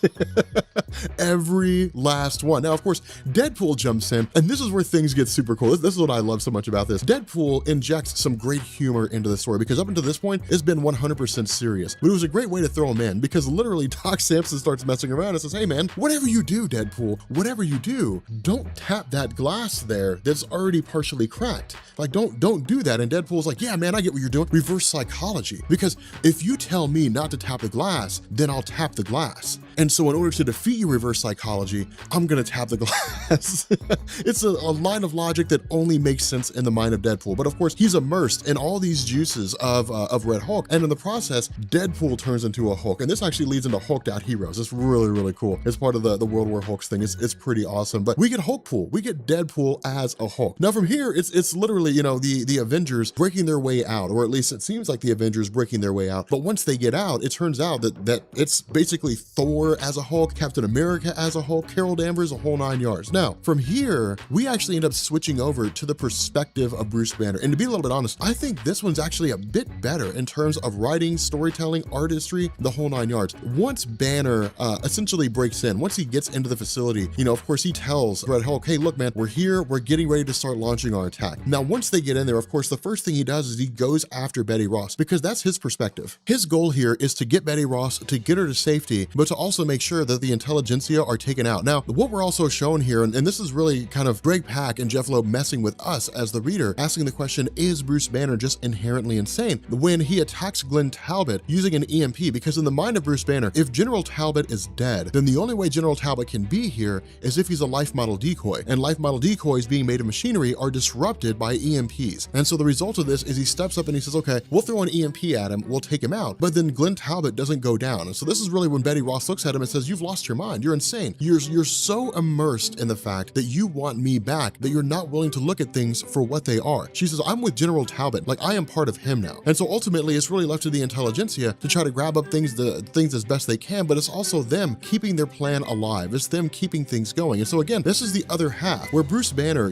jumps in with the rest of the Avengers, begins attacking people. He also sends Amadeus Cho to grab Betty Ross. Now, this is where we actually run into this ruse, because this was never Glenn Glenn Talbot, or at least in the short term, this was never Glenn Talbot. This was Amadeus Cho. And so the idea was that Bruce Banner had been playing this game the entire time. Now, the reason why this works is because this shows us how deep all this runs. This shows us how long this game's been going on for. That Bruce Banner is pulling all these threats. Amadeus Cho has been acting as Colonel Talbot the entire time, that he's not a life model decoy, but Bruce Banner had to keep that perception alive in order to get Betty Ross to safety without her realizing he was trying to get her to safety. We have this scenario where it ends up being all these Avengers and all these X-Men doing the best they can to hold off as best they can. And so the result is that in the end, as Amadeus Cho is going through and trying to hack into the president's room in order to free Betty Ross, that it ends up turning out that the intelligentsia have all these soldiers on board. They have, like, you know, all these members of the US military, and they're in the process are going to be turning them into Hulks. And so because of all this,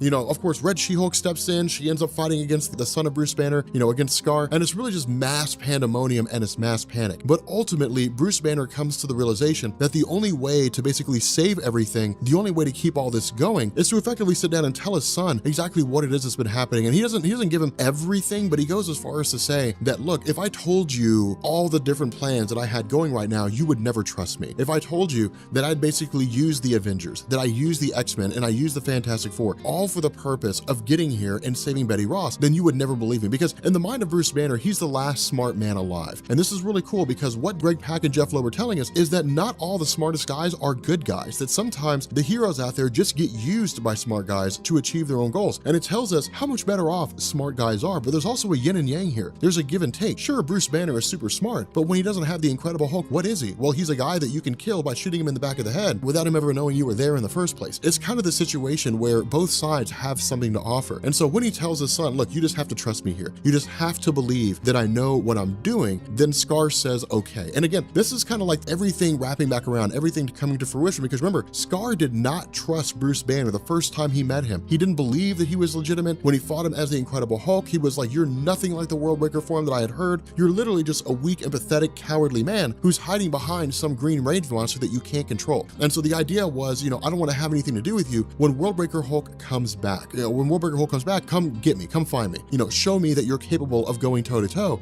and then we'll just kind of take it from there. And so because of this, you know, Banner says, okay, fine, we got to bring this whole thing crashing down then. Like, we got to destroy all this. You know, we got to end all this. Not only that, the intelligentsia initially, like they basically launched their plan with Red Hulk, basically turning everybody into Hulks. And then Bruce Banner starts to realize what's going on. You know, when he says, oh my God, you know, they're turning everybody into Hulks using Red Hulk. So they basically outsmarted Banner. Banner didn't account for this. He didn't account for the fact that the intelligentsia were 5 steps ahead when Banner thought that he was 2 steps ahead. And so because of all this, Banner basically brought all of them to them. That's what the intelligentsia were working for. That was the ultimate goal. They realized that if they led Banner to believe that Betty Ross was alive, if Red Hulk believed, if he knew that Betty Ross was alive and told Bruce Banner that Betty Ross was alive, then Bruce Banner would go to the edge of the earth to find her. And so all they had to do was engineer a set of circumstances where Betty Ross was located where they were. All they had to do was kidnap some of the smartest people in the world, and it would have brought Banner directly to them. And so instead of chasing him around the world trying to find the last of all the smartest men, they just had to engineer circumstances where he would come to them. Not only would he come to them, he would bring them all the heroes of the Marvel Universe, which means they'd be able to use the Red Hulk and turn all of them into Hulks. And so quite literally, Banner, as one of the smartest people, used the superheroes, but Banner in turn was used by the intelligentsia to engineer their own plans. And the result is that Wolverine and Thor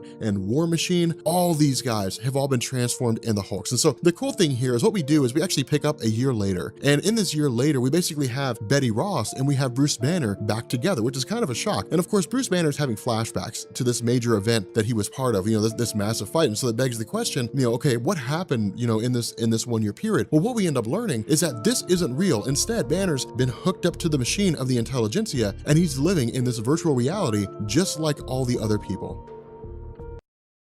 So I was going through the comment section for Fall of Hulks and World War Hulks, a lot of videos that we did just because of the fact that there were tie-ins for like Captain America versus Wolverine and a few others here and there. And a lot of people were asking for those. A lot of folks were asking for the tie-ins to Fall of Hulks and World War Hulks. So I said, sure, why not? I mean, already past the event, we kind of went into Hero Kala, but Hero Kala leaves us at a good jumping off point to basically say, hey, we could take a break for a second, or we can go back and grab a few things that we missed from Fall of Hulks and World War Hulks. So we're gonna go ahead and we're gonna throw these tie-ins in, and we're gonna start with Hulk Pool. Now remember, remember, during World War Hulks and Fall of Hulks, for those of you guys who haven't seen those videos yet, you'll find them down in the description. The Red Hulk had basically been taken, and the gamma radiation that he'd been storing up was basically dispersed among the Avengers, the X-Men, Thor, and it just resulted in really just like all these different heroes becoming Hulkified is the best way I know how to say it. But Deadpool was one of the heroes who was turned into a Hulk. The difference here is that instead of like staying alongside Red Hulk and fighting against Red Hulk or just kind of, laying waste and attacking different things, instead, this is a Deadpool story. And so what would a Deadpool story be without Deadpool screwing everything up? And that's exactly what happens. Deadpool grabs his sidekick, Bob. Now, for those of you guys who don't know, Bob is like this Hydra agent who's also part of AIM. It's like this weird situation, but he's basically like Deadpool's inside man, but it's like the worst friendship in the history of the world. But Bob also has access to,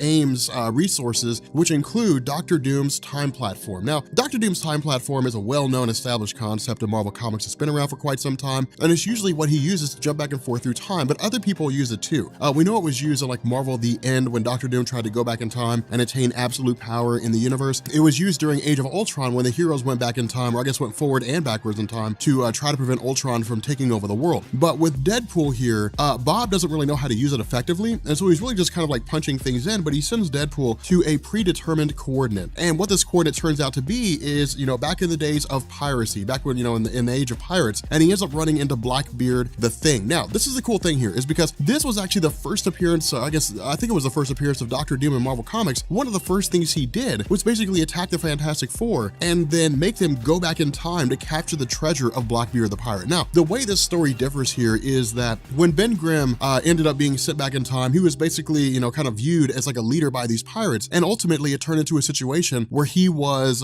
elevated to becoming Blackbeard. Of course, you had Reed Richards, you had Johnny Storm, who were kind of like, hey man, we have to get out of here. When Deadpool arrives, he basically screws this up. And so instead of like the original story when a tornado came through and it basically knocked sense back into Ben Grimm and he ended up going back to his normal self, and then he, alongside Johnny Storm and Reed Richards, went back to the future, instead, Ben Grimm stays here. The other funny thing too is that when he looks at Deadpool, of course, he tries to attack him right off the bat, but then the two of them basically form a friendship. And so what they start doing is just start sailing around the Caribbean, robbing everybody they could possibly find, becoming like this 1-2 punch of pirates. Now, another thing here is that as Captain and First Mate, Hulkpool and Ben Grimm actually end up running up on the British Royal Navy, and the Royal Navy attacks them with a Kraken. And so because of this, while all this is happening, Bob is like, okay, we got to find a way to get Hulkpool out of here, because the idea of Hulkpool basically traveling back in time is to find Deadpool and kill himself. Now, of course, this creates all kinds of contradictory issues. It's the grandfather paradox. How can Hulkpool go back in time to kill himself if he's dead in the past? It doesn't make any sense, but this is a Deadpool comic. Logic usually never plays a role. And so what happens is that while Bob is trying to whisk Hulkpool away, he inadvertently teleports a dinosaur to his location.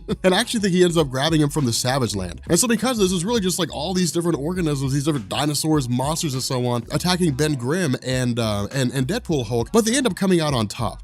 They basically end up winning here. Of course, it's kind of a weird situation, but what we also have is Bob effectively grabbing them, being successful and securing the Thing and Hulkpool, and actually ends up whisking him away to the American West in 1873. Now, again, this is a point where we're still dealing with time displacement for various characters, specifically with Hawkeye, but almost immediately after they show up, the dinosaur just starts attacking people. No one really knows what's going on, but then suddenly Hulkpool is whisked away, and Hulkpool ends up landing where Captain America and Bucky Barnes were located. Now, again, this is just another example of him screwing up time. This is when things really go awry. This is basically when he starts to kill all the superheroes. And the reason why is because he's basically just preventing all their origin stories from happening. That's really all he's doing here, and that's why it's messed up. With Captain America, one thing to keep in mind here is that with Captain America, as part of the Ed Brubaker run, Ed Brubaker had basically come back and retcon things. The original Captain America story, it was Bucky Barnes and Steve Rogers trying to prevent a plane,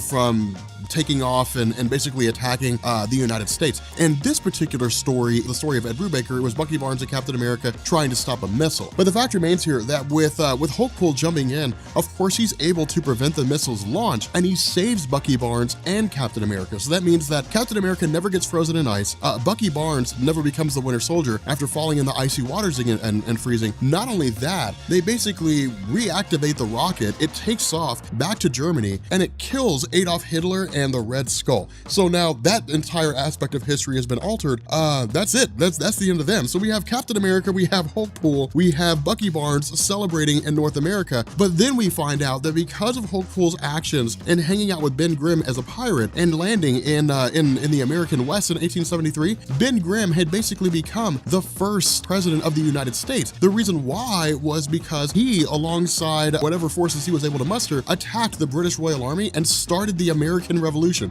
Blackbeard the pirate, Ben Grimm, started the American Revolution. They won, and he became president of the first president of the United States. And so from here, again, you know, the idea is to try to get Hulkpool through time, try to save Hulkpool, or I guess try to get Hulkpool to kill his younger self, to kill Deadpool. And so while this is happening, he's basically being sent to all these different significant eras. The first place he shows up in is Matt Murdock. When Matt Murdock is a kid and he's going to be hit by this truck filled with toxic waste, Hulkpool jumps in the way, stops the truck from hitting Matt Murdock, and he never becomes Deadpool. And following this, he prevents the vehicle of Dr. Stephen Strange from flying off the road, which of course stops him from becoming the Sorcerer Supreme. He's teleported onto the space shuttle of the Fantastic Four, and basically prevents that from being bombarded with cosmic rays, sending it back to Earth. He stops Thor from encountering, or I guess stops Donald Blake from encountering those weird rock monsters, which results in him becoming Thor for the very first time. He stops Peter Parker from being bitten by a radioactive spider. He saves Tony Stark from being shot by bullets, which is when he would have been injured and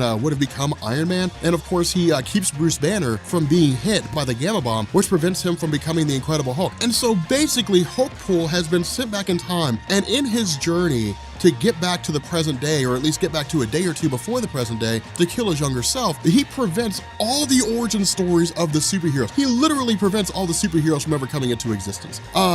That is what he does. That's his legacy. Now, of course, eventually he's sent to what seems to be, you know, the modern day. And we have Deadpool in a strip club, paying strippers money for their services. And of course, the two of them start fighting each other. Now, again, this is really funny because, you know, Deadpool is, you know, fighting Hulkpool, but he's excited more than anything else, right? Because, you know, Hulkpool's like, look at your future. This is your future. This is who you're going to become. And Deadpool's like, I become the most badass Hulk ever. Like, I'm so down with that, which admittedly, I would be too. But while all this is happening, Bob is basically met by the arrival of an AIM agent, you know, one of the guys from Advanced Idea Mechanics. And he's like, dude, you bonehead, you literally screwed up everything. Like you sending Hulk back in time, it doesn't work that way. You can't just send a person back in time and change the present. If they go back in time and they alter a fixed point, which is to say something that always happens universally in every timeline, then all it does is create a divergent universe. You've literally just created an alternate reality where the Incredible Hulk basically killed all the superheroes. And so because of this, Bob's like, okay, well, I mean, we got to find a way to bring him back, right? We got to find a way to get him back here. And so of course the AIM agent is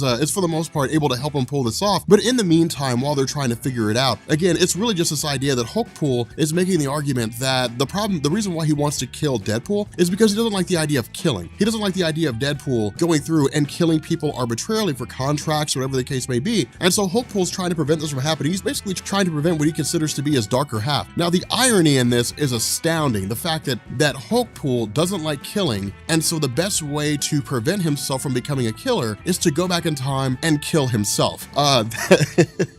That makes no sense to me, but he ends up being successful anyway. He actually ends up killing Deadpool, killing this version of himself. And so what this story does is it results in, you know, in Hulkpool successfully being brought back to the modern day, to the current moment. And this effectively just kind of wraps back around to the end of Fall of Hulks and World War Hulks, where we saw Red Hulk and Bruce Banner working together to basically take down the intelligentsia and all that kind of good stuff. But if you guys are interested, make sure you guys check out the Incredible Hulk stuff down in the description. I'm gonna go ahead and actually throw this video in the chronological order so that you guys can go through, watch the videos in sequence, and it'll all still make sense. Also, there have been a couple people who have made mention that the videos, or at least the titles for the videos, seem a little off in the Incredible Hulk playlist. I'm not sure they are, but if any of you other guys are having problems with that, make sure you post a comment. Let me know. Let me know if you guys are seeing issues in terms of the chronology. It doesn't seem like it's right or something along those lines. But okay.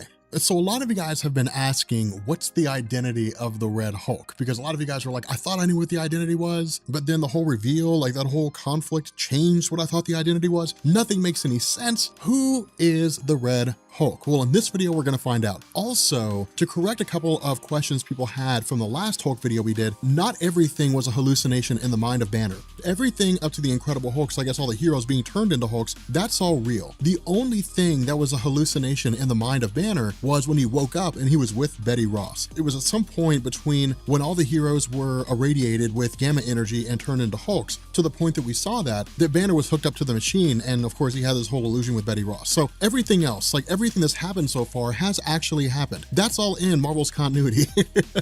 It's all official stuff. So I wanted to go ahead and throw that out there because I saw a lot of people who were coming to the conclusion that everything so far was a hallucination. That's not the case. All this stuff is actually real. So what we do here is we basically pick up again with this golden helicarrier, and it's really just kind of following up immediately after all these events had taken place. Now keep in mind, the intelligentsia have the 8 smartest people hooked up to this machine. And again, their overall goal is to draw all the intelligence from these individuals, essentially make them dumb, and then use that intelligence for their own purposes. The other half of this is that while this is happening and the intelligentsia are drawing out this intelligence, we're basically dealing with these irradiated Hulks fighting each other. Now, the cool thing about this is we actually get this really badass image of Hulk Thor against the Red Hulk. And it's actually really, really cool to see because I don't know about you guys, but Thor Hulk looks badass. Like he looks so beast. And I really want to see him come back. I really want to see that happen again. The funny thing about this though, and this is something to keep in mind, these guys are transformed into Hulks, but it was a sudden process and they haven't really been graduated into it. It was not an organic change. And so essentially what happened is they had extreme strength, but they kind of lost their intelligence with it. Now, exactly how it is that Jeff Loeb and Greg Pak square that circle is not really explained here, because what they're essentially saying is that when a person is turned into an Incredible Hulk, their intelligence is reduced to the point where it's,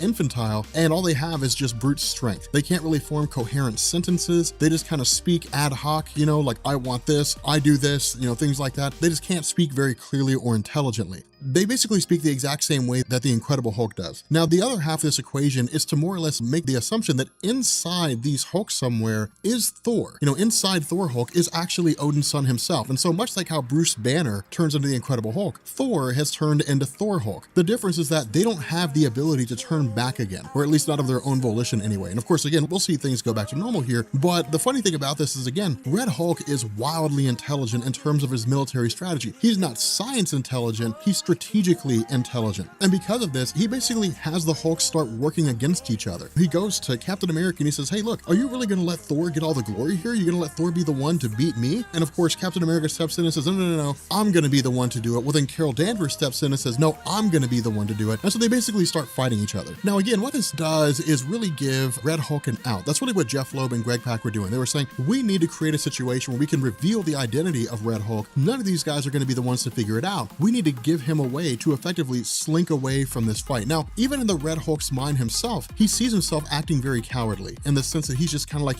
I'm taking the coward's way out. I really feel like I should be the one fighting here. But what he says is there's a time to stay and there's a time to run. It's that classic Art of War by Sun Tzu. If you're fighting an enemy and the enemy is more capable on their terrain, then drag them to your terrain. Make them fight on your soil as opposed to fighting on their soil. The goal should be to always give yourself the advantage. Now, the other half of this is we actually find out there's trouble in paradise here. Again, where Doc Samson's Cathaxis machine was basically the reason why it is that the intelligentsia were able to transfer gamma energy from Bruce Banner and then irradiate all the other Hulks. Doc Samson's like, this is not how things were supposed to be. This is not how they were supposed to go. Not all of these guys were supposed to be irradiated. Now, Red Hulk, of course, makes his way over to where Banner's located at because remember, he's still hooked up to this machine. And even Red Hulk himself comments, this is not how things were supposed to be. And so what the indication seems to be here is that the intelligentsia effectively duped everyone. Yes, Red Hulk was supposed to serve the purpose of capturing Bruce Banner, bringing him in as the Incredible Hulk, and allowing the intelligentsia to use the Incredible Hulk's gamma radiation in order to irradiate soldiers and turn them into your hooked out military guys.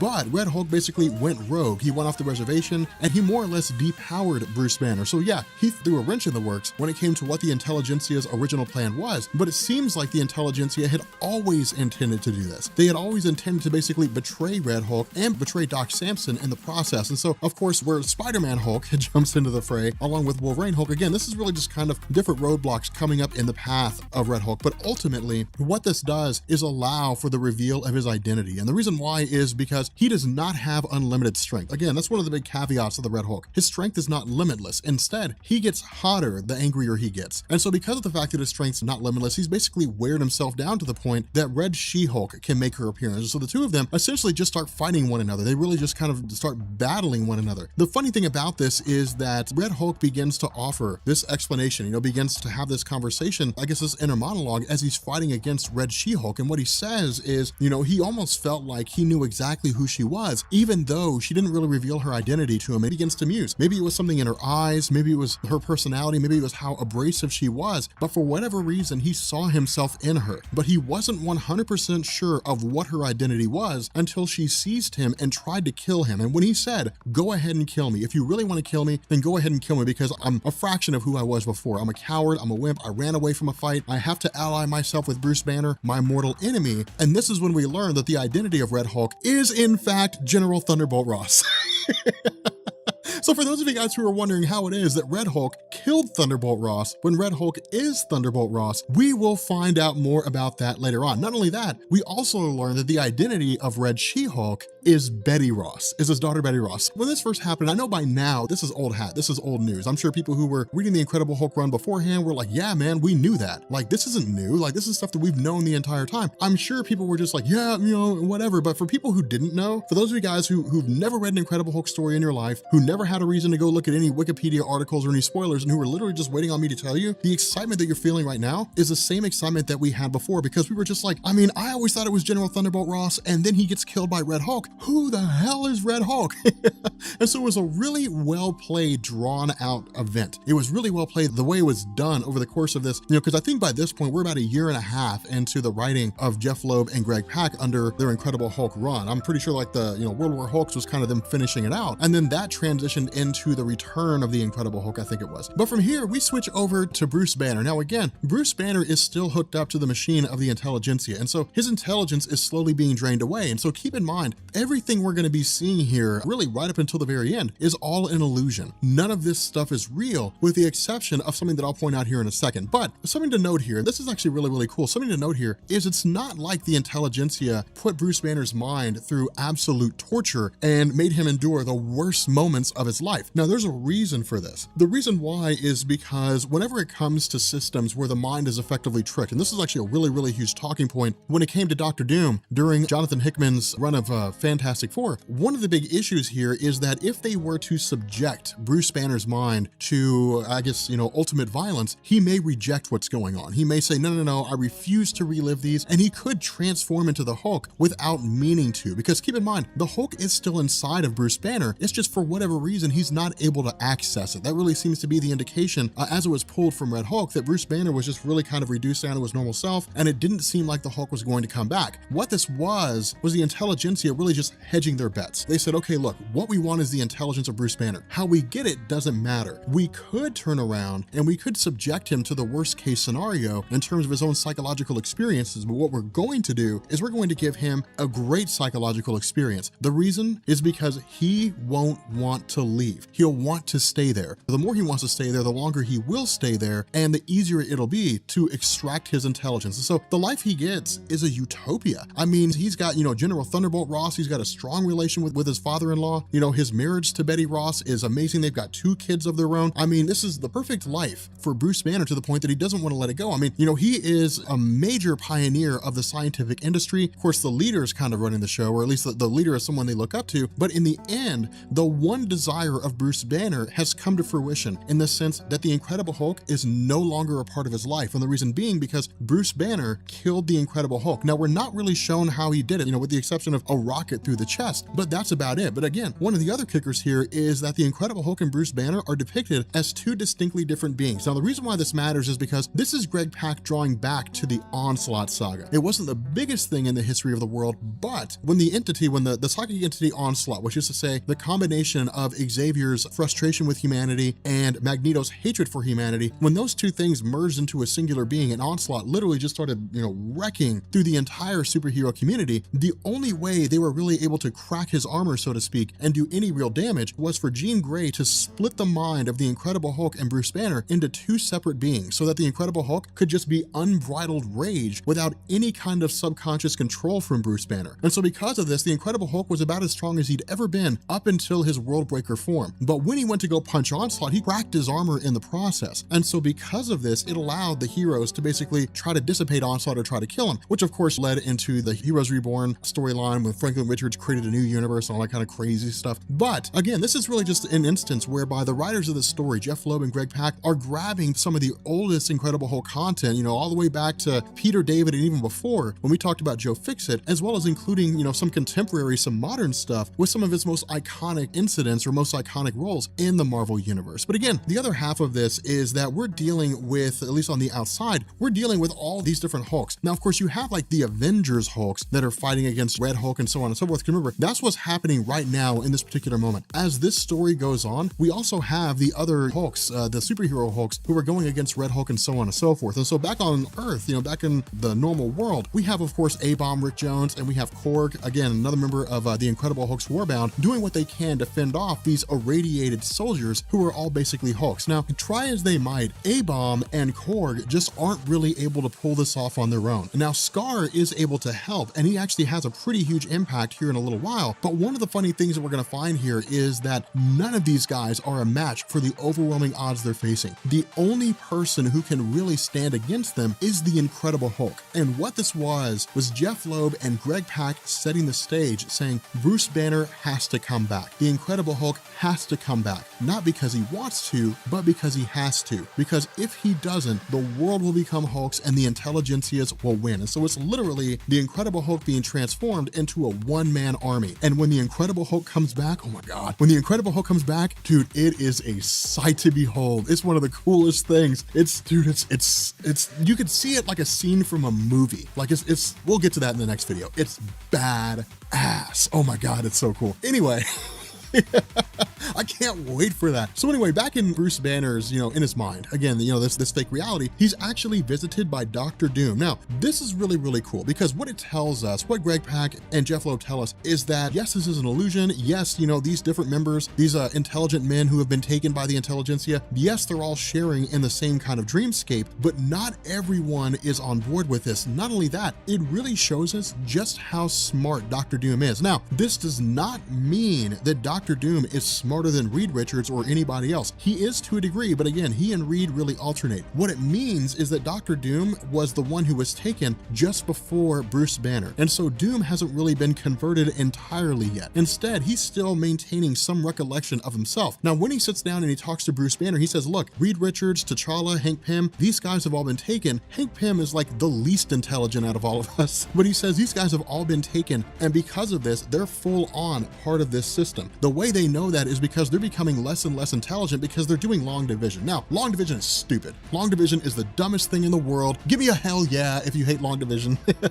Stone Cold Steve Austin, I love you, man. But it's just an indication. It's essentially Dr. Doom awakening Bruce Banner to the realism of the situation. They're not the smartest men in this whole place because they're effectively getting dumber and dumber. Now, what he says is that the longer they stay here, their intelligence is effectively being drained away by some giant organism in the sky, which is basically MODOK. MODOK is designed for the purpose of, at least in this dreamscape, supplying energy to the whole city, making sure everybody has everything they need. But in reality, this is the machine that their intelligence is being pulled into in order for the intelligentsia to eventually grasp. And so because of the fact that Dr. Doom is not as smart as he used to be, because he's not as intelligent as he used to be, he's not quite aware of the fact that he basically has magic. He's not quite aware of the fact of what it was that he was capable of. And so what he does is he sits down with Bruce Banner and says, hey, look, you need to take this gauntlet. You need to push the very fringes of this reality. You need to find a way to break through, and you need to wake up. Now, again, this is significant because of the fact that this is an instance where Bruce Banner is, again, the only one who can ever really save them. Now, of course, as he's studying this particular gauntlet, the program that he's in begins to kind of bring him back in. Because remember, he's basically walking towards this doorway. He's walking towards this exit. The program is designed to make sure no one leaves. And so it literally drags him back by having his son interrupt him in the middle of all this. Now, what this is kind of like this Inception Inception moment, right? You know, in the sense that in the movie Inception, the idea for the general public, for the average viewer who went to go see it, the question was, is Leonardo DiCaprio dreaming or is he in the real world? And we saw the top spin and people were left to try to figure out on their own. But if you caught the very last moment before everything went to black, then you would know he's in the real world. And so it's kind of like Christopher Nolan's comparison to this, in the sense that it is this scenario where even if he's not in the real world, Bruce Banner doesn't care. He has the perfect life. He has exactly what it is that he wants. And this is something that he actually says to Dr. Doom. Dr. Doom shows up on his doorstep and says, hey, look, you know, I know that you want to stay here. I know that you love this life that you're in, but this is not the real world. This is not the world that you're supposed to be in. Yes, you know, Bruce Banner fixed the gauntlet. Yes, he made it work like it was supposed to. Yes, Dr. Doom was able to take the gauntlet, but Banner doesn't want to use it, because if he does, it means he's going to wake up from the truth of this reality. And when he wakes up from the truth of this reality, he's going to be faced with a life that he doesn't want. And so what happens is Doom says, hey man, sorry about your luck. You need to wake up. If you wake up, that means that I can wake up. It means we can go back to the life that we had before. Now, Doom does have his own ulterior motives, and we'll find out what those are. But in order to force Banner out of this dream that he's having, he basically grabs Banner's son and he transforms him into Scar. And the reason why he does this is he says, look, if your son will emerge as Scar, basically, you know, if he'll come back, you know, as this extremely powerful being, then he'll be able to destroy this reality. And if he's able to destroy it, we'll wake up, simply because it would cease to exist. Now, this is a big gamble. And the reason why is because their mind is angered to this. And so it's entirely possible that if Dr. Doom had destroyed this reality, their minds just would have been lost. They would have gone straight along with it. A really good example of this came during the Thanos quest storyline, I think it was, when Thanos was tracking down the Infinity Stones and he went against Grandmaster. And Grandmaster said, I will give you my stone only under the condition that you can defeat me in a game. And so what happened is Thanos ended up using an actual like robot to basically go against Grandmaster. But when he went into the game, he basically destroyed the game inside of Grandmaster's mind. And so Grandmaster was essentially just trapped inside of his own body. He was trapped inside of his own mind. That's entirely what could have happened here. The problem with this is that as Betty Ross essentially steps in, and when Betty Ross is essentially able to take out Scar, effectively killing Bruce Banner's son as he perceives him, at the same time, in the real world, Dr. Doom yanks him out of his illusion. And so we basically have Bruce Banner back to reality. And this is where things go from bad to worse. And the reason for this is we would think under normal circumstances that Bruce Banner being back to reality would work, because it would be all the other members of the intelligentsia waking up, all the other members of the intelligentsia coming back to normal. The problem with this is that, again, you know, the battle between Scar and all these guys, Scar, Red She-Hulk, the whole 9 yards, the battle between all of them is stretching into the holding cells of where the intelligentsia were keeping Banner and Doom and so on and so forth. And so once they get in there, Scar, without thinking, without paying any attention, attacks Red She-Hulk, stabs her through the back. And when he does, she essentially reverts back to her normal human form, which is revealed to be Betty Ross. And this is why I say the Incredible Hulk is going to come back, because Bruce Banner is looking at the woman that he thought was dead, because in his dream world, he had Betty Ross. In his mind, you know, it was possible she was alive. He didn't know where she was. He didn't know who she was. He had no idea what was going on with her. All he knew was that she was alive. But in the dream world, he could hold her. He could touch her. She was there. And so it was guaranteed in his mind, and he didn't want to let it go. In this real world, Betty Ross is alive, you know, and he's holding her in her arms. The problem is she's about to be not alive. She's about to be dead. And so this is effectively what we're getting ready to see is the return of Worldbreaker Hulk. And this is why I say shit gets real, son. Because the Incredible Hulk comes back in spectacular fashion. All right, so we are stepping back into the Incredible Hulk. And in the last video, we had talked about how the identity of the Red Hulk had been revealed as General Thunderbolt Ross. Now, again, most everybody who decided to, you know, not wait, because I'd kind of drug this out in the videos, and I imagine a lot of people were just like, well, you know what? I'll just go to the Marvel Wiki and I'll find out who Red Hulk is. People knew that for quite some time. In fact, the revelation of the Red Hulk's identity was big news because it took so long to reveal it. But once people had learned that it was General Thunderbolt Ross, some people liked it, some people felt a little underwhelmed. But what we get in this story is basically how it is that General Thunderbolt Ross became the Red Hulk. So again, we had talked about this off and on in the sense that I dropped a few mentions here and there. But one of the other big things that I wanted to address in this video, and the question that people had, is if General Thunderbolt Ross was killed by the Red Hulk, then who is General Thunderbolt Ross? Who did the Red Hulk kill? If the Red Hulk is General Thunderbolt Ross, how does all that work? Well, the cool thing about this is that this particular comic is actually split into two parts. And in truth, we only really need to pay attention to the second half, because the first half just really talks about how General Thunderbolt Ross was defeated by Bruce Banner over and over again. It doesn't really matter that much. It just kind of talks about why he has such a hatred for Banner. I mean, that's really kind of self-explanatory, right? I mean, when people think of like the arch nemesis of the Incredible Hulk, it's General Thunderbolt Ross. I mean, he's a guy that's been tracking him down almost non-stop, you know, since he first transformed into the Hulk. But what this also does is this wraps back around into the events before Civil War. And what I mean by that is General Thunderbolt Ross had always been sitting in the shadows. He'd always kind of been chasing the Incredible Hulk, but he'd always been sitting in the shadows. And what he tells us is that the death of Betty Ross at the hands of Abomination, again, with Abomination realizing that Betty Ross had basically contracted cancer due to her constant exposure to the gamma radiation by the Incredible Hulk, and then fast tracking that cancer to the point that it basically killed her, it left General Thunderbolt Ross in a state of absolute anxiety and mourning. And so his grief led him to go on what was tantamount to more so of a crusade against the Incredible Hulk than he had ever really pursued him before. The problem with this was that around the time that Betty Ross died, the Incredible Hulk was jettisoned into space by the Illuminati, which initiated the Planet Hulk event. And so what this did is this came back and it said, here's what was going on with General Thunderbolt Ross while the events of Planet Hulk were taking place. There wasn't a whole lot going on with him, ironically enough. Instead, all that really happened was he was just kind of watching things unfold when Captain America died. Now, the reason why this is important is because General Thunderbolt Ross had sat back and said that Captain America was like the one last true patriot, that he was the one guy that just stood up for what was right. He was the one guy that sat down and said, you know, no matter what happens, here's my stance, here's what I believe is important. Freedom is the most important thing above all else. And because of this, you know, in the eyes of General Thunderbolt Ross, Captain America was a guy that they could all look up to. He was a guy that Thunderbolt Ross's grandfather and father could look up to, and the legacy continued. And that's kind of the way it is in Marvel Comics, right? I mean, when Captain America sits down, and we talked about this during Civil War too, when Captain America sits down, you know, he'll listen to all the sides, and he'll say, this is the direction things are going in. And for the most part, Captain America's word is law. Like, superheroes will say, okay, fine. He's like the Superman of the Marvel Universe, not in terms of power, but in terms of the authority and the respect that he commands. And so because of this, you know, with Captain America essentially being assassinated, with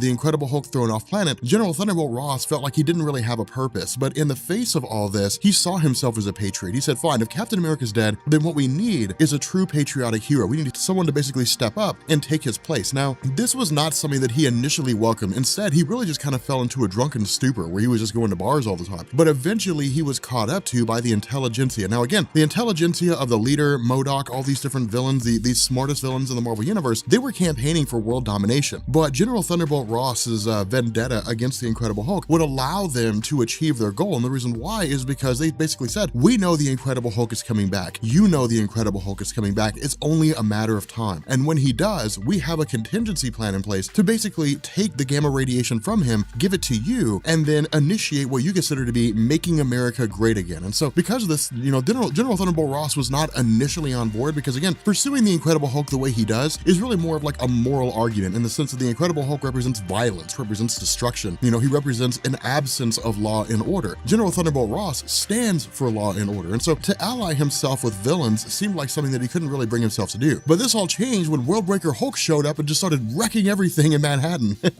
And so because of this, General Thunderbolt Ross said, okay, fine, that's what we need. We need somebody who can, one, stand up to the Incredible Hulk, and two, can usher in this patriotic America, this return to law and order. Because keep in mind, in the post-Civil War landscape of Marvel Comics, the Earth was chaotic. I mean, it was insane. I mean, you like Captain America was dead, so there went like the cohesive, you know, leadership of the Marvel Universe. The linchpin had basically just been pulled out, and because of that, everything sort of fell to the wayside. The Avengers were in disarray. The X-Men were reduced to 198 people. The Inhumans were out in left field doing their own thing. Governments of the world were losing their mind. I mean, it was pandemonium on almost every single scale. And so what happened was, again, like we had talked about before, when Tony Stark had these satellites that were designed for the purpose of blasting Bruce Banner with so much cosmic energy, or so much energy that it would basically reduce him down to his normal form, the intelligentsia basically hacked into the satellites. And so they continued to have the same end result, but the method in which it was achieved is different. While Tony Stark and while we as the reader saw Bruce Banner blasted with these satellites and returned back to his human form, the idea was, well, I mean, you know, they just hit him with so much energy that it just, you know, it basically hit the reset button on the Hulk persona and it couldn't maintain itself anymore. In reality,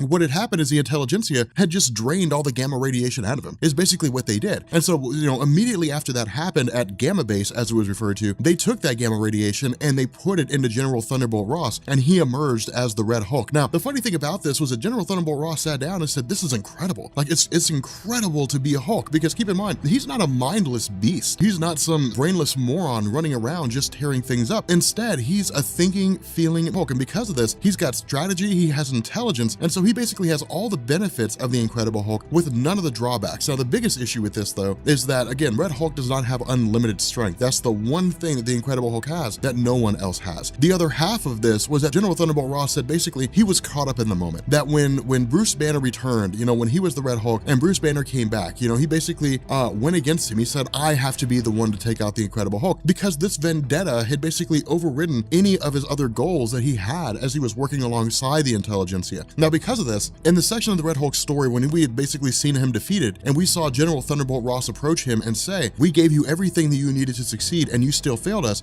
what we're told is that that was a life model decoy. That the General Thunderbolt Ross that Red Hulk killed was a life model decoy. Not only that, that General Thunderbolt Ross, LMD, was killed due to a plan that was formed by Red Hulk and Bruce Banner. And the reason for this is because people only know what they're shown. Unless they know what goes on behind closed doors, they have no real idea what's taking place. And so what had happened was Bruce Banner and Red Hulk got together and said, General Thunderbolt Ross has to die. And so they basically had General Thunderbolt Ross, the LMD, jump into a suit of armor, go against Red Hulk. Red Hulk killed it. And to everybody who looked at the situation, all they saw was that General Thunderbolt Ross had been killed by Red Hulk. And so what it did is it steered any suspicion away that the Red Hulk was General Thunderbolt Ross. Now, what this did is it also allowed Ross to basically go on a campaign to, again, basically take his fight to the Intelligentsia, rather. But what this does is this wraps back around to the current events of all the Hulks that are running rampant in the, I guess, on the surface of the earth with regards to, the Avenger Hulks and X-Men Hulks and so on and so forth. But it also shows us that General Thunderbolt Ross is still in the Oval Office. He's more or less taken over command. He's orchestrated what amounts to a coup d'etat, because that was the goal of the Intelligentsia, was to put one of their own men inside and to basically take over the country. The issue is that the Red Hulk destroys all this when he rips off the head of General Talbot and reveals that Talbot is actually a life model decoy. And so everyone seems to be a life model decoy in here. Now, at this point, we get into the return of Worldbreaker Hulk, because this was a badass moment. So one thing to keep in mind here is that the bombarding of gamma radiation onto these different people, these different,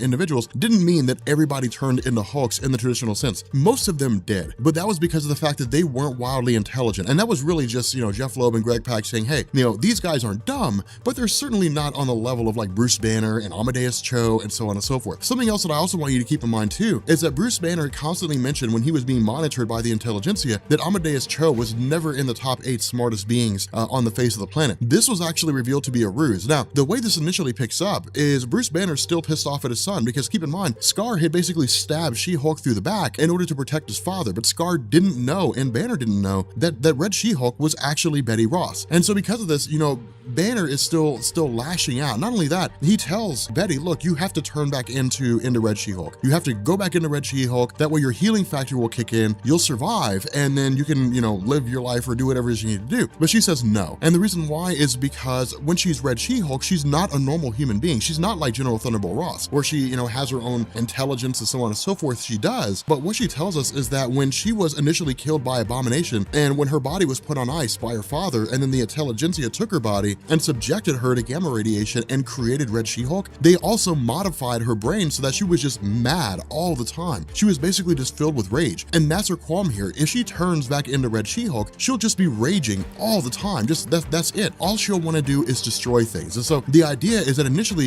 she says, hey, look, I'd rather die as Betty Ross than live as Red She-Hulk. But of course, Doc Samson shows up and says, hey, look, man, like, yeah, she's Red She-Hulk, and yeah, she looks different than you, but in the end, her core is still the same. If you make her angry, she will become a Hulk. And so he says, just make her mad. Just make her as angry as you possibly can. And that's exactly what happens. It's more or less Doc Samson and Scar taunting her a bit, and then she emerges. Now, of course, when she sees Doc Samson, that's really the straw that breaks the camel's back. That's when the Red She-Hulk persona emerges. And the reason why is because, remember, Doc Samson's Cathaxis machine, the machine that he used to basically siphon off Bruce Banner's power way back in the day and make himself Doc Samson, give himself the Hulk kind of power that he does, that was used by the Intelligentsia to make all these Hulks, to make Red She-Hulk. And so in Red She-Hulk's mind, Doc Samson is the reason why she is the way she is, and that's one of the reasons why she lashes out. But of course, before she kills him, we end up having the arrival of Amadeus Cho. Now, Amadeus Cho in Marvel Comics, and if I'm gonna be honest with you guys, Greg Pak was always leading up to Amadeus Cho becoming the Incredible Hulk. I mean, what we see right now with Cho being all new, all different Hulk, it was only a matter of time before that happened. I actually had a really cool opportunity to talk to Greg Pak at the Kamikaze Con in Los Angeles, and one of the things he said was that as a guy of Korean American descent, he always wanted to see, you know, a little bit more diversity in terms of comics. And while diversity is not a bad thing, one of the biggest issues people have is when you get rid of something perfectly good for the sake of diversity. And that's one of the reasons why people don't really dig Amadeus Cho Hulk too much,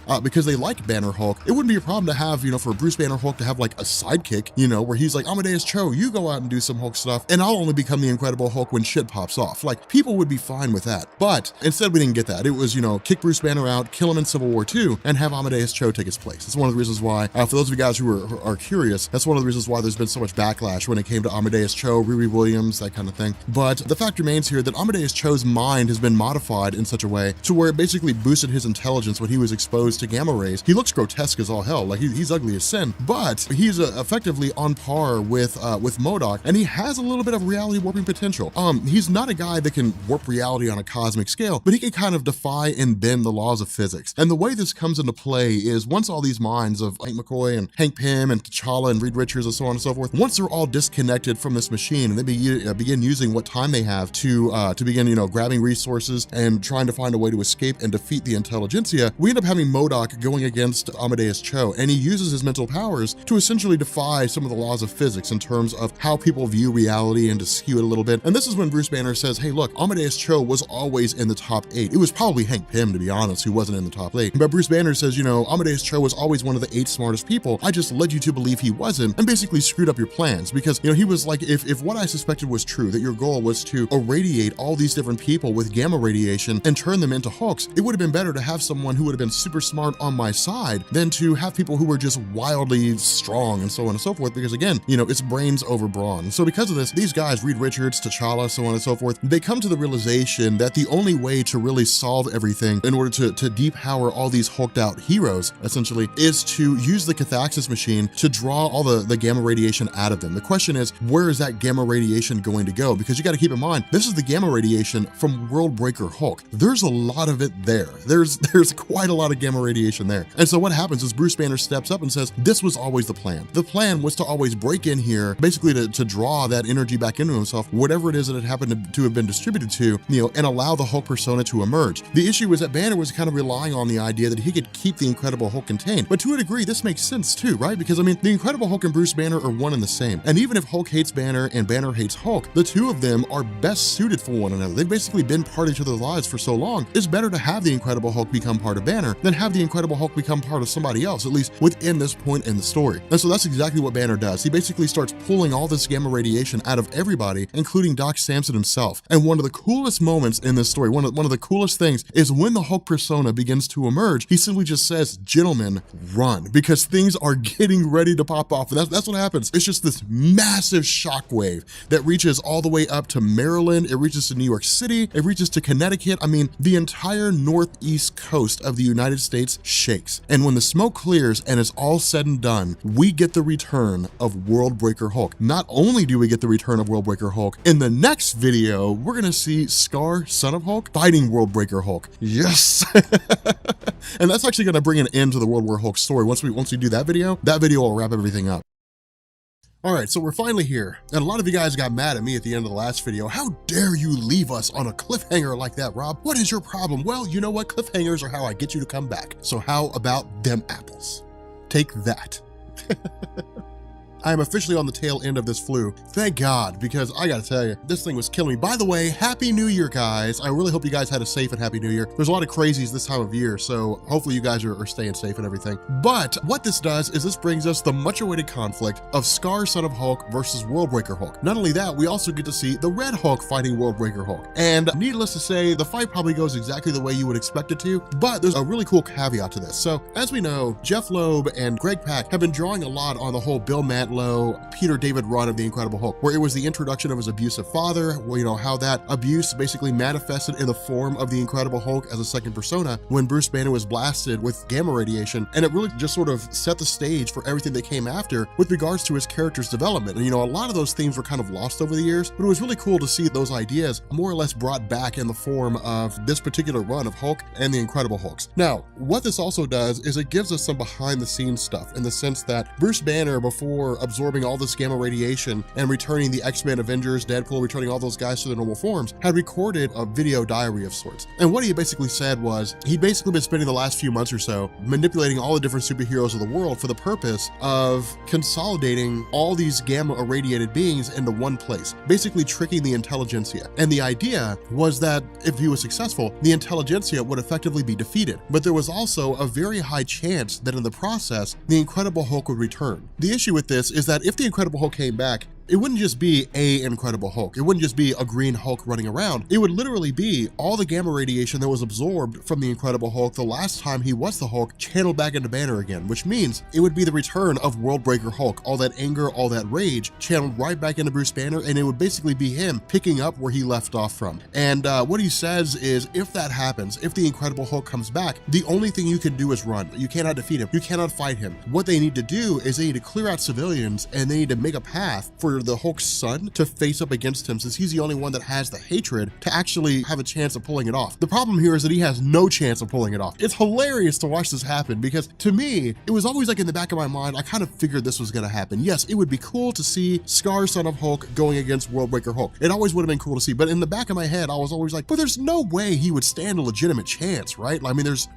no, that's not going to happen. I mean, it's the strongest version of the Incredible Hulk in history against a guy who could control the tectonic plates of the planet, but doesn't have unlimited strength. I mean, Worldbreaker Hulk could break the planet in half. It doesn't really say a whole lot for Scar. So the result here is that, again, the conflict that they're having, the fight that they're engaging in, is shaking the Earth at its very core. Not only that, because of the fact that Scar seems to be absorbing the tectonic energies of the Earth, basically absorbing the energy that the Incredible Hulk is putting off whenever it is that he's stepping on the ground or stomping on the ground, because remember, with each step that he takes, it shakes parts of the planet. To the Avengers, to all these different superheroes, it looks like Scar is the one that's trying to break the planet apart, when in reality, all Scar's doing is absorbing as much energy as he can, so that when his father charges at him, he literally punches Worldbreaker Hulk with the force of the planet Earth. And what this means is that Earth is not enough, because Worldbreaker Hulk immediately covers and pummels the hell out of Scar. And this was so cool, because it's like I'd been waiting for this, you know, like I'd been asking this the entire time. Who would win in a fight? Scar, son of Hulk versus Worldbreaker Hulk? And Worldbreaker Hulk just taunts him. He's like, look, I could crush you easily, but I'm not here to fight you. I could take you out and it'd be no questions asked. I could kill you right now if I wanted to. Now, Scar tries to goad his father into fighting. He says, look, Kyra always said that you were good, always said that you were strong, but in the eyes of Scar, the Incredible Hulk is weak. Now, remember, Hulk does not know about Scar's time on Sakaar. He doesn't know that Kyra the Old Strong, her spirit lived on as part of Sakaar because she was one of the Old Strong, because she literally had the power to control the planet itself. She was part and parcel to it. He basically learns this through Scar in the form of taunts. When Hulk says, no, Kyra's dead, there's no way you could have talked to her, and Scar says, no, she lived through the planet Sakaar. She lived through the rocks itself. She was alive, at least she was, until I fed the planet to Galactus.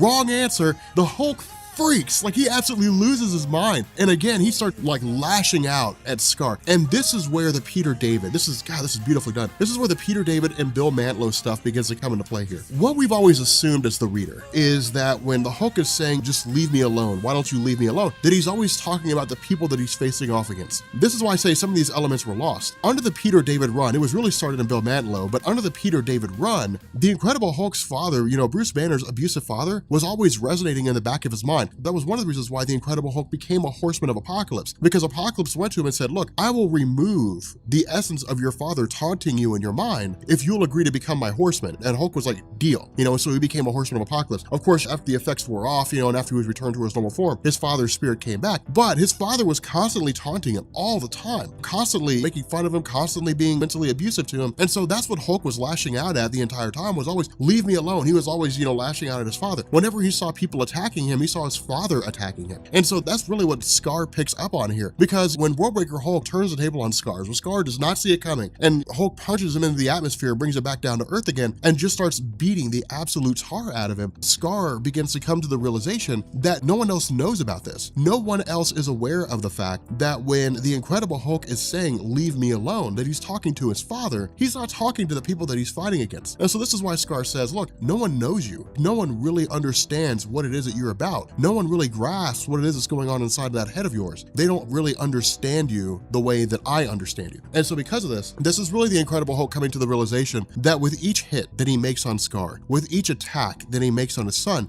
he is his father. He's playing out the role of his father. He's abusing the hell out of his son, just like his father abused the hell out of him. Now, the circumstances are a bit different here though, and this is why I'm not 100% on board with what it is that Jeff Loeb and Greg Pak were doing here. The theme I understand, the overall ideology I can get behind, but the father of Bruce Banner was just a horrible human being. I mean, he was just a cruel person who beat his son at every turn because he could, not because he had to. In this situation, Scar's challenging his father. Like, he literally ran up on him and just started beating the crap out of him first. He has an inherent desire to kill his father, patricide. And so because of that, it's a totally different scenario here. But even in that realm, even in that logic, the Incredible Hulk says, I can't keep doing this. I cannot keep beating on my son. And so he effectively just backs off. And what this does is this sort of allows Banner to kind of end this cycle of violence, so to speak, and to go towards his own son and to basically say, you are my son. You are my progeny, my offspring. Even if I didn't want to accept it before, I have to accept it now. And so what this does is just kind of create a reconciling between the two. It's essentially just the fact that the Incredible Hulk realizes and recognizes that Scar is his son, which is extremely important because once we get into Hero Kala, we're going to realize that Hulk needs all the allies he can get. So switching over to Red Hulk, because for those of you guys who don't know, Hero Kala is like the second son of Bruce Banner, and that dude is a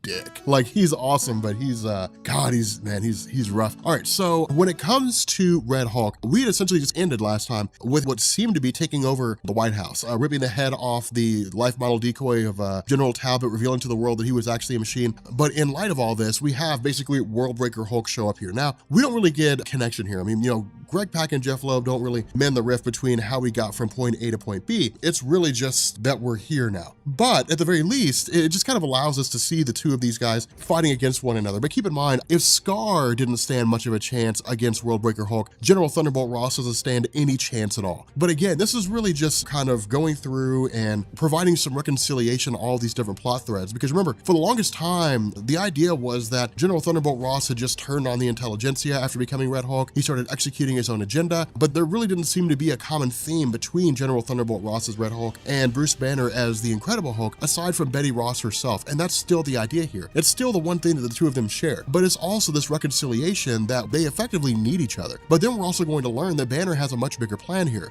For Ross, again, it's the idea of just stopping the Incredible Hulk. In his mind right now, he has the power to do that. It's his overriding goal. It's like the Terminator franchise. Every Terminator, regardless of what they're programmed to do, has a singular program, an overriding program in the back of their mind: kill John Connor on sight. They'll stop whatever it is they're doing if they see John Connor, and they'll immediately go after and they'll kill him. It's an ongoing thing. With Red Hulk, it's exactly the same way. He's got his own agendas, he's got his own motivations. He worked alongside Bruce Banner, although he hated Banner, but as soon as the Incredible Hulk shows up, everything else gets cast aside and it's time to fight the Incredible Hulk and kill him. Now, the kicker about this is, again, Red Hulk gets very, very haughty and very, very arrogant here. I mean, his hubris is off the scales. And the reason why is because of the fact that he considers himself so powerful in terms of his strategy, in terms of his body heat, in terms of the energy he puts off, his ability to absorb gamma energy, the fact that he sits down and says, I was able to defeat the Incredible Hulk before, I can defeat you again. The difference is that even after letting off what amounts to a nuclear explosion, it doesn't make any difference because this is not the Incredible Hulk that Red Hulk fought before. This is Worldbreaker Hulk, which means that he's got to be on his A game, and he's not, because Worldbreaker Hulk immediately turns the tables on him and basically just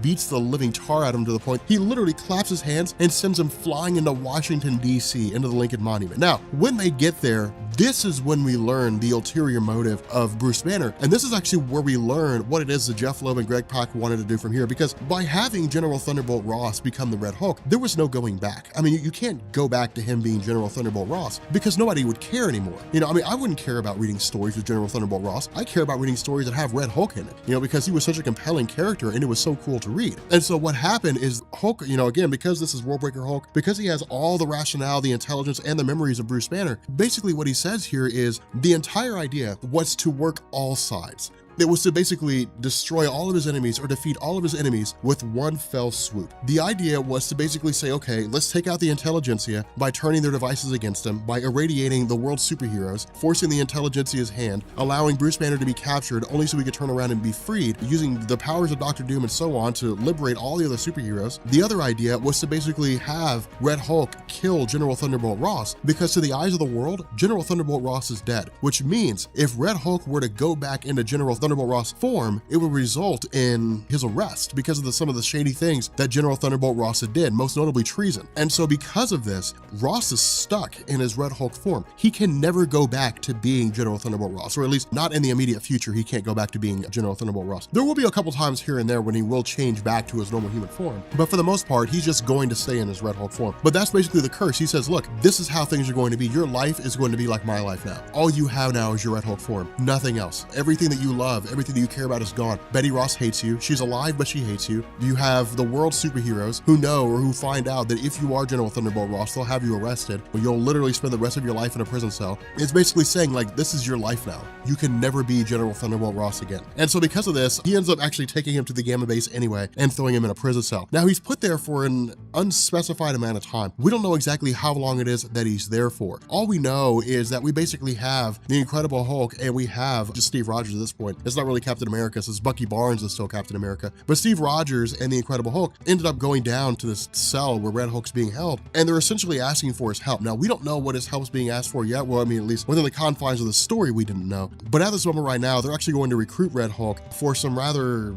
secret missions, some unsavory missions. But what this does is this basically wraps up World War Hulks. This brings it into that World War Hulk storyline, and what this actually did is it allowed for kind of this relaunch, so to speak, of the Incredible Hulk line of stories and the Red Hulk line of stories, and it allowed Marvel to basically go forward doing whatever it is they wanted to do with this character. It basically kind of set the stage for future stories for them to just kind of experiment and see what it is they wanted to do. But all right, so now that we finished Planet Hulk, World War Hulk, The Son of Hulk Volumes 1 and 2, Fall of the Hulks, and World War Hulks, as well as the first part of Jeff Loeb's run on Red Hulk, we are going to, God, we've covered a lot of Hulk stuff. We're gonna kind of go back and we're gonna run over Hero Kala. Now, the reason why I'd held off on him is because his origin story did not tie into anything that was going on in Marvel Comics at the time in relation to the Hulk, with the exception of what was going on with Scar, Son of Hulk. But at the time, we were transitioning from one Hulk story to the next, and so it kind of, at least to me at the time, it didn't make a whole lot of sense to suddenly stop everything and then go into the origin of Hero Kala. So I figured we go ahead and wait to the end, and it really kind of works, because what this does is this actually wraps back around to the beginning, or I guess to the introduction of Scar into the Marvel Universe. Now the kicker here is that the introduction of Hero Kala really came as like backup features called Shadow Tales, and what this did is it basically gave us like the other half of the coin, where Scar had been birthed from Kyra and basically was imbued with a combination of her old power, or I guess the ability to tap into the old power, as well as the intrinsic principles of the Hulk, which is to say he takes on, superior strength when he undergoes a physical transformation, albeit, not limitless. Hero Kala was not the same way. Instead, Hero Kala had the old power, which allowed him to basically, survive the explosion of Crown City. But aside from that, he never really used it for quite some time. In fact, after he was discovered by Axeman Bone, he was really just taken as a slave. I mean, that's really what his life was. And so all the events that went on with regards to the Incredible Hulk prior to his birth, he heard all those through stories the same way that Scar heard those. But at the same time, while Scar was off doing his thing and he was trying to gain the old power, Hero Kala was literally in the background watching all of it unfold as a slave of Axeman Bone, mostly hearing tale from people who were passing through, or people who had been captured, or even the soldiers of Axeman Bone himself, or Axeman Bone when he was defeated by Scar. So again, it was really all just secondhand, and so he was just kind of left to everything. But because of all this, Hero Kala developed an insatiable hatred for Scar. And the reason why is because there came a point whereby Hero Kala Kala was able to basically escape the confines of Axeman Bone and just kind of wander out into the wilds. Now, this coincided with Scar fighting a former priest of Axeman Bone named Hero Amen, who was able to use the old power. But because of the fact that Scar was able to tap into the old power itself, combined with his Incredible Hulk attributes, he was easily able to subdue Hero Amen. And because he was able to subdue him, Amen was basically just kind of left for dead. Eventually, Hero Kala stumbled upon Hero Amen, and he was basically told the only way to use the old power is to kill a person who hasn't. Not only that, he actually tells them the story of a young man named Koam. It's Koaam, so I'm not exactly sure how it is you pronounce it. But what we're told is that at some point this kid had basically studied under the knee of those people who were part of the Shadow Priests who were able to tap into the old power itself. The problem with this was that this all took place before the Incredible Hulk had left Planet Hulk. So after the defeat of the Red King, when the Incredible Hulk had formed Crown City alongside Kyra, all these priests had basically left to go to Crown City, after which they were basically destroyed when the ship blew up and killed everybody. But Koam was basically the guy left behind, and then he was able to tap into the old power. The issue with this, absolute power corrupts absolutely, and it basically led to him being somewhat of like a savior, and then ultimately spurning his own existence because he couldn't quite control the old power. And so because of that, he had effectively gone insane. And in response to this, Hero Amen had taken the power in turn. Now, what Hero Amen says is that if Hero Kala really wants the old power, he has to kill Hero Amen to do it. This actually coincides with Axeman Bone stumbling across Hero Kala and realizing that if Hero Kala has the old power, he could be used by Axeman Bone to kill Scar. And so Axeman Bone gives Hero Kala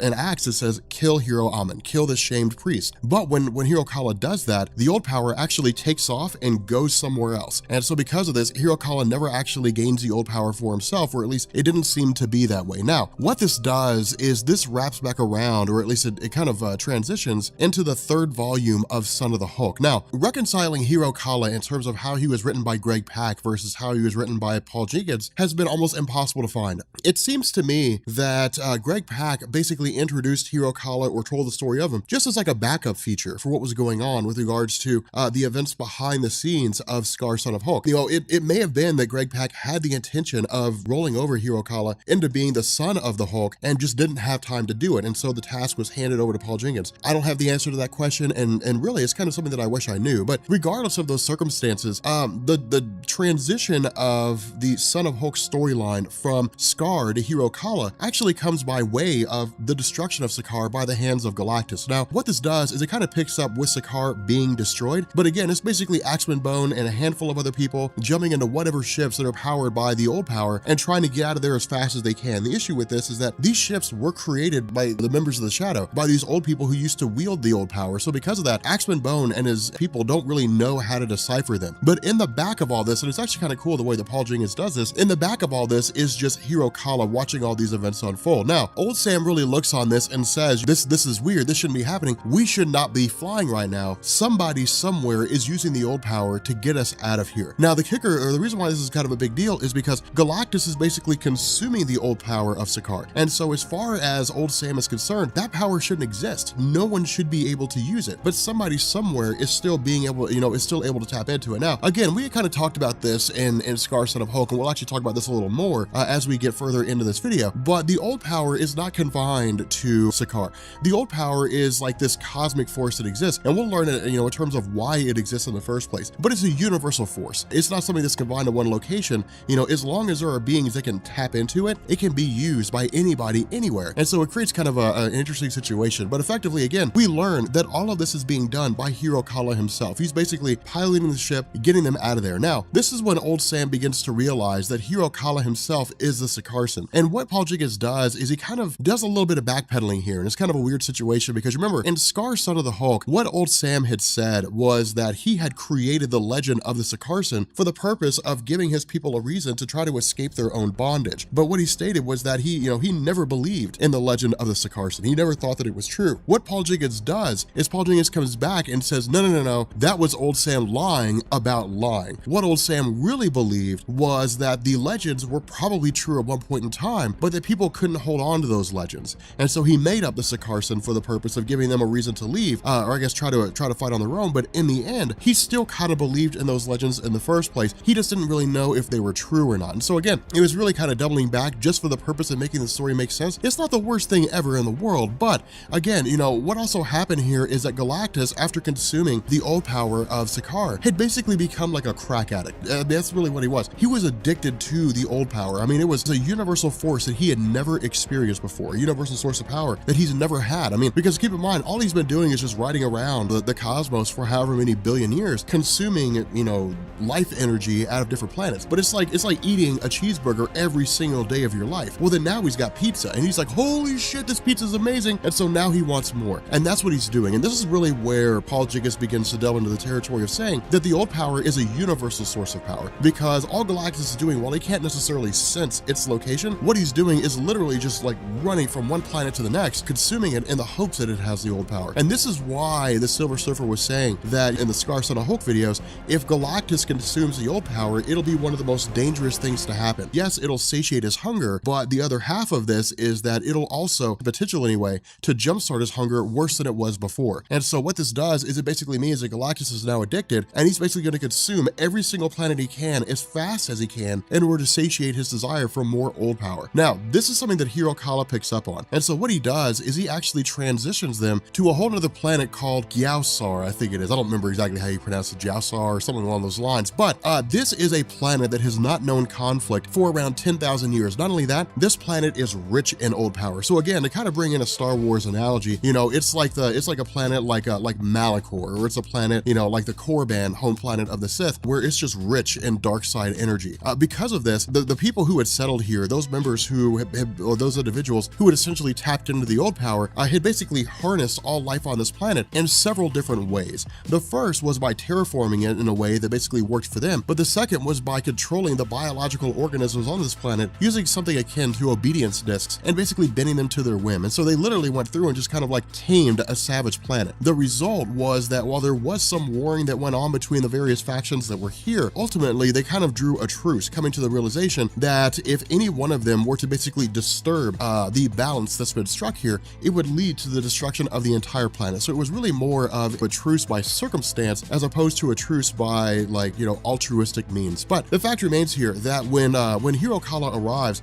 anybody who shows up on this planet is immediately taken prisoner, executed, and their technology is basically usurped, or it's assimilated into whatever kingdom happens to take them over. The kingdom in question here immediately grabs or immediately comes across Hero Kala and basically says, you know, you are going to be taken our prisoner. But the cool thing about this, and this is actually what's kind of interesting, is that Hero Kala immediately begins to basically say, like, I am a god. And so, you know, within the great walls of, or I guess as part of this territory of Fractus, this city whose walls have basically been, you know, that have never been penetrated, what Hero Kala is doing is he's basically passing himself off saying, I am a god. All of you will view me as gods, you know, because I have absolute power here. Now, he demonstrates this in a couple different ways. The first is to, again, manipulate the biological organisms around them, a couple of whom are basically, you know, soldiers or members of their group, and transform them into these giant monsters. Now, of course, sending them across their way, laying waste to these forces, is not necessarily something that's taken, you know, very seriously by the guys in charge of the main city of Fractus itself. And the reason why is because for them, destroying a few guys of their military is no big deal. Breaking their walls, which haven't been broken for 200 or 300 years, is a big deal. And so if the forces of Hero Kala get close enough to worry about, well, of course, he has this sword that basically allows him to tap into the primal energies of the planet, which he believes will allow him to come out on top here. But at this point, things are pretty straightforward. These are, you know, in terms of conflict and battle, it's really just Hero Kala and his forces laying waste to everybody and obliterating virtually everything. But eventually the king steps forward, or at least the king of this first city steps forward and says, you know, I challenge you to a duel by, you know, honorable combat. Hero Kala accepts and then immediately topples him. I mean, just takes this guy out in no uncertain terms. So the way he does it is gruesome. I mean, you know, he basically tells this guy, how do you see me? Do you see me as a man, or do you see me as a god? And the guy's like, well, you know, I see you as a god. I see the power that you wield. I see you as a god. And he says, good. And then just gouges the guy's eyes out. Now, there's a reason why Hero Kala is doing this. And we'll find out later on, because this is why I love, you know, Paul Gigas' writing, is because he writes a story and it seems pretty straightforward. Then he just turns everything on its head at the end, and it comes out really, really cool. It's one of the reasons why I loved his creation of the century. It was one of the best stories of all time. But the fact remains here that using the combination of this sword as well as his own old power, the Hero Kala is able to bring the walls of this city crumbling down. And so from here, his forces basically make their way in and begin tearing everybody apart. Now, at this point, this is when we start to get into the realization that there are people who are working directly against, or I guess, you know, going for their own goals. The first one is the Republic of Terrafor, and the second one is the city of Dearth. Now, these are the two other kingdoms that exist on this planet, and they have their own desires, they have their own,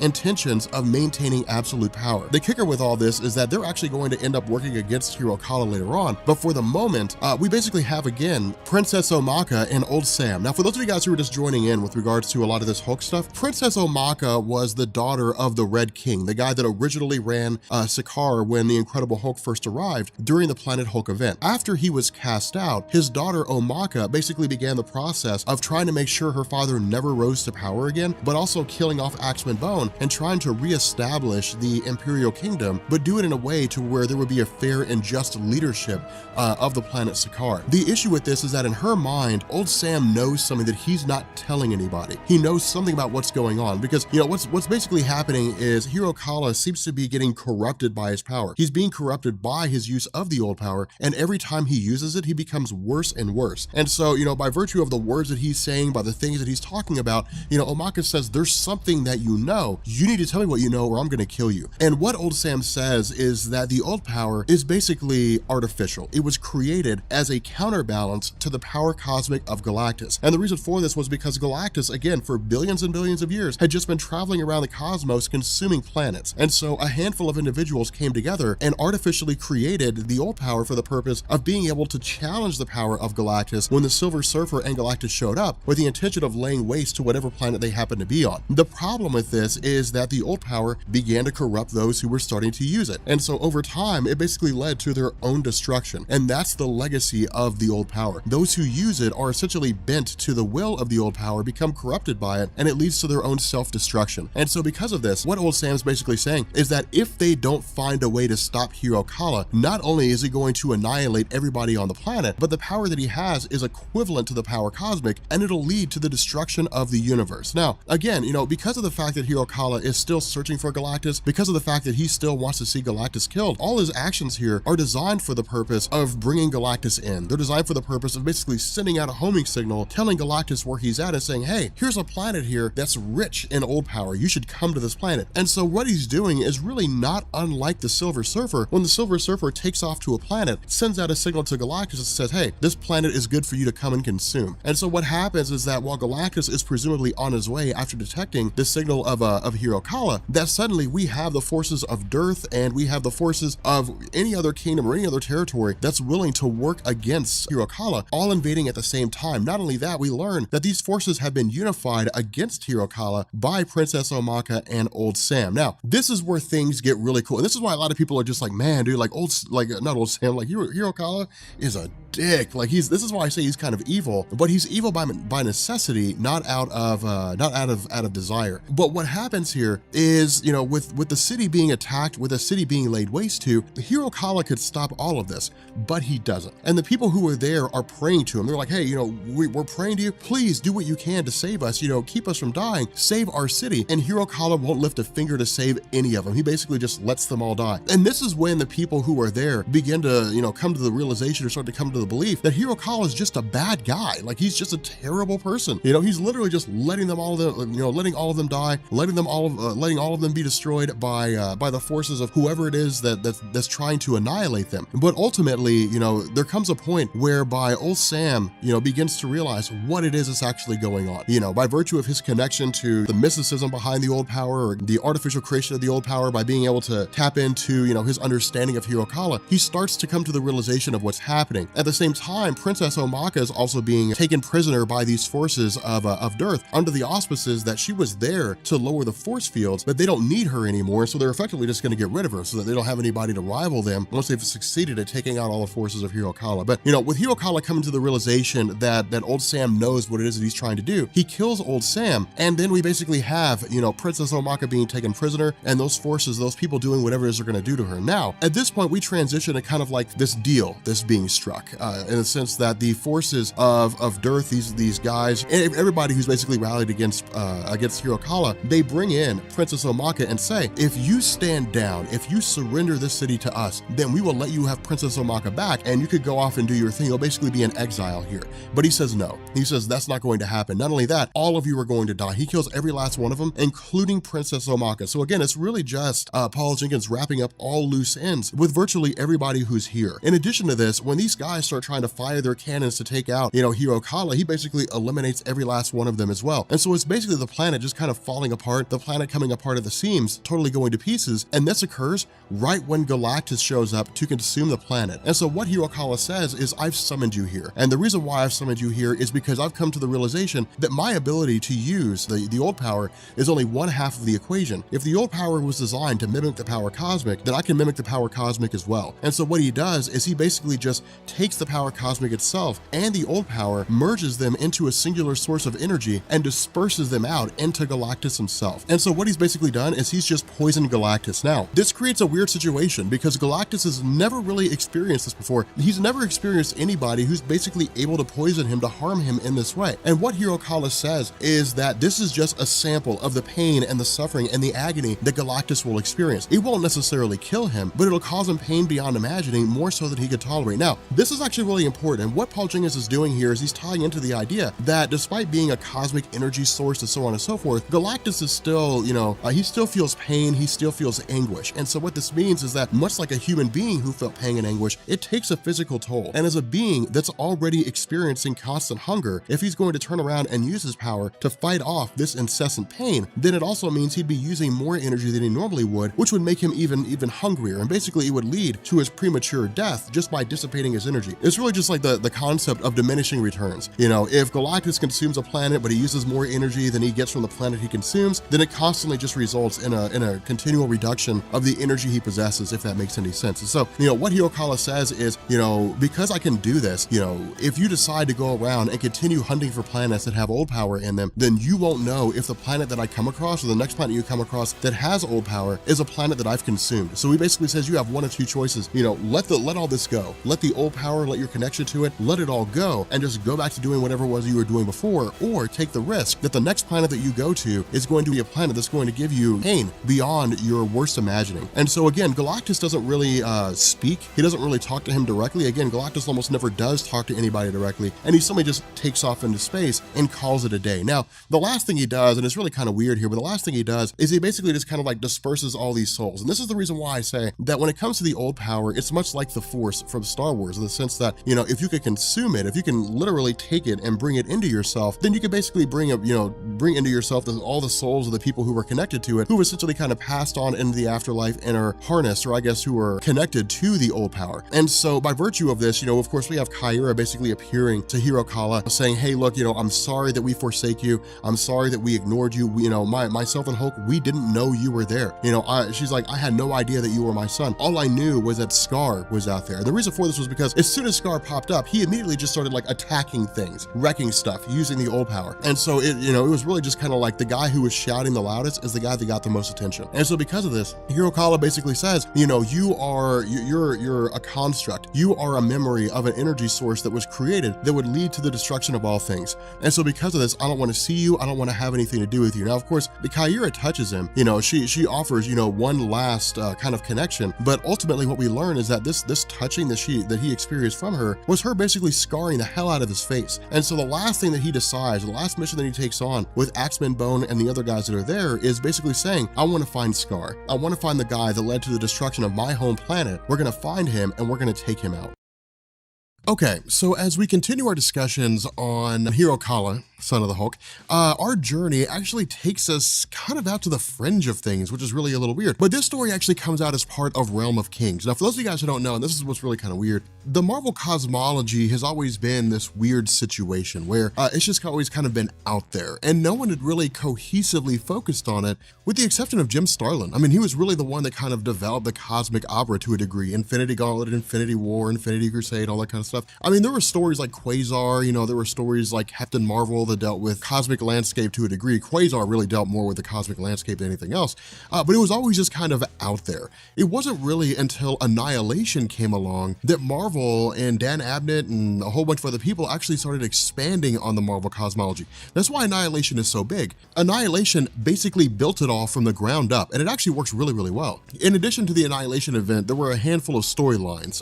There was, Annihilation Conquest, there was a Thanos Imperative, but there was also War of Kings and and Realm of Kings. Now, War of Kings dealt with Black Bolt of the Inhumans basically taking over the Kree Empire and then going to war with Vulcan, the third Summer's brother who had taken over the Shi'ar Empire. But what this did is it allowed Marvel to begin the process of streamlining things a little bit, trimming the fat on the cosmology that they made, and basically getting rid of things that didn't work and keeping things that did work. But one of the incidents here was the creation of the Fault. Now, the Fault really played more of a role in Thanos' Imperative. When we had like the Cancerverse, we had the perceived death of like Richard Rider, of Thanos himself. Peter Quill was believed to have died, but he actually ended up making it out. But there were a handful of things that ended up going on that saw a lot of changes being made by way of the creation of this Fault. But in Hiro Kala's journey during Realm of Kings, he basically comes along during the fallout of War of Kings and comes across this Fault. Now for him, observing the Fault is really just kind of like, hey, here is a rift in space and time that leads to any number of other multiverses, other universes. Now, the most notable universe on the other side of the Fault was the Cancerverse. Again, we'll get into that when we get into the Thanos Imperative, because it's actually a really badass story. Thanos Imperative, pretty sweet. Like, it's pretty cool. It's literally just like a giant cosmic war, and it's like everybody dies. It's pretty cool the way it plays out. But keep in mind here, Hiro Kala's on a crusade to basically wipe out the old power. Again, the old power was created as an answer, as an equivalent to the power cosmic of Galactus, in order to basically stave off Galactus whenever it was that he showed up to consume a world. The issue with this was that once Hiro Kala, learned the truth of the old power's creation, he came to the decision that the old power needed to be destroyed. And so what he did is he created a combination of the power cosmic and the old power. He called it the new power, and he's now going on a campaign to wipe out the old power everywhere he finds it. Now, the end game here for Hiro Kala, the end result, what he's looking to achieve, is to basically arrive on Earth and to destroy Scar, to destroy his father, and then eliminate the universe in its entirety. And the first step to doing this is tantamount to what leads to the destruction of the microverse itself. Now, initially, Hiro Kala, Axeman Bone and Axeman Bone's daughter don't really know what's going on. I mean, for them, they're not super smart folks. I mean, they were basically people who were on Sakaar when Hiro Kala was there. Hiro Kala was a slave of Axeman Bone for a while until he took the old power, and then he made Axeman Bone his subordinate. And then there was always this kind of tease as to whether or not, the daughter of Axeman Bone would end up becoming the wife of Hiro Kala. It was just something that was kind of toyed around here and there. But in the midst of their journeys, while they're observing everything, suddenly Hiro Kala is whisked away. Now, the reason why he was whisked away to the microverse, and in truth, I don't really know why Scott Reed chose to invoke the microverse, but the reason why he was whisked away to the microverse, I imagine, has to do with basically Scott Reed going back and retracing the most significant moments of the Incredible Hulk's life. The reason why I say that is there was a story where the Incredible Hulk was basically taken to the microverse, and he fell in love with a woman named Jarella, but he also felt at home because everybody on this planet called Kai had green skin, and so the Hulk didn't really stand out like a sore thumb the way he does on Earth. Instead, they just saw him as a really strong version of themselves. Because of this, the possibility of having a peaceful life with Jarella,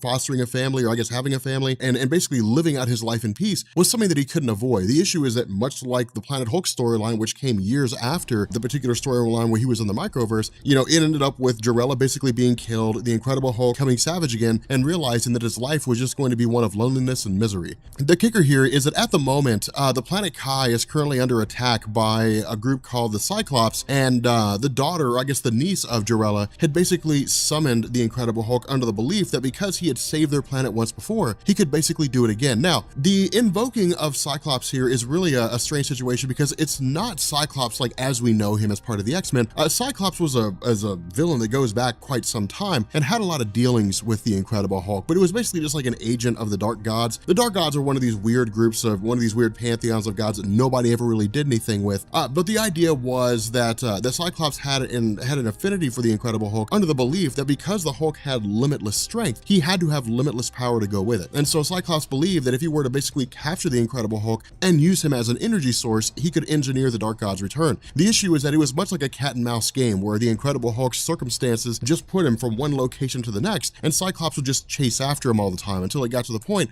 where the Incredible Hulk ended up in the microverse, and the result was that Cyclops was basically beaten to a pulp. The Incredible Hulk was pulled out, and Cyclops was just left there to die. And so because of this, these beings that exist here, these weird, organisms, are basically what's left of the Cyclops, entity, which is currently invading Kai. Now, again, a lot of this is, a lot of the microverse stuff is not really important. It's really just kind of Scott Reed trying to bolster the microverse landscape, but the microverse was never a huge deal. I mean, in truth, this is one of those instances where you have like a pocket universe. And the way this works, for those of you guys who don't know, the best example that I've been consistently able to think of is to imagine the Marvel Universe like a house. and inside that house you have bedrooms, you have closets, different things like that. You know, a bedroom would be like the ultimate universe. It would be like a big universe. The microverse would be like a closet, where it's a universe within the main Marvel universe, but it's more akin to a dimension. It's a very small place, but it has its own life. It has its own, you know, organisms. It has planets and, you know, galaxies and stars and so on and so forth. It has its own thing. It's just a very, very small version of the universe. For those of you guys who saw the Ant-Man movie, the instance where Hank Pym was basically telling Scott Lang, if you shrink down too far, you'll just shrink down into oblivion. In truth, he was shrinking down to the point where he would enter the microverse. That's how small it is. And I'm sure Marvel will introduce that in the movie line at some point in time, probably in phase 5, to be honest. But, you know, with regards to Hero Kala being transported here, he doesn't quite know why he's here. But, you know, with him being as he is, effectively being a villain at this point, he basically lays waste to the entirety of this Cyclops force, but then also essentially resurrects the spirits of the people who were trapped inside, who had been captured. Now, the reason why he did this, and even goes as far as to say it, is because by resurrecting them, he's also modified them to the point that they are subservient to him. They are basically his inner guard. Now, this is going to be a common theme, because what he's going to do is effectively enslave the entirety of the planet. But while he had basically been whisked away, we also had Axman Bone and his daughter driving, you know, really just kind of flying into the fault and trying to find Hero Kala, which they were successful in doing, arriving on Kai, and along with, you know, all the other Bonesmen, really kind of bolstered the ranks of Hero Kala. Now, at this point, you know, again, Hero Kala sees himself as this kind of messiah, you know, as this godlike being on a crusade to wipe out the old power across really in any universe or any dimension that he comes across. And so while he's here, he also begins to come to the realization that there is no old power in the microverse, but there is a source of power that rivals his own. Now, this is a slow build. This is a slow thing that Scott Reed builds here. He doesn't just jump into it right off the bat, but with it being a 4-issue story, there's also the idea that things kind of have to be relatively contained. Now, one of the things that he also does is he basically says that much like the Incredible Hulk, you know, Hero Kala is not going to find true happiness. And the reason why is that while he's spending time with Lila, the daughter of Axman Bone, you know, he kind of gets a glimpse of what their future is going to be like. And he even shows her to a degree and saying, you know, here is the future that you see. The future you see is us being together, king and queen. He says the future that's going to be is basically me going through and just wiping out everything that I come across, literally becoming a force of nature and laying waste to the universe itself. And he says, I am destined to be this way because of the fact that my father's the Incredible Hulk and my brother is Scar. My family line is a genealogy of rage and anger. Now, of course, Lila responds by saying, no, you're not bound by your genes. And there's a legitimate claim to this. I mean, there's legitimacy in saying that he's not bound to this life that he feels he's doomed to lead. But in Hero Kala, he solidified his fate without ever giving it a second chance, without ever actually sitting down and saying, is it possible for me to live a happy life? He's basically said, I am doomed to a life of death and destruction because that's just what I've chosen for myself. Now, what he also does is he gives Lila an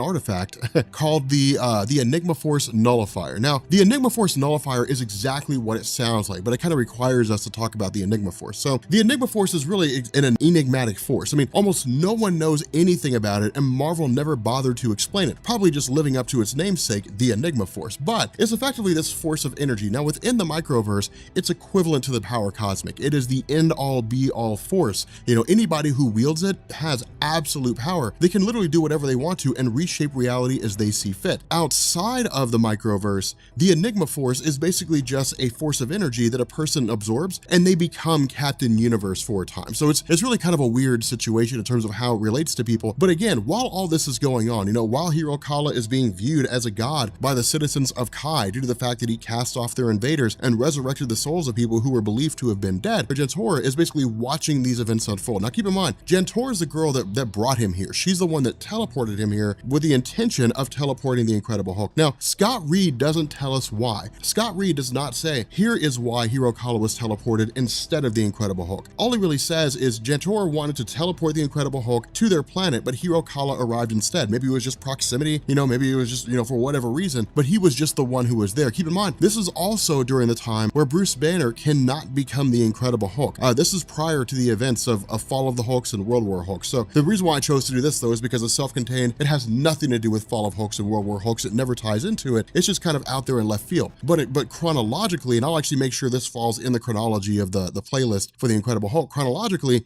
this comes before Fall of the Hulks and World War Hulk. So at this moment, Bruce Banner cannot transform into the Hulk. But the fact remains here that, you know, as Hero Kala is going through, because of the fact that he has this power cosmic / you know, old power, while it doesn't really allow him to do a lot of things in the microverse, it does allow him to sense, you know, energy energy on a better level than other people would normally be able to detect. And this is when he comes to the realization of what the Enigma Force is and the power that the Enigma Force possesses. He basically says, it rivals my own abilities. And he says, this force of energy can be used by me to basically, cast off and destroy the old power everywhere I find it, essentially saying, I can use this to bolster my own abilities. Now, again, during this time, we also have a guy by the name of Arcturus Rand. Now, Arcturus Rand has been a long time member of the Microverse. He was really kind of like this Star-Lord of the Microverse, so to speak, where he was basically an adventurer more so than anything else. He had his own stories, his own origin. I'm not going to go into that because he's not even remotely relevant in any form or fashion. If he comes up in the movies, I guess I'll make a video on it, but I have no reason to believe anybody would care about a video on Arcturus Rand. But the idea here is that Arcturus Rand was a guy who's basically imbued with the Enigma Force. He can do a lot of different things. It had been dormant for quite some time, but he's effectively, in a lot of ways, God in the Microverse if he chooses to use the Enigma Force to its full fruition. The issue with this was that he had basically developed cancer over the course of his life, and the idea was that the Enigma Force was at fault. And so really the main baseline behind his adventures as a character in the Microverse comics was to effectively track down the Enigma Force nullifier and do exactly what it sounds like, nullify the Enigma Force and cure his cancer. The issue with this was that because of the fact that the Enigma Force nullifier was something of myth and legend, a lot of myths and a lot of legends had surrounded it. And so people had this perception or this belief that the Enigma Force nullifier was created for the purpose of not really nullifying the Enigma Force. Instead, it was a misnomer. The Enigma Force nullifier was created for the purpose of nullifying the power of people who could threaten the entirety of the Microverse and who were too much of a challenge for the Enigma Force to deal with. And so because of this, Arcturus Rand basically, reemerges with the full totality of the Enigma Force and comes to fight Hero Kala. Now, the crazy thing about this is he basically says, we're going to activate the Enigma Force nullifier. We're going to set this in motion, and we're basically going to wipe out the entirety of the Microverse and reset its history, which would effectively mean that Hero Kala was never here. It was basically a way to just kind of wipe Hero Kala out of existence. And that's the way different universes work. That's kind of how they come into existence. In Marvel Comics, when it comes to a person being transported to other universes, it's not like your consciousness is transported to another universe. There are times when that's the case, but for the most part, whenever people go to another universe, their entire physical spiritual being goes to that universe. And so if they're in a universe that ends up being totally obliterated, they will die with it and they will cease to be. And nobody from their home universe will have any idea what happened to them. And so with like Hero Kala, for example, assuming there was anybody out there that cared that he existed, if he were to die, if he were to perish with the destruction of the Microverse, he would just cease to exist. Nobody in the main Marvel universe would know where it was that he went to. They wouldn't know what had happened to him. So it would be like if you moved, you would just be gone one day and people would just be like, well, that's weird. And they probably wouldn't really think too much about it with regards to Hero Kala because again, he's just kind of a dick and has just made enemies out of everybody that he's come across. But the fact remains here that Arcturus Rand is able to put up a very notable fight against Hero Kala just because of the fact that, he has the full might of the Enigma Force behind him. But keep in mind here, Hero Kala is not entirely powerless. While he's not necessarily on par with the Enigma Force in its full might, he does still have the ability to control the tectonic plates of Kai. He does still have the ability to restructure his own physical body so long as he's touching the ground when he's damaged. And that's exactly what happens. Remember, the old power allows people to manipulate the very ground they stand on, but those individuals who are tied directly into the old power effectively have bodies made of rock. And so Hero Kala can restructure his own body in any form or fashion as long as, again, he's touching the ground. So he can regrow a limb, he can basically rebuild himself. And that's what he does here. While Arcturus Rand is tearing him apart, it's also this realization that everything is going to come crashing down, that everything is going to come to an end because with this Enigma Force nullifier being created, it's like this annihilation wave, this nullifier wave just sweeping across the Microverse to the point that it's basically going to reset the entire history. Now, this is basically a way for Marvel to kind of come back and reboot the history of the Microverse. The issue with this is that nobody ever really cared about the Microverse. Nobody was racing to a comic book store to buy Microverse #1 or Micronauts #1. Nobody was doing that. It was a niche comic that just never really performed very well. But it was kind of a cool story in and of itself in the sense that with the belief that Hero Kala would be wiped out, what ends up happening is that the truth of his power is revealed here in the sense that yes, it's the Microverse, yes, he is very capable, but where we as the reader up to this point would believe that his power was reduced, in fact, it was not. That Hero Kala was just as powerful in the Microverse as he was in the regular universe. And so because of this, where the wave goes through and just resets the history of almost everything, Hero Kala is not impacted in any form or fashion. We have, of course, Arcturus Rand and his team essentially just kind of, trying to keep themselves safe and reverting back to their ship. But in the end, you know, we have Hirokala surviving the entire encounter. And so what he does is he basically grabs the planet of Kai and he removes it from the microverse. He literally takes the planet out of a universe and brings it to the main Marvel universe. And what he's going to do is he's basically going to use this planet to invade the planet Earth. He's going to use it to launch his campaign against Scar and against the Incredible Hulk in an attempt to kill his brother and to kill his father, and then go on to basically wipe out all things in existence across the universe. You know, I was watching House Hunters, and something that I've always been curious about is people who buy homes they can't afford. I don't know why you'd buy a house that you cannot afford. There's a house you can afford and a house you can't afford. Your mortgage payment should never be more than 25% of your take-home pay. And if it is, then you don't buy the house. And if it means you can never buy a house, then it means you can never buy a house. So I don't understand it. Anyway, guys, what is up? We are picking back up again with the Incredible Hulk, because I know you guys love the Incredible Hulk. But here's the kicker about this. We covered Hirokala. We got a little bit out in the left field, started talking about the microverse, things like that. Stuff got a little strange, but I also want to talk about Red Hulk for a second. So I haven't covered Red Hulk yet because I'm figuring out, I'm trying to decide if that's something that I want to do, because right now, after the conclusion of like Fall of the Hulks and World War Hulks, the Red Hulk title was taken over by a guy named Jeff Parker, and the story's decent enough. I mean, it's no Jeff Loeb run, but it's pretty decent, but it's really just him kind of like becoming part of the Avengers. So I guess we might go ahead and cover it. But the cool thing about this though is that the Incredible Hulk title and the Red Hulk title go off on their own separate thing. Now, something that I also want to explain here is how those titles related to one another, because a lot of you guys express confusion down in the comments section. So the way the Incredible Hulk line worked like this: for years and years and years and years and years, there was the Incredible Hulk title. It had different names, but it was just the Incredible Hulk title. Greg Pak came along and Greg Pak said, okay, let's basically reboot the character. Let's make him more interesting. Let's revamp him. So he launched Planet Hulk. After Planet Hulk, we got World War Hulk. Then at the end of World War Hulk, we got two different titles. We had the Incredible Hulk, and then we had Hulk.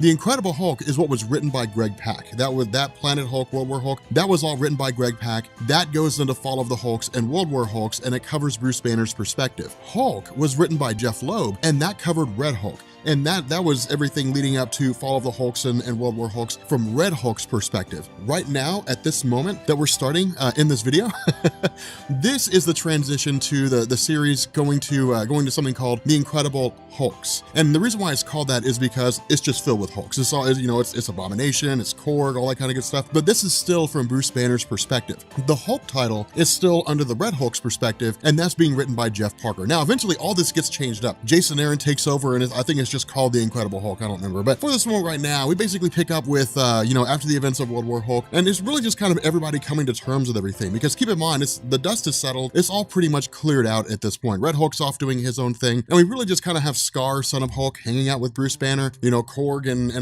A-Bomb hanging out and doing their thing, talking about barbecue or something like that. But the big caveat to this, the big elephant in the room, is really the relationship between Betty Ross and Bruce Banner. Because you have to keep in mind, you know, for those of you guys who are just joining us, Betty Ross had been killed by Abomination, or at least she was dying already. She was dying of cancer. It's just the dying process had been sped up. She was thrown in suspended hibernation. She was taken out of suspended hibernation. She was transformed into Red She-Hulk. She was brainwashed, and she was, you know, basically sent to kill Bruce Banner and her father, General Thunderbolt Ross. And so with her kind of coming back to reality now, with things being set to rights, she's in a very confusing situation, because remember, she does not have the same kind of control that Bruce Banner does when it comes to the Incredible Hulk persona. Bruce Banner recalls a lot of that and even has conversations with himself. The Hulk talking to Banner, the Banner talking to Hulk. It actually happens in the story. For Betty Ross, this is all new. It's like when Bruce Banner turned into the Hulk for the first time. She's figuring things out. She's learning how it all works. And Bruce Banner is doing nothing to help this.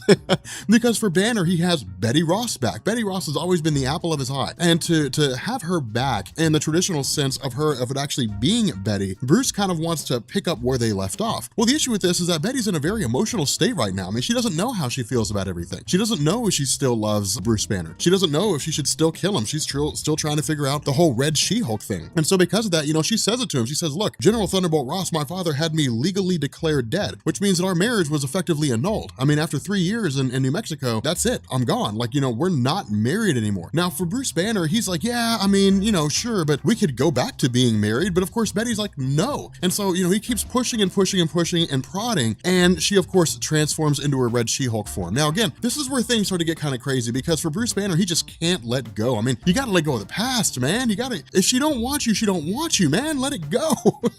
Move on to somebody else. But the cool thing about this is that this is really just kind of a fun little story where Betty Ross is running, Bruce Banner's chasing after her. But when he catches up to her, this is when he also begins to realize, really more so than ever, that Betty Ross is kind of enjoying being the She-Hulk. The reason why we say this is that, again, the She-Hulk and Betty Ross personas are two different perspectives. But, Red She-Hulk is always sitting back there. She's always dormant until the time comes when she emerges. And so she has insight into the psyche, into the mind of Betty Ross. Now, how much of this is truth and how much of this is her just kind of spouting nonsense to throw off Bruce Banner is never really explained here. But she basically says, hey, look, Betty spent all those years at your side when you were in the Incredible Hulk, watching you lose your mind, watching you freak out, destroy stuff, all the way up until the point when she died, because you poisoned her over the course of however many years with gamma radiation. But now that she has the power to be a Hulk, she understands she has the opportunity to just let loose, to just let it go. Now, that's kind of the cool thing about this is because, what Greg Pak is basically telling us is that when it comes to the Incredible Hulks, it's very much just kind of letting their personas go. It's just letting all the wrath and all the anger and all the hatred they have just kind of,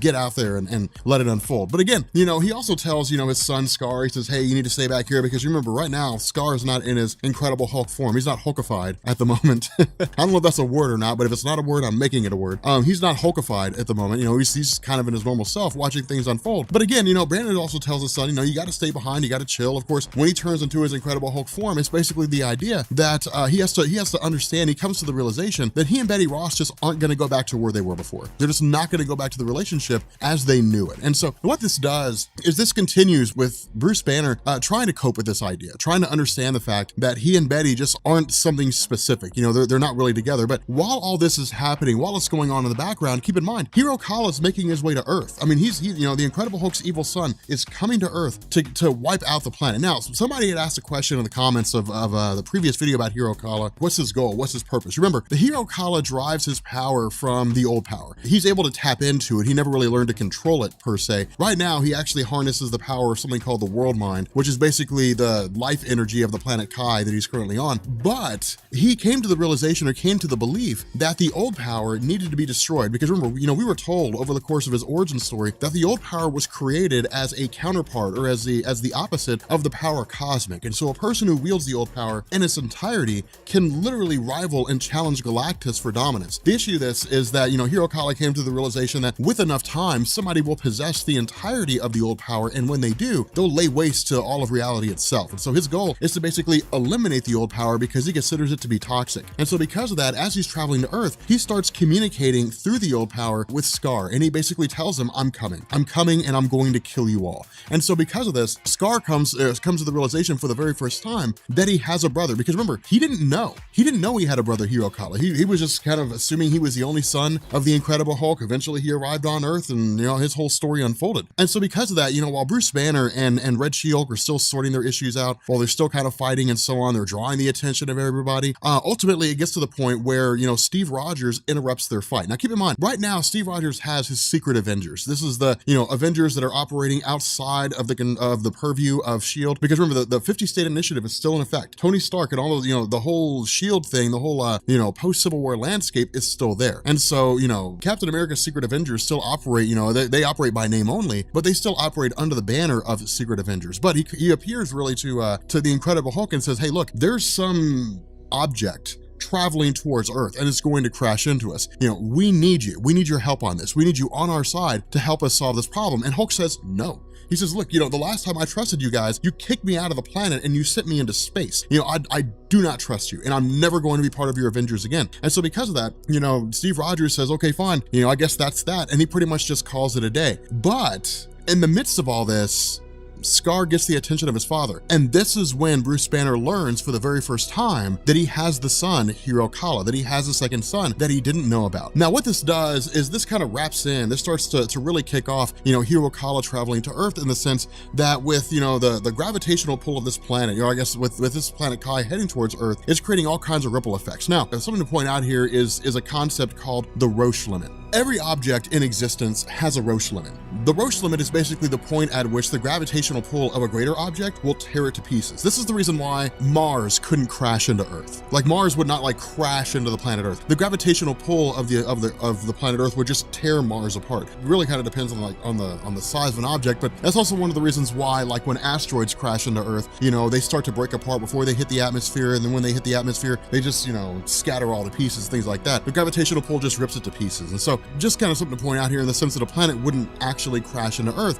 But the fact remains that right now, you know, Hirokala is, you know, approaching with the intention of wiping out all life on Earth itself. Now, in response, the US government has basically commissioned, you know, a series of astronauts and so on and so forth, missile launches for the purpose of destroying the fleet of Hirokala, as well as, you know, trying to figure out what's going on. The issue with this is the Incredible Hulk comes to the realization that if astronauts go into space and they basically encounter, you know, they travel to planet Kai to try to stop Hirokala, he's going to kill them all. And so in order to basically spare their lives, the Incredible Hulk, along with, you know, all of his other guys, you know, with Red She-Hulk and Jennifer Walters She-Hulk and A-Bomb and Cork, they all basically travel to, you know, an Air Force base and wipe out all of the, you know, shuttles that would be used by the US government to send people into space to encounter Hirokala. And so because of this, you know, War Machine, James Rhodes, Nova, they all basically, you know, they all start attacking the Incredible Hulk, and as well as, you know, the rest of his forces, you know, because for them, it's just the Incredible Hulk's gone on a rampage. You know, they're just like, he's going around attacking stuff, and it's him just kind of losing his mind again, because keep in mind, in the back of everyone, you know, in the back of everybody's heads, when they think about the Incredible Hulk, their biggest fear is like a return to the whole World War Hulk event, you know, to the Incredible Hulk losing his mind, attacking everything, you know, Worldbreaker, all that kind of good stuff. They're terrified of that. And so because of this, if the Incredible Hulk, you know, shows up and starts smashing things, their immediate idea is, we have to put him down. Now, of course, once it's all said and done, Bruce Banner basically clears the air and says, hey, look, the reason why I did this was to literally save your lives, because, you know, I have a son, apparently, named Hirokala, who's heading here, and he's going to destroy you all, or he's going to, you know, try to destroy us. If you'd sent people up there,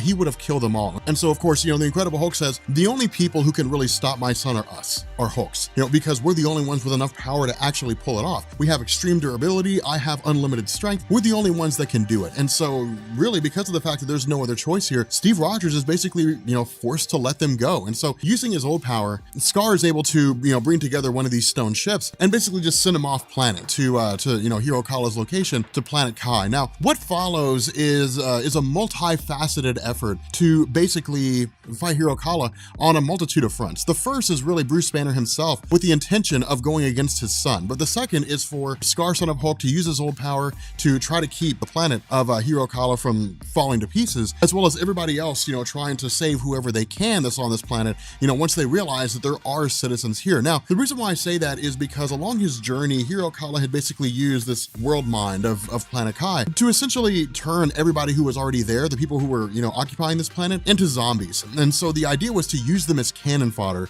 to go out and take out whoever it was that stowed upon the planet, you know, that was there against his will, that was basically trespassing. But with Red She-Hulk and with Jennifer Walters She-Hulk trying to find the source of Hirokala's power, Bruce Banner in his human form comes against, I guess, encounters a son for the first time. And this is really kind of crazy here, because when it came to Scar was just like, hey, I want to fight you. Like, I want to fight the Hulk. I want to fight the Hulk that I always heard stories about. Hirokala's not that way. Hirokala's just like, I want to kill. Like, I just want to kill stuff. I just want to destroy things. I don't want to fight you if I don't have to. I'll just kill you if I can. And so because of that, you know, he basically annihilates a multitude of his own forces just to demonstrate the power he possesses. In addition to that, he kills a multitude of kids. Like, there's a whole bunch of kids that are sent out, and he kills every last one of them. Now, this pushes, you know, Banner Hulk to the, not really to like Worldbreaker Hulk limit, but it pushes him to the limits of really his rage in a lot of different ways, because there's a lot of inner turmoil going on here when it comes to the character of Banner. On one side, he's looking at a guy that just murdered innocent children. That's something that really no superhero, that's one of the crazy things, no real hero or villain in any form or fashion sanctions that kind of behavior in Marvel Comics. That's one of the lines that they just don't cross. You know, as bad as villains may be, very rarely would you ever find someone, with the exception of like Hirokala, who would murder kids. It's like this untouchable thing, this one thing that you just don't do. And so this kind of, you know, breaks a line. It kind of crosses a line mind, and Hulk realizes that it's, Hirokala can't be rationalized with, he can't be talked to, he can't be reasoned with. Some men just want to watch the world burn.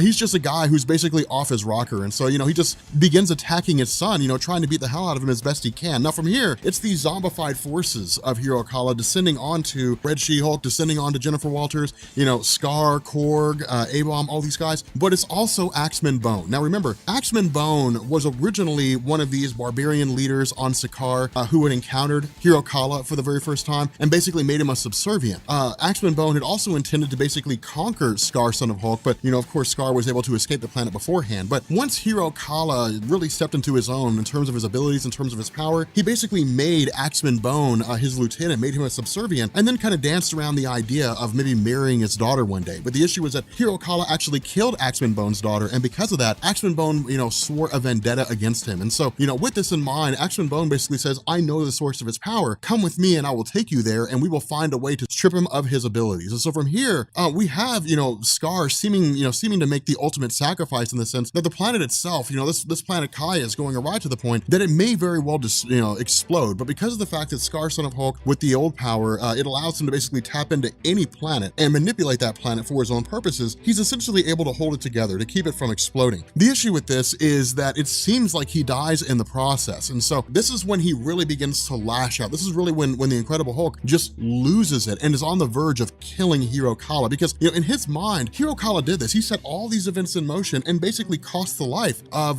the Incredible Hulk's son Scar. Not only that, Hirokala kind of boasts about it, like, yeah, man, he was weak. He was weak, and that's why he ended up dying. But again, the Incredible Hulk can't bring himself to kill his son. And so he says, you're right, I'm too weak. And when Hirokala says, what are you talking about? He says, no, it's up to Bruce Banner to make this decision. And so Bruce Banner goes to basically, shoot his son with an old power taser, which basically kind of incapacitates Hirokala. It won't actually kill him. It'll just incapacitate him for a time. Now, the funny thing is that Banner sits down and tries to talk to his son. He tries to say, look, there's another way. I mean, Scar was this rabid child for all intents and purposes. I managed to bring him back to reality. I can do the same for you. I don't know what madness drives you, but whatever this is, we can sort it out. We can figure it out, and we can essentially solve this problem. If this old power is really destined to lay waste to the universe, then we can find a way to solve this. We can figure out how it works, we can contain it, we can do whatever we need to do, but it doesn't require you to crash a planet into Earth, and it certainly doesn't require you to try to kill me, basically. Now, of course, when Hirokala, essentially says, no, I'm gonna go ahead and kill you guys, and I'm gonna go ahead and destroy the Earth, when it's just kind of like, yeah, I mean, that's, hey man, that's how it goes. We basically have the return of Scar, and the reason why this happens, the way this happens, is it really ties into his powers. Remember, the old power is really what constitutes Scar on a molecular level. I mean, it's a power that he taps into, and so because of that, he can basically reconstitute himself. It's crazy, but he has the power to do that within the story. And so because of that, he's essentially fighting his brother and communicating to him through the old power at the same time. And this is when we basically learn that Hirokala is, for all intents and purposes, absolutely insane. And the reason why I say that is if you remember back to my videos, or if you're new here and you haven't seen those, of course you'll find the playlist down in the description, but in the older videos, when we were talking about the old power, we were talking about, the origin of Scar, son of Hulk, we were covering all those things. It was that, the old power was this force of energy that flowed through the planet Sakaar, that anybody who could harness the old power basically had the ability to relive and remember and experience the memories of anybody else who was able to tap into the old power prior to them. And so because of that, Scar takes Hirokala and says, let me show you my memories. Let me show you what I remember when I was on Sakaar. And he shows him how, Kyra, his mother, appeared to him, realized he was a monster, and basically cast him out. Scar says, look, when I first popped up on the scene and I first had the old power, I went crazy. I was drunk with my abilities. I was drunk with arrogance. I believed that I could challenge Galactus for dominance because Galactus thought, well, if I consume the old power, I'll satiate my hunger for 1 billion years or something like that, or 100,000 years or however long it was. And Scar, thought that he had the power to fight Galactus, but his hubris cost him everything in the sense that he basically doomed Sakaar. He was kicked off the planet. He was sent to Earth by Kyra, and Galactus consumed the planet anyway. And so what he basically says is, I've been able to change my ways. I went from this insanely arrogant person to somebody who was reasonable, who was able to think rationally. I regained myself. And he says, you can do the exact same thing. Just let Banner help you. Now, while this is going on, Bruce Banner had essentially been taken to Betty Ross, to Jennifer Walters, She-Hulk, for the purpose of helping this world mind begin to restore people's minds. Because keep in mind, Hero Kala had been tapping into the World Mind's powers in order to boost his own abilities to, to move this giant planet and crash it into Earth. And because of that, the World Mind's energy source is like a battery in the sense that it will run out if enough of it's used. And because enough of the World Mind's power has been used, it's not, not able to basically cure all the citizens on planet Kai of, their minds being warped by Hero Kala. And so the result is that Banner basically just kind of like constructs the machine out of whatever happens to be around there, and essentially is able to boost the powers of the World Mind and restore people back to their normal selves, as well as boost the World Mind's abilities back to 100%. The other half of this is back with Scar and Hero Kala. While the two of them are having a conversation, the Hero Kala says, well then fine, let me show you my memories. Let me show you where I came from. And he basically tells Scar, here's what happened after you left. Here's my story. Here's how I learned to realize I was son of the Incredible Hulk, how I learned about the old power. But then what we learn is that his whole fixation with Kyra, his whole, perception of the old power, that it seems like it's just insanity, that it's not true, that it was all just made up in his head. Now again, Greg Pak kind of walks the line here, and we're just kind of left, well, maybe he was insane, maybe he wasn't insane. But basically, Bruce Banner says, all you did was just use these things as a justification for committing a massive amount of atrocities. I mean, yeah, sure, the old power is a counterpart to the power cosmic, but the old power is not going to destroy all life in the universe. You just became insane with your abilities. And so because of that, when Banner tries to bring him back to reality, when he tries to bring him back down, Hero Kala starts to lash out. But then suddenly Scar basically confines him, uses the old power and confines him within a rock. And the way that Scar is able to do this is he says, yes, Hero Kala, you know about the old power. Yes, you're trying to destroy the old power. Yes, you are able to tap into the old power,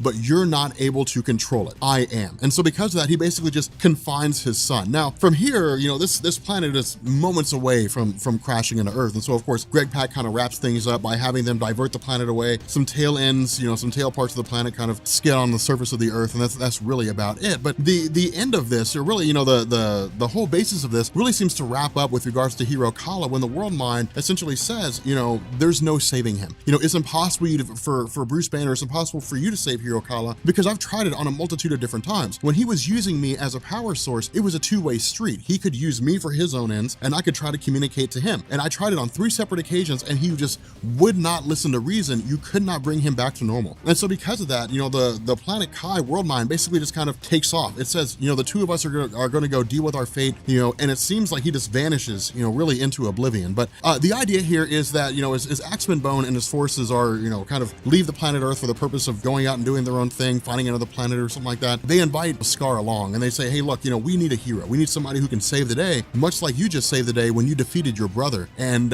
Scar says, no, I'm just kind of hanging out here. But again, Greg Pak wraps things up pretty quick here. I mean, to be honest, I kind of thought the whole saga of Hero Kala was a little lackluster. I was hoping for like a great big grandiose thing, but it kind of seemed like he created the character and then just didn't really know where to go with him. It was just kind of like, whatever, just have him merge with the planet and be sent to the far side of the cosmos. But yeah, I mean, it's one of these weird things. The cool thing about this though, is that we kind of get back to reality a little bit with regards to the Incredible Hulk stuff. I felt like Greg Pak kind of went off on a tangent and things got a little strange.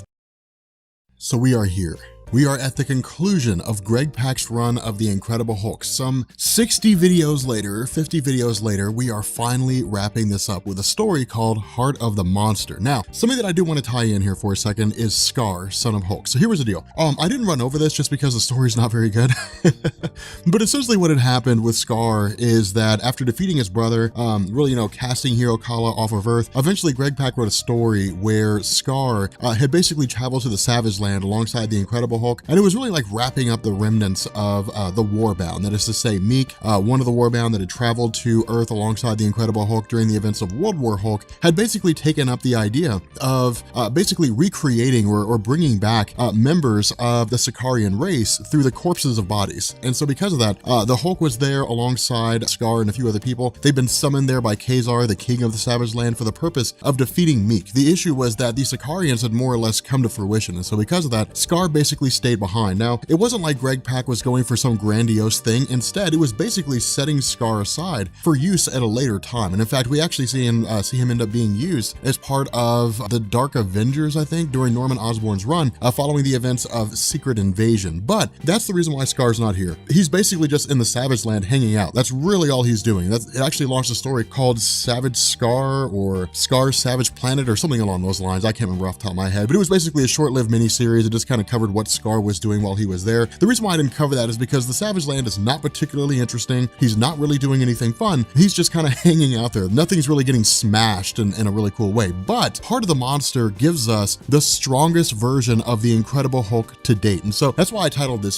Stronger Than World War Hulk, because this is stronger than he was when he was World War Hulk, at least, during the events of World War Hulk, rather. But it's really kind of cool. So the interesting thing about this is that this focuses almost exclusively on the Incredible Hulk Bruce Banner. And the reason why is because, as we know in our previous videos, Betty Ross was revealed to have been resurrected and transformed into Red She-Hulk. The issue with this was that for Bruce Banner, he wanted her back. I mean, he wanted Betty Ross back. He wanted her to come back. The problem with this was that with Betty Ross, she was always so angry. She was always so outraged at the fact that Bruce Banner was the Hulk. He would leave her behind. He would always say he wanted to be left alone when he was transformed into the Hulk. And so because of that, he had basically been alienating her throughout the entire time that they were married, long before the events of Planet Hulk and so on. And so when she had died and when she was resurrected, those feelings stayed intact. And so when she was transformed into Red She-Hulk, she had really an uncontrollable hatred for Bruce Banner. Now, the kicker to this is that Red She-Hulk very much had her father's powers. She has Red Hulk's powers in the sense that she can basically absorb almost any form of energy, but she can also transform into a Hulk form. And so because of this, where she was really just out to hurt Bruce Banner as best she could, she basically just ran off with a guy named Tyrannus. She basically just took off with him. She basically left Bruce Banner behind. She'd made every effort to make sure Bruce Banner knew that she had ran off with Tyrannus. So the reason why this matters is because Greg Pak's really pulling out some of the most obscure villains for the Incredible Hulk story here, Heart of the Hulk. And the reason why he did this, I saw an interview he did with Newsarama where he basically said there was never an opportunity for him to reintroduce a lot of these villains that he knew and loved throughout the run of the Incredible Hulk, because honestly, no one, well, I mean, I would have read it, but I don't think very many people would have read a story, the Incredible Hulk versus Fin Fang Foom. I would have read that because it would have been cool seeing the Hulk fight a giant dragon man, but not many people would have watched that or would have read that. And so because of that, he basically had to hold these guys on. Tyrannus was a perfect example of a very obscure villain that the Incredible Hulk has fought before. Most people don't know who he is, but with Red She-Hulk running off with one of the Incredible Hulk's most obscure or not, one of his enemies, it really pisses him off. And so what's happening is he's basically just tearing up equipment in his room, in his house. That's really all he's doing, is just ripping things up, just hulking out and just getting over having his heart broken. Now, from here, we actually transition to Tyrannus himself. Now, what Tyrannus does is he basically reveals his longevity, the fact that he's been around for thousands of years. We always assumed it was his ties to the Eternals or something along those lines, of deviants. It was never really explored, but what Greg Pak says is that Tyrannus basically had access to a pool of water that was essentially the fountain of youth. It basically just kept him young. Now, this is where I say Greg Pak's just having fun in the story. He's not making it some super dramatic thing. It's just good old fashioned, let's have the Incredible Hulk tear stuff up kind of a story. And so it's really the quintessential story for Greg Pak, a great way to end his run. But what happens here is there's a woman that shows up by the name of Monica. Now, Monica is part of a group called Advanced Idea Mechanics. Now, we've talked about Advanced Idea Mechanics before. We don't really have to get super in depth. They're basically a group that functions for the purpose of trying to take over the world using technology. So they're not like the Hellfire Club, where the Hellfire Club infiltrates governments and organizations from around the world. They're not like the Serpent Society, which bribes people. Advanced Idea Mechanics is very much isolated. They try to capture bombs. They build weapons of mass destruction. They focus on science, technology, that kind of thing. Monica represents the head of their science division, essentially. And what she's done as a genius in really biochemistry is she's taken this fountain and she's turned it into a wishing well. And so literally anybody who runs up on this fountain and makes a wish, or at least comes into contact with the water, there we go, and makes a wish, will have that wish come true. The caveat to this is that it's very much like the movie Wishmaster. I don't know if any of you guys saw that movie. It was a really bad movie, but it was about a genie. And basically what happened is whenever the genie granted wishes, if somebody said, I want $1 million, it would give them $1 million, but then it would basically kill them so they wouldn't have time to use it. It was kind of like this ironic wishing thing. Greg Pak very much takes this approach in the sense that a person makes a wish, but it basically it gives them the wish they want to, but it gives it to them in the worst case scenario. So it's kind of a crazy situation. But what essentially happens is, of course, Red She-Hulk and Monica more or less get into a scuffle. With Red She-Hulk being far stronger, she immediately overpowers Monica and she basically says, you're gonna wish that you'd never been born. And so because of that, the next time that we see Monica, she travels to Bruce Banner, to the Incredible Hulk, says, I need your help, and she's been aged by a pretty far margin. And so that really seems to be what's happening. And Red She-Hulk basically wished that Monica would lose her youth, that she would be transformed into an older woman. And so what happens is Monica really sits down with Bruce Banner and says, hey, look, man, everybody's in danger. And Bruce says, why? She says, because I basically created a wishing well. I kind of wish I hadn't, but I made a wishing well, and She-Hulk's in charge of it. Now, the reason why this is dangerous is because Red She-Hulk is extremely unpredictable. I mean, she's, it's not like Greg Pak Pak is making some kind of analysis about her character, he's basically saying she hates Bruce Banner. She wants to get out there. She wants to take out the Incredible Hulk. She just wants to cause violence. She wants to cause destruction, because remember, all the pent up rage that Betty Ross had been experiencing all comes out with Red She-Hulk. And so she's just angry at the world. And so imagine giving someone who's angry at the world the ability to make wishes come true. Well, exactly what we would expect ends up coming to fruition in the fact that there's like monsters and all kinds of demons and so on and so forth in Las Vegas, because all this is taking place below Las Vegas. Now, once Bruce Banner makes his arrival alongside Amadeus Cho and everybody else,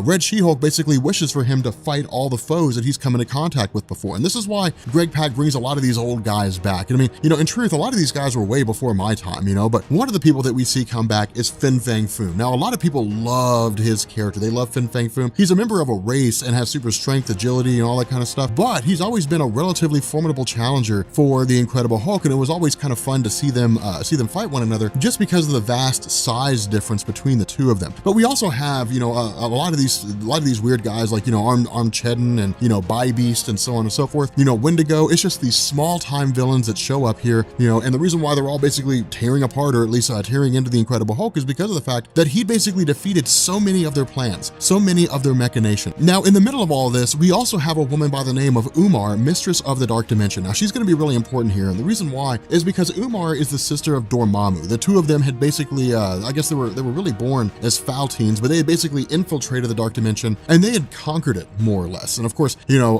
Dormammu more or less rose himself to the position of ruler, and then eventually ousted his sister. And so because of this, she really is kind of relegated to her own realm. Of course, at this point, I believe she's beaten Dormammu. I'm not 100% sure about that, but she basically occupies the Dark Dimension at this moment right now. And so she, alongside with the, you know, again, the rest of these minor villains, start taking on Bruce Banner, the Incredible Hulk, defeating him every ounce they can, but they're always running into one stop after another. I mean, it's really the Incredible Hulk just tearing all of them apart. Not only that, you know, the wishes just keep getting granted. You know, these monsters just keep getting bigger and bigger, you know, and it just keeps causing more and more destruction in the middle of all this. And so one of the funny things that I hope you notice here is really what looks like the Scarlet Witch. And the reason why she's here is because Amadeus Cho had basically been splashed by the waters of the wishing well and had made wish. We don't really know what it was, but it basically resulted in the Scarlet Witch showing up here. Not only that, they've all basically, or at least Amadeus Cho and all those guys, have basically been transported or teleported to Washington, D.C. And so again, it creates this crazy situation, but Armageddon basically makes his move by taking Rick Jones, by taking She-Hulk, and actually stripping them of their abilities to become Hulks. He basically turns them back into normal people. Not only that, he also begins torturing them. He also begins, you know, beating the hell out of them as often as he can. And in response to this, Bruce Banner freaks, and he basically turns into his Worldbreaker Hulk form due to watching his friends suffer and lose their abilities to become Incredible Hulks. Now again, this is really just him lashing out as Bruce Banner coming in occasionally and trying to bring things back to normal. But in the end, Armageddon keeps making his move. He keeps goading Bruce Banner, the Incredible Hulk, keeps pissing him off more and more, to the point that Hulk beats him within an inch of his life. I mean, he absolutely pummels him. Something else that had happened is that in the middle of all this, Bruce Banner had basically been hit with waters of the wishing well, and he had made a wish. Now, we don't know what it is off the top of our heads. All we know is that basically a portal opens up to the Dark Dimension, and Umar grabs Bruce Banner and essentially just takes him there. Like, she just whisks him off, you know, to the Dark Dimension itself. Now, of course, Red She-Hulk follows the two of them there, and this is when we start to learn about the wish that Bruce Banner had made. Now, while this is going on, we basically have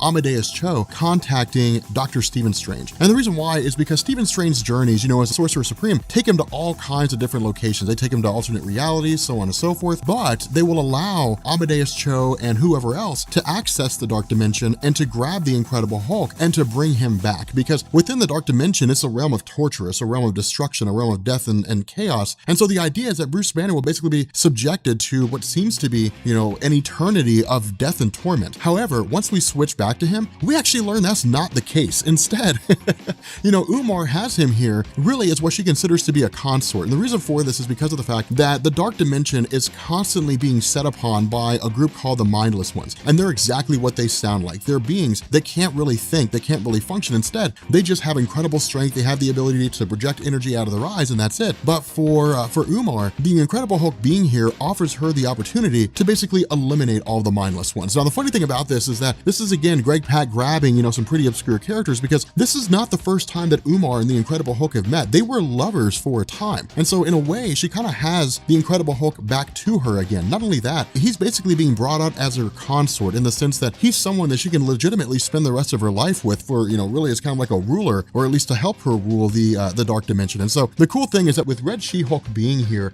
her whole relationship with Bruce Banner really comes into fruition in the sense that it's very much a love-hate relationship. I mean, she hates Bruce Banner, but she doesn't want anybody else to be with Bruce Banner. And that's what kind of makes this weird, is because in truth, she's a woman who's just struggling with the idea that the Betty Ross persona loves Bruce. The Red She-Hulk persona is a personification of all the rage that Betty Ross feels for Bruce. Now, we know her feelings towards him simply because of the fact that, while Bruce Banner is doing his duty as the lover of Umar, that a couple of her henchmen are more or less poking fun at Betty Ross or at Red She-Hulk, talking about how, yeah, man, Bruce Banner's, the Incredible Hulk's definitely keeping Umar happy. And of course, Red She-Hulk kind of flips out. Now, at this point, we pick up with really with Doctor Strange and Amadeus Cho. And the reason for this is because of the fact that with Doctor Strange being the Sorcerer Supreme, his journeys have taken him to the Dark Dimension, so on and so forth. And so he seems like the one person that could basically bring all this to an end, in the sense that they can take this wishing box to the Dark Dimension. They can have Bruce Banner basically fix everything by making his wish. The issue is that once they arrive, once they get there, the Incredible Hulk is just crushing and ripping everything up. Now, in truth, Umar's using the Incredible Hulk as a means to an end, in the sense that the Incredible Hulk's strength is limitless. And so basically what he can do is go through and crush all of her enemies. Everybody that wants to see her removed from her position, he can go through and obliterate them all, basically leaving Umar as the sole ruler of the Dark Dimension. And so when Amadeus Cho says, hey, let's go get the Incredible Hulk, Doctor Strange says, no, he's happy here. I mean, he loves the idea of just tearing things up. He loves the idea of ripping things up. What we also have is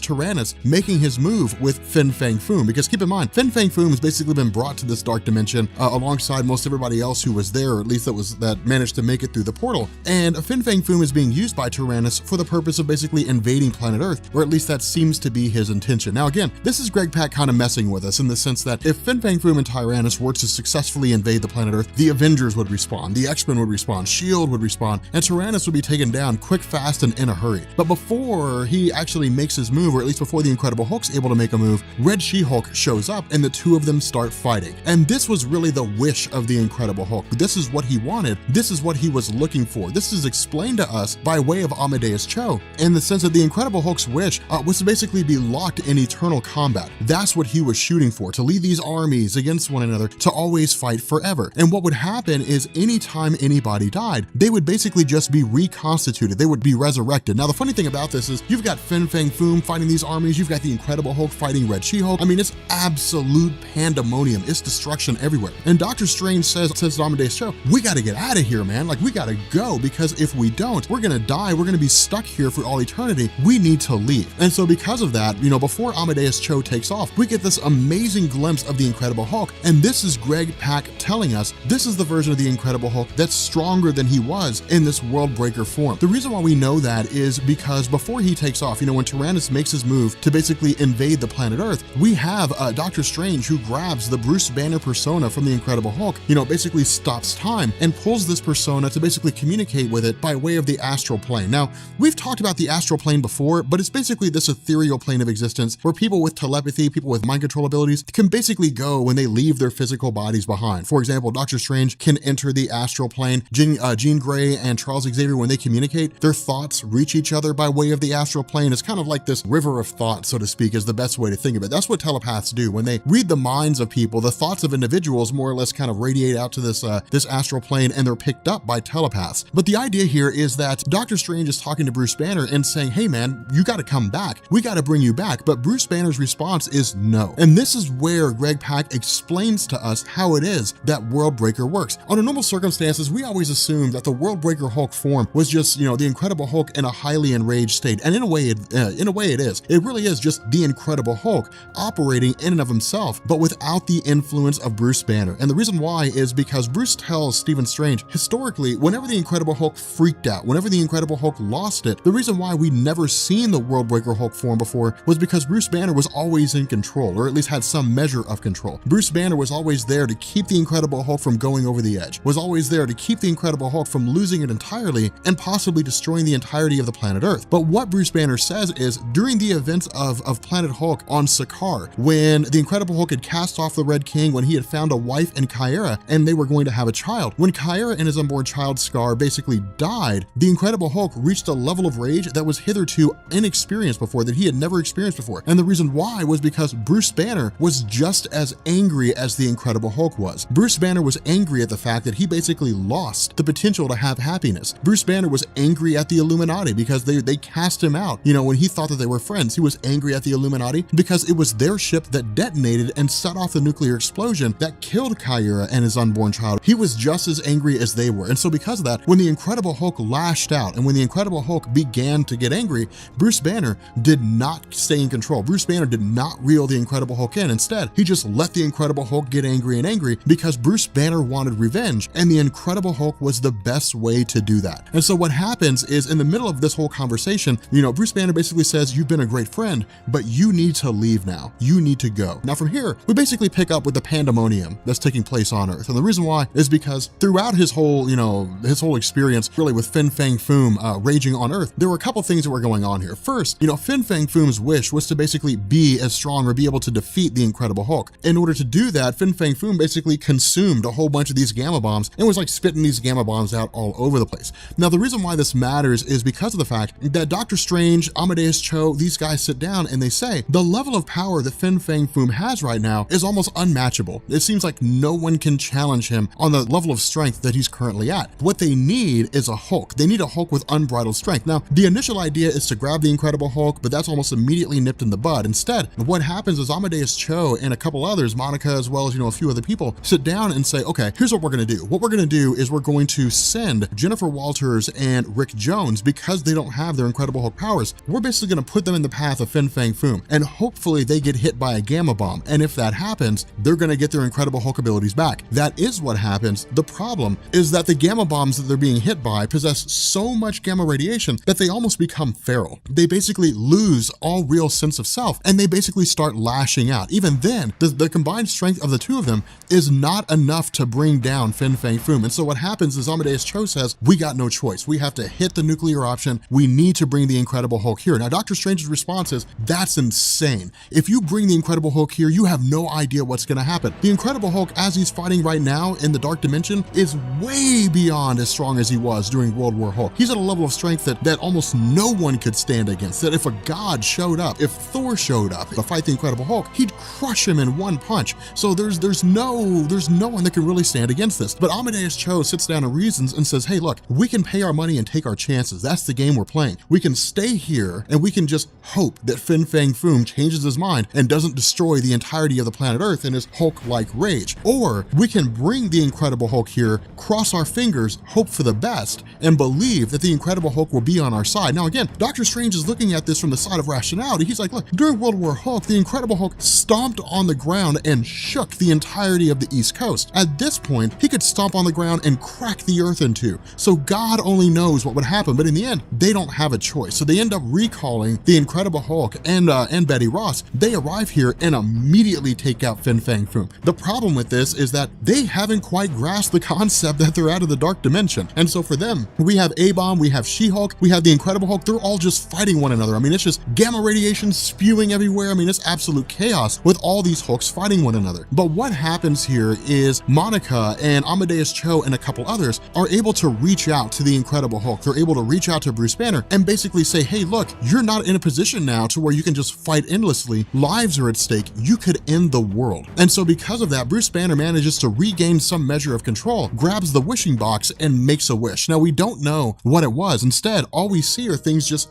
returning to normal. Things just begin to calm back down again, go back to the way they were before. Now, in response to this, Red She-Hulk still wants to fight the Incredible Hulk. And so what happens here is she immediately grabs the wishing box and makes a wish. The problem is that when she does, nothing happens. No wish is granted, or at least nothing takes place. And this is when we learn what happened with Bruce Banner. What the Incredible Hulk wished for was for basically everything to be the way it was before this wishing well was found in the first place. And so essentially when Red She-Hulk grabbed the box, she says that her wish was that Bruce Banner got everything he wanted, that it wasn't the Incredible Hulk that got what he wanted. But what happens is Tyrannus basically speaks up and says, after all these years, Betty Ross has always thought that the Incredible Hulk and Bruce Banner were two different people. That was never the case. But the Incredible Hulk and Bruce Banner are one and the same in a lot of ways, if they have the same ideology. And that's really what Greg Pak is hitting home here, is that sure, the Incredible Hulk will lash out, the Incredible Hulk will freak out, but when the Incredible Hulk goes on a rampage, it's in protection, usually of people. It's in protection of something that he cares about. It's outrage because he lost something that he loved. It's the idea that the Incredible Hulk and Bruce Banner have friends, they have family, and they both want to see them protected. If friends and family are put in jeopardy, the Incredible Hulk will take over, lash out, and start tearing everything up. And so what happens is we basically transition away from the aftermath, or at least from this event. We more or less pick up with this conclusion. And it's really Bruce Banner kind of going off on his own. He immediately, or at least he meets up with Amadeus Cho relatively soon after that. And the two of them just kind of have a conversation. It's a really cool thing here because it's the idea that Amadeus Cho and Bruce Banner are sitting down talking about who the real monster is. Is Bruce Banner really a separate persona from the Incredible Hulk, or are they really one and the same? Is the Hulk Bruce Banner's desire to just unleash his rage sometimes and just let whatever happens happen? It's really just them kind of coming to an agreement in the sense that Bruce Banner is more or less just going to go off, do a little bit of soul searching, figure out his own thing. But in the midst of all this, as he's basically heading away, we have Betty Ross that pulls up in a car. And as Greg Pak essentially saying that Betty Ross has basically gotten past her anger about Bruce Banner, that what Bruce Banner wanted was for Betty Ross to be happy. That was the wish that he made, alongside making sure that all his other friends were okay. And so because of this, Betty Ross seems to have sat down and said, Bruce Banner really did have my interests at heart. He really does care about who I am. And so it's a reconciling between the two of them. Now, the really funny thing here, though, is that, as they're making their way, they kind of give each other this funny glance, the vehicle explodes, and they both emerge as different Hulks and just kind of take off into the sunset for whatever happens next. But this basically brings an end to the entirety of Greg Pak's run of the Incredible Hulk. Everything that we've talked about that's not Red Hulk, with regards to really the Incredible Hulk mythos so far, is all Greg Pak. Everything in the playlist. Okay, so we are back with the Incredible Hulk. And it's kind of cool because we did like the whole World War Hulk, Planet Hulk, all that stuff. We did all that stuff, and honestly, I kind of got burned out by the time I was done. I intended to come back, like after taking a break, I intended to come back and finish this out. But then it was like the Spider-Man announcement and like a litany of other things that we ended up covering instead. Plus there was, a lot of the all new, all different Marvel stories that were proven to be really popular at that point in time anyway. But we have this for our whole thing, right? Like we have our classic DC day. Like every Saturday, we cover classic DC stuff. We were doing Green Lantern, we put that on hold to get people caught up with Batman because I got so many questions. Then Wonder Woman came out, and now we're going back to Green Lantern on Saturdays. But for Marvel, all new, all different Marvel is proving itself to not be very popular.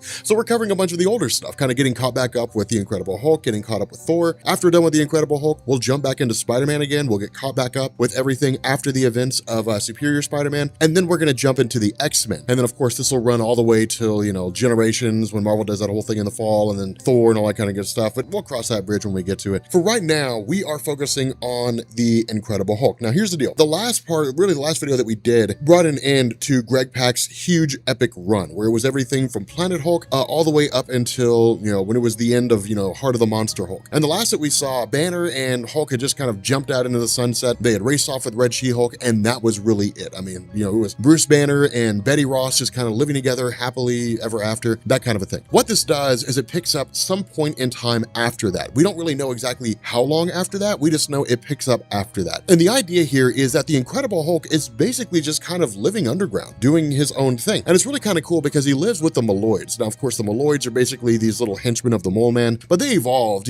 from their own thing. If I remember correctly, Jonathan Hickman kind of retold their whole origin and said they were a byproduct of the High Evolutionary, experimenting on various things. But the fact remains that they dwell underground. I mean, that's really their whole thing. They stay underground, and there's millions of them all across the world. The fact remains here, the Incredible Hulk stays here because of the fact that this is peace. This is how he knows peace. It's a way for him to exist outside the realm of humanity, which really kind of begs the question, why didn't he do anything like this before? But the other half of this scenario is really kind of begging the question, what happened to Bruce Banner? Because the Incredible Hulk keeps telling us things about how Banner's not there anymore, Banner's gone, that Banner and Hulk are basically separated. Now, this also comes by way of the introduction of a woman named Amanda Von Doom. Now, the funny thing about this is my initial reaction was, if this is Amanda Von Doom, does that make her the daughter of Victor Von Doom? That's never really explained. All we're really told, at least as it's given to us, is that there's no relation between her and Victor Von Doom. And that's really it. It seems like it was an idea that was going to be fleshed out, but ultimately it wasn't, just because this is a really short run. I mean, this is like a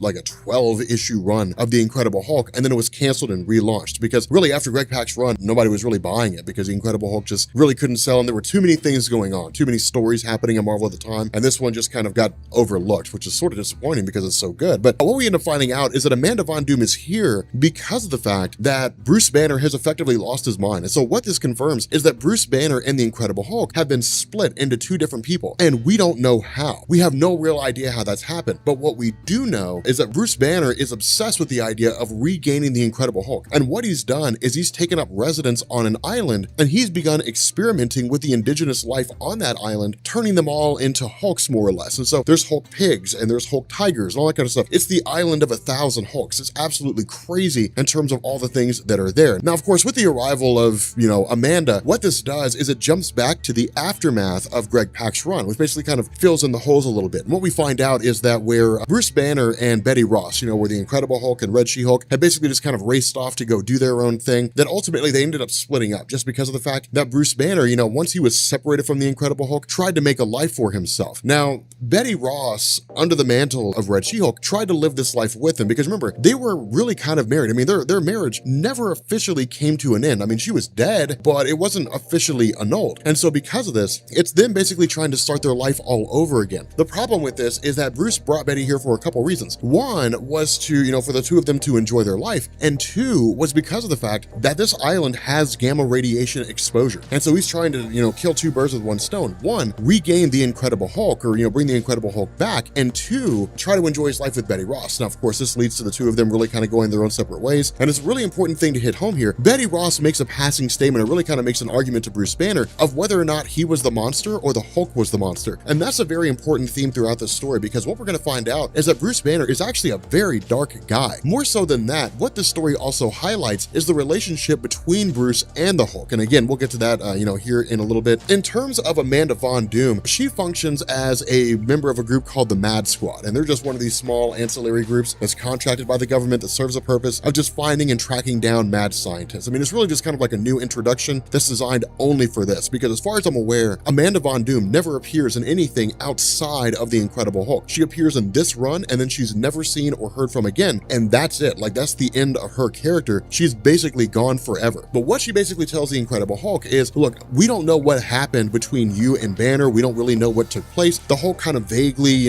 draws the idea that somebody was the one that split them up, that Hulk was the one that came up with the idea in the first place for the two of them to split. But the idea here is basically that Bruce Banner's been experimenting on this life. He's really kind of lost his mind, and the idea is to go find him and bring him in. It's really, at this point, he's really just like a contract for the Mad Squad, and that's really it. I mean, that's the extension of it. It's not some higher purpose. It's not like Nick Fury called them in or anything like that. It's just they're there, contracted by the government to bring Banner in, and that's really it. But what we end up doing here is we find out the lengths at which Banner's gone and going through and kind of transforming these things. For example, they run into an Incredible Hulk version of a great white shark. Now, I gotta tell you guys, this is absolutely horrifying. Like, a great white shark that's been mutated and increased in size and durability and strength by gamma radiation is absolutely terrifying to me. It's like a megalodon shark. Now, of course, Hulk and everybody's able to, make their way ashore, and that's really the end of that. But the other half of this is that Hulk doesn't really have much of an intention to basically track down Banner. The initial response of him was, no, it's not my problem. What Banner does is none of my concern. And his intention was to originally leave. It was to basically just walk away and leave Amanda Von Doom and her guys to do whatever it is that they end up doing. Of course, this led into the ship basically being attacked and then,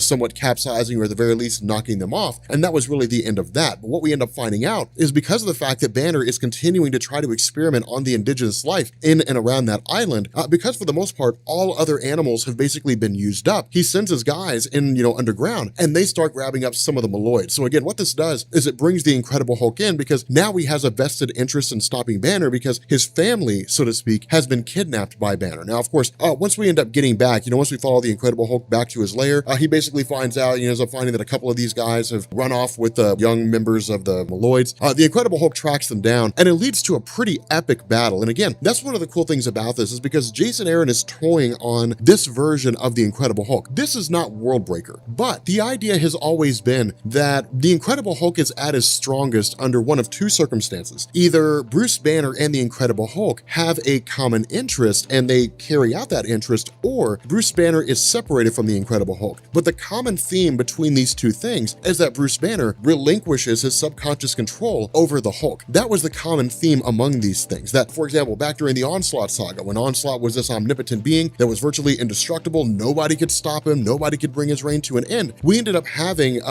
Jean Grey really kind of like repress, or I guess suppress, the entire Bruce Banner personality before eventually splitting him away, which allowed Savage Hulk to emerge. The Incredible Hulk with all his unbridled rage and unbridled power without the influence of Bruce Banner. With Worldbreaker Hulk, it was the two of them kind of acting in tandem. Banner found happiness through the Incredible Hulk's happiness, but that was ultimately stripped away when the ship that the Illuminati sent the Hulk on ended up exploding, killing everything that he knew and loved. And so again, it really hits home with the idea that the Incredible Hulk is at his strongest when Banner is not subconsciously trying to relinquish his control. Now, in this instance, again, we're kind of toying around with different things here, because when Bruce Banner was removed from the Incredible Hulk, we've seen different reactions. We've seen the Incredible Hulk incredibly powerful, but nowhere near his Worldbreaker Hulk form. Now, one thing to keep in mind is that in relation to the World War Hulk event and in relation to his Worldbreaker Hulk form, that's the angriest he's ever been. He's never been angrier than that. At this point, he's not bloodlusted, right? I mean, he's not lost his rational thinking. He's not totally out of his mind. He's just really strong. So again, it's kind of cool to see this battle with him and these few henchmen of Bruce Banner, because the impacts, the punches, the shockwaves stretch off the island and into the main city itself, into the mainland. So it really kind of shows us what kind of power we're dealing with. And so what ends up happening is, of course, Amanda Von Doom and her forces basically show up on the island itself with the intention of taking down Bruce Banner, and of course the Incredible Hulk joins them after defeating these couple henchmen of Banner, just because of the fact that at this point Banner's going after the family, quote unquote, of the Incredible Hulk, which again now gives the Incredible Hulk a vested interest in trying to stop Bruce Banner. Now, once they actually reach the island proper, and once they end up going against these various forces, again, almost everything is a version of the Incredible Hulk. There's an Incredible Hulk tiger, an Incredible Hulk gorilla. All the indigenous life on this island have all been hulked out. But all of this is done by Bruce Banner for the purpose of trying to find a way to basically duplicate or recreate the Incredible Hulk. Now, this eventually leads to the Incredible Hulk confronting Banner, and this is when we really start to get into the nature of the two characters. And that's the coolest thing about this, is because for years and years and years, and even Banner doesn't really know what goes on with the Incredible Hulk, but for years and years and years, it was believed that with Bruce Banner's, his origin being retold in the sense that he was the child of an abusive father, that all the anger and all the rage that he had felt, all, the helplessness he had experienced under the abusive regime of his father manifested and coalesced into the Incredible Hulk personality. And it wasn't until Bruce Banner was first exposed to the gamma bomb that the Incredible Hulk actually stopped being just sort of this psychological coalescence of anger and rage and took on a physical form in the form of the Hulk. And Banner even experiments with that. Banner even says, well, I mean, that kind of seems to be the case.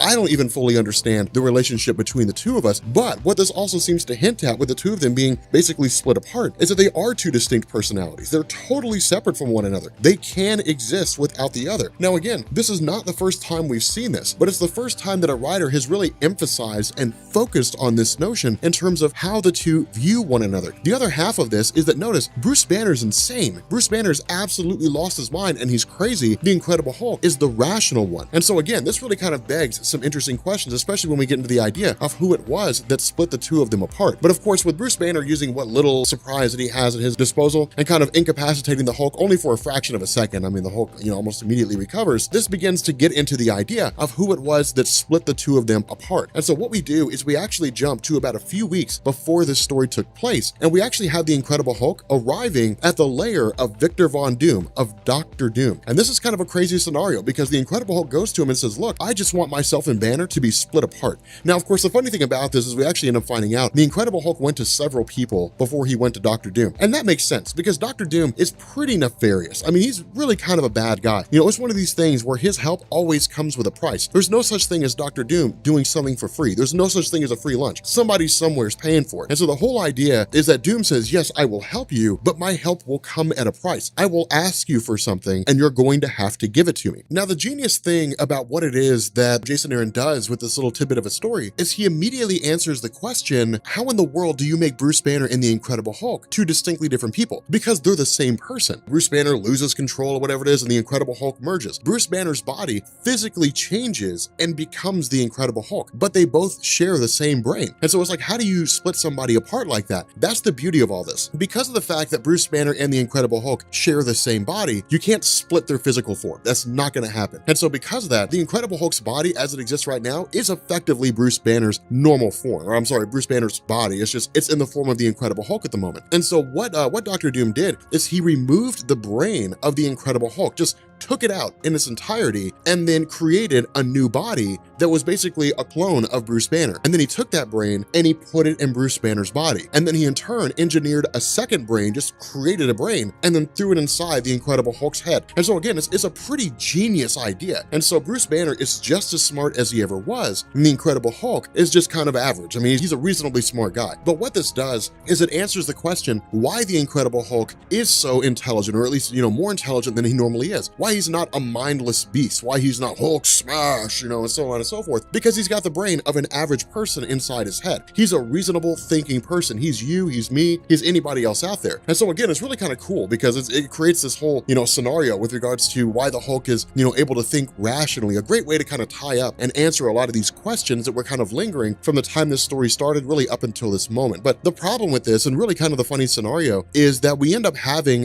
the Incredible Hulk, of course, overpowering Bruce Banner, only for Bruce Banner to basically reveal that, hey, look, I've basically put gamma bombs inside trees all around this island, because the insanity of Bruce Banner had basically led him to the mindset that the goal was to basically recreate the original gamma bomb experiment that manifested the Incredible Hulk in the first place. Now, of course, we know that's not going to happen because there's nothing in his body to bring the Incredible Hulk forward. There's no hidden gene, there's no nothing there. It's just the Incredible Hulk's totally separate. If a gamma bomb went off, Bruce Banner would just die. That's the only thing that would happen. The other half of this is that we end up finding out that various people that have been taken by Bruce Banner have been subjected to gamma radiation, and they have turned into these Hulk-like beings, but they're not the Incredible Hulk. They're cheap knockoffs. They're not nearly as strong, not nearly as durable. They're just not on the same level. Now, of course, again, jumping back to this moment with Dr. Doom, kind of jumping back to the past for a second, we end up finding out that Dr. Doom's request, the favor that he asked, was that he wanted Bruce Banner. He wanted the body of Bruce Banner. Now, what he was going to use it for, we have no earthly clue. We have no real idea. If he was just going to make Bruce Banner exist as a slave, which seems to really be the implication, or if he was going to switch minds with Bruce Banner, we have no real idea what his motivation was. But we know that there was a little bit of a hesitation with the Incredible Hulk in terms of letting this happen. And so the Incredible Hulk basically stepped in and brought down, basically took up Bruce Banner's body and whisked him away. And that's the reason why Bruce Banner is free and out on this island, is because the Hulk basically rescued him from Dr. Doom, which again, is kind of a cool little moment here. But ultimately, back in this moment right now, in this fight between Banner and this fight between the Incredible Hulk, it's basically a no-win situation. The Incredible Hulk's durable. The Incredible Hulk can withstand nuclear explosions. The bombs of Bruce Banner are being set off by Amanda Von Doom. The idea of basically trying to find a way that if they can't capture Bruce Banner, then they can kill him and call it a day. They can still fulfill their contract by eliminating Bruce Banner. And so, of course, where Banner tries to run away, the Incredible Hulk keeps him there. The Incredible Hulk doesn't let him leave. He allows Bruce Banner to die. And so what this does is it basically sets off this massive explosion, and Bruce Banner is essentially killed. And again, that's kind of mind-blowing here, because now Bruce Banner is dead. He's no longer part of the equation. And again, that's kind of a crazy scenario, because I never expected that to happen. Nobody ever really did. In my mind, I expected the situation to unfold in the sense that we would just kind of see Bruce Banner absorbed back into the Incredible Hulk almost immediately, and it would allow the two of them to go forward, which begs the question, how does Bruce Banner end up coming back later on? Now, of course, from here, this is basically the idea of Jason Aaron kind of wrapping up the madness of Bruce Banner. And the reason why I say that is because of the fact that once it's all said and done, the Incredible Hulk goes back to Victor Von Doom. He goes back to Dr. Doom and says, what did you do to Banner? What did you do to make him so insane? What did you do to make him so crazy? Now, this is actually really, really cool. And this is a great moment here, because when the Incredible Hulk looks at Bruce Banner, and even when the Incredible Hulk, when Banner was the one walking around and the Incredible Hulk was the receded personality, the Incredible Hulk was still relatively aware, even if not on a cognizant level, he was still relatively aware of some of the things that Banner was doing, or at the very least, he had a good enough understanding of Banner to know what he was about. And Banner was by no means a crazy person. He wasn't nearly as crazy as we saw him in that story. It was very out of character for him. And that was one of the big things that I initially kind of came upon. I was like, well, it seems kind of weird that Banner would be that far out there, because he's not normally that crazy. Now, it's kind of cool because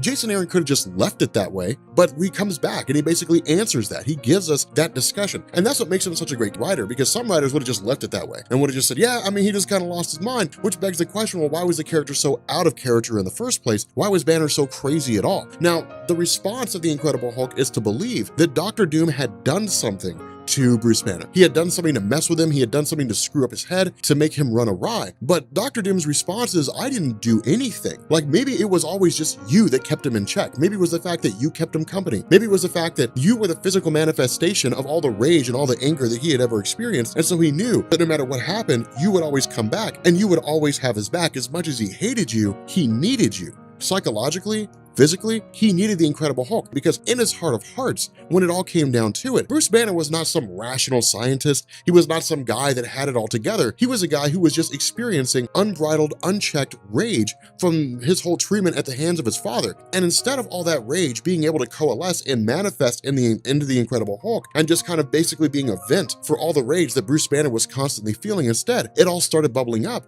And it started driving him crazy because with Bruce Banner having been the victim of an abusive father, that anger, that rage, that hatred, that resentment, that never goes away. It stays with you forever. And so because of that, it's really kind of an interesting scenario because what it does is it presents the possibility that this constant anger that Bruce Banner had towards his dad basically allowed itself to be vented through the Incredible Hulk. Whenever the Incredible Hulk was fighting bad guys, whenever the Incredible Hulk was fighting alongside the Earth superheroes, whenever the Incredible Hulk was fighting Wolverine or he was fighting Deadpool, the events of World War Hulk, of Planet Hulk, it allowed Bruce Banner to vent all that frustration and to vent all that anger, which gives us an explanation of stories like World War Hulk. The whole event worked in tandem because one, Bruce Banner was angry about losing his happiness, but two, it allowed him to vent all that anger, vent all that frustration towards his dad. But as soon as the Incredible Hulk is gone, there's no way to vent that anger. There's no Incredible Hulk that will allow Banner to cut loose. And so all that anger, all that rage, all that resentment, all that hatred just kind of builds up and it coalesces and it drives Banner absolutely insane because there's no out. There's no way to let it go. And so again, it's really, really visceral. It's very real because it really kind of hits home for a lot of us when we've been down that road, where we've experienced that kind of abusive situation. So it's really kind of a cool scenario with regards to the characters. Now, of course, this inevitably leads to Dr. Doom just kind of overpowering the Incredible Hulk and calling it a day, but it also sets the stage for the Incredible Hulk returning back to the island and really kind of paying his last dues, really kind of paying his last moments to Banner, really kind of burying him, so to speak, or at least what's left, because at this point, it's just a pile of ashes. But we ultimately also end up finding out that Amanda Von Doom had taken several of these Hulkified people and beings and so on that were created by Banner and whisked them aboard her own ship for whatever purpose it is that she has planned. We don't really know what the purpose is.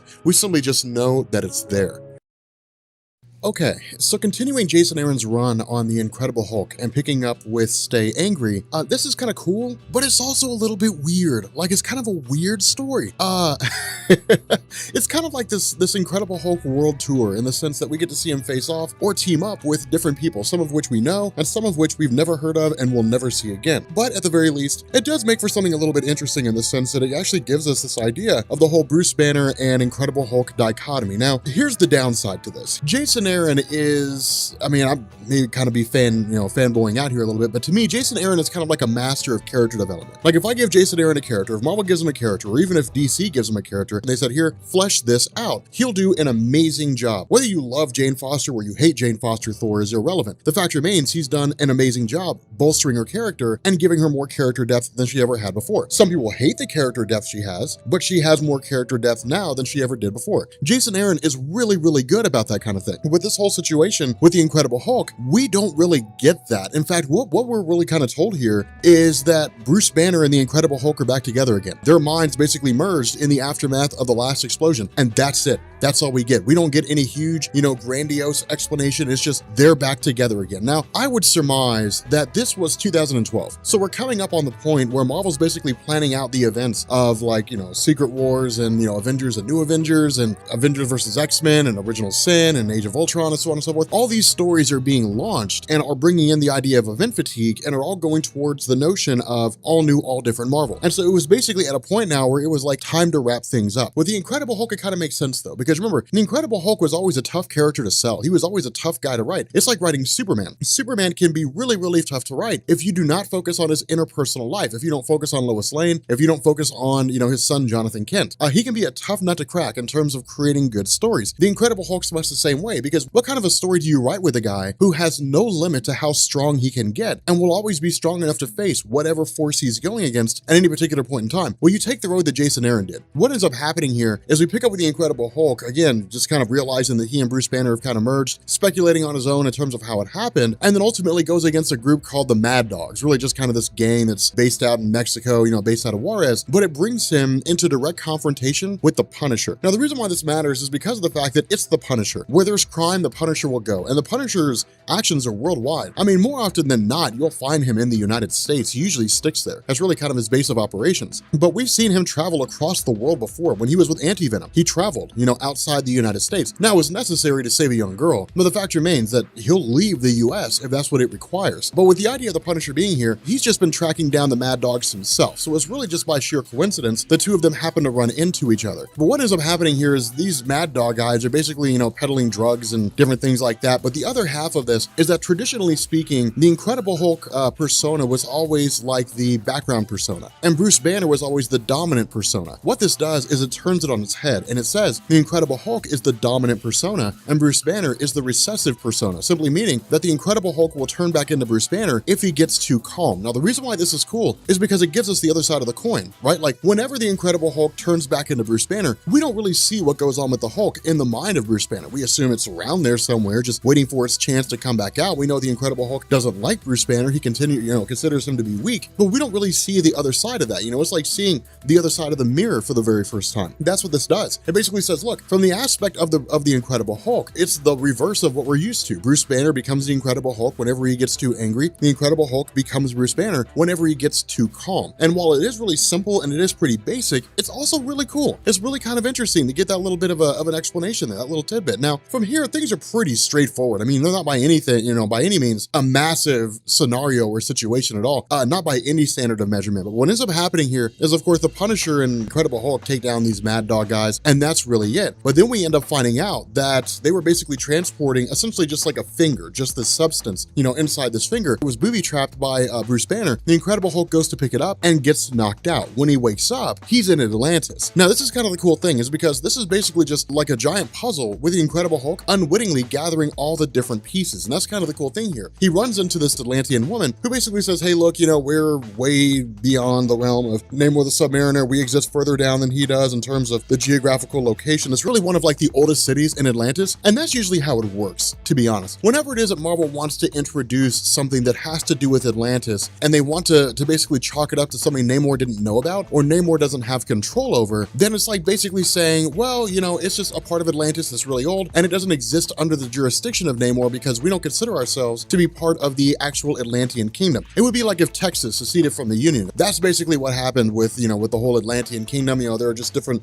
areas, different aspects that exist outside of the control of the main Atlantean kingdom. Now, from here, we're basically given like this sort of enemy force, that the Incredible Hulk has to go against alongside this Atlantean girl. And the reason why is because the Incredible Hulk basically has an object embedded inside of his chest, kind of a rock of sorts. And the idea is that these people who are chasing after them are trying to get it back. Now, of course, this girl and the Incredible Hulk are able to overcome these guys and, eventually make their way up to the surface. And that's really about it. I mean, there's really not much more to it than that. This isn't really one of those stories, or at least one of those little sections of the story where there's a whole lot of time for dialogue. Instead, it's really mostly just action, just stuff happening. Things aren't that particularly interesting though, except for the fact that once they make it to the surface, we end up finding out that this girl is working alongside Bruce Banner, and that the Incredible Hulk is essentially subdued by this girl who can basically use her sonic voice to knock out the Incredible Hulk, and then presumably this rock is removed from his chest. Now, the reason why this matters is because of the fact that the Incredible Hulk is coming to the realization that Bruce Banner has been laying these plans. When Bruce Banner takes over, when the Incredible Hulk gets too calm and Bruce Banner takes over, Bruce Banner has been going to different people and outlining these different plans, different steps that are going to be taken, and he's basically using the Incredible Hulk to achieve each and every one of these steps.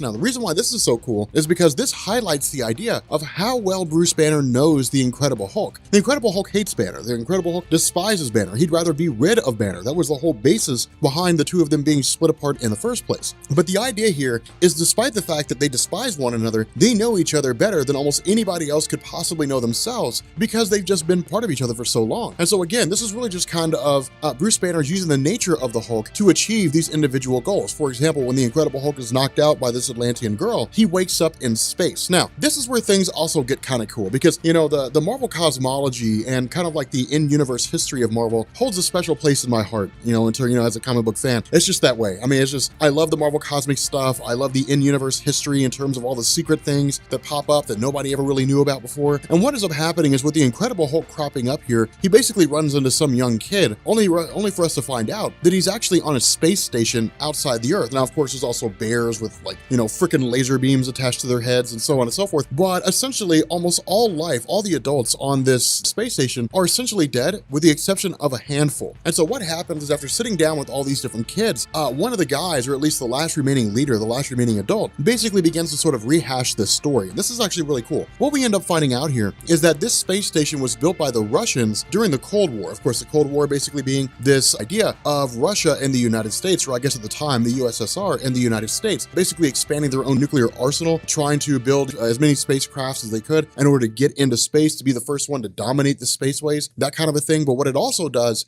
is it brings in things like the Kree, it brings in things like the Skrulls. It basically tells us that somewhere along the line, Soviet scientists came across this alien technology and used it to build this space station that was hidden in secret. Now, of course, using the technology that was available, they basically made it cloaked. But this also brings in a couple questions, and we'll get to those here in a second. But what they ended up doing is they basically stockpiled the space station with a handful of different things. The first were, of course, resources. The second was by cranking out their own super soldiers. Now, this brings in the history of the Russians in terms of Marvel Comics. Remember, with the rise of mutants and with the formation of the Avengers, Russia countered with their own superhero team, the Winter Guard. But we also ended up having them going around and capturing people with superhuman powers. It's the reason why Professor X had saved or had rescued Colossus from Russia, because Colossus was going to be taken and inducted into Russia's super soldier program and become one of their elite members, which would have benefited them because of his organic steel skin that basically makes him almost completely indestructible. And so because of that, what the Soviets had also done is they had gone to the Red Room. Again, the Red Room basically being the Black Ops organization that was responsible for training assassins, Natasha Romanoff, the Black Widow, being the most notable.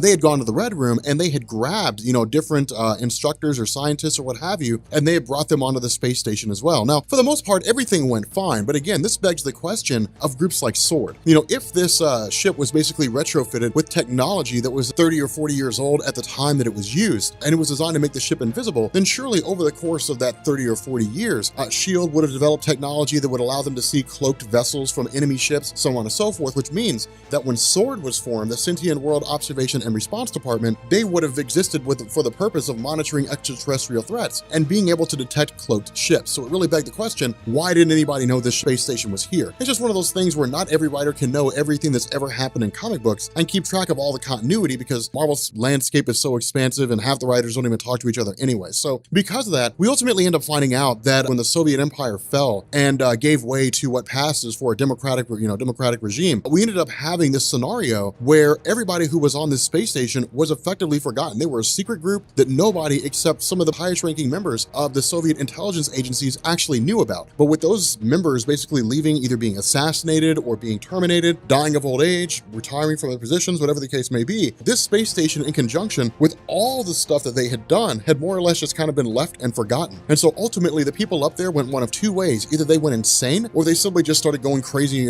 simply started murdering people. Now, this led to basically, scientists trying to bail out, being killed by super soldiers in the process. And one of these is really like the last remaining super soldier, kind of like this guy that just hangs out and waits for a mission that will never come, waits for an invasion that's never going to take place, because they're really, the purpose of the space station was built to just wait for a time when they got orders from the USSR to begin an invasion against like the United States, or to begin occupying the moon, or whatever the case may be. But again, because of the fact that this guy is, is really kind of making life hell for these kids on the space station, and so on and so forth, the Incredible Hulk basically kills him. They end up in some great big huge fight. A hole gets torn in the hull of the space station, and this guy gets sucked out along with the laser beam bears and spacecraft, or I guess the escape pod goes back to Earth, and then we never really find out what happens to those kids. That's really about all there is to it. But from here, we basically pick up with the Incredible Hulk landing back on Earth while he's aboard, one of these vessels, and then more or less kind of calms down or what have you. And then Bruce Banner takes back over again, only for the Incredible Hulk to wake up and realize that he's been captured by Kraven the Hunter. Now, again, this is just one of those small little segments, but as part of this overarching piece, this larger bit of the picture, the plants that had begun to overrun on the space station, some of them were brought back to Earth by the Incredible Hulk, which in turn were taken by Bruce Banner. In this instance, Kraven the Hunter has just been running around hunting Yetis. Kraven the Hunter, of course, being probably the single greatest hunter in the entirety of the Marvel Universe. Once he tracks a prey, he almost never loses it. In this instance, the reason why he has the Incredible Hulk is because it's just this notion of Banner's going around and poking around kind of drew my attention, but it eventually leads to the two of them kind of stumbling across the Sasquatch City. And again, the Incredible Hulk's taken prisoner, and this is kind of a weird scenario, because with the Sasquatch City, it basically brings back this notion of just these small little territories that exist around Marvel Comics that nobody ever really deals with, or that writers make up, you know, just for the sake of a story or different things like that. For example, the Savage Land. The Savage Land is something that's never really brought up anymore. It was all the rage back in the 1980s and 1990s. I mean, it was everywhere, especially in the X-Men books. Like, you could not have a story arc in the X-Men where they weren't like, oh, the Savage Land, like, we got to go to the Savage Land, you know, whatever. But I mean, it's still kind of a cool little thing. But the Savage Land is a place in Antarctica that basically is just where an older alien race that had visited Earth at some point along the line at the behest of the Beyonders began taking all these different things, dinosaurs, plant life, so on and so forth, and threw it in Antarctica in this sort of giant game preserve, and then set it up so that the Antarctic weather would never affect this section of the world. And that's why when you read Marvel Comics and you read stories about the Savage Land, you'll see all manner of critters over there. I mean, you'll see dinosaurs, you'll see plants that are effectively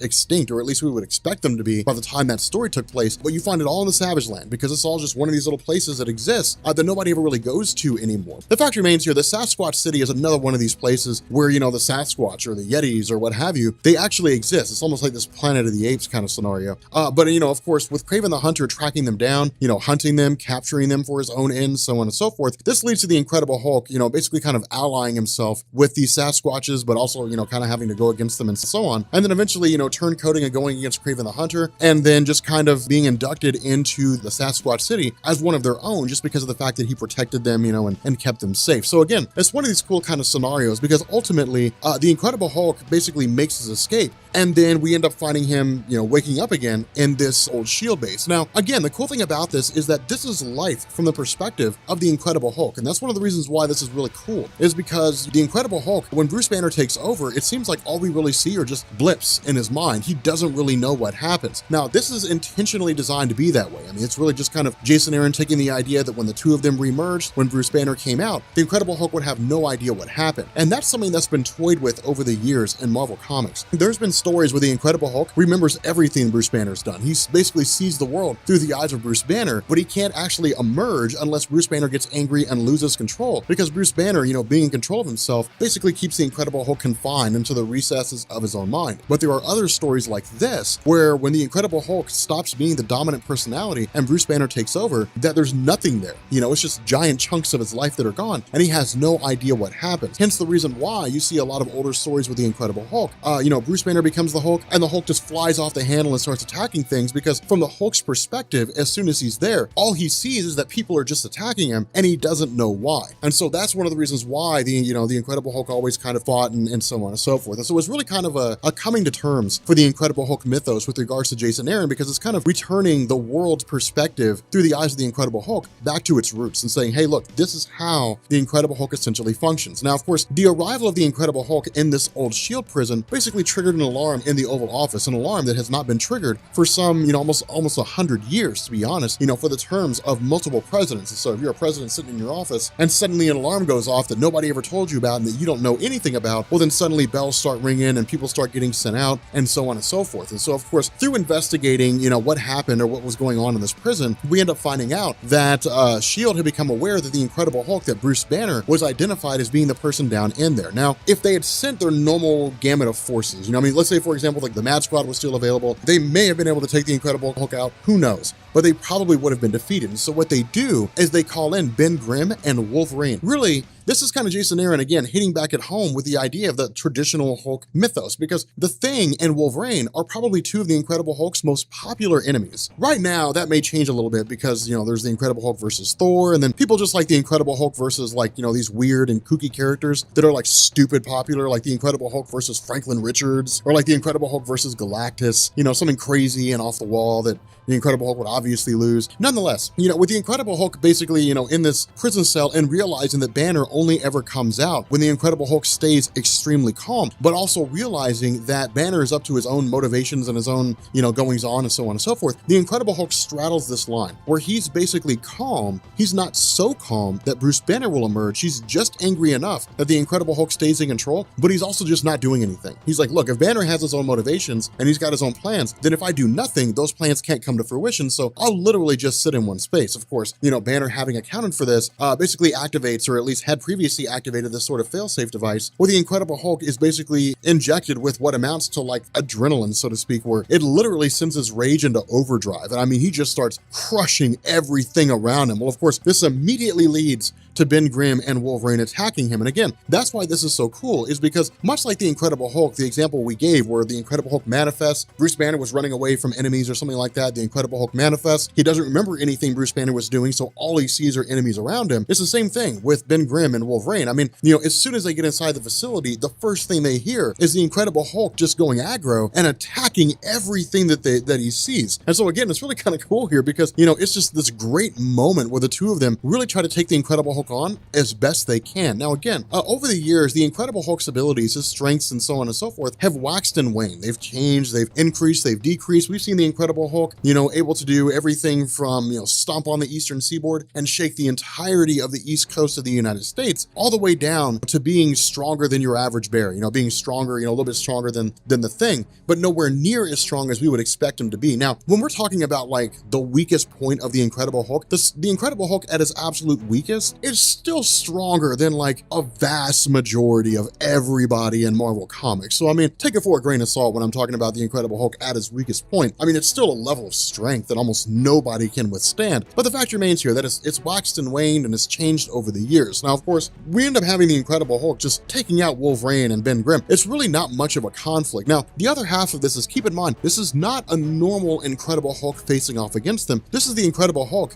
injected with what amounts to like liquid rage and just losing his mind. So it's not like Worldbreaker Hulk, but this is about as close as we get to like Savage Hulk as we traditionally think of him. And so again, it's really kind of cool because I wouldn't go as far as to say that Ben Grimm and Wolverine are fighting for their lives, but they're pretty close to it. I mean, at any point they could just run off and that would really be it. They would be like, okay, time to retreat. They could just leave. But as long as they keep fighting, the Incredible Hulk keeps dishing these blows to him. Now, the other half of this is, remember, we're talking about a couple of guys who have virtually limitless stamina. I mean, Wolverine can just keep fighting and fighting and fighting and fighting. He can't fight as long as the Incredible Hulk or as long as the Thing, but he can fight for a pretty long time. After a while, it would just kind of fall onto the Thing to be able to withstand against the Incredible Hulk. And then after a certain amount of time, the Incredible Hulk would just win because his strength would just keep increasing the angrier he got. But, in the interim, he's able to basically overpower the both of them and then just sort of stumble off as Bruce Banner. And that's really about it. And so what ends up happening is that with the Incredible Hulk transformed back into Bruce Banner, Ben Grimm and Wolverine just kind of leave. They just sort of walk away and call it a day. And that's really the end of that. And so what ends up happening is with Bruce Banner having reemerged, we don't find out what happens immediately after that. Instead, we pick up at some point in time later on with the Incredible Hulk strapped to a chair and Bruce Banner basically saying, look, for years, we've been trying to get rid of each other and you successfully cut me out. We remerged, but I found a cure for the Hulk. I found a way to basically eliminate you. I found a way to get rid of you. And that's the whole thing here, is because the Incredible Hulk was gathering up the ingredients for this cure and didn't even know that he was doing it. As far as he knew, he was just encountering the Atlanteans in some space station and, the city of the Sasquatch people and, this old shield base and so on and so forth. But whether it was through these injections or exposure to some kind of a gas or the rock in his chest, he was gathering all these ingredients together and didn't realize it. And so in these final moments, or at least in the moments prior to this, when he had escaped the shield bunker after fighting Wolverine and Ben Grimm, transformed back into Bruce Banner used that time to grab the ingredients to get them all together to engineer a cure,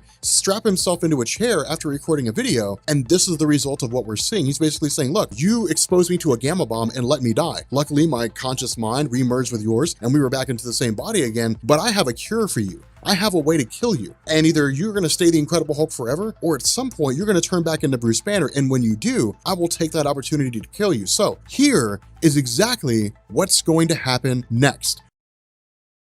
Okay, so getting into really the last story as part of Jason Aaron's run on the Incredible Hulk, we pick up with a story called United. Now, United is kind of interesting because it's not really how we would expect an Incredible Hulk story to be, right? Like most people read Incredible Hulk because they just want to see him smash stuff. But with the Incredible Hulk, what's so interesting is the character, like the character of Bruce Banner, the character of the Hulk himself. Those aspects I think are what make the characters so intriguing because it's like how they relate to one another. And so what we end up doing here is in the last video, we had really left off with the idea that the Incredible Hulk had just woken up with, having been strapped to a chair with Bruce Banner giving him a message. And so what happens is we sort of wrap back around to the beginning of the story from Bruce Banner's perspective. Again, the idea that he had basically been separated, that he had been split away from the Incredible Hulk into a wholly new being. But the issue with this and the struggle with this is that in his mind, he doesn't remember a lot of what happened. He's just kind of remembering on his moments of being psychotic in the sense that in his mind, he remembers a little bit about trying to recreate a gamma bomb, trying to remerge with the Incredible Hulk, and of course dying. But at that point, that was when he had basically re-merged back with the Incredible Hulk again, but didn't realize it. And so all Bruce Banner knew was darkness. And in his mind, he thought he was actually dead, which is kind of cool because it gives us a little bit of insight into how people perceive the concept of death, just total blackness, or maybe it's a paradise or something along those lines. But this is when Bruce Banner began to realize that he and the Hulk had basically combined back into one again when he woke up next to Betty Ross in her Red Hulk form. Now, following this, Bruce began to set his plans into motion. And this is actually kind of a cool moment here. What Bruce needed was cash. He needed money.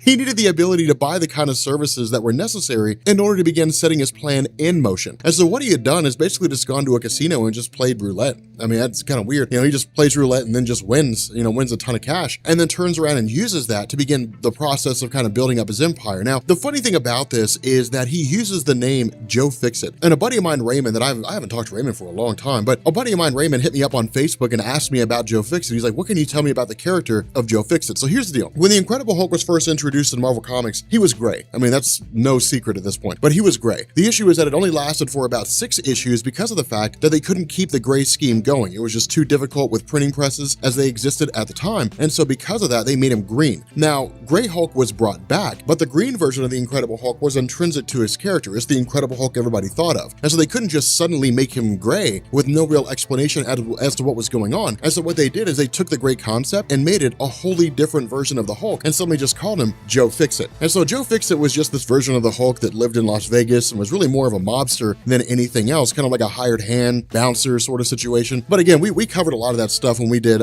Greg Pak's run from Planet Hulk going up until we started this run. But what this does is it basically kind of fast forwards by about a week, in the sense that once he began the process of getting all this money together, once he got his resources together, then it basically picked up with the Incredible Hulk as we saw here, with him just kind of waking up in different places and so on and so forth. And so a really cool moment comes when, following the events of the Hulk versus, the Thing and Wolverine, and the Hulk turns back into Bruce Banner again. There's a really cool moment in the sense where Banner had basically, contacted a doctor who's kind of work for hire, a lot of discretion's maintained where the identities of the people aren't really taken into account. But Banner was picked up by these guys and was basically worked on, restored to health, that kind of thing. But when the doctor goes to leave, it's almost this existential crisis, right? Like Banner doesn't know who he is. He doesn't know what he's about. Not in the sense that he lost his memory. I mean, he has his memory and everything. It's just, he doesn't know where he's going in the world. Like, what's this all leading to? Who am I really on a fundamental level? And it's really kind of cool because the whole aspect of the Hulk personality kind of throws that into fray. And that's been the whole basis behind his character, right? Like the whole explanation of him losing his mind, going insane, based on the fact that he and the Incredible Hulk had been split, was designed to ask the question, who is Banner without the Hulk? What is he really? Is the Hulk a crutch more so than an actual aspect of his personality? The Incredible Hulk is the mean by which Banner can just kind of let loose, just kind of cut loose and let things unfold? Or is he really just kind of a prisoner in his own mind? He just can't escape the Incredible Hulk. And every once in a while, he's just kind of held captive when the Incredible Hulk persona is dominant. It asks a lot of these really, really cool questions about the relationship between Banner and the Hulk proper. Now, of course, at this point, we pick up with Banner kind of tracking down Dr. Doom and basically asking the question that's really at the root of all this: why did Dr. Doom help Banner in the first place? But this is kind of funny because when I initially went over the beginning of the story, we really didn't focus on Dr. Doom too much in terms of chronology because I wanted to wait until this moment to flesh that out. But that moment with Dr. Doom, when he had basically worked on the Incredible Hulk, when he had split Hulk and Banner into 2 different people, this took place during the fallout of Hickman's Fantastic Four, the Future Foundation and all that stuff. The way the Future Foundation story ended, Dr. Doom was basically among the remnants of the Council of Reeds, with all those versions of himself that had been taken prisoner by the Council of Reeds and had been lobotomized. So that's one of the reasons why in that story it was like, Doom, Doom, and he looks at us as the viewer, looks at us as the reader and says, I can build here, because it was basically him being away from the main Marvel universe. That's why there's all these Doom bots here, because these Doom bots are kind of just waiting on Dr. Doom to come back, but they also begin to build a little bit of sentience, and we'll talk about that here in a second. But the idea is that, again, this all basically circles back to the ending of the last video when Hulk wakes up to this broadcast from Bruce Banner. And this is crazy because Bruce Banner looks at the Hulk and says, look, man, we've been fighting forever. Like, ever since we've been in existence, ever since you first manifested, we've been fighting each other. You've been fighting for dominance. I've been fighting for dominance. We end up having to share the same body. For once, even if it's only just to go after Dr. Doom and to get the answer to the question of why he helped us and what his ulterior motive is, for once, let's just work together. Like, let's just come together and let's just defeat Dr. Doom. Doom. Let's just beat him this one time. And that's what they do. What we get here is this kind of perfect version of Bruce Banner and the Incredible Hulk working in unison. Now, this is not the first time this has happened. It's happened before. There's been stories where the Incredible Hulk had the intelligence of Bruce Banner, where Bruce Banner kind of allowed that aspect of his body to be used by the Incredible Hulk. There's been times where Bruce Banner has had the strength of the Incredible Hulk. We saw that in Old Man Logan, but we've almost never seen an instance where the two of them have worked in perfect unison before, where their motives were so perfectly lined up that they basically became a singular cohesive being. And so this is almost an indication of what Bruce Banner should have been. When he was first blasted by the gamma bomb, this is almost an indication of what he should have turned out as, how he should have appeared. Now, of course, this coincides with the arrival of, the return of Amanda Von Doom and the Mad Squad and so on and so forth. Again, the whole reason for that is because of the fact that they were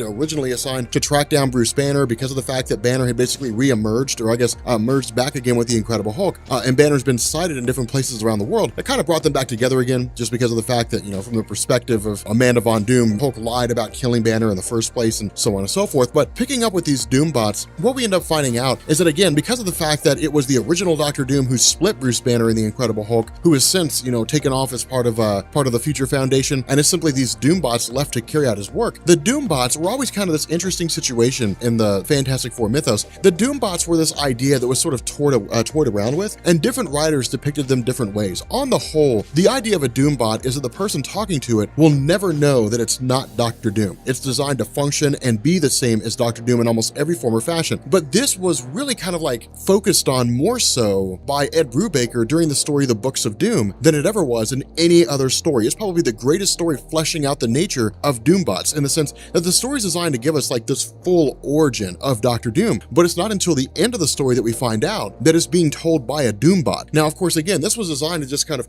show us how far the Doombots go, what their programming is, how they're designed to be autonomous. Ideally, the Doombots are there so that they can just carry out the whims and wants of Dr. Doom, and he never really has to do anything. But that's also the kind of funny situation here, is because when Dr. Doom appears to people, you never know if it's really him or if it's a Doombot. That's the purpose of the Doombots. They're like life model decoys for Dr. Doom, but they're specific to him. Now, of course, because of the fact that Dr. Doom himself is actually off-world as part of the Future Foundation, the Doombots are carrying out his program. They're carrying out his goal, his overarching plan. And this is when we learn what his plan is. His plan is to basically follow up with what Bruce Banner did. The Bruce Banner, after being separated from the Incredible Hulk, Banner began the process of just creating these gamma irradiated animals, lions and tigers and bears. Oh my, I'm sorry, I had to.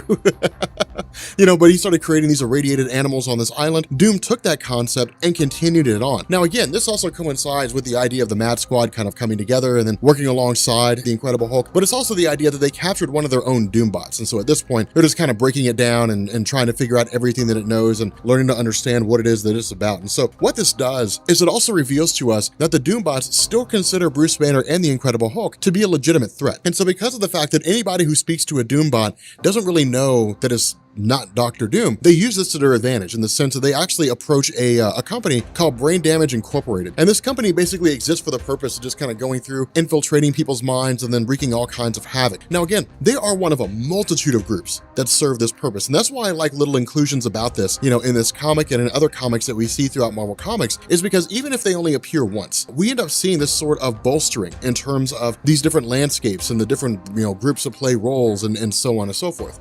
For example, back in the 1970s, 1967, I think it was. I think it was X-Men number 28. There was a group that was introduced called Factor 3. They were just a group of people that were led by a guy named Mutant Master, and he just wanted to take over the world. But it's these different organizations and different groups that exist throughout Marvel Comics that serve all different manner of purposes, some of which have their own motivations in mind. For example, Damage Control Incorporated. Damage Control Incorporated was the legitimate company that just went through and cleaned up cities after superhero conflicts. It wasn't until during the events of Civil War that we learned that they were basically instigating conflicts for the purpose of maintaining their own government contracts. So again, it was really kind of a cool idea in a cool situation with all these different groups and so on. But of course, this leads to the Mad Squad basically invading Latveria, or invading the base of these Doombots and facing off against them. But the other half of this is we actually get a little bit of a look on the inside of Bruce Banner's mind. Now, in truth, this is the mindscape. There is no physical structure when it comes to the interior of Bruce Banner's mind. But, in this instance, it's really just Jason Aaron and company giving us the best look that we can get get in the context, but also adding a little bit of humor to it in the sense that they've actually got like physical controls. The Hulk hits a smash button whenever he wants to start tearing stuff up. It's these funny little moments, you know, that make these stories so cool and make them so interesting. But the other half of this is that we end up finding out that Brain Damage Incorporated had basically unleashed a guy called the Vegetable. And the reason why they call him that is because he's a really powerful telepath who's stuck in a vegetative state, but he's able to basically enter the minds of other people and then in turn begin attacking them. Now, this kind of stretches the limits of credulity to a little bit. It actually kind of asks us a few different questions, because one of the most notable aspects of the Incredible Hulk is that he has been overcome by different telepaths, but he's also got some kind of telepathic shielding. And it's really one of these ideas where it's just whatever the writer calls for at any particular point in time. When the Hulk's at his absolute strongest, it's almost impossible for a telepath to take him out. When the Hulk's in a really calm state or when he's taken by surprise, a telepath can enter his mind. And so again, it's really one of these situations where it depends on what level he's at, you know, what mindset he's in at that particular point in time, whether he's expecting telepathic attack or not. It's just different ways to kind of deal with it. I mean, with this story, it's really the idea of Jason Aaron kind of going back to the roots of the Incredible Hulk and saying, if there is a telepath out there strong enough, they will be able to enter the mind of the Incredible Hulk and they will be able to take him down. Again, this isn't the first time we've seen that. That was the whole big deal with Jean Grey, you know, during the Onslaught saga. She entered the mind of the Incredible Hulk. She suppressed the Bruce Banner personality. Bruce Banner attacked Onslaught, and he was the only person that was able to punch a hole in the armor of Onslaught, allowing, you know, the heroes to jump in and then kick off the whole Heroes Reborn landscape. But the fact remains here, Bruce Banner facing off against the Vegetable, this is actually a really cool moment, because with the Vegetables kind of, you know,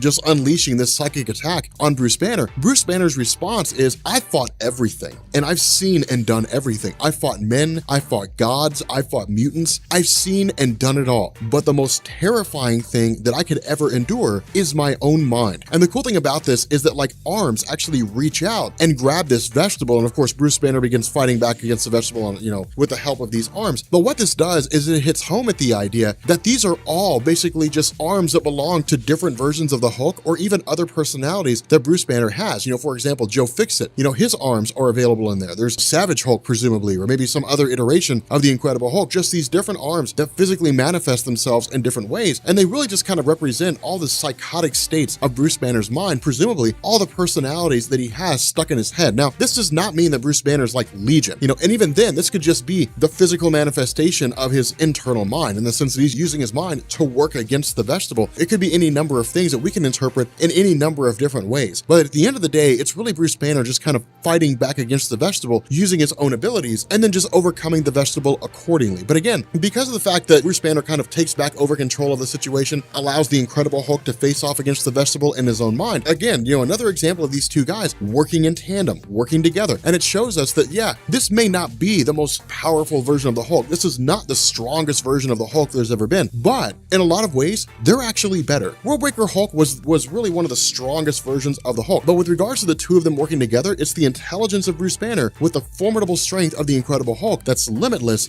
working in tandem. And that allows them to overcome virtually any situation. In this instance, alongside Mad Squad, they're able to subdue both the Vegetable inside the mind of Bruce Banner at the hands of the Hulk, as well as the Doombots by Bruce Banner himself. So again, you know, because of the fact that Banner had developed this cure and chose not to use it on the Incredible Hulk, he in turn uses it on all the different monsters that have been treated, you know, been basically manipulated, or at least the monsters and people who have been manipulated by Dr. Doom and Banner himself, returning them back to their normal state. So again, it wraps back around to the beginning of the story. It starts to tie up all these different loose ends. And again, you know, like some monkey throws poop in Banner's face, or, you know, and he turns to the Incredible Hulk and presumably goes after the monkey, kind of ending on a little bit of a comedic note. But this is, again, just kind of a self-contained story. And that was really the idea with the Incredible Hulk coming after Greg Pak's run. Because Greg Pak's run was so extensive, because it predates Planet Hulk, running through Planet Hulk, going through World War Hulk, Fall of the Hulks, World War Hulks, because of the fact it ran through all those different things, it was this massively expansive run of his character. It was so incredibly huge. And so the idea was not to repeat that. The idea was to just hand the Incredible Hulk over to some writers and see what they could do, see what kind of stories they could craft, you know, what kind of stories they could tell. And so it was really just kind of like a series of small self-contained adventures that didn't really last anything more than, you know, 20 issues a piece or something like that. So anyway, if you guys are new here to Comics Explained, make sure you guys hit the sub button to become part of the Rob Corps. If you guys enjoyed this video, make sure you drop a like, and yeah, I will catch you all later. Peace. I want to give a shout out to Jason C, Austin S, Jason S, Austin H, Phillip, and Austin B. We have a lot of Austins in our Patreon, as well as Genosis916. Genosis didn't give us a first and last name, so we kind of had to roll with it. I didn't mention your all's last names. I figured you guys didn't want me to throw them out there, but I want to say thank you to you all. By the way, your Rob Corps rings should be on their way. For our Honor Guard members of the Rob Corps, for these special patrons, your custom Rob Corps rings should be on their way. They're being shipped to me. After that, I will have them shipped to you. Stay tuned, keep your eye on Patreon and your messages, and you will hear about them coming to you. Thank you.